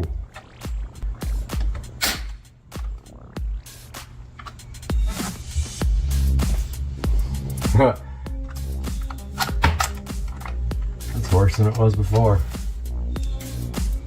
It's not going to get any better. Well, I'm disappointed in that design. I'm not understanding, unless it's supposed to be way down here, which I would have mounted it lower. Yeah. It sticks out, man. It sticks out. All you can do is like put some stuff behind there to keep it from flexing back, but that's the way it's gonna be, guys. It's angled upward. All right, guys, taking a look at the Wise sprinkler app now. While this other footage copies over to the computer for editing, we can see here we got our sprinkler at the top. We can hit that guy. Now, if you look at the very top, those are our 3 zones. And if we go inside the actual zone, it has some details about the schedule and the soil moisture, and I'm not sure how accurate that is without an actual sensor for that, but there's the front. And what is cool is you can actually take a picture of the zone, which I have not done yet. I think I am going to go do that right now and then come back and continue this video. Alright guys, so I was not successful in taking pictures of the zones. There's something about the tablet that the app doesn't really like the way the camera is, so I will have to probably do it on my phone. But as you can see there, I tried to take a picture of it and it's absolutely goofy looking. You can go into each zone here and look at this. Look at the current status of the zone. Looks like there's a little indicator here that shows you how far through the cycle it got. This is the mailbox side of the house and how much it watered. Shows you the weather forecast here. You get a year of free Sprinkler Plus service with Wise for this guy. And then if you go up in here, you can see right there, Sprinkler Plus is activated. I think it's like $10 a year after that or something. It's not super expensive. There's the name. You can get notifications for it that are pushed to the phone. If you look at schedules here, I'm on the default schedule and the name is default. Zones, all zones are on.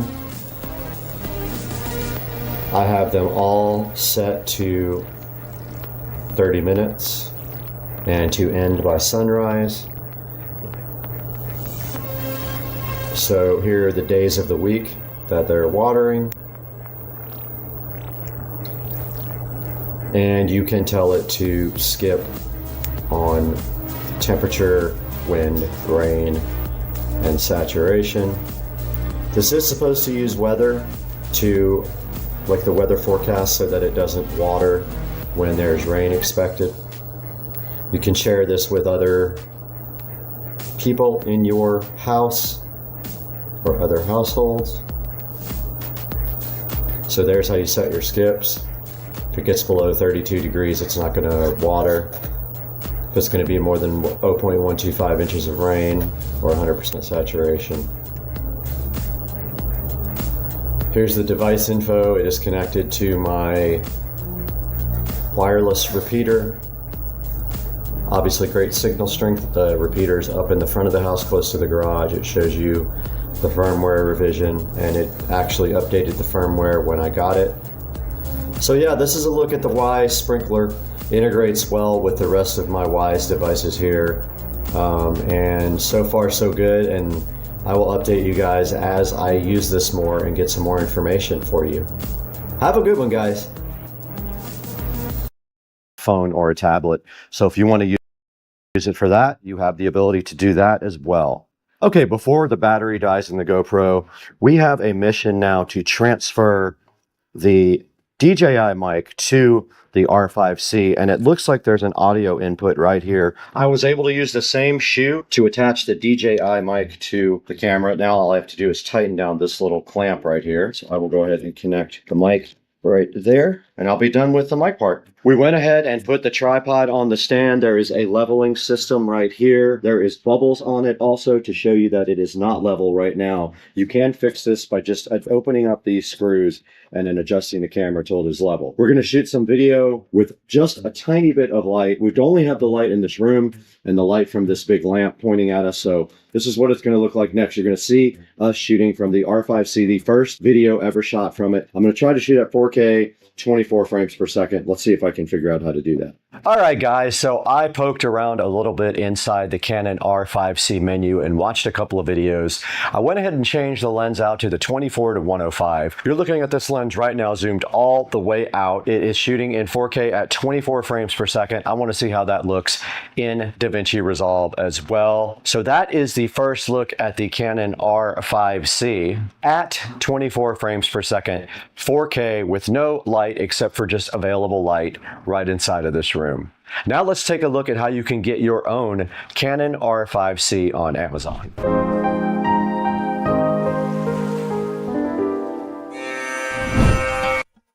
All right, we are right in front of Amazon right now, and we are actually using the Canon R5C as we speak. And here is a good example of a refurbished R5C with lenses and memory and things like that. Beware of some of these though, because they are also sometimes foreign cameras, which may not have a warranty. So sometimes these good deals come with the caveat that you got a foreign camera, so it's not a US-based camera.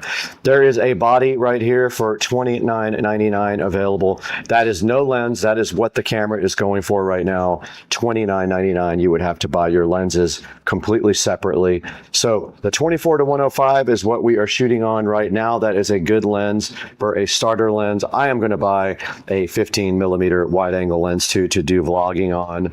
Go ahead and check the link in the description. I'll have some options for you for the R5C. And we want to thank you guys for 108,000 subscribers now. Very cool. This is so amazing of you guys to help us and support the channel. Go ahead and go down in the description and order a Canon R5C if you would like to try one out. Grab a lens. And thank you so much for supporting Supercar Street Racing. Order anything you want also when you go down in the description. You don't have to get the Canon. You can buy anything you want. Much like myself, the Eagle is injured and he just lost another toe, and the time has come for the channel mascot to be hung.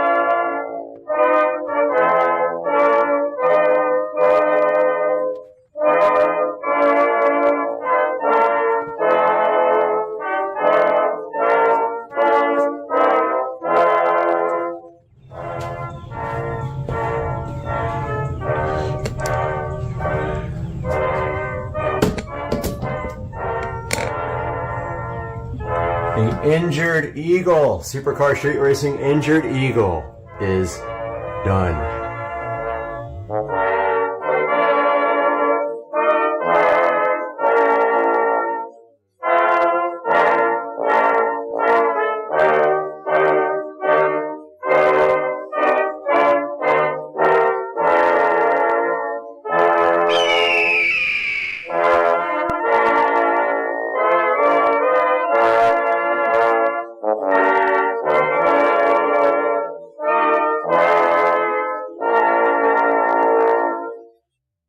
The correct time is 4:15 a.m. Had a little bit of drinkage last night with Joe Dukes of Duval County, and therefore did not sleep very well. Never sleep well when I have alcohol. But I'm up and I'm ready to work and then get on the treadmill. And today we have a box of goodies here and some goodness here that we've got to get into for the mini bike.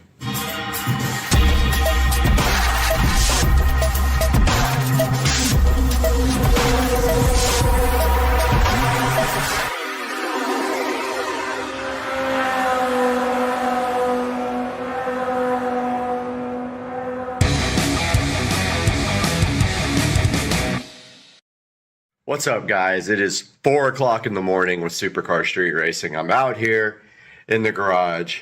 I know you hardly ever see me do a selfie shot, but I wanted to show you what's going on with my injuries from the mini bike. So my knee looks like that.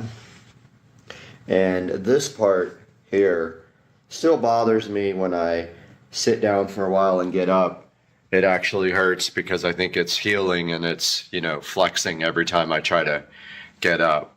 My thumb is still pretty jacked up from the accident. I jammed it pretty hard and it's multiple colors and yeah. And then that part of my hand right there lost a bunch of skin in the accident as well. I got some bumps and bruises also, but those are healing up pretty nicely. So I just wanted to give you guys a little update before we start. Yep, we still got our tires here, and I think this week is the week for pulling the wheels off the bike and going to get the tires mounted. And then after that, I am actually just going to paint the wheels matte black. I ordered wheels, but they were taking forever and I canceled the order. So I'm just going to paint the wheels. There's no need to order black wheels. But in the box, we have a replacement for the accident. Here's a new brake cable. Not brake cable. A new brake handle. Can't talk this morning, it's too early.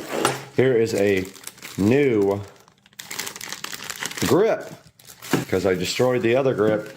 And this has nothing to do with the accident, even though they did get kind of messed up. Here is two shiny new brand new foot pegs.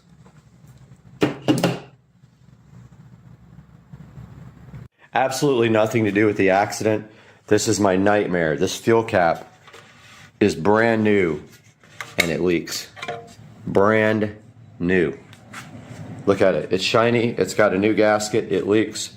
So today we are going to take care of that with this cork gasket. In the gasket kit that I bought to make for the carburetor, there was this lovely cork gasket inside.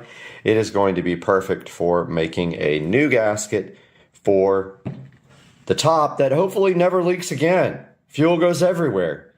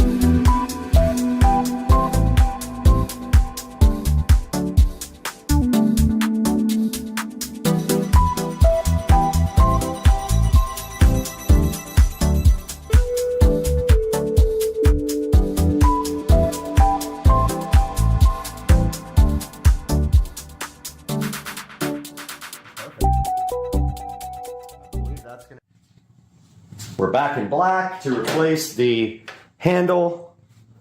And what you do, it got pretty jacked up. So we have to get this brake cable out.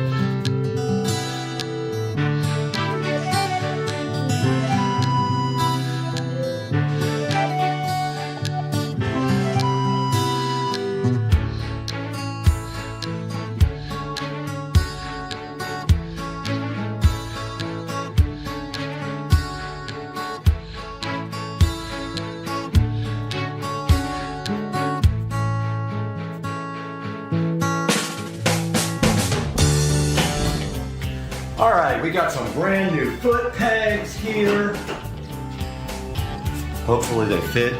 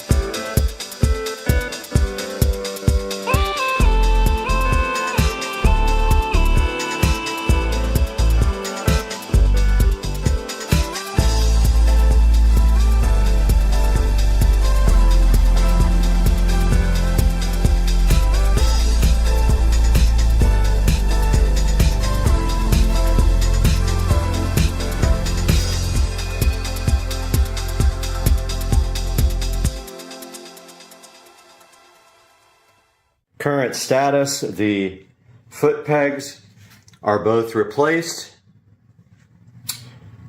The brake is connected, however, I painted the handlebar because it got messed up right there from pulling the brakes on and off, and it'll probably get messed up again, but I want to get it a good chance to dry here, a couple of hours to dry before I finish this. So it's time to get on the treadmill and get some freaking exercising done.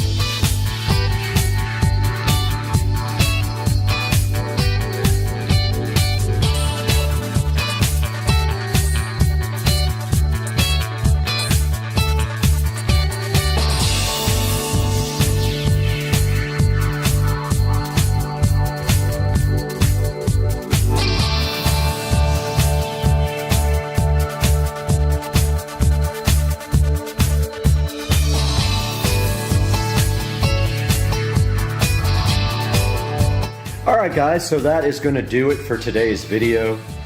We got the awesome new brake handle installed after my crash. I didn't show you guys the third degree burns on my leg from the exhaust either. So yeah, big time crash, big time bro.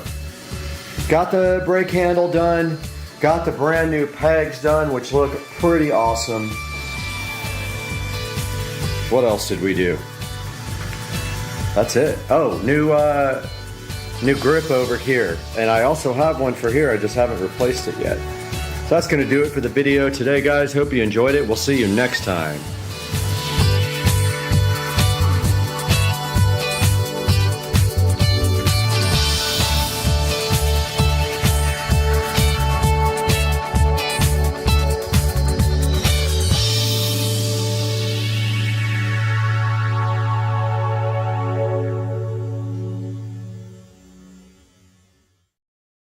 Hey, what's up everybody? Welcome back to Supercar Street Racing, and we have worked with Wildcatch in the past. They did reach out to us and see if we wanted to work with them on these Wildcatch glue traps. These things are pretty awesome. You just stick them anywhere you want to control rats and mice and other pests, and they literally have 30% better sticking power. You can literally just put these anywhere you want, and then when you're ready to dispose of them, you simply just throw them away.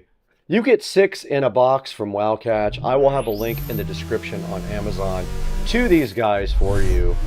Now these things are indiscreet and they are flat, and you put bait right in the center of them. You can see it right there, and they will get a lot of different creatures. They can get rats, mice, snakes, spiders, lizards, ants, flies, all kinds of things. These are also non-toxic. That means they're safe for both your pets and your children. There's a center bait slot right in the middle right there to put the bait in for you to try to catch whatever is bugging you at your house. Now, once you put these down, it's pretty simple. All you have to do is basically put these back down in a different area every 2 to 3 days and try again, and probably you'll figure out where your problem is and start catching things. These things are about 5 inches by 3 inches. Now make sure you pay close attention to where you put these things. The placement could mean the difference in you catching something or not catching anything at all. And the best part about these are they are non-toxic. They will not harm your pets at all. These things catch all kinds of different creatures. You can see right here on the screen, they catch like 5 different things with no problems at all. This thing will be really effective also when it gets colder outside, because mice are going to try to get into your house. But if you have these outside your doors and everywhere else outside, there's less of a chance that you'll get mice inside during the wintertime. There's a comparison on the screen right there between Wildcatch and other brands, and you can see right here with the Wildcatch all your advantages you get. And this is not the only product they have.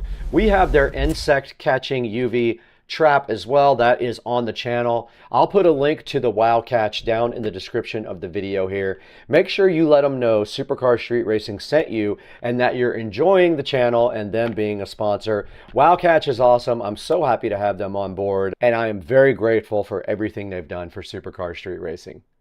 Hey, what's going on, everybody? It's Friday, Supercar Street Racing here, Brad, and just wanted to give you guys a little bit of an update. The car is still with Tracy at Tuners Inc. I am letting him take his time. He's doing me a lot of favors on this car. So he's taking his time on it, and that's totally fine. But I sold the roll bar.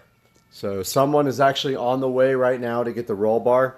I wanted to just update you guys really quick on what is going on with the car.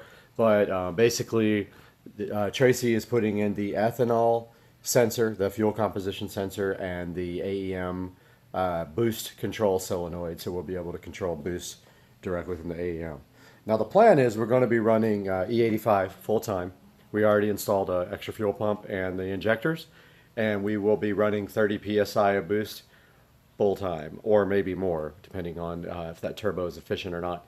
So that's just a little quick update. I know I haven't posted any content, but as soon as I get the car back, the next thing we're going to be doing is refinishing the dash. So stay tuned, everybody. Supercar Street Racing. All right, here's a look at the roll bar. You guys saw my video where I removed this, and someone is on the way to pick this up right now.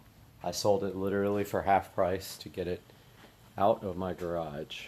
There's a roll bar, shift light, and any minute now somebody should be pulling up for this thing to get it out of my life. Hopefully he'll buy this strut tower brace too, but I doubt it. Anybody wants an IS300 strut tire brace, let me know.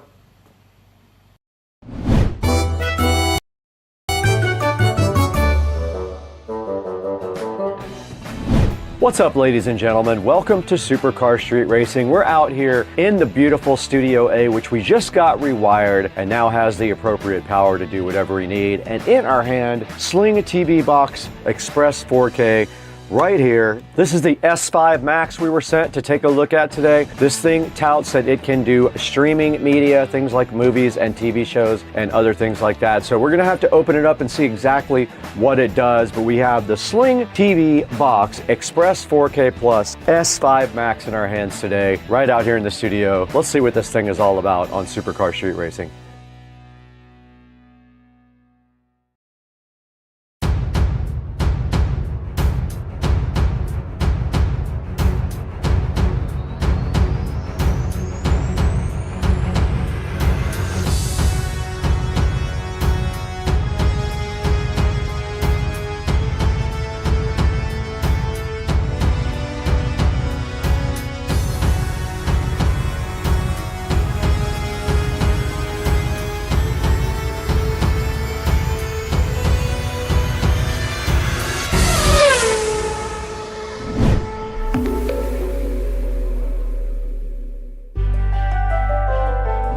How's it going, ladies and gentlemen? You got Brad here on Supercar Street Racing, and today we were sent the Sling TV box. This is the Express 4K. Now this thing is supposed to do a lot of cool things. It's supposed to play movies and TV shows and other kinds of multimedia entertainment, and it's supposed to do it in 4K. We're gonna have to get this thing hooked up though to see exactly what it really does. It took a while to get this. They were on back order. So many people were ordering, but I'm excited that we finally have it. We're ready to get down with this thing and see exactly how it works. It says on the back, incredible picture, exceptional value. It says it uses smooth Wi-Fi, TV controls, and a 4K picture. You do get some things with this. You get a nice manual, a cable, an adapter, and a remote. So I'm assuming you get an HDMI cable. We'll have to go inside and find out if that's true or not. So let's take a look at this Sling TV Box 4K today on Supercar Street Racing. Let's throw it inside and get this thing unboxed.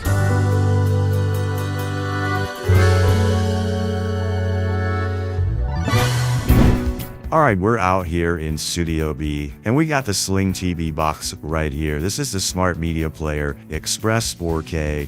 This is the S5 Max that they sent to us to check out to give you guys a good look at. So what we're going to do right now is go ahead and get this thing out of the box and see what's inside of it. But on the side of the box, you see, you just plug it in, connect to the internet, start streaming, and it says that you get 4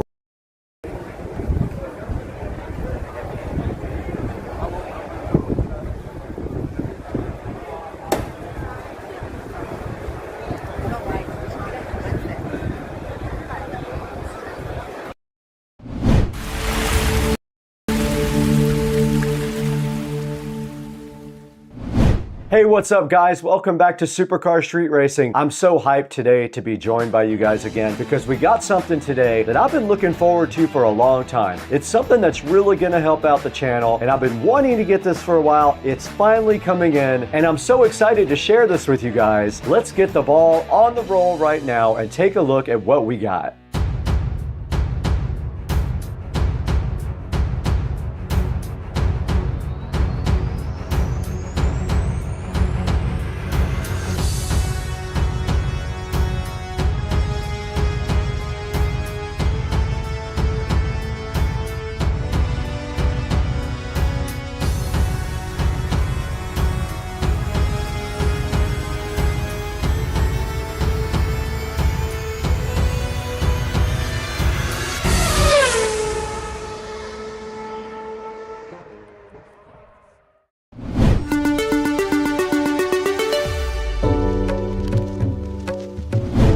Welcome back to the channel, guys. I am so excited to have you guys here because we're approaching 200,000 subscribers and I'm so glad you guys are here to be a part of it with me. And I'm so happy to have you today because I have something special for you today. We are looking at the ASUS NUC 15 Pro Plus. Now this is a mini PC with a Core 9 Ultra 285H. Now this CPU does feature 16 cores and 16 threads. This thing maximum turbos out to 5.4 gigahertz. It'll max out at 115 watts if it's really working hard though.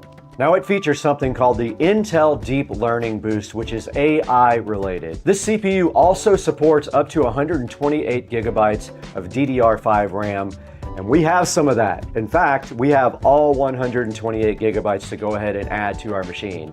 This thing has a built-in GPU, the ARC 140 is what it uses. The graphics run at 2.35 gigahertz. Also can support up to 4 displays, which is also very nice. This guy supports USB 3.2 2x2, and it has a Type-C on the front for that. It's got 2 USB 3.2 Gen 2 Type-A also on the front of the box. Now on the back end, which I call the business end, there's some really cool stuff. We got 2 HDMI 2.1 ports right on the back. We have a 2.5 gig Ethernet port on the back, which is awesome, because as you know, we have a 2.5 gig switch sitting right next to where this is going. 2 Thunderbolt 4 ports on the back. You can do so much with Thunderbolt 4, it's amazing. There's also a couple of more USB-A ports on the back. One of them is 3.2 and one of them is 2.0. This guy supports the latest in Bluetooth technology. It supports Bluetooth 5.4 and it does support Wi-Fi 7 also if your router is capable. As you guys know, we have an Eero 7 out there in the living room that does support Wi-Fi 7, but we're going to be using hardwired Ethernet. If you did need another Ethernet port, some of these newer mini PCs come with 2. All you would have to do is just use one of the USB ports. Now, ASUS also wants you to know that this thing supports the newest cooling technology. It's supposed to be ultra quiet. We're gonna find out exactly how loud this thing is when we power it up. But before we do that, we actually have to do a few things to the computer. Also, just be aware this thing has dual storage capability. Now, another really cool feature about this guy is that it is toolless. All you have to do is pop a little couple of tabs open and it'll just open right up. You can do whatever you need to it. This guy's also VESA mountable, which is really interesting. It gives you some awesome mounting opportunities. Really cool, high quality looking case as well. I think this thing looks really awesome. It's gonna look great on the whole home audio shelf over there, connected up to our 2.5 gig switch. Now those dual HDMI ports in the back along with those 2 Thunderbolt 4 ports means 4 displays. Count them, 4. All up to 4K resolution. Now that we've taken a look at this product in depth, let's go ahead and talk about what we actually ordered to put inside.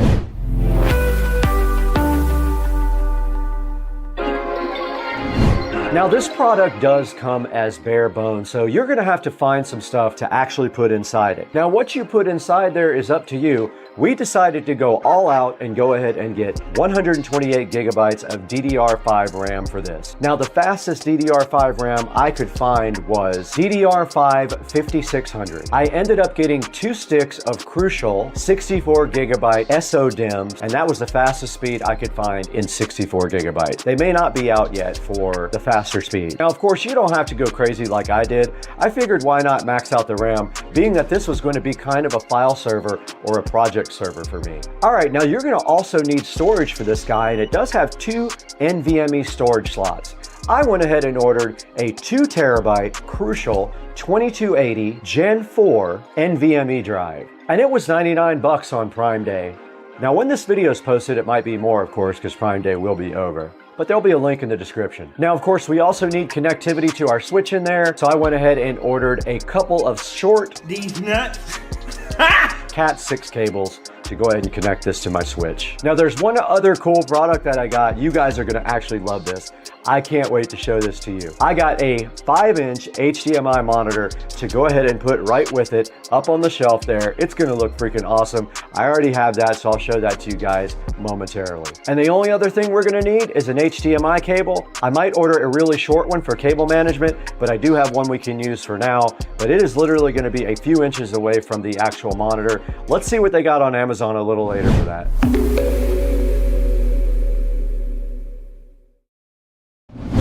Okay guys, now that we've taken a look at what we ordered for this PC, let's go ahead and get everything unboxed so you guys can take a look at it in person. Let's get to the unboxing.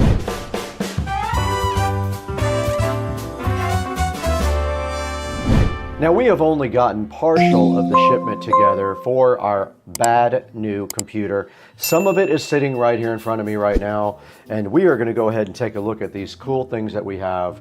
First, we have this P310 NVMe 2280 M.2 Gen 4 from Crucial. This is a 2 terabyte SSD. And then we have this cool IPS HD monitor that we're going to be connecting directly to our brand new computer and putting it on our audio shelf. Let's go ahead and unbox. And opening up this should be just a simple, very easy unboxing for this Crucial P310. There is the P310 right there. Not much to it. It is inside a protective plastic shell there. And there it is right there. There is the Gen 4 P310 in 2 terabytes ready to be installed in the brand new NUC computer. Make sure you get the right kind for your computer. This is a 2280 right here. And now next up we have this HD IPS monitor to check out. Now this I'm super hyped about. I really am. This is had some Raspberry Pi stuff online with it, but if you check it out right here, it's got a user manual inside, just a brief how-to on how to use it, and if you're using it with a Raspberry Pi, which we are not, how to do that. But this would be cool if you do have a Raspberry Pi, check that out for it. And then inside of the box, we have some peel satisfaction on this, but there is the actual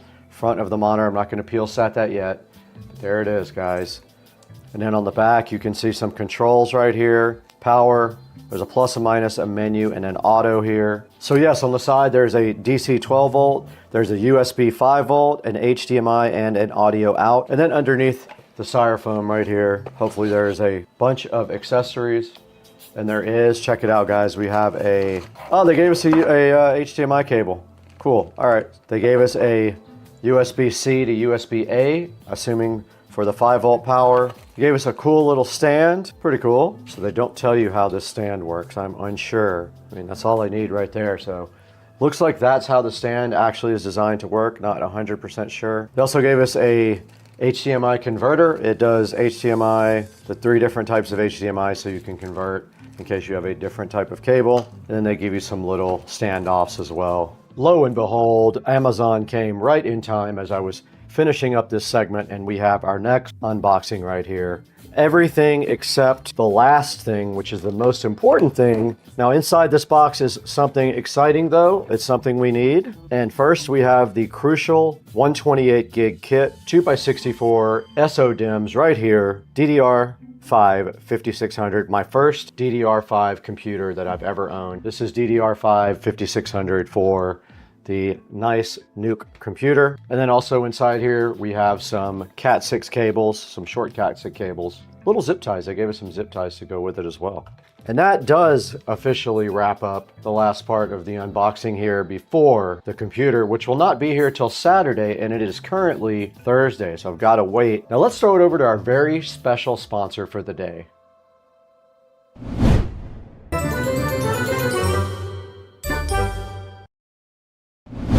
Guys, we want to take a minute to go back and thank our sponsor, Crutchfield, once again. Crutchfield has the best customer service available online. If you need something for your house, audio, video-wise, and everything else electronic related, make sure you check out Crutchfield. They have lifetime technical support and anything you need on their website as far as literature, videos, how-tos, is all there for you. If you need anything electronic-wise, before you go somewhere else, check out Crutchfield. You're not going to be sorry. Their customer support is top-notch, and they are a proud sponsor of Supercar Street Racing. If you buy something from them, tell them Supercar Street Racing sent you. Always check out Crutchfield first.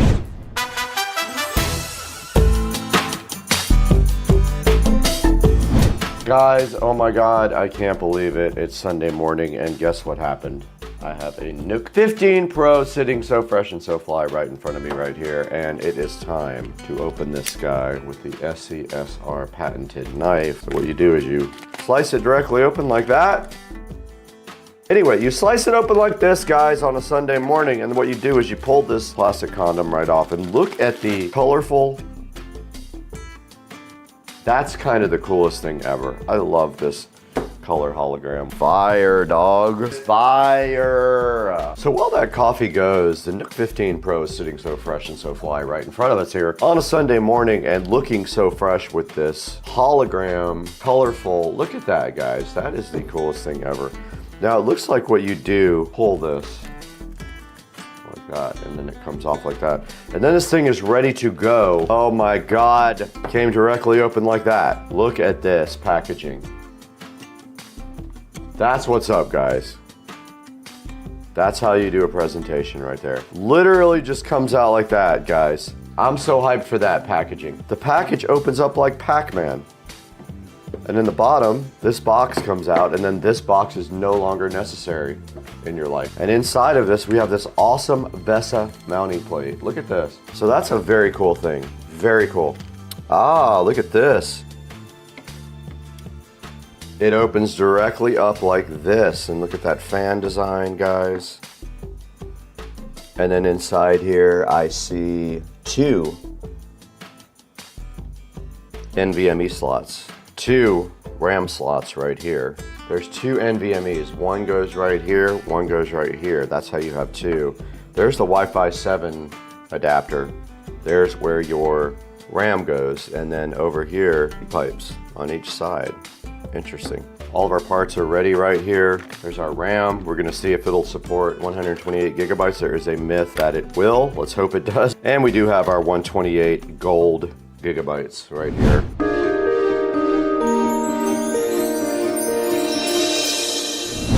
All right, we just took a look at everything that we ordered for this mini PC for our DaVinci Resolve project server. Now that we've taken a look at everything that was unboxed, let's go ahead and get one thing done that has to be done. Let's go ahead and build this thing. I am super hyped to start the build process with you guys. Let's get it done.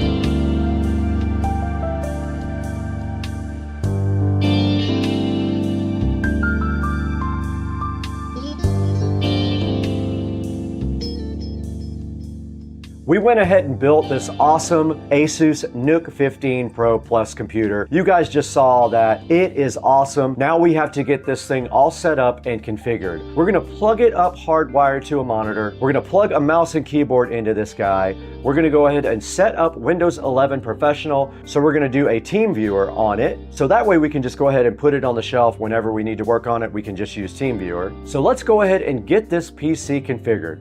We need to put our Windows 11 Pro thumb drive in it. We need to install Windows 11 Pro. We need to install software, get it all hardened up with antivirus. Let's do it now.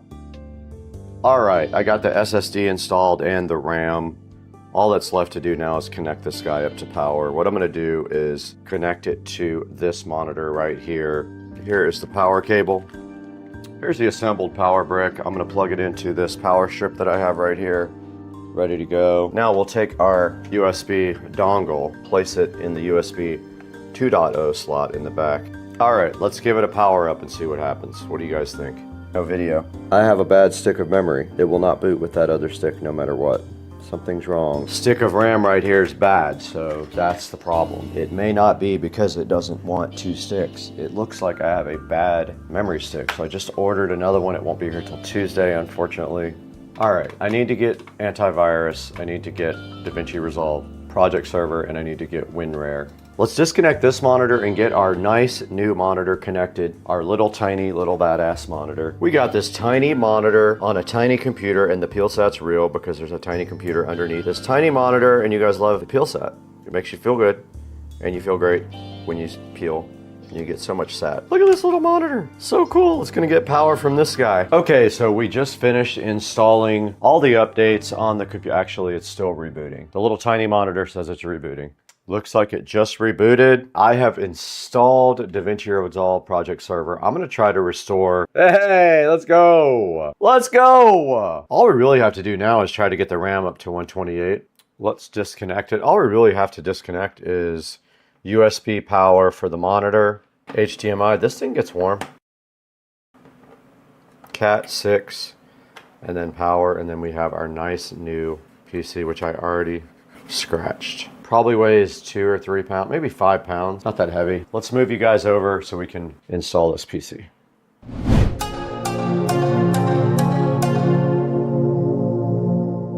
We just went ahead and configured our brand new ASUS NUC 15 Pro Plus computer. You guys saw us put Windows 11 Pro on there. We did all the antivirus, all the software. We installed DaVinci Resolve Project Server on it. We installed antivirus, everything that we need. We did all the updates for Windows. We went ahead and installed TeamViewer on it. Now the thing to do is go ahead and move that to the audio closet. All we have to do right now and right here, grab that box and place it in that audio closet and go ahead and connect it. Let's do it now.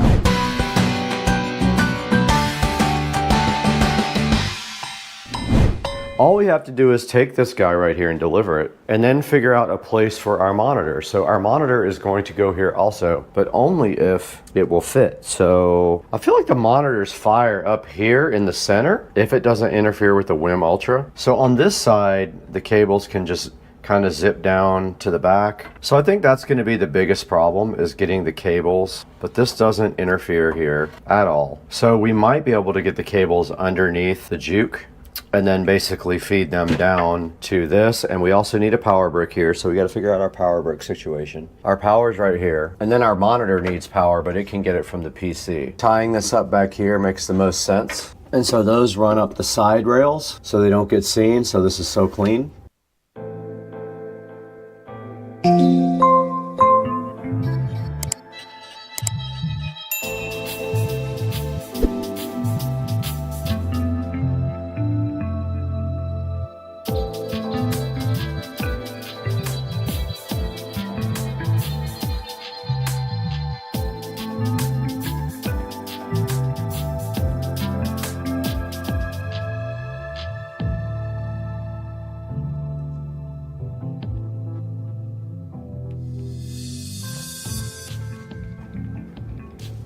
And then this power just does go directly in like this, in the back of this guy. And so you can see right here and right now, our Cat 5 cable is literally 3 inches from there, so we don't have much of a run there.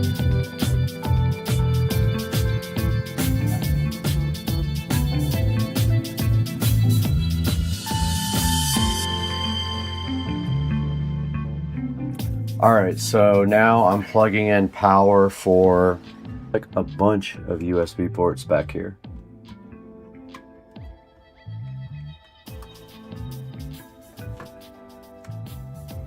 So I powered the monitor on the back of the PC. Now we need HDMI. So this HDMI here needs to come down the side of this rail, and then directly behind this guy right here, there is 2 HDMI ports. Oh my God, it's actually on. It's on.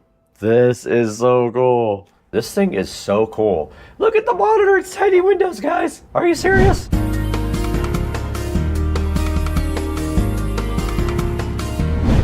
Let's start our task manager so we can see how rocked we got our project server running, cool. All right. Oh, we need to do a DHCP reservation.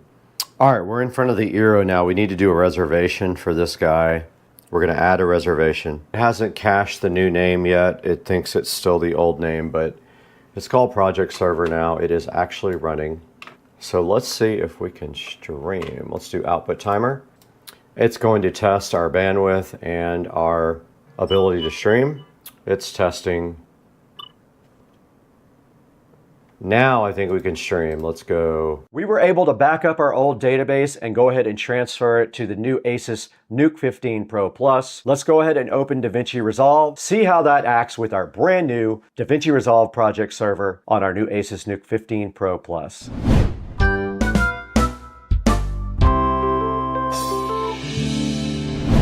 All right, guys, I wanted to show you a quick look at the performance on this ASUS NUC 15 Pro Plus. Now, to get to the machine, it's pretty easy. We have TeamViewer right here. We can just double click DaVinci Resolve Project Server. That's the name I named the other device, and it will remote directly into it, hopefully. And there we have it on the screen right now, and you can see the CPU performance from the task manager is up on the screen right now. Looks like the CPU is hovering around 13%, and the GPU is around 67%, so that's perfect. I do believe that we would be able to stream in 4K from this device if we wanted to, but I really don't see a need to do that on the live stream. So we are streaming at 1080p right now. And if we close this down right here, you can actually see that we have our OBS Studio running and streaming all of our videos from our NAS device. And up in the corner, we have a little webcam that I'm actually gonna move into a different place in the audio closet.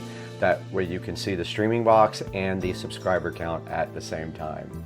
And now this is DaVinci Resolve Project Server running on that same device. You can see that our library is called SCR Project Library. It is enabled. And in order to connect to this from any DaVinci Resolve, we can connect outside in Studio A as well. We just export our access key from here and then click on it anywhere that you have DaVinci Resolve, and it will automatically connect to DaVinci Resolve. And I will show you guys that right now. Let's close TeamViewer. You guys already saw the streaming box. And let's go ahead and open DaVinci Resolve, and we should see our network project library on that new box, and it moved off of this old laptop that I have back here, so it's much, much faster. Let's see how fast it is when DaVinci Resolve actually opens up. It is loading on the other monitor, and there is our project library. Notice it says network because it is on the network. This is our old one we don't use anymore. Much, much, much slower coming from our old laptop. And then when we go there and we load up our current project, which is the ASUS review that you're watching right now, let's see how fast it loads. And here comes our project. And that is it. That is our current project. So I hope you guys enjoyed this little look at the performance. It's very good. I'm using H264 on the Intel built-in graphics chip, and it is rocking.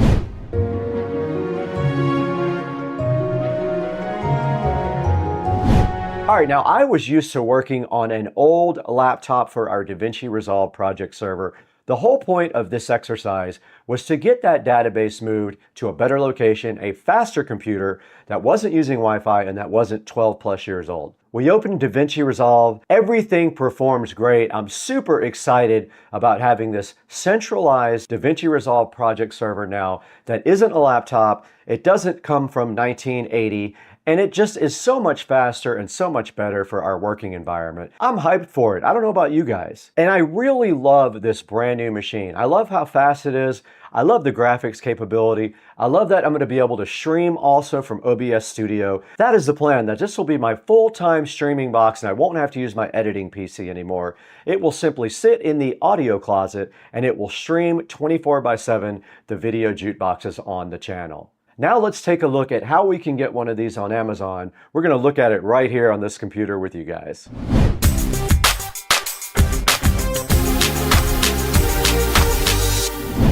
Welcome to Studio B in Supercar Street Racing. I'm Brad, and if you're new to the channel, thank you so much for joining us today. We had a special project going on with this ASUS NUC 15 Pro Plus. We ordered this computer for one reason. This is for our DaVinci Resolve project server. What that means is, once the projects are on this server, we can then edit them from either Studio A or Studio B, as long as the paths to all of the clips are the same. And the way we do that is we name the drive letter for our NAS the same. And so that just means that all the clips are available on both machines when we go to edit. Now, the first thing on the list here is the ASUS NUC 15 Pro Plus. Pretty cool Barebones mini PC here. It's got a Core 9 Ultra 285H with 16 cores, up to 96 gigs, but it actually is supposed to support 1 128 gigabytes of RAM. It's got dual storage inside. You can put 2 NVMe's in it. Now these are 2280 NVMe, so make sure you buy the right ones when you go ahead and get your storage. We did get a 2 terabyte storage we'll show you here momentarily. This thing also has a bunch of really cool connections. On the front you can see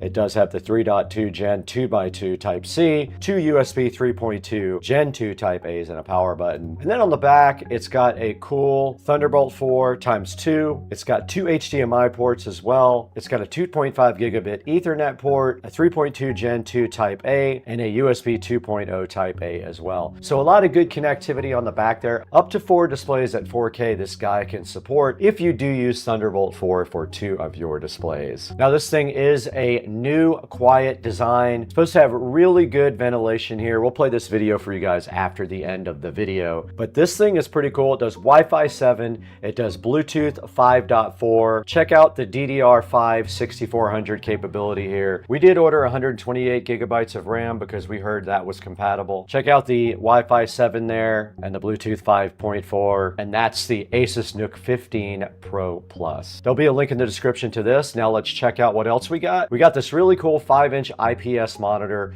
to go ahead and put on our shelf with our NUC 15 Pro Plus. This is awesome. It does 1280 by 720. It's perfect for little projects like this. It is $69 and we'll put a link in the description to this also. Check out the Crucial 128 gigabyte kit. It's 2 by 64 gigabytes and it is 5600 megahertz. I could not find the fastest speed possible with the 2 by 64 gigabyte, so it will run at 5600 megahertz inside the ASUS Pro NUC 15 Plus. Now that RAM was $294 right now on Amazon. Here's the Crucial P310 SSD. It is the NVMe M.2 Gen 4 2280 PCIe SSD. Make sure you get the right SSD for your system. This is a 2280 Gen 4, which is what is used in mine, and it is $99 on Prime Day right now. It will go back up after Prime Day by the time this video drops though. And the very last thing we bought for the setup was this Elecan Cat 6 Ethernet cable.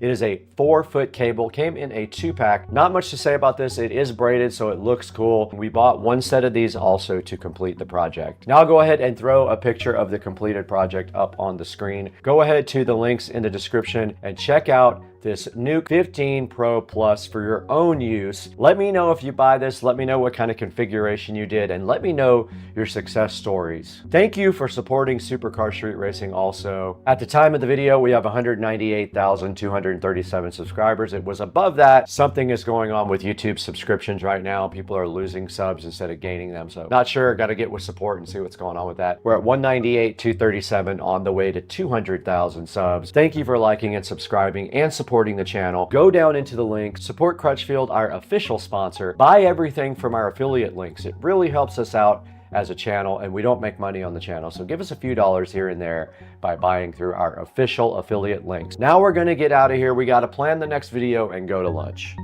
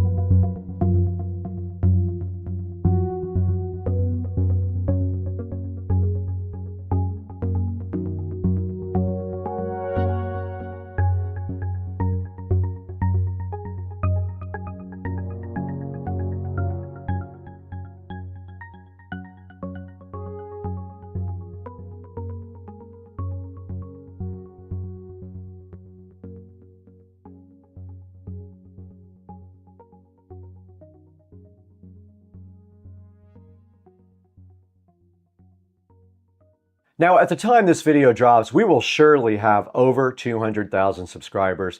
I owe you guys a big thanks for that. You are the reason that Supercar Street Racing exists. We love you guys. Always like and subscribe and buy from our official product links. It helps us out so greatly. It also shows new vendors that want to work with us, that you appreciate us and you appreciate the channel. Now we got to get out of here because we have to go to lunch in 5 minutes.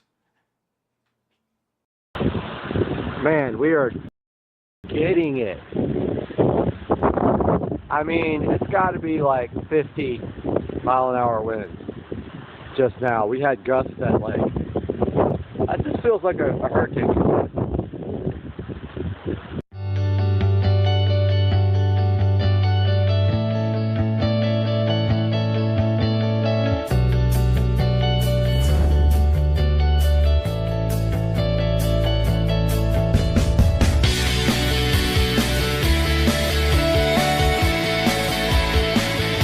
Alright guys, we're taking a look at the Barebones factory, wherever that may be, and yeah, so this is just a look at how they actually produce the mirrors. So you can see people working on the mirrors here, you can see them assembling, creating the little bar that the mirrors hang on, and then the thermal, the dehumidify thing that's on the inside there, you can see it part of this video. You can see them putting the frames on the mirrors too, doing all the assembly on the mirrors. Yeah, so I just thought it was kind of a cool little video to put at the front so you guys could see more about Barebones and the way that they create these mirrors. So have a look at this video and then we'll get right into the product.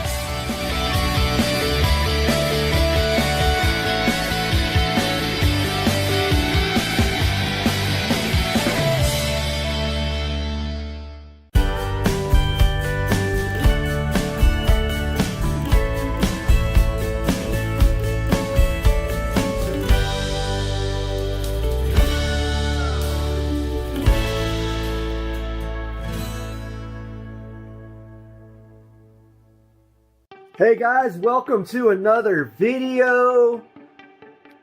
It's Wednesday. Got an update on my instrument cluster is coming in today from back from Germany or Switzerland or wherever it is. I guess if you guys are gonna have to see me, I'm gonna have to put a hat on here so I don't look ridiculous. Hair's all messed up. Alright, so we're taking a look today at the smart LED Wi-Fi mirror.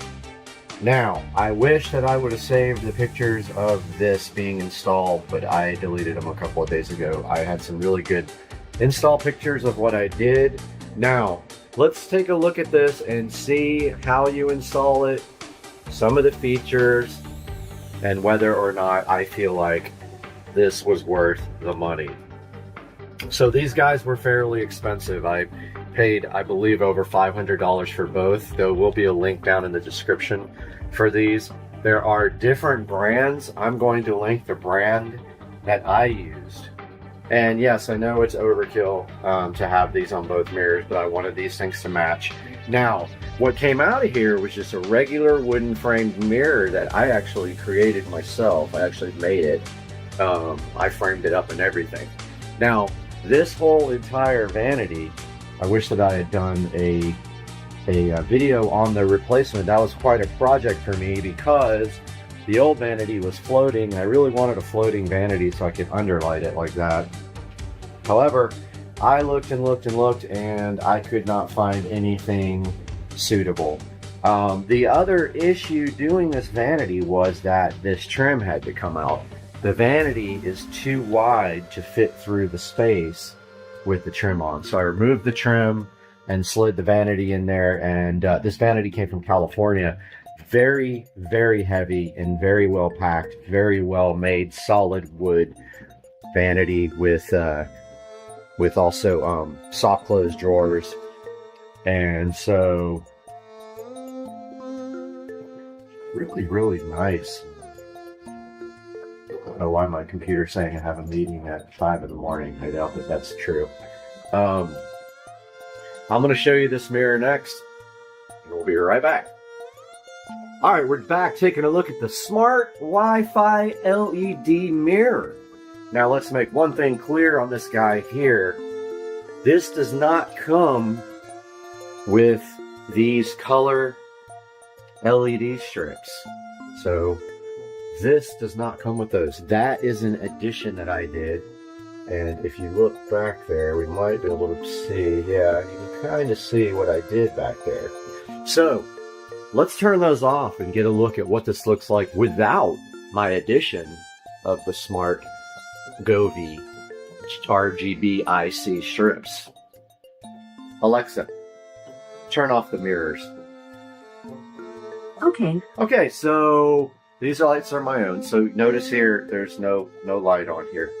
So these mirrors actually come with this. Okay.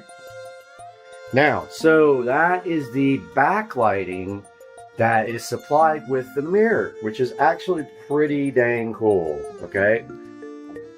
It looks awesome. Let me turn off the regular lights here.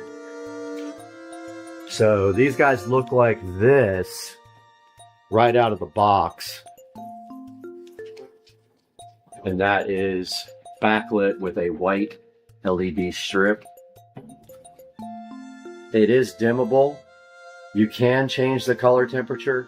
It's on warm right now because I just like the way warm looks, and it matches my warm LEDs in the ceiling and my warm smart LED bulbs there, which I don't even use the smart part of them. I just use the switch on those because I have a smart switch. So I was really wanting more out of these guys.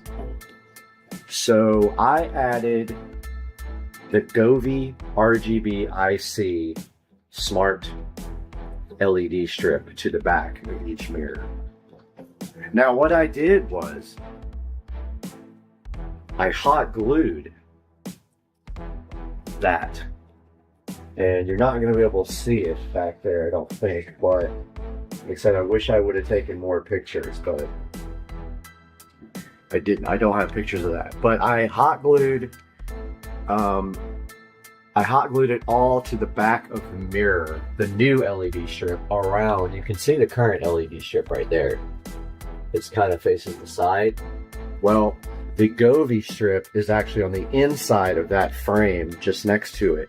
There's also enough room back there. It's deep enough so that the Govee controls actually fit too.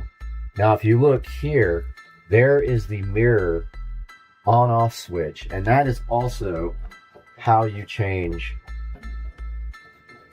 the color temperature on the mirror. There's a switch right there. It's convenient because you can still get to it from behind the mirror right there, and that's how you change the color temperature. They also have a dehumidify function. You just, by holding down the button, you can dim and then change to dehumidify, and that's how you operate that part of it. Now, would you like to see it with the LEDs back on? Because that's easy. Alexa, turn on the mirrors. Okay. All right, so that is with both the Govee and the backlight, and it actually looks kind of freaking cool to me. I've never really run it like that, but it kind of looks awesome. Now, let's talk a little bit about the smart part of the mirror. So these mirrors are smart. They are connected to Wi-Fi, as you can see right there. Now, how does this work? Well, this has an app that comes with it, or it's actually a universal app that a lot of different mirrors use. And that's called Wi-Fi Clock. So what you do is, I think that it uses Bluetooth initially to set up, and then it connects to Wi-Fi, and you can change the settings on the mirror so that you can do metric or standard. And that's where you put your location in. And so now the mirror knows that we are in Jacksonville, Florida, and it knows that outside it's 82% humidity, 37 degrees. That's the low and the high, I believe. Yeah, well, it's supposed to be the low and the high for today, but obviously we're at 37 right now. This side shows you your indoor humidity and then your indoor temperature. So I'm going to throw up a screenshot now of the Wi-Fi Clock app. I'm also going to throw up a screenshot of these actual mirrors on Amazon. I will link this in the description. Now let's talk a little bit about what it's going to take for you to complete this project, unless you invite me over and we do that together. So, I always wanted lit, LED lit mirrors. When I took off this vanity, when I took off the old vanity in order to, let me get some lights going in here again. When I removed the old vanity in order to put the new vanity in, I had a really good opportunity there to do some electrical. Now, the difficulty with that being that this is an exterior wall, the outside of this, that is the outside of the house. You need to be aware that when you start working on exterior walls, you might have fire breaks, which is going to make running wiring difficult because they go across this way. Interior walls like these in the closet right here, or this side wall here, super easy. They're completely hollow, so you can run wiring really easy. So I had this whole entire wall clear. I already had a plug. Let's take a look at that. Under. So see, I already have a plug that I put in years ago to do LED lighting underneath. I took that opportunity to run wire up the wall and over to the center behind this mirror. There is literally a hole. And if we can get back there, maybe almost see it. There's a hole back there below that bar. Or above it, I'm not sure. That is where the wiring came up from the receptacle down there. Now, I added another receptacle, and it's actually behind there. So there's two receptacles now, and that is where the power goes to the mirrors. So those run up the wall. Now, yes, there was tile there already. I actually used a tile bit to drill through the tile, and then I broke the tile with a hammer. It's that simple. It's going to be covered forever. There'll probably never be anything but mirrors over that, so I'm not too concerned about it. So I broke a hole in the tile, and then so these mirrors, you can see clearly right here, they mount with screws. So that was another challenge there. So how did I do that? Well, I used my tile bit, my masonry bit. It's designed to cut through tile or stone. I used really good drywall inserts. They're the ones that have a strap. You push them into the wall and then you pull the strap and the strap breaks off. They're really, really strong. I use those with some nice big screws to hang that bar right there. I don't know if you can see it, but that's how you mount the mirrors. The difficult part of that you're going to find very quickly is getting the mirrors level. Completely even, completely level, completely the same exact space from edge to edge, the same exact distance apart. Very hard. One mistake and you have drilled through your tile, and then you have to either move up or down because you'll already have a hole and it'll be the wrong hole. And the most you can hope for is that if they're slightly off, you can actually manually take your hand and bend the mirror, and the screw might move a little bit and allow you to level. But I highly recommend a laser level for this. That's what I use. Laser levels are awesome. I'll put a link in the description to one for you. And the final piece of this whole bathroom was, and this is not part of the mirrors, but I just wanted to show you guys anyway. This is an Echo Show 5. Now I want you to notice no wire, no wire, no wire, no wire anywhere to be seen. Now this is my favorite part of what I did with these mirrors. This Echo Show 5 used to be plugged in here, okay? So I ran the wire literally behind the shelf and through the mirror over here, and we had a plug right here. So it literally came out and plugged in right here. Well, that's not good enough. That is not acceptable. That worked for a little bit, but I had the opportunity. And so I made this shelf by hand. So this is just 2 pieces of wood. Those wood are then screwed to each other in the back there with flat screws. So I drilled the bottom shelf out, screwed in the back part to it with a flat screw, and then I caulked this. Well, actually, let's back up a little bit. When I put that receptacle in down there, that new receptacle, I took the existing Echo Show power plug, plugged it into that receptacle, drilled a hole in the tile with my tile saw, and then I used a coat hanger to fish this wire up through the wall. That is plugged into the new receptacle along with these mirrors. Okay, that's how I did that.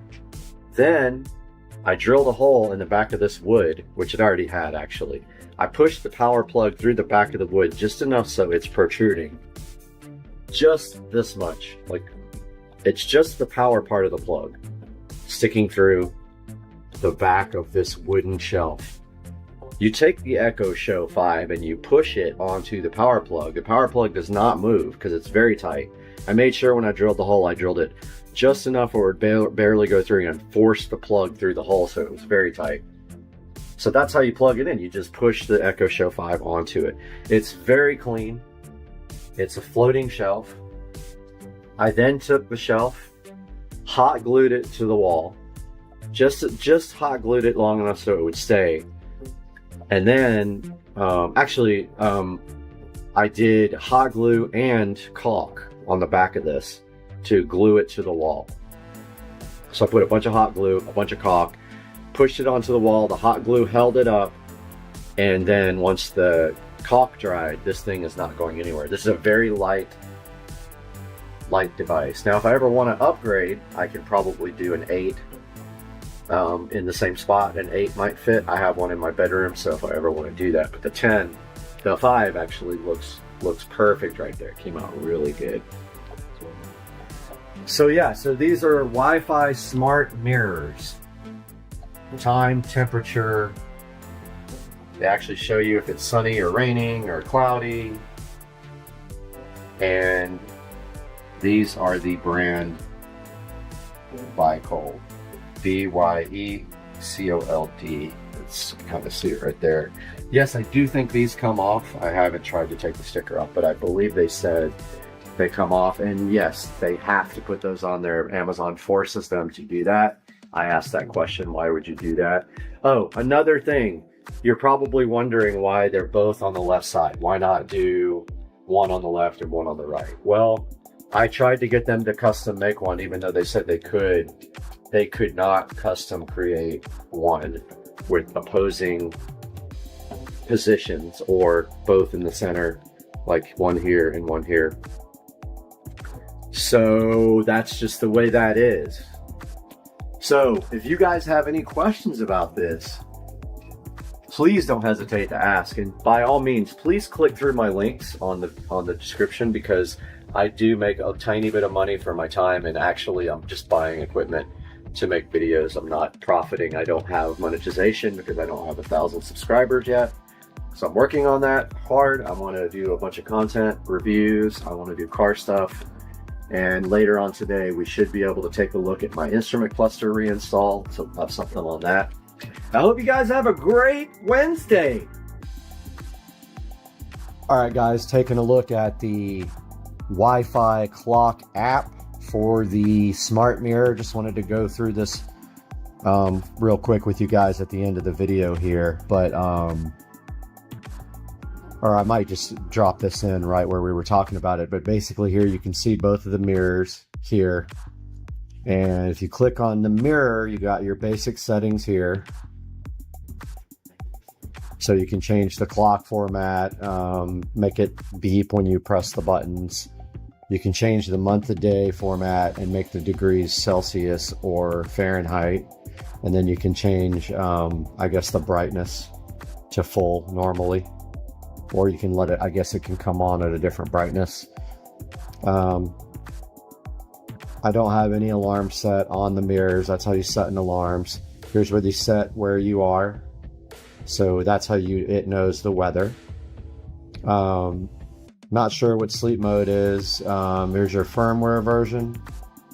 And it looks like that the devices are on the latest firmware, and then you can remove your devices here. But yeah, so you can choose between each mirror here, and you can see one of them thinks that the humidity is 24% and the other one thinks it's 25%. That has a lot to do with the position where it is in the house. And then if we go to the little menu screen, it shows you the software version and all that. So this is how you configure the smart mirrors.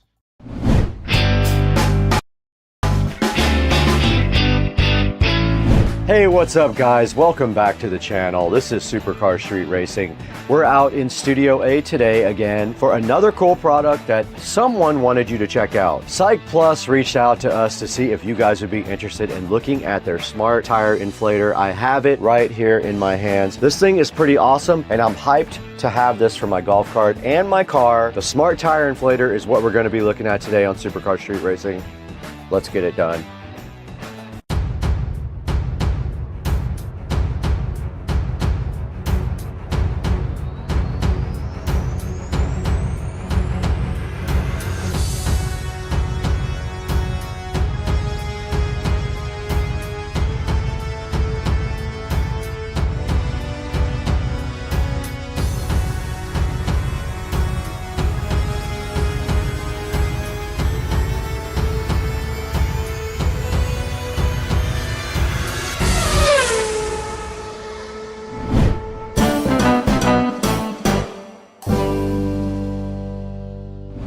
Welcome back guys, you're on Supercar Street Racing. You are checking out our channel today, and I'm so happy to have you guys here. And today, Psych Plus reached out to us to see if we would be interested in taking a look at their AL7, and you can see it on the screen right here. It has some very cool features, it does some very cool things, and I think you guys are gonna love it. Now it's $79.95 right now, it's about 27% off, but by the airing of this video, it might be a little more or a little less, not sure yet when this will get out. It does support heavy duty vehicles. It can actually do pickup trucks and off-road vehicles and other big vehicles like that. And of course, it also can do floats and air mattresses and all the other little things. It's very light, it only weighs 2.8 pounds. This guy is so powerful it can refill a 17-inch tire in only 2 minutes. It also has a 15,600 milliamp lithium-ion battery. It recharges in 150 minutes with its USB-C port. Now it does have advanced cooling for the motor, so it can work up to 35 minutes without any issues of overheating. A lot of those small little pumps that you get at like Walmart, they'll overheat like almost immediately, and they're not even designed to work for over a few minutes. It does have a cool LED screen also that shows you tire pressures and targets. You can see by the graphic right up here, it can do a 15-inch tire in 45 seconds, a 17-inch tire in about 95 seconds. There's a look at the battery. It's a 5200 milliamp hour battery with 11.1 volts. Then down below that, it shows you everything it can do with that battery.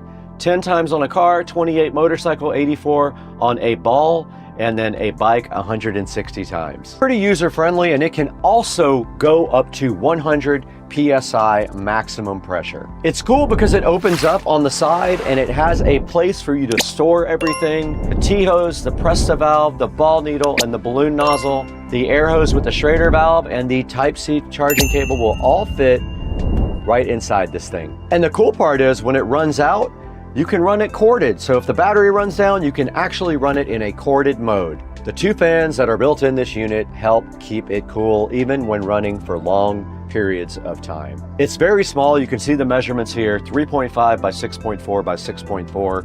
Very, very compact and easy to carry as well. There's a diagram right here of the thing. I'll put it up on the screen. It shows you the handle, the 12-volt DC port, and the USB Type-C port. This guy has 32 reviews and it is at 4.4, so that's not bad. It just needs more reviews before it will be up there a little bit more, but we're gonna take a look at it and review it ourselves and see what we think. All right, now that we've taken an initial look at the Cycplus AL7 Smart Tire Inflator, the next thing we have to do is throw it inside and do some unboxing. Let's throw it into the Studio B right now with Brad and get this thing unboxed.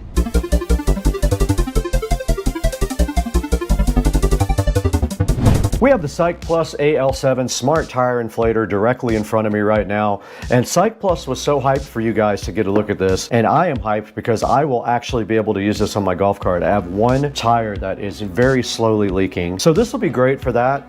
We're going to look at this today. On the side of the box it just says Smart Tire Inflator AL7. Nothing on that part. You can see here it's got a cool display right here, and on this side of the box there is some product information here, and its pressure range 3 to 100 PSI. It is rechargeable as well. That's a good look at the box there. And this thing is supposed to be pretty cool. It will blow up 10 cars, 28 motorcycles, 84 balls, or 160 bikes on just one charge. Also very good for RVs and pickups. It can inflate a 15-inch wheel and tire in 45 seconds, a 17-inch in 95 seconds, and it does everything. Off-road tires, pickups, SUVs, you name it, it can do it. Got a big 5200 milliamp hour battery at 11.1 volts. And it's got a large LED screen that you can see right here. Does a maximum pressure of 100 PSI. And it can work either corded or cordless. If the battery dies, you can go corded, even if the power runs out. It has built-in fans, which really help. A lot of these tire inflators get super hot. This guy has some fans to go ahead and help out with that. Even after 35 minutes, it should not be hot. Okay, directly inside the box of the AL7 Cycplus, we've got a user manual right up top. Inside the user manual, it has a packing list, shows you how to operate the screen and the buttons, how to connect a tire to it, and how to recharge it. Does have a built-in light, so we'll take a look more at this when we operate it. On top, there is a foam piece protecting the Cycplus right there. Nice packaging. I'll go ahead and say the packaging is very awesome.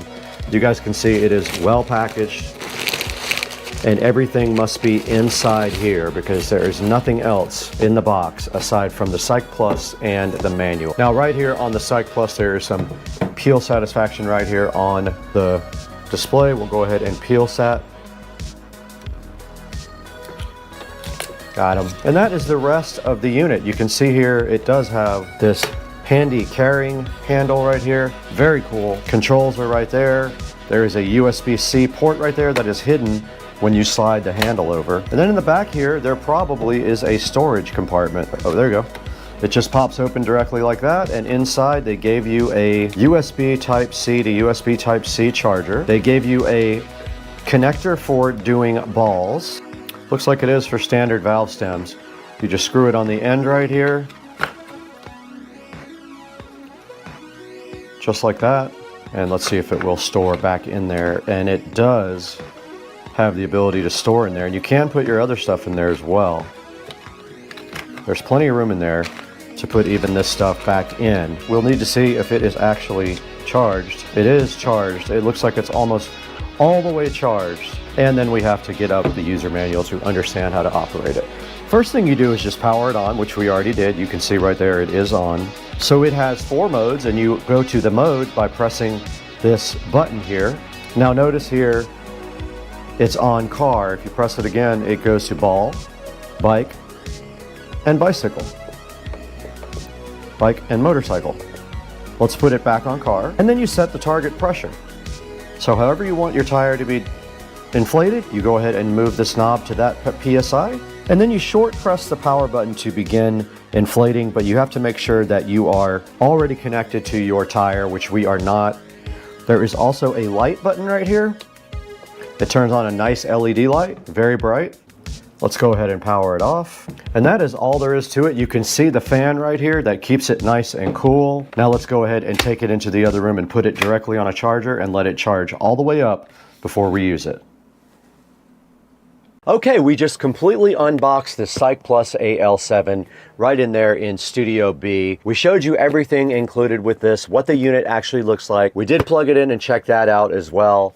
But now we have another mission. We're gonna actually have to test this thing out, and we're gonna do that in the Supercar Street Racing Garage, where the golf cart has a tire that leaks about every 10 days or 15 days. You have to put air in it.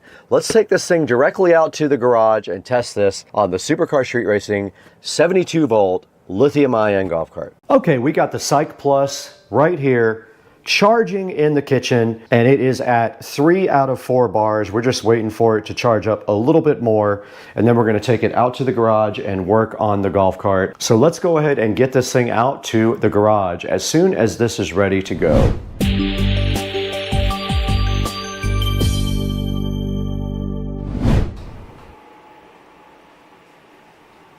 And you can clearly see out here in the garage, this tire is low. We have our Psych Plus AL7 here. This is a perfect way to use the Psych Plus. Let's go ahead and get out what we need from the little compartment in the side. It just flips open like that.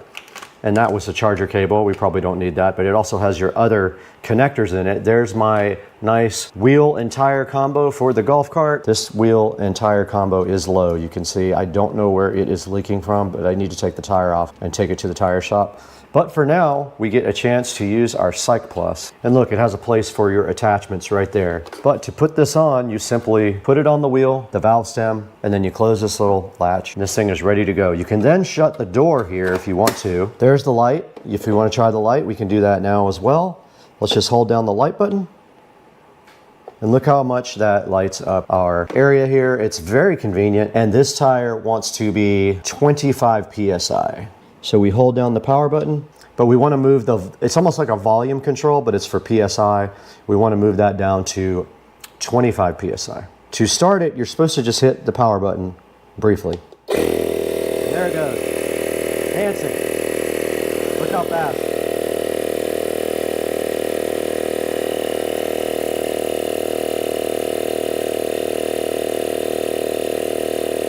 This thing is awesome.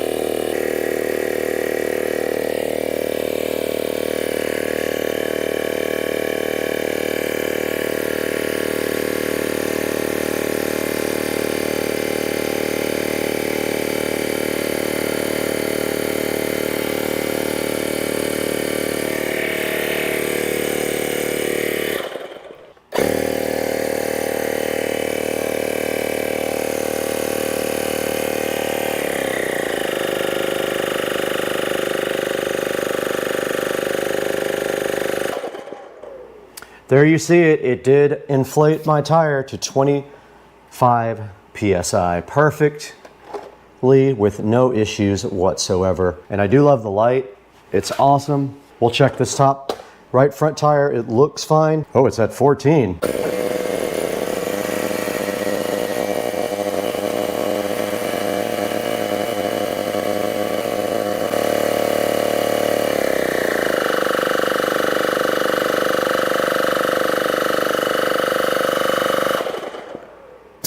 That simple. This thing is bad to the bone. See what we got over here. 13 PSI.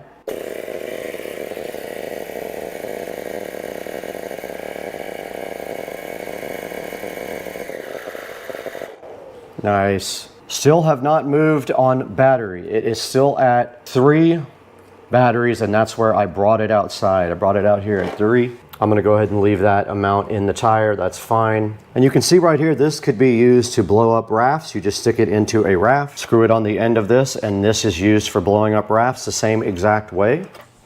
We got a raft right here, and you can see it is completely limp right there. We have our thing there. You just push this into the valve. That should be good. I'm not 100% sure, but on the Psych Plus, we need to change the mode. So we have to push this down. Let's try this. There it goes. I'm gonna get ready to turn it off.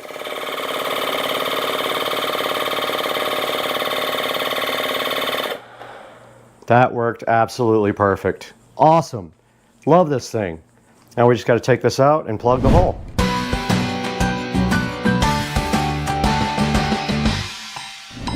Okay, you guys just saw us actually test out the Psych Plus AL7 out in the garage. We went ahead and inflated the golf cart tire with this. It worked awesome, and I'm sure it works just as good on regular tires for cars. Basically, the golf cart has the same type of tire. Now there's only one thing to do. We need to figure out how to tell you guys to get your own Psych Plus AL7.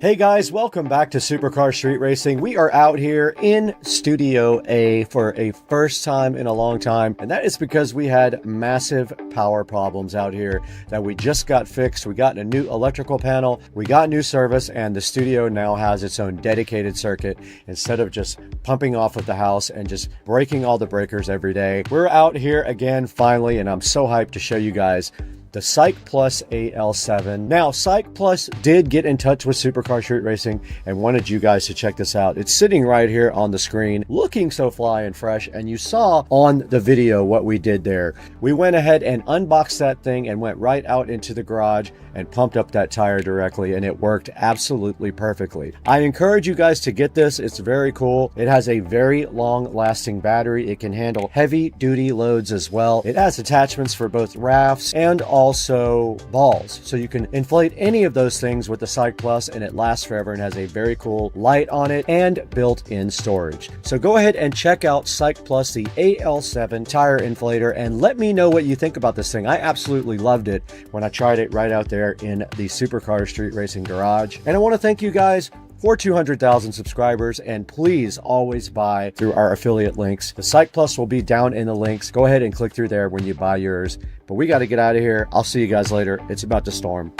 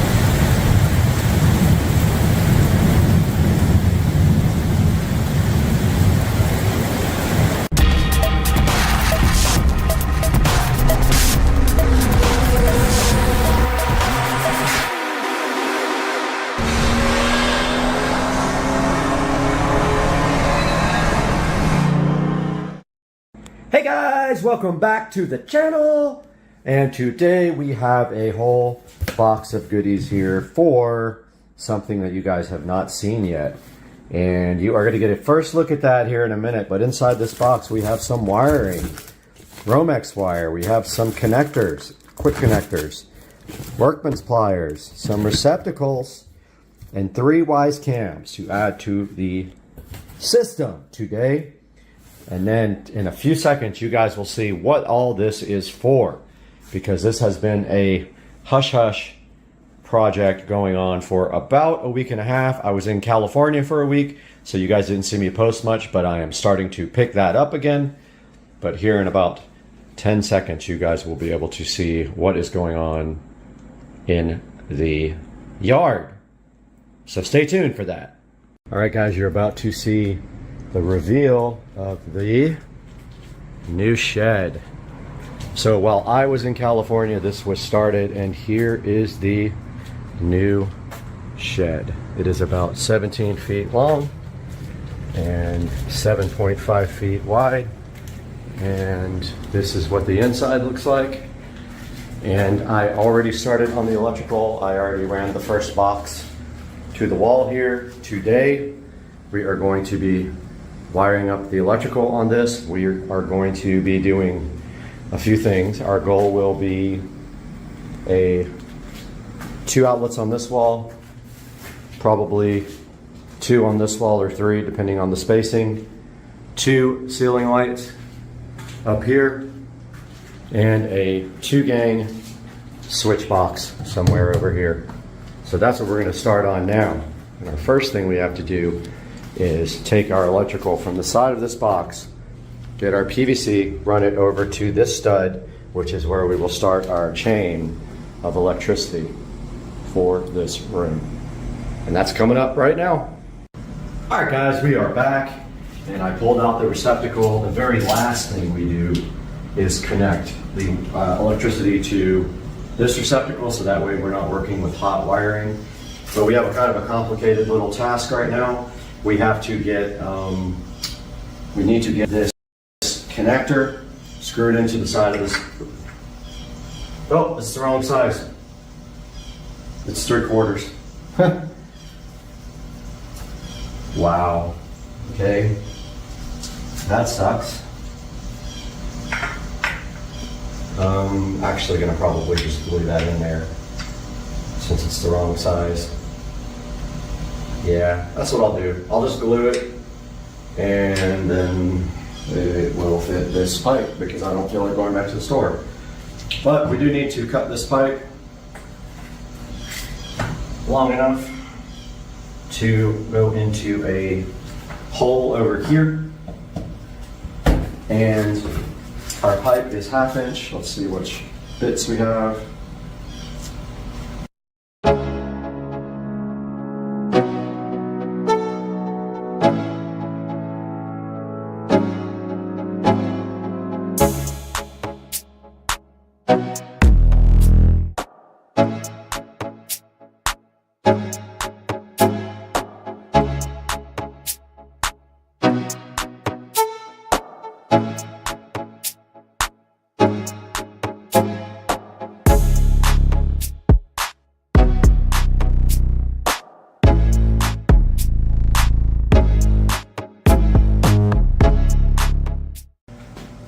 Yeah, so our goal is to get this pipe, even though we have the wrong size connector here,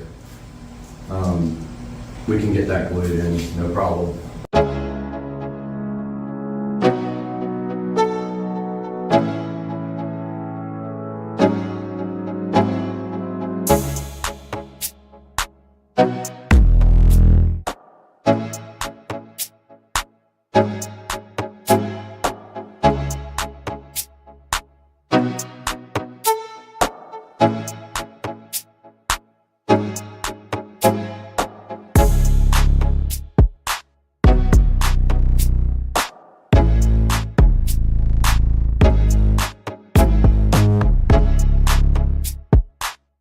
All right, guys, we got our level here. And what we're going to do is, first we're going to take off this little connector, which we know doesn't fit now. We're going to get our pipe here. We got our, also our, well, I think I brought my Sharpie. So we're going to take this level, get this pipe completely leveled out, and then mark where it goes.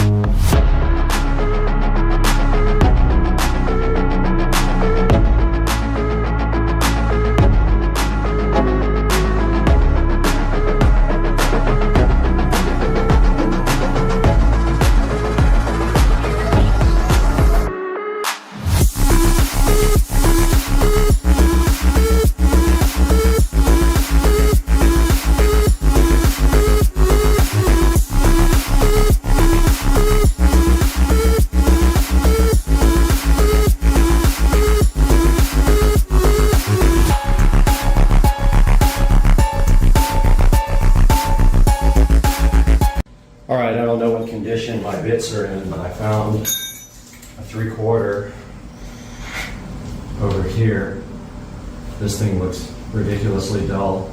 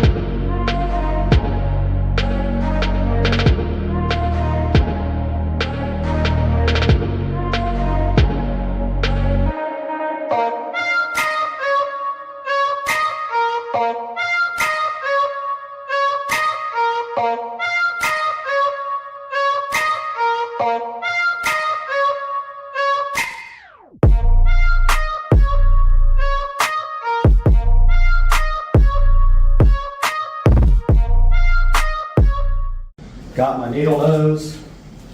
Let's see if the impossible can happen and we can get this wire.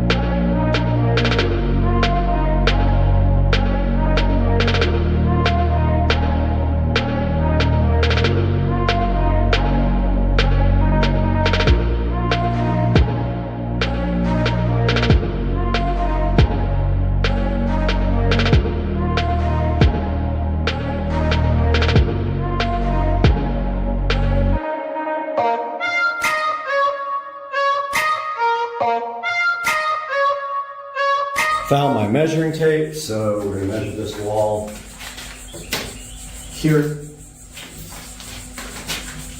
And it is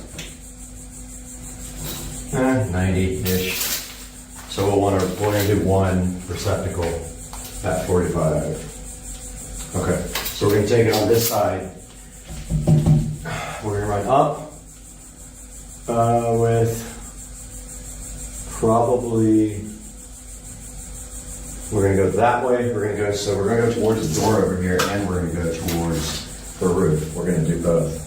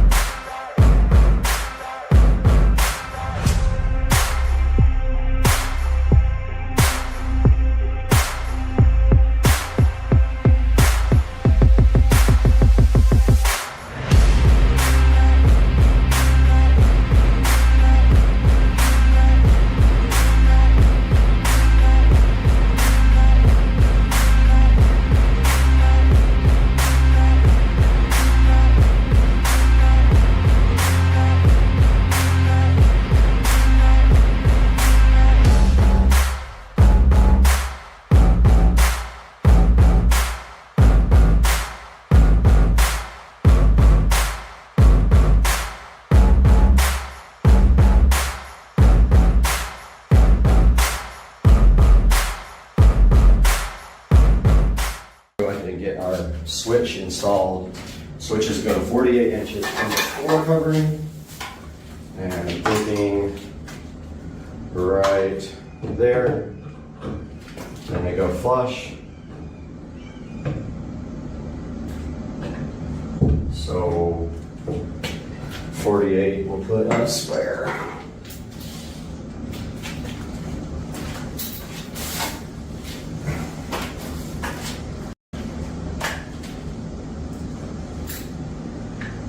Inches. Put us, I think they're talking about the bottom.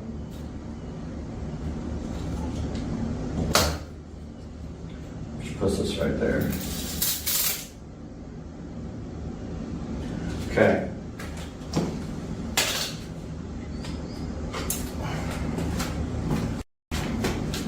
That means that would be the bottom.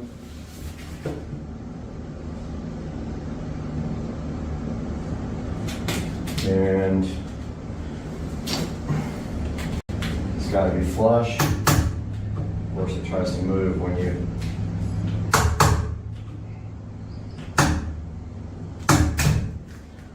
well, that sucks. I never use these nail-in ones. I hate them. Couldn't find one with screws though.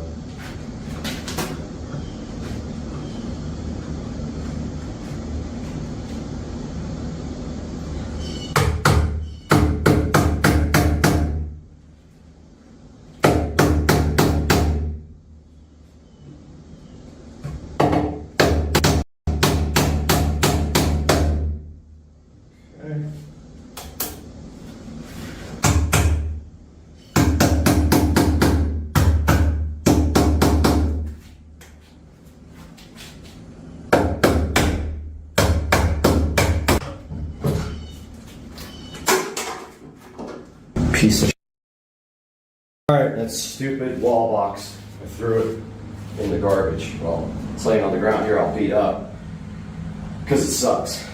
I need screw type. I don't want any nail in anythings in this thing, but they didn't have any, and unfortunately my ceiling boxes are nailed in too, so don't know why I can't seem to be able to do that properly, but it's irritating me. So I have to go to the Ace Hardware and see if they have any more double gang boxes. But meanwhile, I drilled a hole in the top cap. This is where I'm going to come up and around for feeding lights.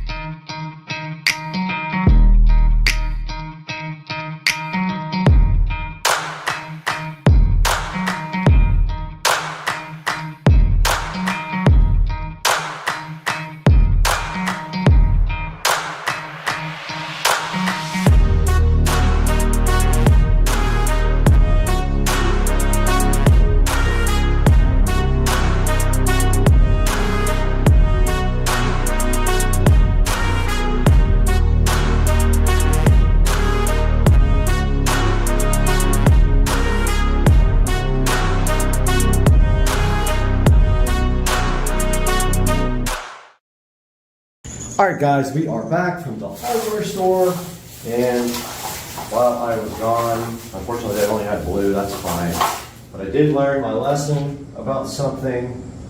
So I think I was hammering too hard on this guy, and I also didn't realize that there is a little tab here on the inside of the box that is to show you that it spaces out for drywall. So that keeps it like out enough so that drywall can get can lay over it, so that puts it completely flat.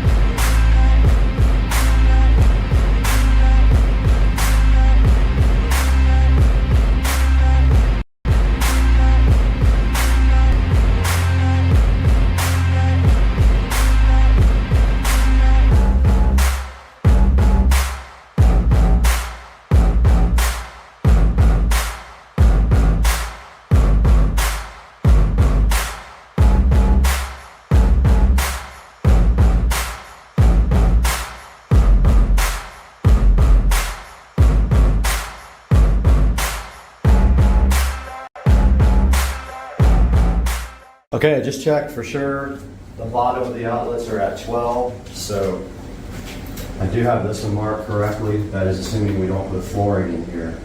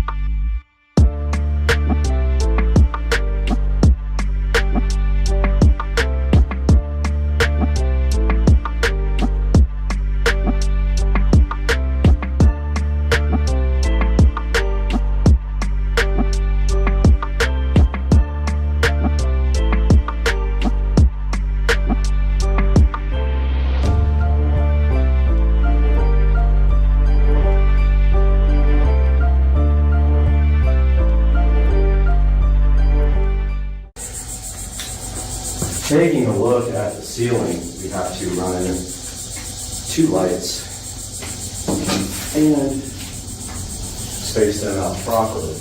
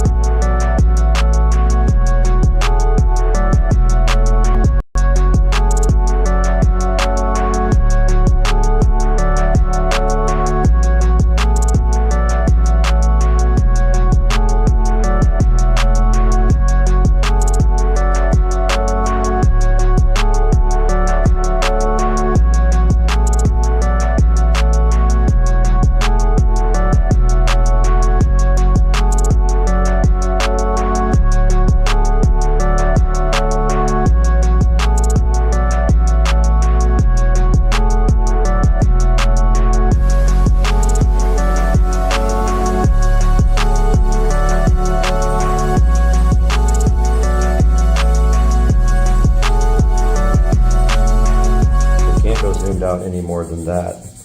So what we're going to do is take this and we are going to run both of our light wires now. Both of these come from, well, one and then feed off of that one all the way down to the other one and drill 25 holes. It actually doesn't matter. We could do it that way, it would be easier.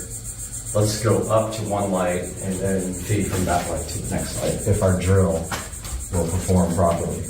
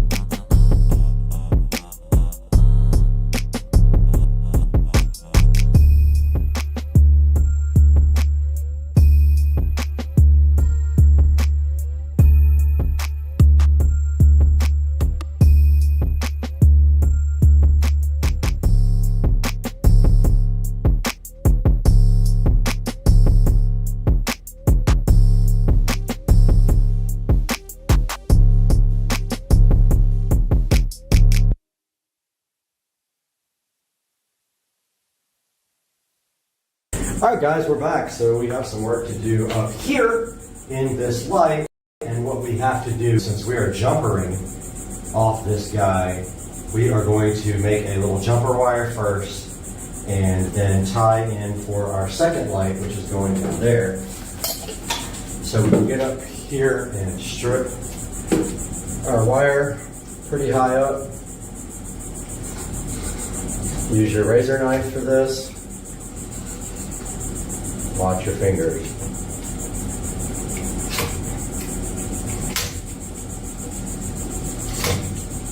And go ahead and take off the excess. Cut that off.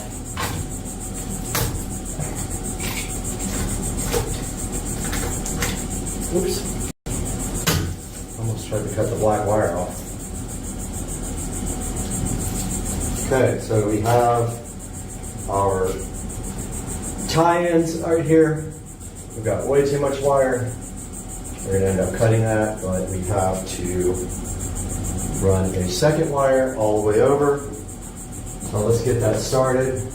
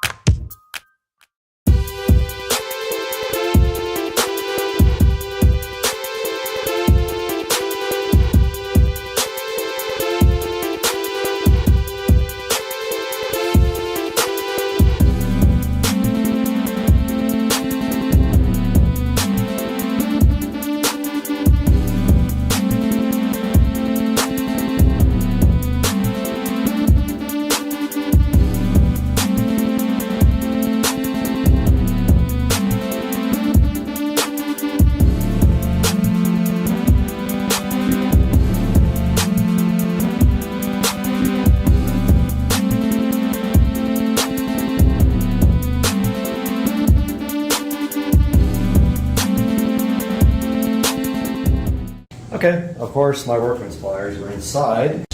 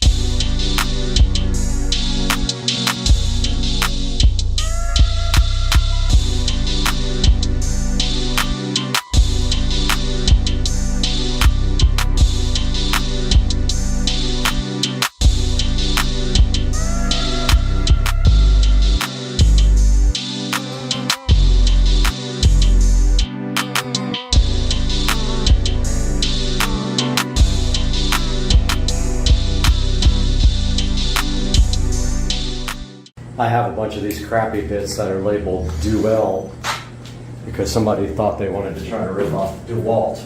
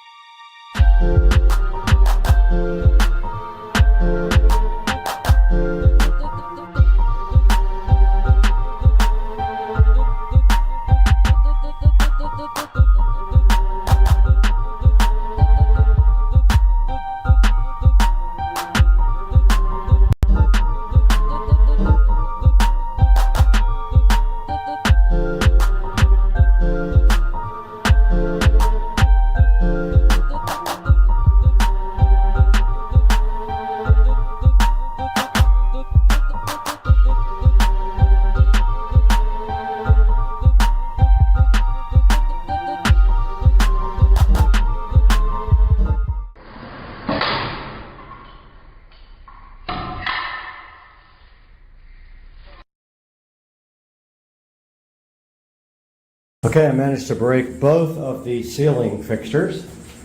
They're plastic, and when I tried to tighten the screws, they just broke right off.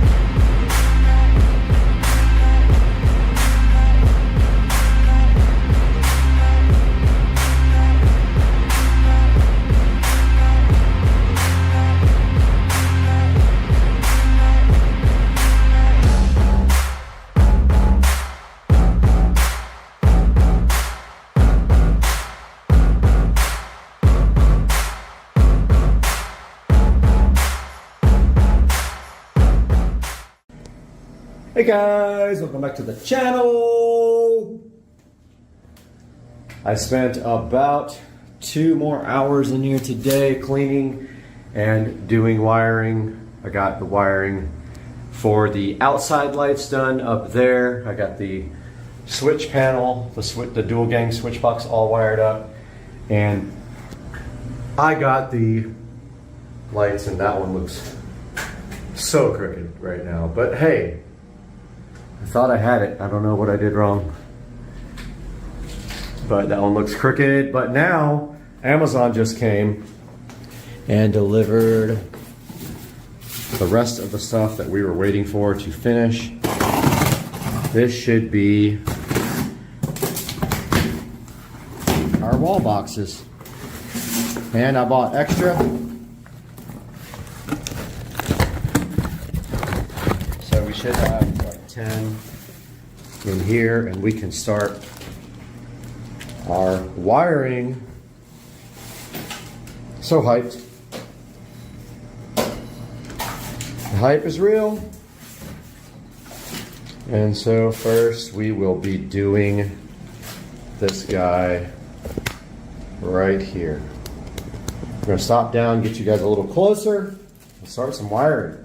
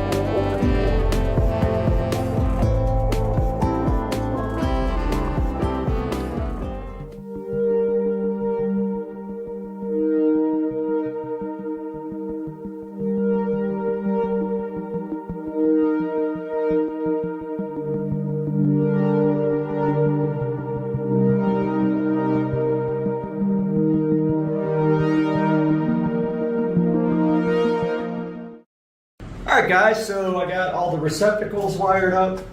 We should be at a point now where we can hook up the circuit. And I just realized our ground isn't tied in. So, yeah. Okay, so this is hot, by the way. This is hot, so we don't want to be touching anything to anything else. But we do need a wiring nut for that guy, and I don't have one.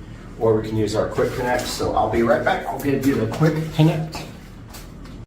All right, I got our quick connect. It's just for the ground. And then we'll see if it pops when we put in the rest, because it's going to be a hot circuit.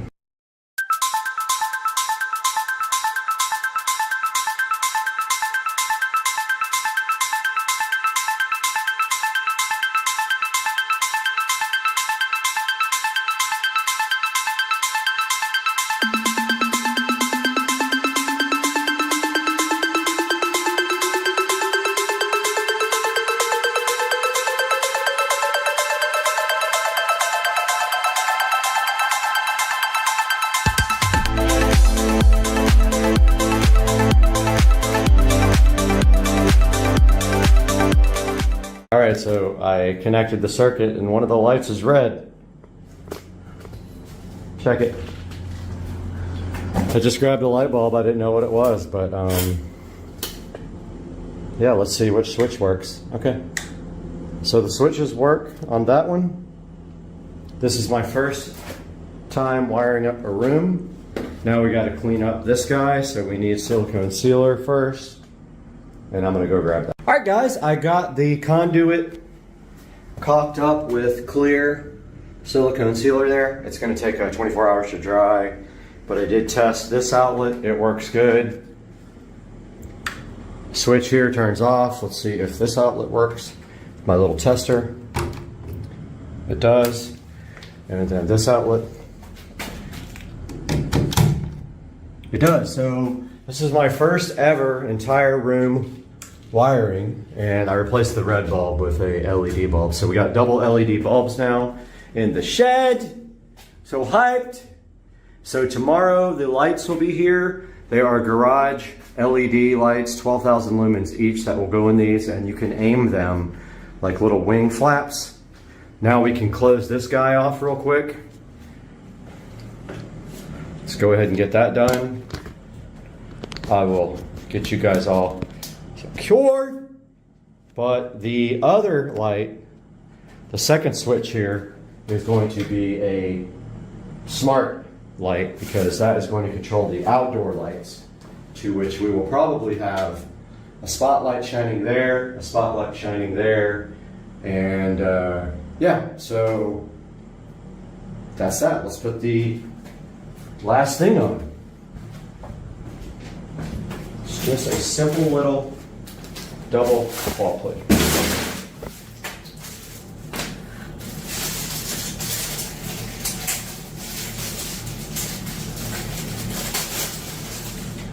Just like that.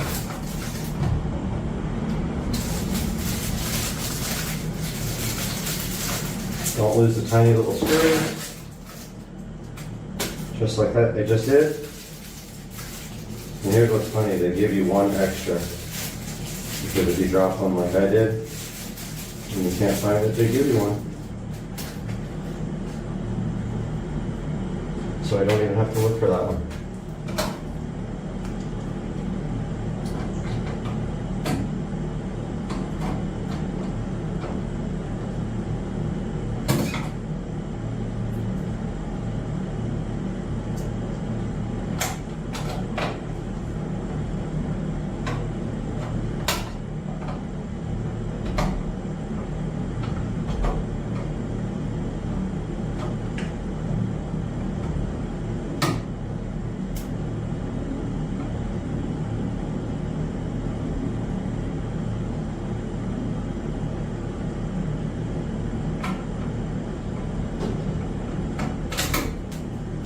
Okay, I did drop that one.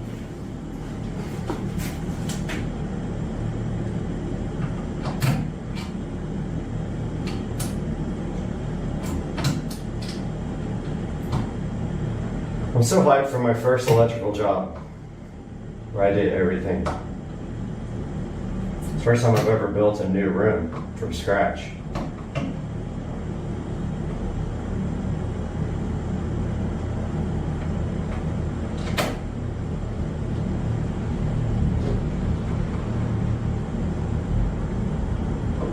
All right, so that's that, guys.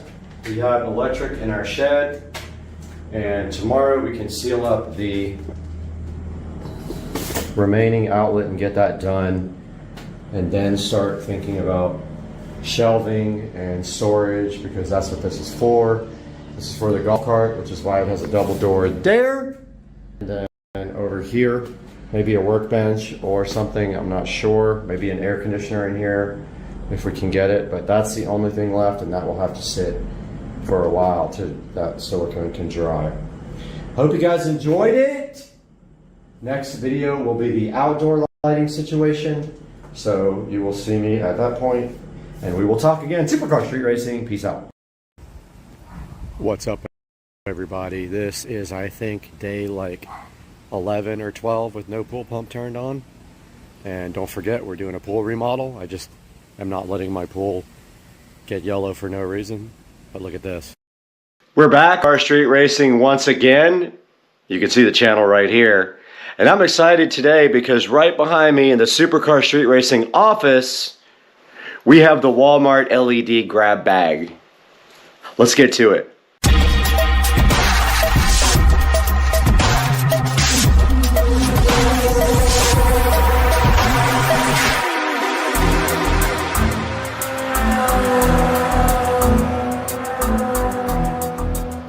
We're back after the holidays on Supercar Street Racing. I hope you and your family had a great holiday.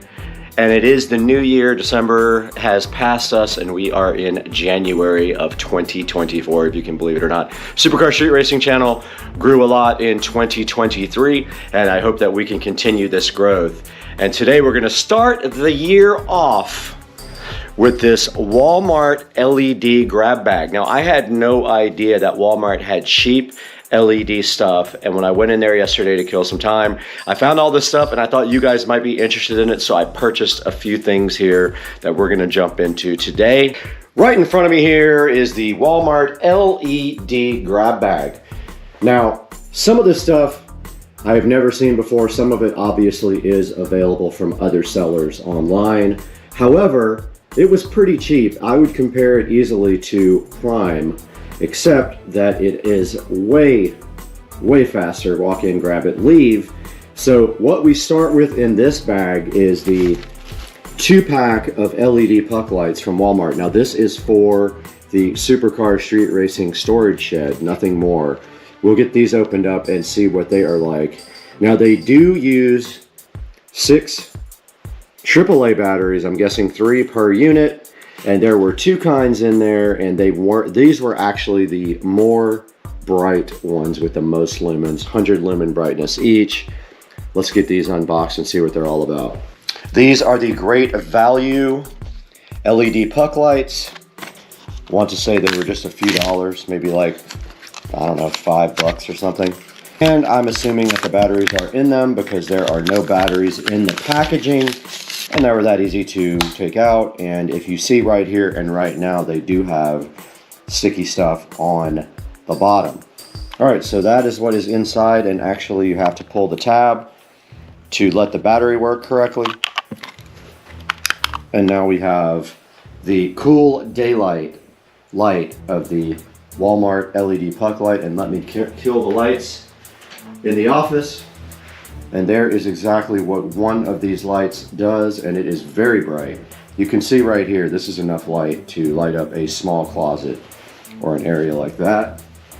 Pretty cool for a few bucks. I know these are quite common, but we will go now and install them in the Supercar Street Racing shed before it gets daylight. Headed out to the Supercar Street Racing shed where we will keep it quiet because it is 6 a.m. and I'm sure my neighbor is asleep. And you can see we have the Gobi Pro permanent lights on warm white. And they do light up the shed quite nicely. let's go ahead and get these installed. Oops, I turned one on. Oops, I turned two on. So we are inside the shed, and I think maybe center on each side, there is actually a round thing up here that looks like it was made for this. And that one is on. Nice. However, I do have power out by the dock that I can run over.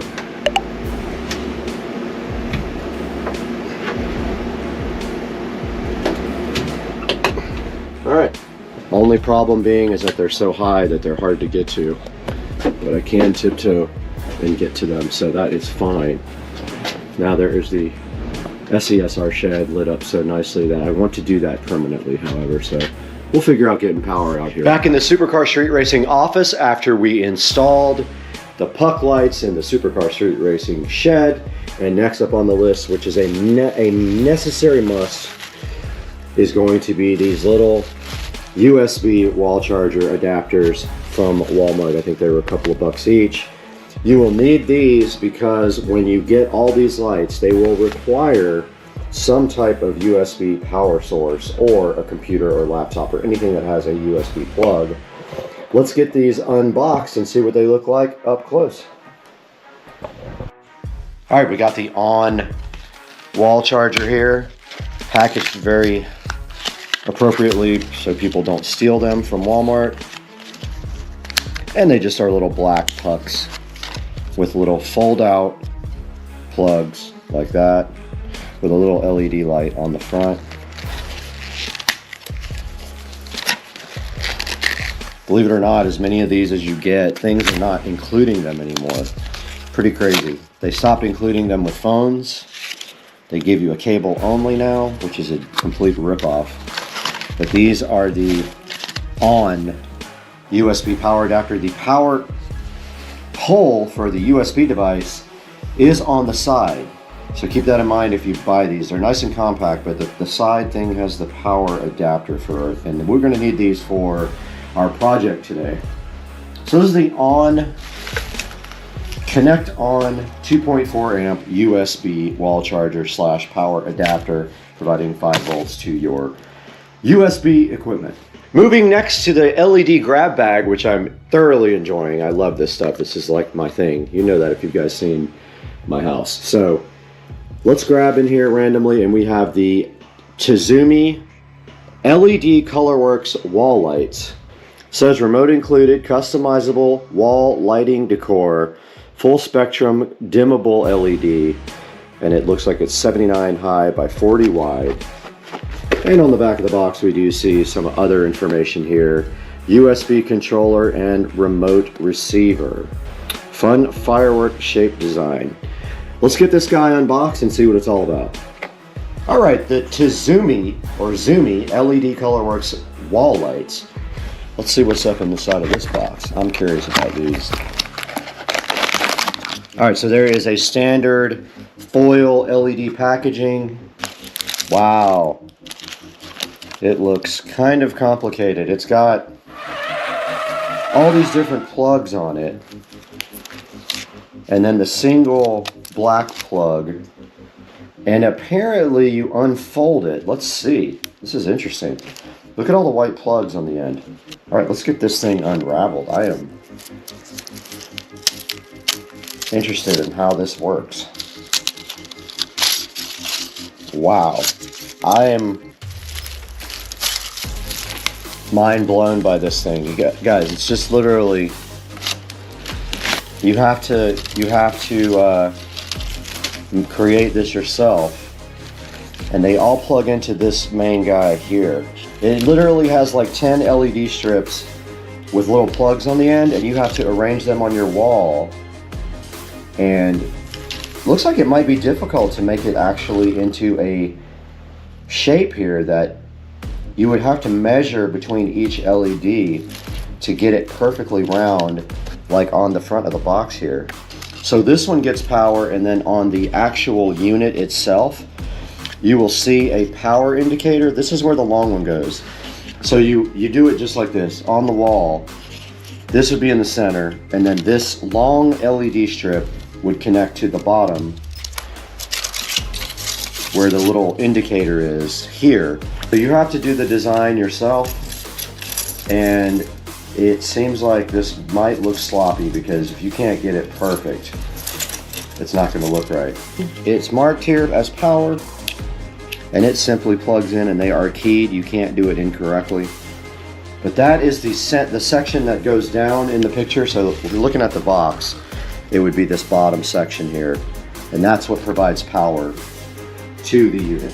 This is the remote control that's included with the ColorWorks LED wall lights. That's what it looks like on the front with all the controls.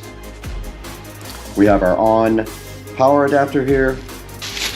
Here's our USB receiver, controller. It is keyed one way, it cannot go in the other way. And we can see power to our LED light, and then we have a bunch of different controls on here. Now I'm just playing with the controls here to see what some of these things do. There's a speed up and speed down button, I believe.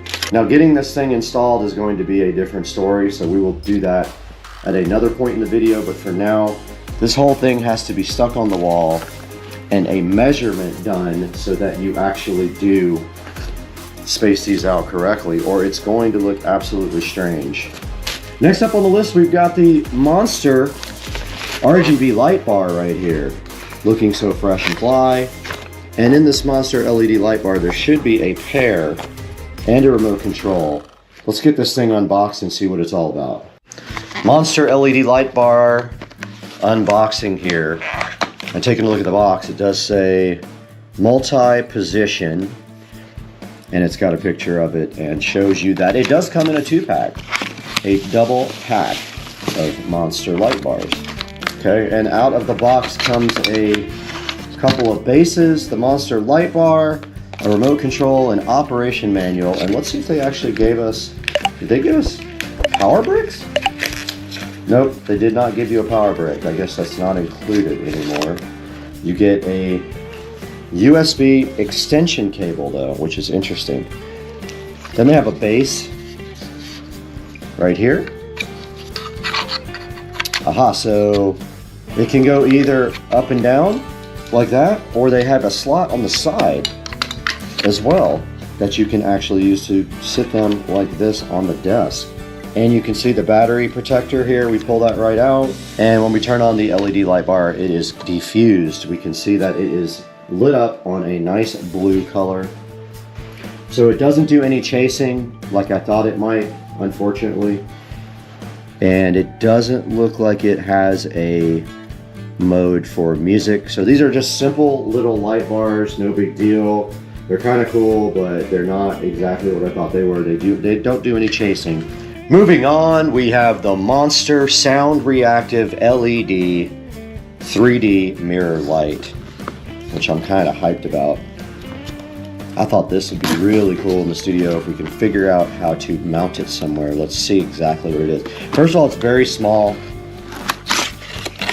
And there it is, also requiring to be stuck onto a wall.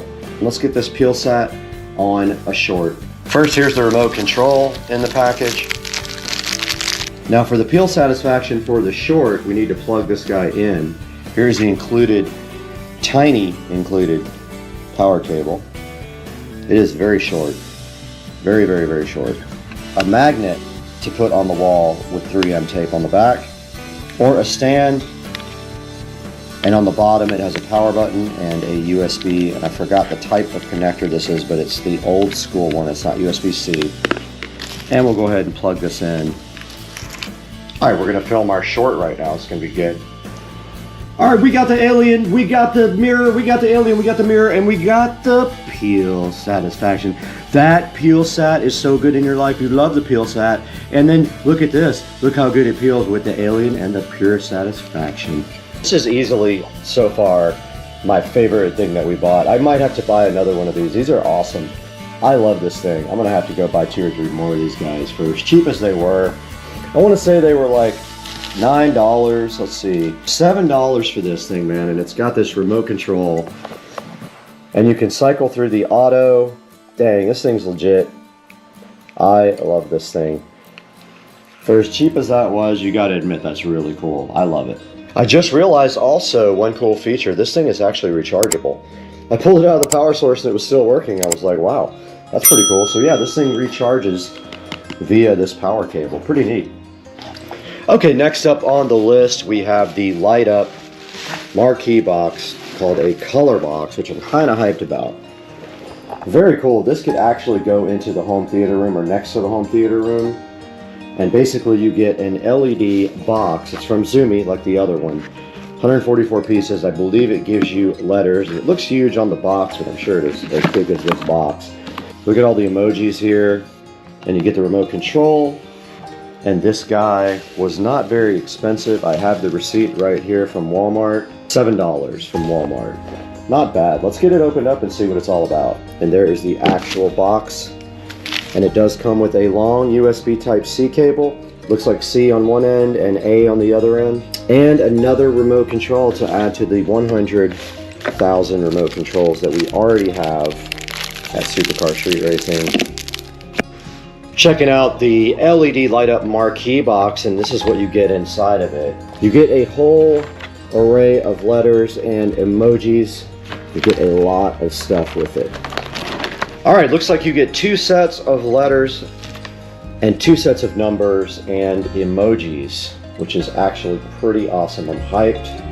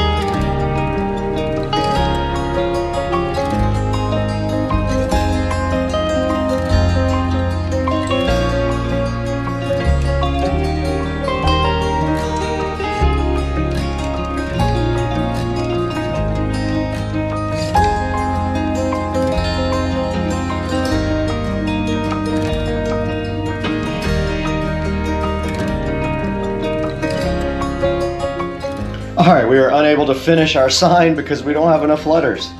But we do have some cool emojis. Let's see what we got here. How about a strong emoji? Well, I'm going to go online and see if you can order extra letters for this. Alright, I did locate the letters for this. I'm going to go ahead and order this letter kit. It's got a lot of other cool things like red letters and all that stuff. I'm going to go ahead and get that ordered right now. You can see I had to fake the E because I'm out of E's, but I just ordered a whole set of marquee letters for this that will be here on Thursday. You do see 2 of the keyhole mounts here, so I don't think it'll be an issue to put some screws into the foam in the studio and hang it like that because I want it behind where I do live stuff. Alright, so you can see here the standard remote does the same thing as all of these other guys do, and fade is what I like, so I will probably leave it on that. And that is what the LED marquee light looks like. Standard remote does all the same thing. You can pick a color, do strobe, do fade, any of those things on the marquee light. These are also available on Amazon. I'll link them in the description. Out here in the 4K production studio, looking so fly and fresh, and we have successfully mounted most of the lights out here. And the first one is right here, missing all the letters, but we will have them tomorrow. We ordered them tomorrow, the next day they'll be here. So we have the marquee right here. It's going to say Supercar Street Racing, and when we are live, you can see it'll be right behind me there. And then over here in the center at the top, we have the nice cool LED mirror, and I have successfully run the power behind the wall and down over to power. So we have that looking really cool up on the wall. Then we have the light bar over here doing its thing on that corner. And then we have a light bar under here doing its thing on that corner. So guys, we have successfully installed the LED grab bag, minus the big star things. I can't put those in the studio because they need a flat surface to adhere to, but we are in the studio and it looks amazing. And now let's take a look at all this stuff on Amazon. Guys, welcome back to the Supercar Street Racing 4K production studio. You got Brad here. Happy to have you back, and today we have a whole mess of Walmart LED lighting that we picked up for cheap when I was there trying to kill some time the other day. Now the first thing that we have up here is the Amazon Basics LED puck lights that we put out in the Supercar Street Racing storage shed. They are $8.68 on Amazon.com, and you can see them right here. And so they're about the same price at Walmart. I think I paid a couple of dollars less. They have a 4-star review here, so go over to that page and pick them up. All the links will be in the description for all of these things that we're talking about today. Next thing we have is just your basic USB power brick. Now it's just a little tiny little 5-volt adapter. You need those for all of these lights unless you're plugging them into a computer or something with a built-in USB plug like the Amazon TVs up here. They are 3 for $7.99, so they are actually cheaper than at Walmart. So pick them up here. The link will be in the description also. Here is a similar light to the one that we found at Walmart that has the LED strips that go out and then the one that goes down to power. Now, I just will advise you, you have to build this. It doesn't come as a built structure.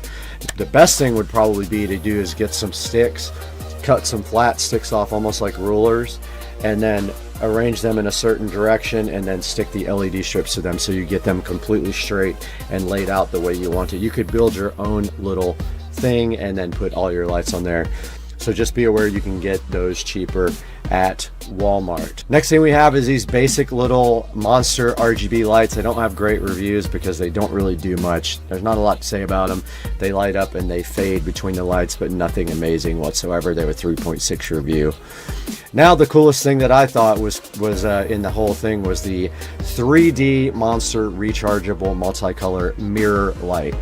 It is right here up on the wall as you saw in the video, and this thing is awesome. It has a magnetic mount on the back, and I just stuck the magnetic mount to the foam with glue, and then I stuck it right up there, and it is rechargeable, which is very cool. That is $24.99. It is quite a bit cheaper on actually at Walmart than it is on Amazon. So pick it up at Walmart or click through my link in the description.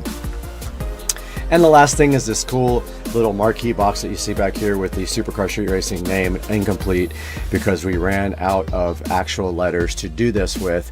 So I have ordered extra lettering from Amazon. A link will be in the description to this guy right here. So go ahead and pick one of those up for yourselves. And guys, always click through one of my links if you're buying anything on Amazon. It doesn't matter if it's the one that you need, the product you need or not. If you click through any of my links, it will give me just $1 or $2 when you purchase your products. Go ahead and leave a comment right now, like and subscribe, and hit the little bell icon. And guys, we absolutely have to get out of here. We got to go pay the power bill of $1 million for so many LED lights.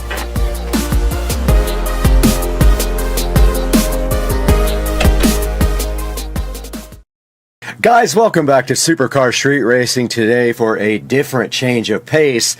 We are starting out in the 4K production studio, and I wish it was on a good note because we were trying to do some green screen stuff and it just did not work out. So I'm shooting all this footage over again from the studio, and today we're going to be solving an issue with something in my house that needs some storage, and we're going to do that next. So hang out on Supercar Street Racing.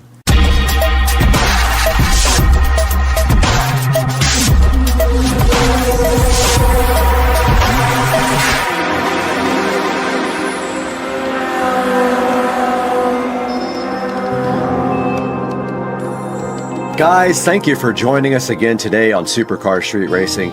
We are so glad to have you, and please take a moment to like and subscribe while you have time. Go ahead and click the bell icon, and always buy through our affiliate links that are going to be in the description because it helps us out so much.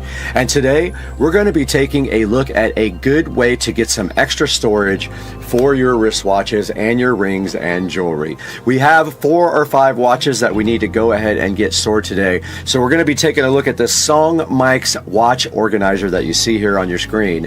And right here up next, we're going to take it back inside the Supercar Street Racing compound, where Brad's going to go ahead and unbox this thing for you right now.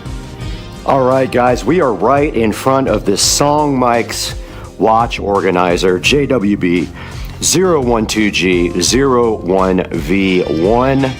And we're going to be opening this right now and see what is inside of the box. And of course, on the very top, there is a styrofoam protection device, which will make a mess if it gets everywhere in the house, so do not get that everywhere. And then inside of the box, it looks like we have the actual watch organizer right here. Let's go ahead and move this to the side. Get this guy right out of the box if I can. And of course, it is making an absolute mess, but here is the Song Mike's watch organizer, looking so cool. And I'm pretty hyped about this, guys, because I really do need a place to store my watches, and I want to buy more watches, but I don't have any place to put them, and I'm worried about them all getting mixed up and messed up. So we have this nice, looking like leather. I know it's not real leather, but it is kind of nice looking black. And you can see right here, it does have stitching all the way around it like this. It has a nice latch right here that opens up, and then inside it looks like there are some keys for it right here. You can eat this later when you're hungry, or feed it to your mom, either way.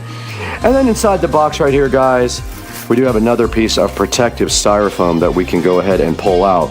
And then checking out the inside of the box, it looks like they have individual places for you to put each little watch.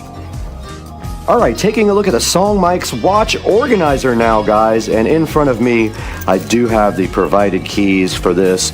Not that this is the ultimate in protection, because definitely somebody could break into this if they wanted to, but it looks like the keys just go right there to lock it, and then of course you can't open it at that point. And then if we go back this way, looks like the lock goes like all the way around. So I guess like that, it does open back up. Yes, it does. And then look down here, we have this nice tray that folds out to store some other things. If you need other things like rings and things like that, you can store them on this bottom part. So pretty cool. It's got these separate trays here to get things in the bottom, and it looks like you can put rings around these as well. I think you can put rings, which I don't have any, but you can push them down here. So this is kind of cool, guys. Very cool little organizer. All right, taking a look at the exterior of the Song Mike's watch organizer, and basically it is just finished in a black, kind of matte black, probably a substitute leather or something like that. Very just generic and black on the outside, with a couple of little rivet holes right there, or screws or whatever. But as you can see on the inside of this, it has a nice glass top here for you to look at your stuff. And on the inside, we can store 6 watches here, 6 watches here, and then down here you can store rings and other things, which I think that's cool, because I wouldn't mind starting to get some rings also. And let's go ahead and see if we can get one of my watches into the Song Mike's. And what you do is you pull this part out. It comes with a little thing that the watches go around like this. And then you just put that on there like you would your wrist, and it will store your watch. So you just kind of tighten it up on this watch thing, like so. And then you make it so you can see it, and then you just push your watch down in there like that. And when you close the top, you have a nice display of your watch here. Okay, we do have the Android watch here now that we're going to go ahead and store in the Song Mike's and see how that looks as well.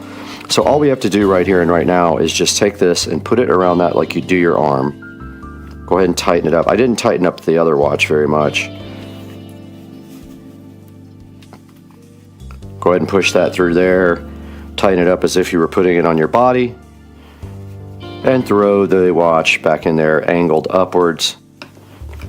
You see how this one's kind of loose? I could go back in here and go ahead and tighten this one up more, and then throw it back in there, like so. And then we have one more on my arm here. We can go ahead and get this one all stored up very nice as well.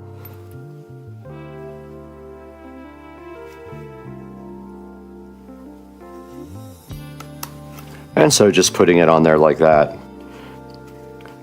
And there is the Android. And then there is one other watch here we can go ahead and put on, and that is my rose gold. And I have just ordered another one for another review, so we will have one coming, another pink / rose gold coming. And if you're scared to wear pink, I'm sorry for you, but I will wear it all day. There is the other Android watch, looking so fire and going right into the watch organizer. And you can see if we light these all up, it kind of looks pretty dang cool. At least I think so. And once you have all your watches inside, you can go ahead and close the lid and see how fire they look underneath that glass lid. Presented all nicely for you. So now we just need to get 2 more for the top and 6 more for the bottom, and we'll be full on our new watch organizer. And there you saw inside of the Supercar Street Racing office that Brad was unboxing this SODIMM watch organizer. And now let's take it into the SCSR closet to go ahead and get those watches into the organizer and see how that thing looks. We are back in the Supercar Street Racing closet, and we do have this old piece of furniture that we've just been using in the closet just to kind of put stuff on. This is going to be the storage place for the watch organizer for now. Don't know if it's permanent, but for now, it kind of makes sense just to go ahead and display our nice Android watches right there for now. And then maybe in the future, we will go ahead and get something nicer or mount it to the wall or something like that. But for right now, we've got this really nice SODIMM watch organizer showing all our watches off in the Supercar Street Racing closet right below the On collection of shoes. And now let's throw it into the 4K production studio and see what Brad has to say about other choices and this choice of watch organizer.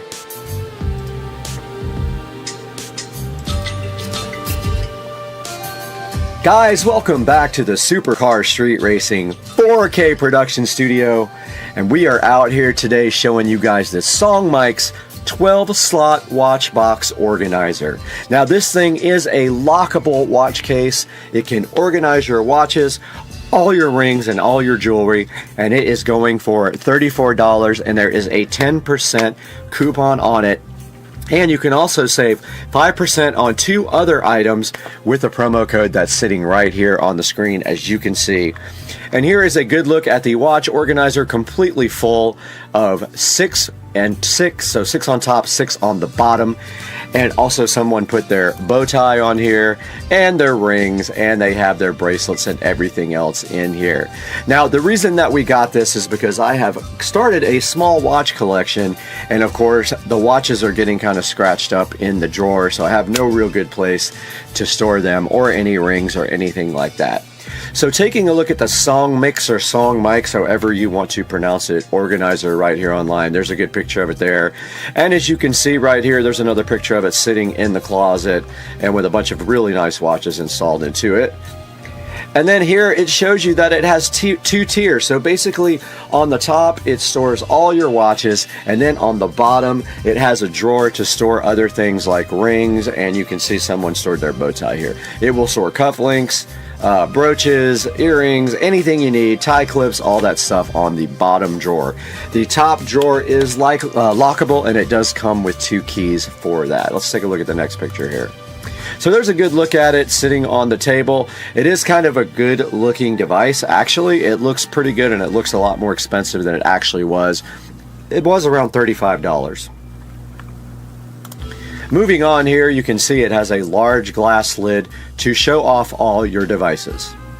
And here's a good look at the dimensions here. It is 12.8 inches wide, 7.3 deep, and 5.3 inches tall. So it is a decent size. And then it also shows you the things that you put your watches on here are 2.8 inches wide, or long actually, either way, 1.8 inches wide.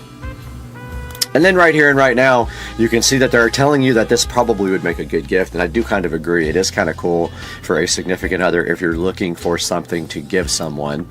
And then right here is a look at it all opened up out on the table. And let's go over here and look at the reviews. And this thing has actually really good reviews, and I get it because it is kind of nice. It's got some 4.8 star reviews, and there is a video here. Let's see what this is a review of the SODIMM blackened leather watch box for. All right, so that's just a review, so you guys can get online and take a look at that review after you look at mine. And then if we go down here, we can see that the top layer has 12 slots. Up to 48 millimeter watches is what it's saying, and the bottom drawer has various places to put things. It does have a lock on it, like I said. And the 4.8 star reviews, oh, it comes in also gray, black, and a brownish color, so I did buy the black. Now let's take a look at some of the better reviews here on this SODIMM watch organizer or box. Very nice for what it was costing.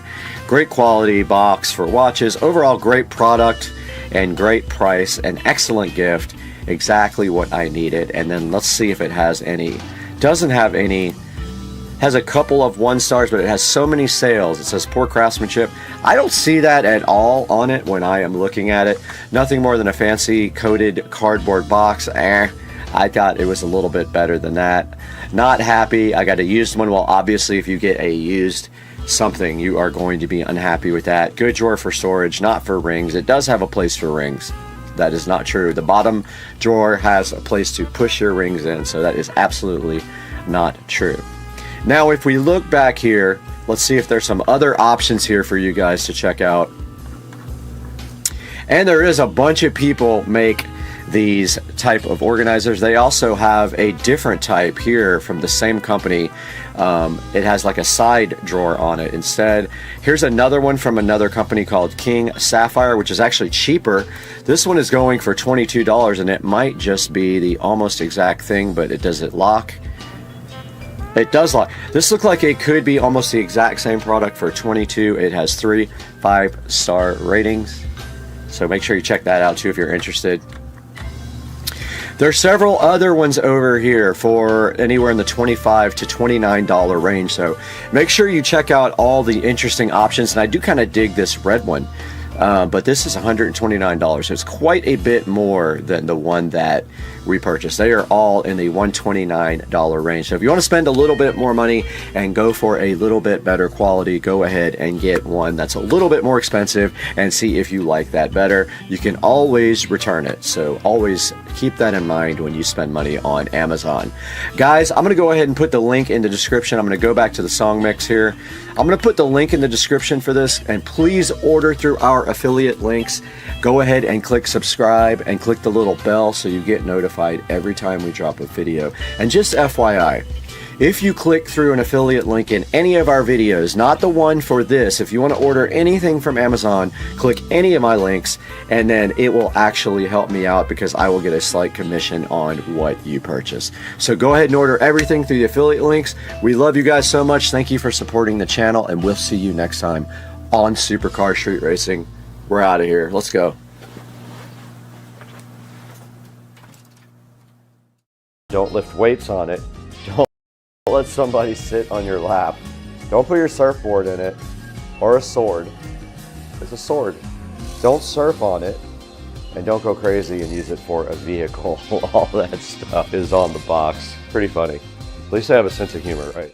All right, guys, real quick before we jump into the next part of the video, I want to take a moment to thank a brand new sponsor on the channel, Umevo. They sent over their AI voice recorder with app control, and honestly, this thing looks super useful.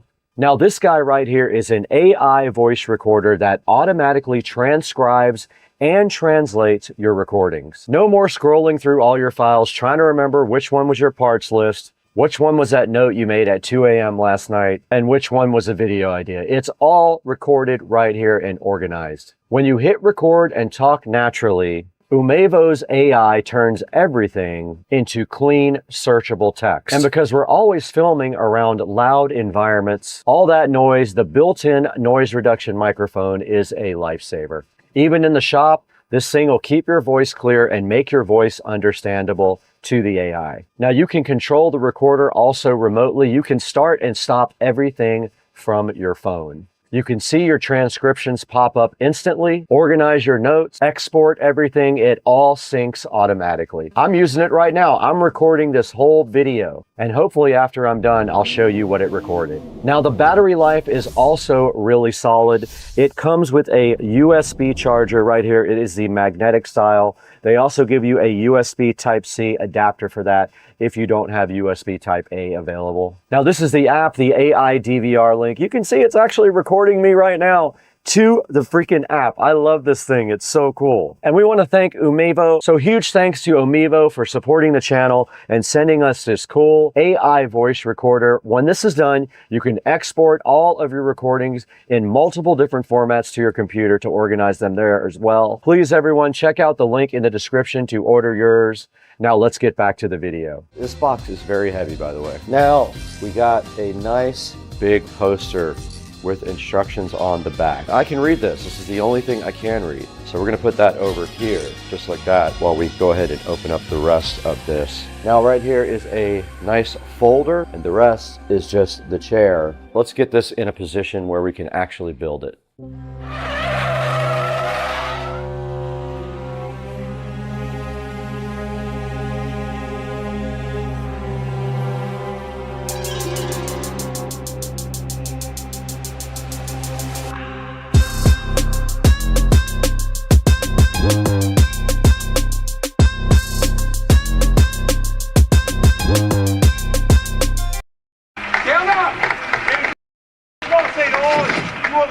Out there, if you smell a delicious crispy smell after the race, it's not your tailpipe, it's a little bit of shake and then bake.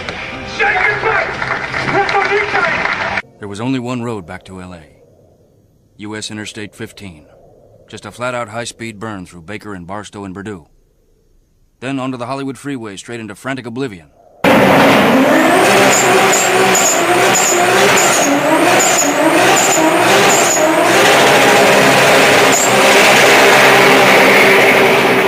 Some of the dumbest driving I have ever seen in my life.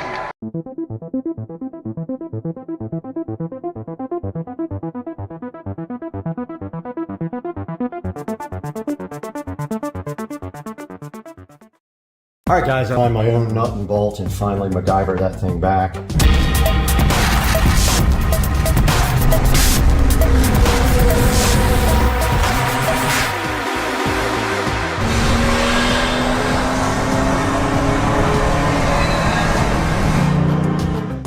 Hey guys, welcome back to the channel. Supercar Street Racing here, out in the garage with the Green Machine 200 EFI. Got some modifications we're going to be doing to this today.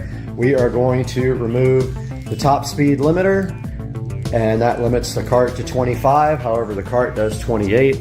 We are also going to be installing a battery tender on the cart so that it stays charged when I'm not using it.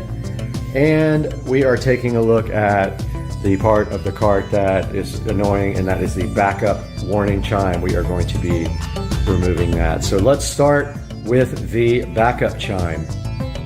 All right, guys, taking a look at the speed limiter on the cart, it is mechanically limited to 25 miles an hour with this set screw. So I removed the bolt from underneath the vehicle. All we had to do now was just pull out this speed limiter here. And what we're going to do is I have a little baggie for it marked in case I ever sell the cart. If somebody wants the speed limiter back on, we've got our speed limiter right there. So the top speed is now unlimited on the golf cart, whatever the motor can do. However, the guy who I bought it from said don't keep it at high speed for a long period of time because the oil will run up stay in the top of the engine, and it will do damage to the engine. So you're not supposed to run it hard for a long period of time. The next thing we're going to do here is we are going to install our battery tender so that we keep this battery charged when we are not using the cart. So we're going to get our tripod out and go ahead and do that now. All right, we are back out here in the garage with the Green Machine 200 EFI, and here is the battery. Looks like it is just your standard hex nut with screw terminal. Now here we have our battery tender that has the screw holes to attach it permanently to a battery. We're going to use this, and what we are going to do is look for a good place under here that we can secure the connector on the end to, so that when we want to use the battery tender, we can just reach under and plug in the cord here. So here's the end that plugs in. It's a quick connector. We're either going to try to do that in the front of the cart or the back of the cart. The front is more convenient. The cable is not very long at all. That's the only issue. We may not have enough to really do that. We may have to extend this cable. Yep, I think we got to extend this cable because I kind of want it to be underneath. Let's see how long it is. So when it's fully connected here, it's going to be about that long. Let's see if I can actually reach under there and still grab the cord. If I can, then that's fine. We'll just tie it off and use it like that. So let's see, we probably need that much.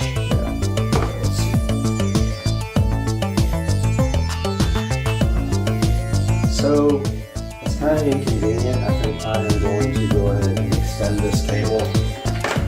So we will go ahead and do that now with my new heat gun and my new connectors. All right guys, we are back, and here is the original cable.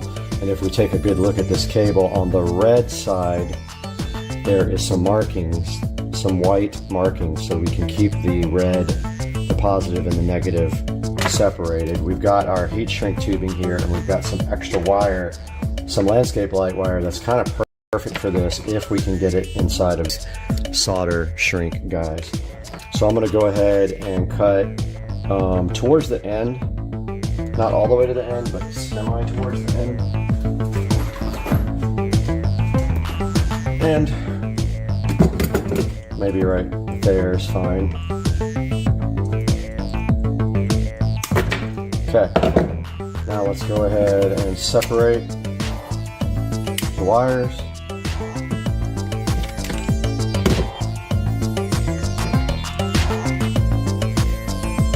Okay, they're actually red on the inside as well, so that helps us with keeping positive and negative in track. There's a red wire inside there showing you that that's positive. Got my wire strippers here. I opened the freaking heat shrink connectors from the wrong side. They all fell out of their little pockets, so yeah.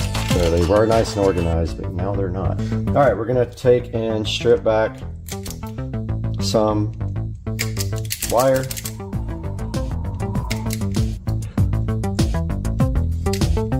Now this wire has to reach all the way to the center where the solder is on your connector. If you look right here, so it's got to go all the way to the middle. So we're going to do the same with the other side.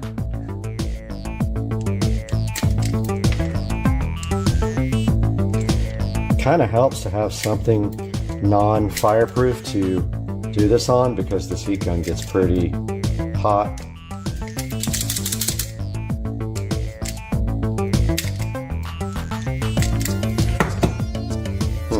Not working very well on that one. Doesn't want to strip that side off very well, because there's also a wire inside of this. There's insulation. Not a wire, there's insulation inside the insulation, so it's not able to strip completely. So there's that one. We'll go ahead and twist these up.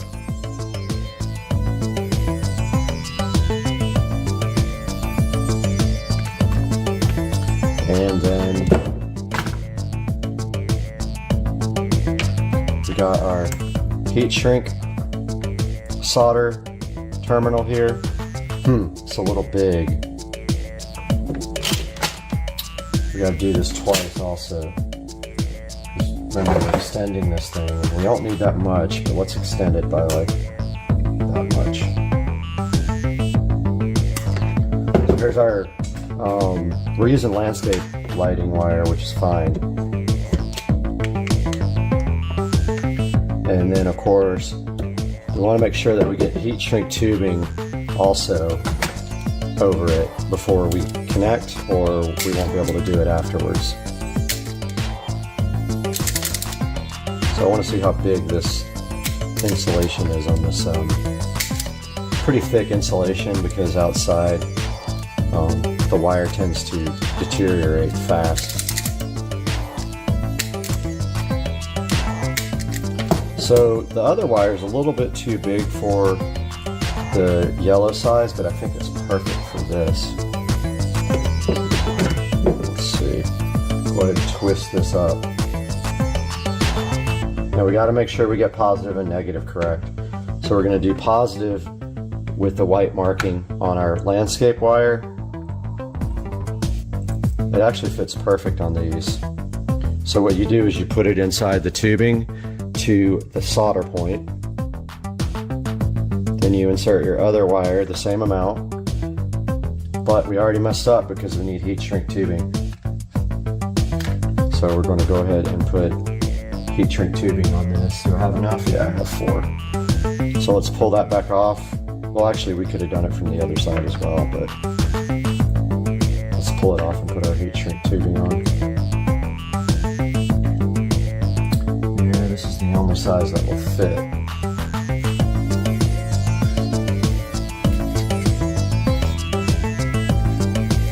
Alright, it's stuck inside.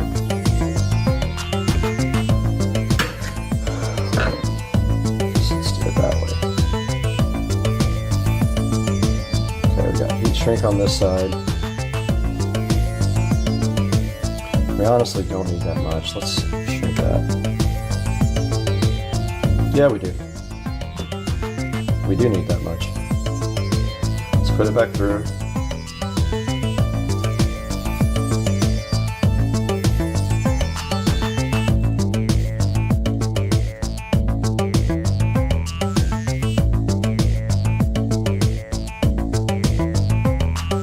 We got our heat shrink tubing in there. This is going to be positive.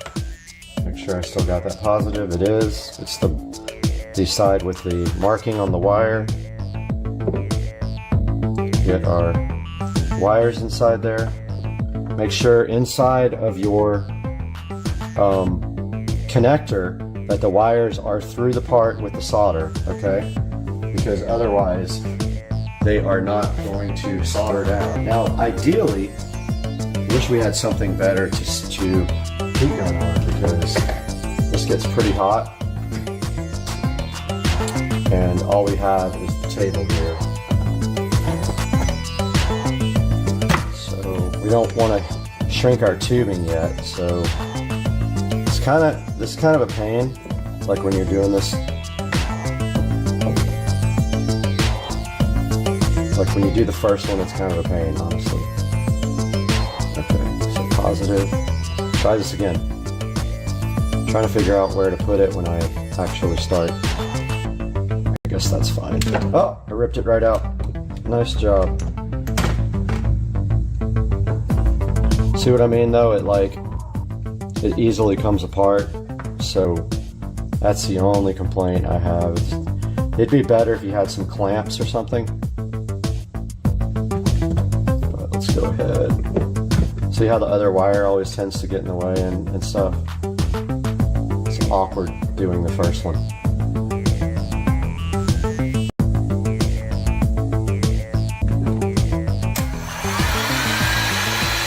When I do this, I do the plastic first so that it goes ahead and holds the wire in.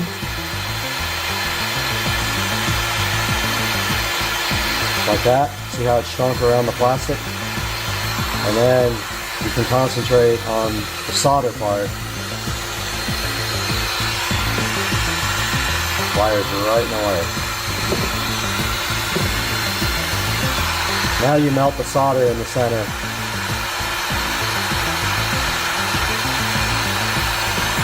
And it says when you do it to hold the gun, to rotate the gun around the solder to make sure it melts all the way around.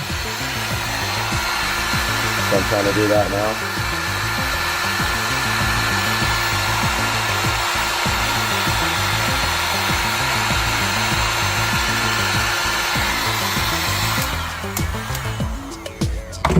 Alright, I think I got it. Remember, this is very hot.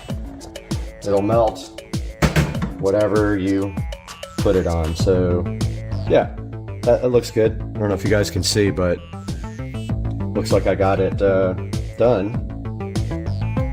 Now I've got the heat shrink tubing right over it.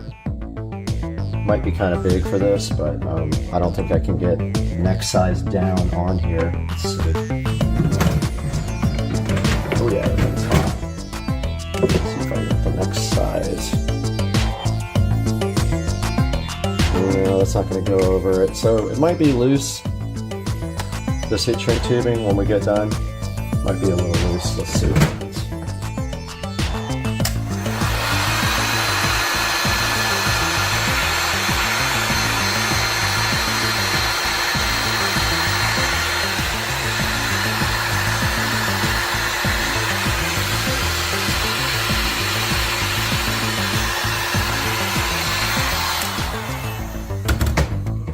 Okay, got our first one on.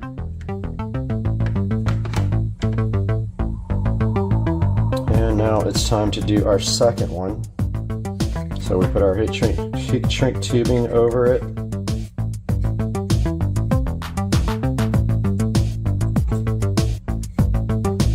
And we got our connector here.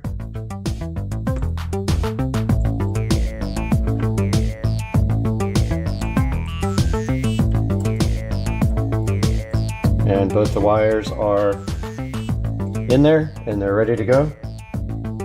Let's go ahead and shrink the plastic.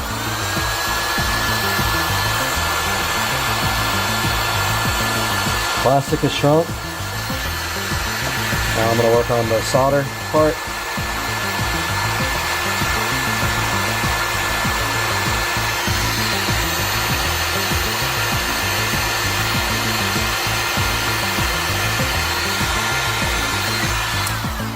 Alright, I saw the solder melt. So that one's good. Yep, now let's get our heat shrinker around it. Uh-oh. Is it coming out? Oh, my tubing melted too soon.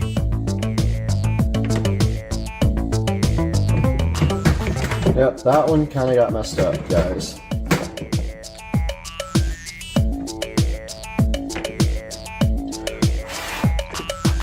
Not sure if it's still connected or not. My tubing melted before I got it on. Oh well, it was looking good until that one. Alright, let's get our second one on. So here's our extension. Need another heat shrink. This time we got to make sure we don't put our heat shrink tubing across it until it's completely dry. It melted right away and messed up our connector. Alright, we need plus, which is right here.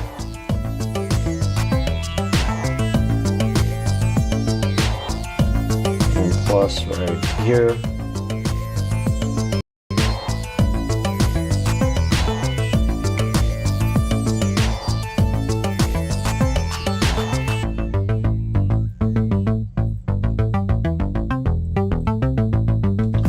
Okay, go ahead and melt our heat shrink. And now our solder.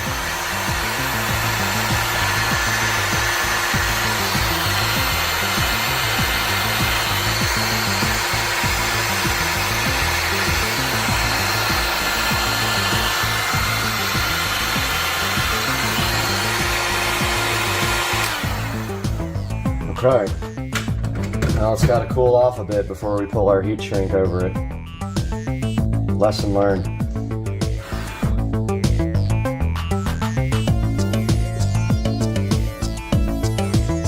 So that's cooling off. It's still quite hot.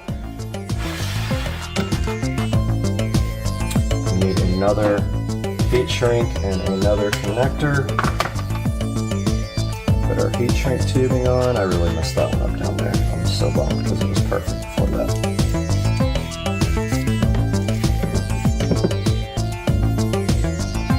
Okay. Got our tubing ready.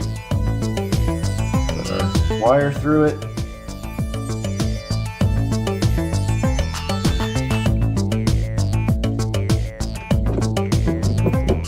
And go ahead and melt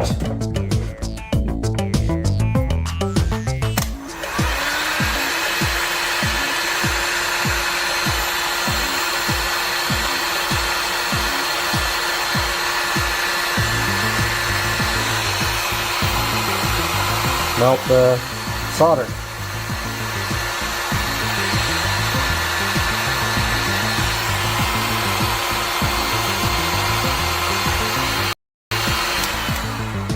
Should be good. Don't forget this gun is very hot. Okay. So that one I think is cool enough for heat shrink, hopefully. Let's go ahead and do that.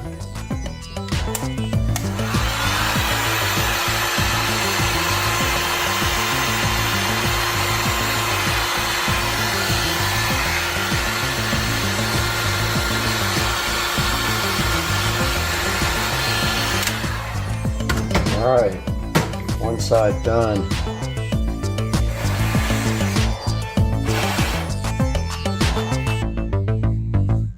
Okay, other side.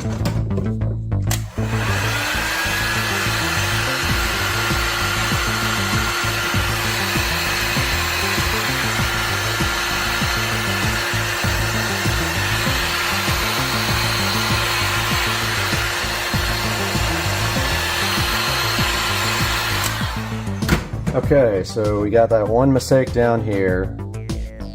Pretty crucial. Oh, well, we made a mistake right there. So, I don't have another bigger piece that I can actually get around there. So I'm going to use the tried and true method of electrical tape at this point.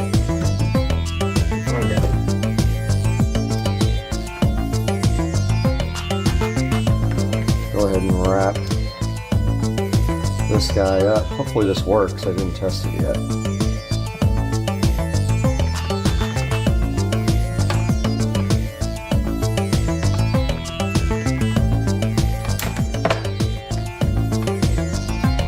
It's a good connection there. Go ahead and do this side. All this really is for is to keep the wires nice and neat. They're already insulated.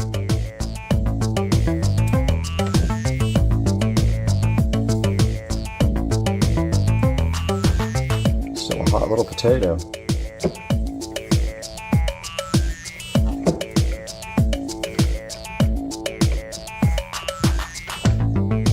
All right, guys, we have our extended battery tender cable here. Let's go ahead and put it on. All right, we're back out here trying to install our battery tender. So we are looking for the right size wrench, and it appears to be metric. I don't think I have it. I don't have a lot of metric wrenches. Let's see what I have here. It's not an 11, so it's pretty small. I don't know if I'll be able to get a socket on it.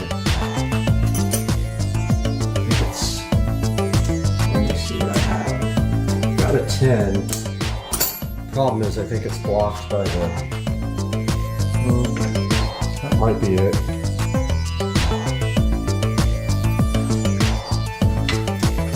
Might be a 10. Let's see.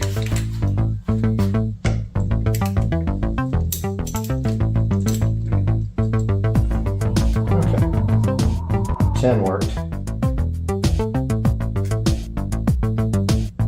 that's interesting. What kind of connector is this?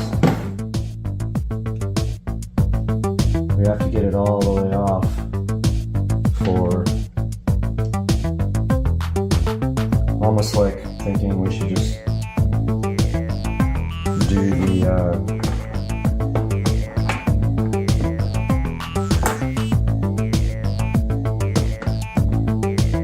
I was thinking maybe doing the can't even talk. Negative last, but I guess it doesn't matter.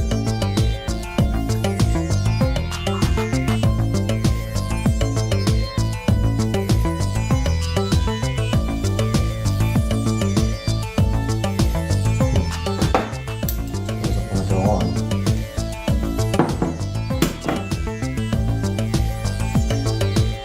Let's see. Maybe need a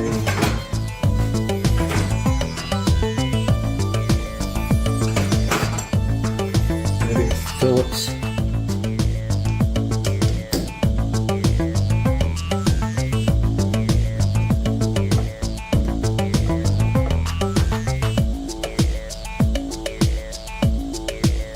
Okay, what did I do? Oh, there's a nut on the bottom.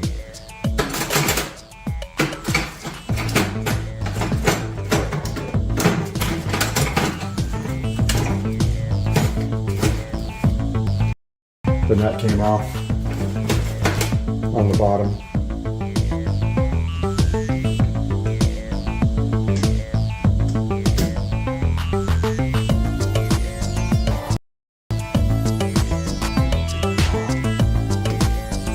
Dude, really?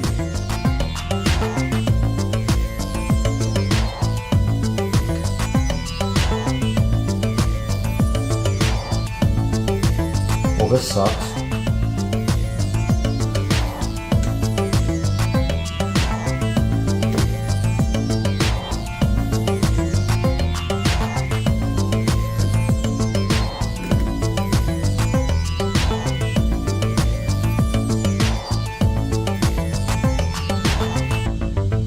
Well, this is a pain.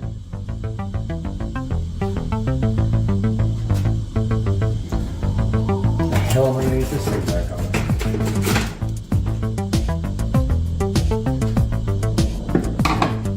Dumbest design ever.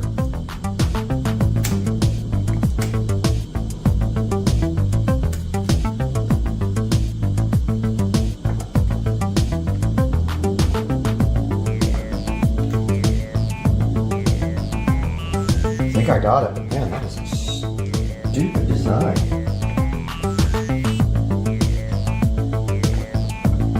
Yeah. That did it. Now, when you do this, you gotta make sure that you don't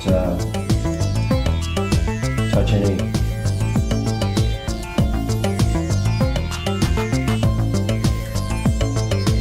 don't touch anything negative with the positive terminal.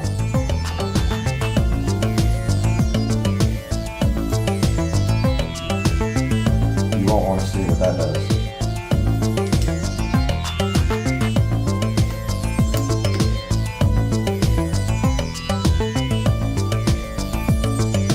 Once again, it's screwed. The nut is like way down in there.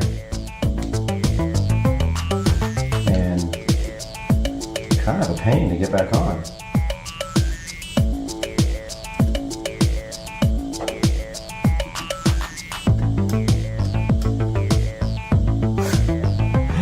This is such a stupid ass design.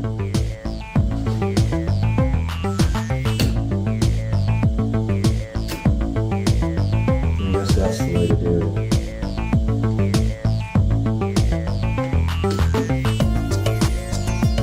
Make sure you don't touch your screwdriver or anything while you're doing this.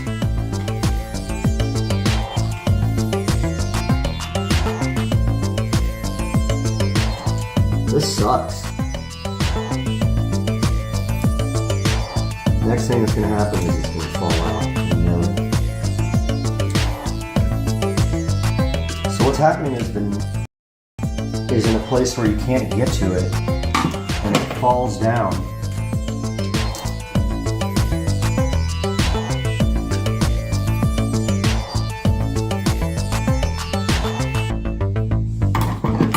Makes it very hard to put back on.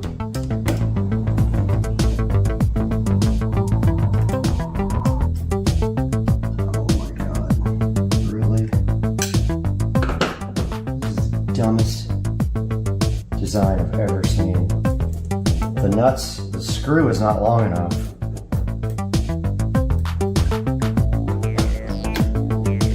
The screw's not long enough on either side to just get the nut. So it's like maybe one thread too short.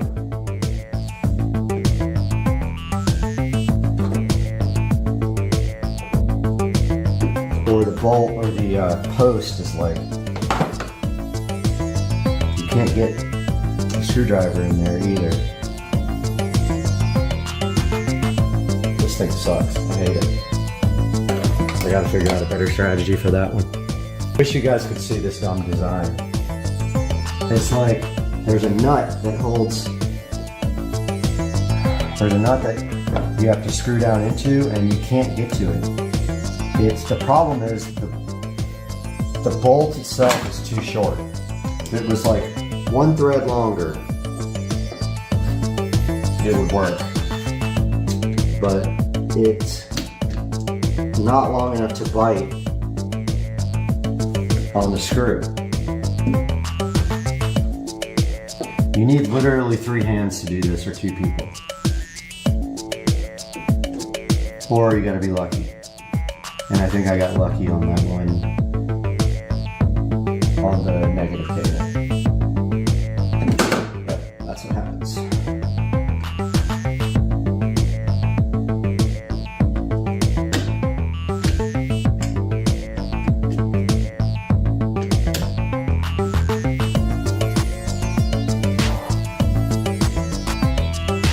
Yeah, now the nut's like coming out.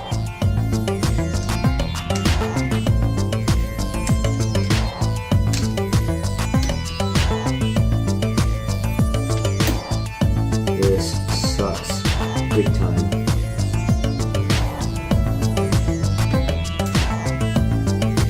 This is the dumbest thing I've ever seen. Why?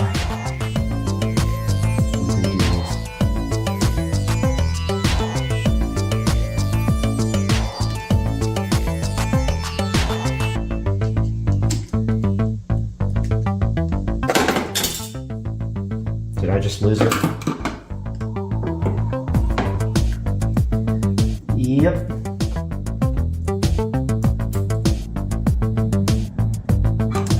This is a dumb design. I'm sorry.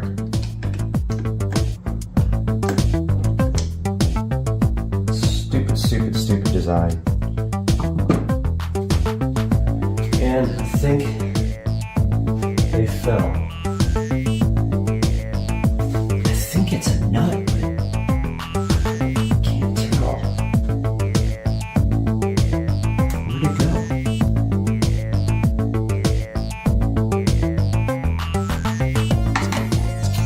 Well, I think I lost. I think I lost it. Great. How could it go?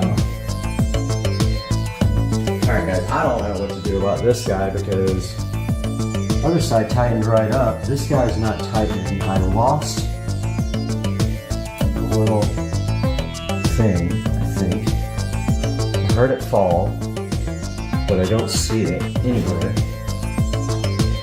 Must have fell on this tray.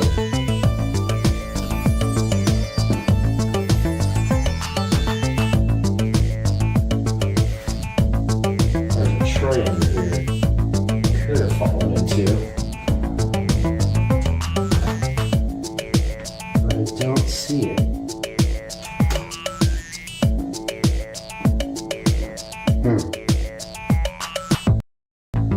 Well, I gotta figure out what to do about this. Alright guys, I was able to find my own nut and bolt and finally MacGyver that thing back. Not ideal. I'll go ahead and look for a replacement bolt for that. I don't know where the bolt or the nut went. Barely got a nut underneath that thing. Now what I want to do is tie this up really nice and run it down the side of the battery so it can go down to the underneath the cart and then will be available up front. So I'm going to get some zip ties here. And I'm going to first tie it off to this battery clamp. Battery clamp's just a bungee cord, by the way.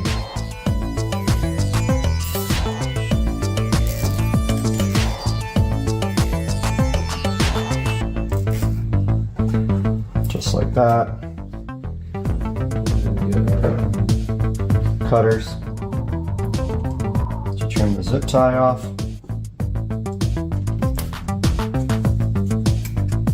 Which isn't working at all because they're too big.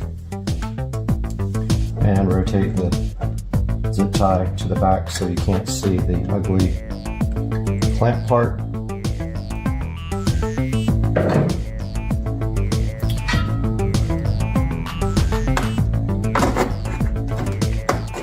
And then the rest goes down here.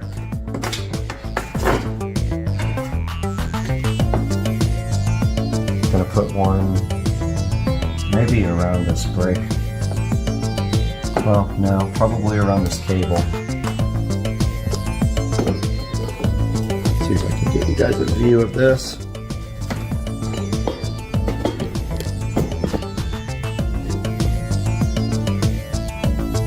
You might not be able to see this, it's hard to get a camera view, but I'm going to tie it up to, there is a throttle cable or something here. I'm going to go ahead and tie it to that underneath, which is really hard to get to, by the way. Yeah, it looks like that might be that's one of the brake cables, I think. I wish I would have made the wire a little longer now. I don't know why I do that all the time.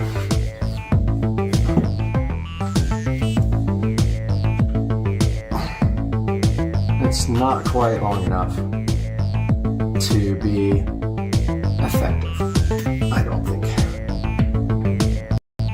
Which means it's going to require a little bit of getting underneath the cart to connect, which I don't like. They do sell these longer, so I have that option. And also I can get a little bit more slack out of it. Right here. Need my scissors. Grab my scissors real quick.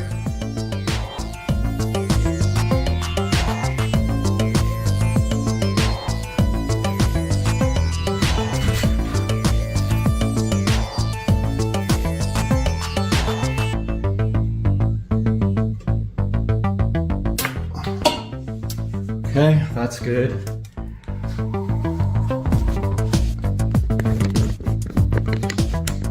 So what I'm doing now is up under here, I am tying it off to this cable. You guys won't be able to see that, so I'll be right back. All right, we're back in the garage with the Green Machine 200 EFI. We got our battery tender connected, running down through the bottom. We have it tied off right here. And if that looks bad and I start seeing it, I will move it. But for right now, it's ready to go. And we've got our battery tender right here. I'm gonna go ahead and plug that in and then plug it into our cart, which probably will take 2 hands. But all we have to do in the future is just undo this little cap here and plug it in. I'm gonna do that now. Okay guys, we got our battery tender plugged in. It is showing a red solid light, and that means that the battery is charging. Now don't forget, the battery tender charges very slowly, so it'll take a couple of days to charge this guy up to topped off power. But the good thing is I don't drive the cart every day, so this means that this battery will stay charged. Now all we have to do is button up the top and we should be good to go. All right, so that was the first time I ever took the top off, the hood. Here is the hood, and really it just slides in down here, and then it has two latches at the top that just twist. So I think that's all the way in. And then I had a difficult time with this last time. I don't know why, because it's super easy. It's got two slots down here. Bummer, every time I do this, I get fingerprints on it. Alright, so that one's it. This one gave me the last time. Alright, it's in. Now, we just gotta clean off all our fingerprints.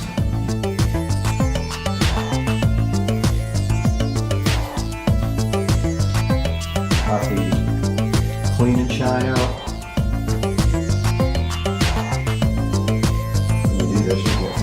All over the cart. Clean and shine will get it right out.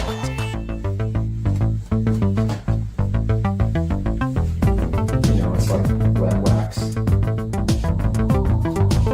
Up here.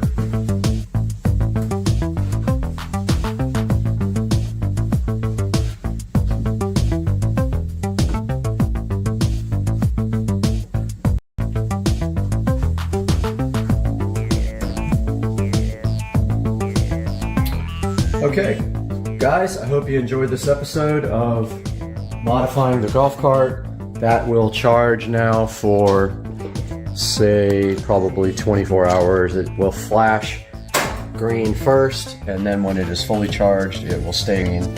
That is the Battery Tender Junior and the Green Machine EFI 200. Like and subscribe. Love you guys. Peace out. Guys are out here doing stump grinding, which is insane.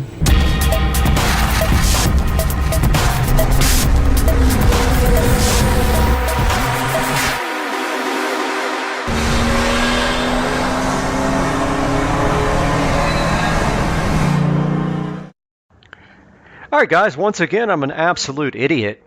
I did a whole entire project without my wireless mic on and didn't check the first clip. And always check your very first clip, the first 5 seconds or so.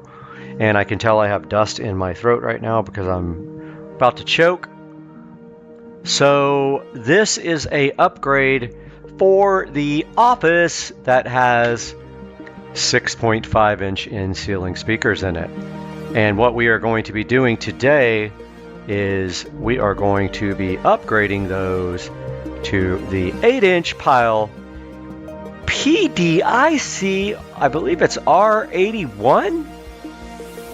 I don't have it right in front of me, but yeah, those are right here. They're a two-way in-ceiling speaker. And here I am unboxing the PDIC R81 and trying to get all this ready to be installed in the office ceiling. And so once again, I will be voiceovering this whole clip because I'm an idiot and I don't know how to do anything right with microphones or video production quality at all.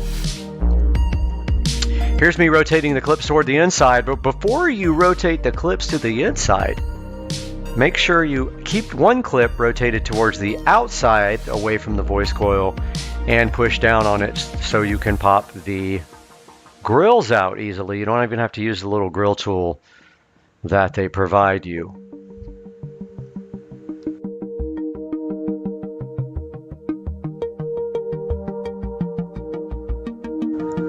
So I took all this time doing this rotating of the pegs, and then of course forgot to take the grill off, as I just said.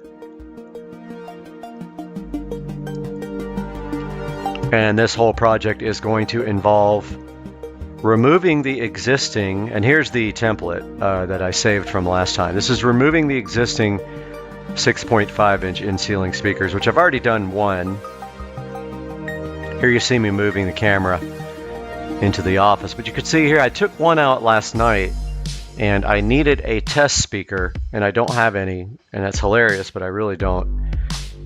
So I took one of these guys out And then when I did that, I decided why not upgrade the office to the 8-inch in ceiling, which is the last room besides my bedroom. My bedroom's still running the 6.5 for the center channel, and that will be next to upgrade. It makes an absolute disastrous mess when you do it, though. I hate doing it.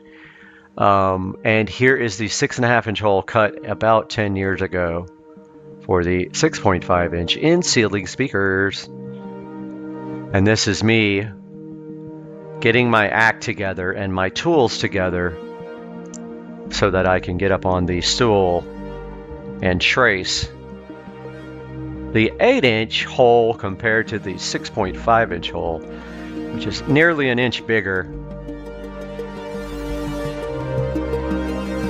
And here I am pointing out that the AC needs to be off when you start cutting, because if you don't turn it off and turn off all your fans, your dust will blow everywhere and you will be miserable in life and you will hate yourself and everyone around you.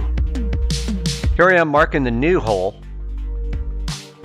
and I think that I actually blew this one because part of it didn't mark, so I realized that when I took this down, and I actually put the template right back up there, tried to line it right back up, and I started the process again. And here I am marking it for a second time and making sure that I'm actually making marks, and make sure you don't slip with your pen, otherwise you'll be repainting your ceiling. If you're like me, you have flat ceilings and nothing comes off of them. When they get dirty, they're dirty. Stuffing the wire up in the ceiling to get ready to cut and make a complete mess out of everything here. And I am ready to cut. I already have a sheet down below the cutting area. And here I am up on the stool, about to destroy my arm muscles for a solid minute or 2 or 3 or 4.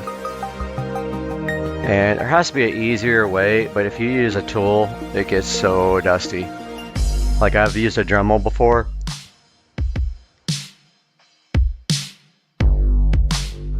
I've used a jigsaw, which makes marks on the ceiling pretty bad. I've used a Dremel, works great, but creates dust everywhere. And I have used a Hole Pro, which works pretty good, except when it catches. Sometimes when you're actually drilling, a Hole Pro will catch, and when it does, it will like fly off the track and like make a big gash in your ceiling, and I've had that happen plenty of times. So Hole Pros are hit and miss for me. But I have cut plenty of speaker holes with them. You can't do that here because you have to have a center for your arbor to go through. If you already have a hole, you can't use a Hole Pro or a hole saw. You will be cutting it manually, my friend. Here I am about 50% done. What I don't know at this point until later is that this speaker is the hole is a little bit too small, and I didn't see it until after I screwed the speaker in, and it came back later and noticed one side was not flush, and I had to pull the speaker completely out and trim some more.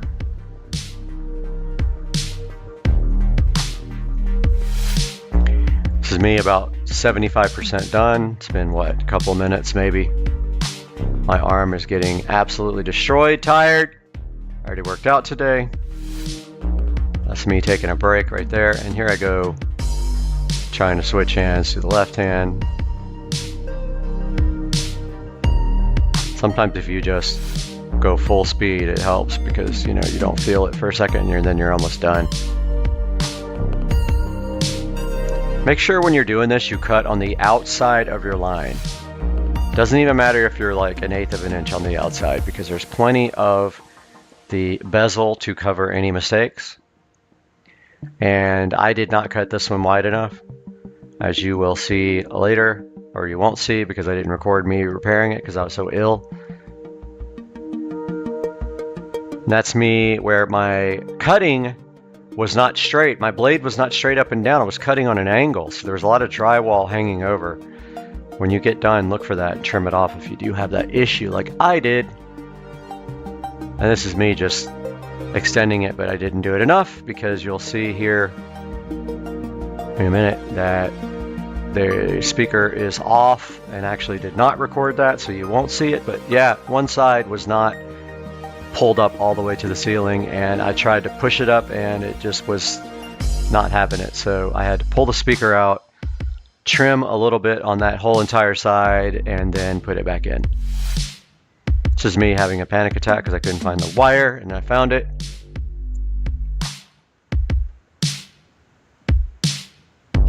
And now this is me grabbing the speaker here, getting ready to get up on the ladder, not understanding that I could have put the drill in my pocket. I did that later and had a epiphany of sorts. And so I am going to get the speaker here,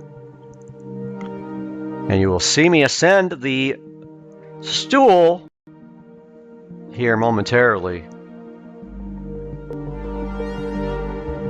I don't know if I left the planet or what. I do notice a pulsation over the video. That's odd.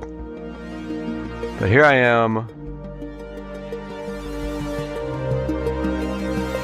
about to climb on the ladder and try to install the 8-inch PCIe 81 speaker. And of course, I am right in the way of the camera as usual. Again, video production, not my thing. Even though I was a professional doing it in one lifetime. Alright, here's me connecting the old speaker wires to the Pile 8-inch in-ceiling speaker. And then, you know, these new PCIe 81s are good, and they have upgraded binding posts, and they can actually hold the speaker. You can hang the speaker from the wires. The binding posts are so good. Now here it appears to be in. This is me having a panic attack trying to get the drill and almost pulling a muscle. But in reality here, the speaker is not flush mounted at all. There's one side that is going to be a problem.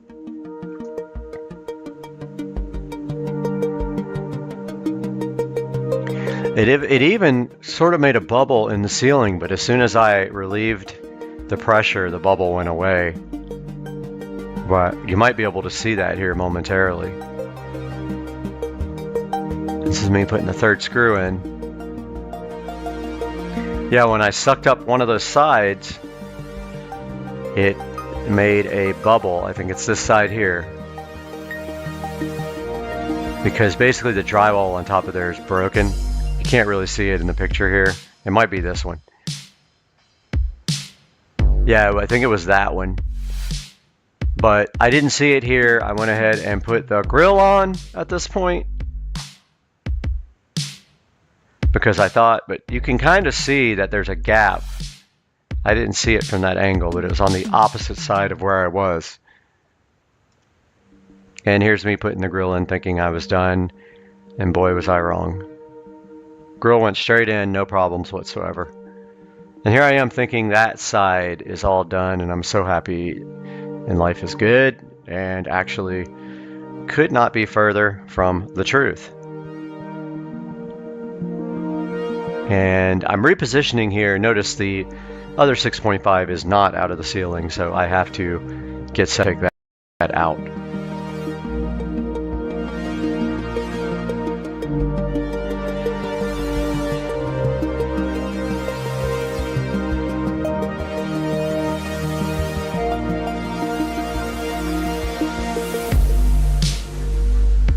Alright, here's me again getting set up to do the second speaker up here.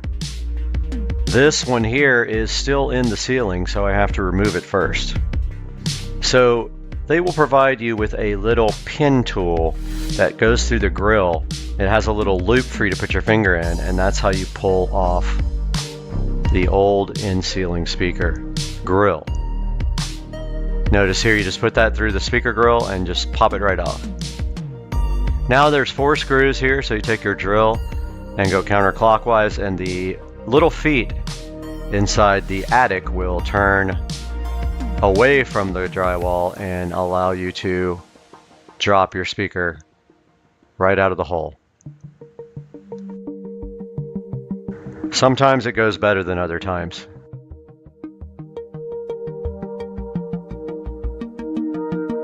If you go too far, your screw will just fall right out of the clip, which is fine if you're not reinstalling these speakers, who cares? Now these old 6.5-inch in-ceiling speakers are, the binding posts are terrible. They're the only thing you can do with them is stick them through the tiny holes, or you have to use the spade connectors, which I did not do, but they won't hold hardly any gauge wire through that hole. You can get a tiny amount through one of the holes and a little bit more through the positive hole. The negative hole is tiny. This is me prepping the wire, but I still have to stuff the wire in the ceiling and draw the new template and get that cut. And honestly, I did a way better job on this one than I did the first one. Even though once I put this speaker in, you'll see that one side is not pulled all the way up. It pulled right up with the screw, no problem. Like I said, better to cut larger, because you have probably a 1/2 of an inch of leeway on your bezels.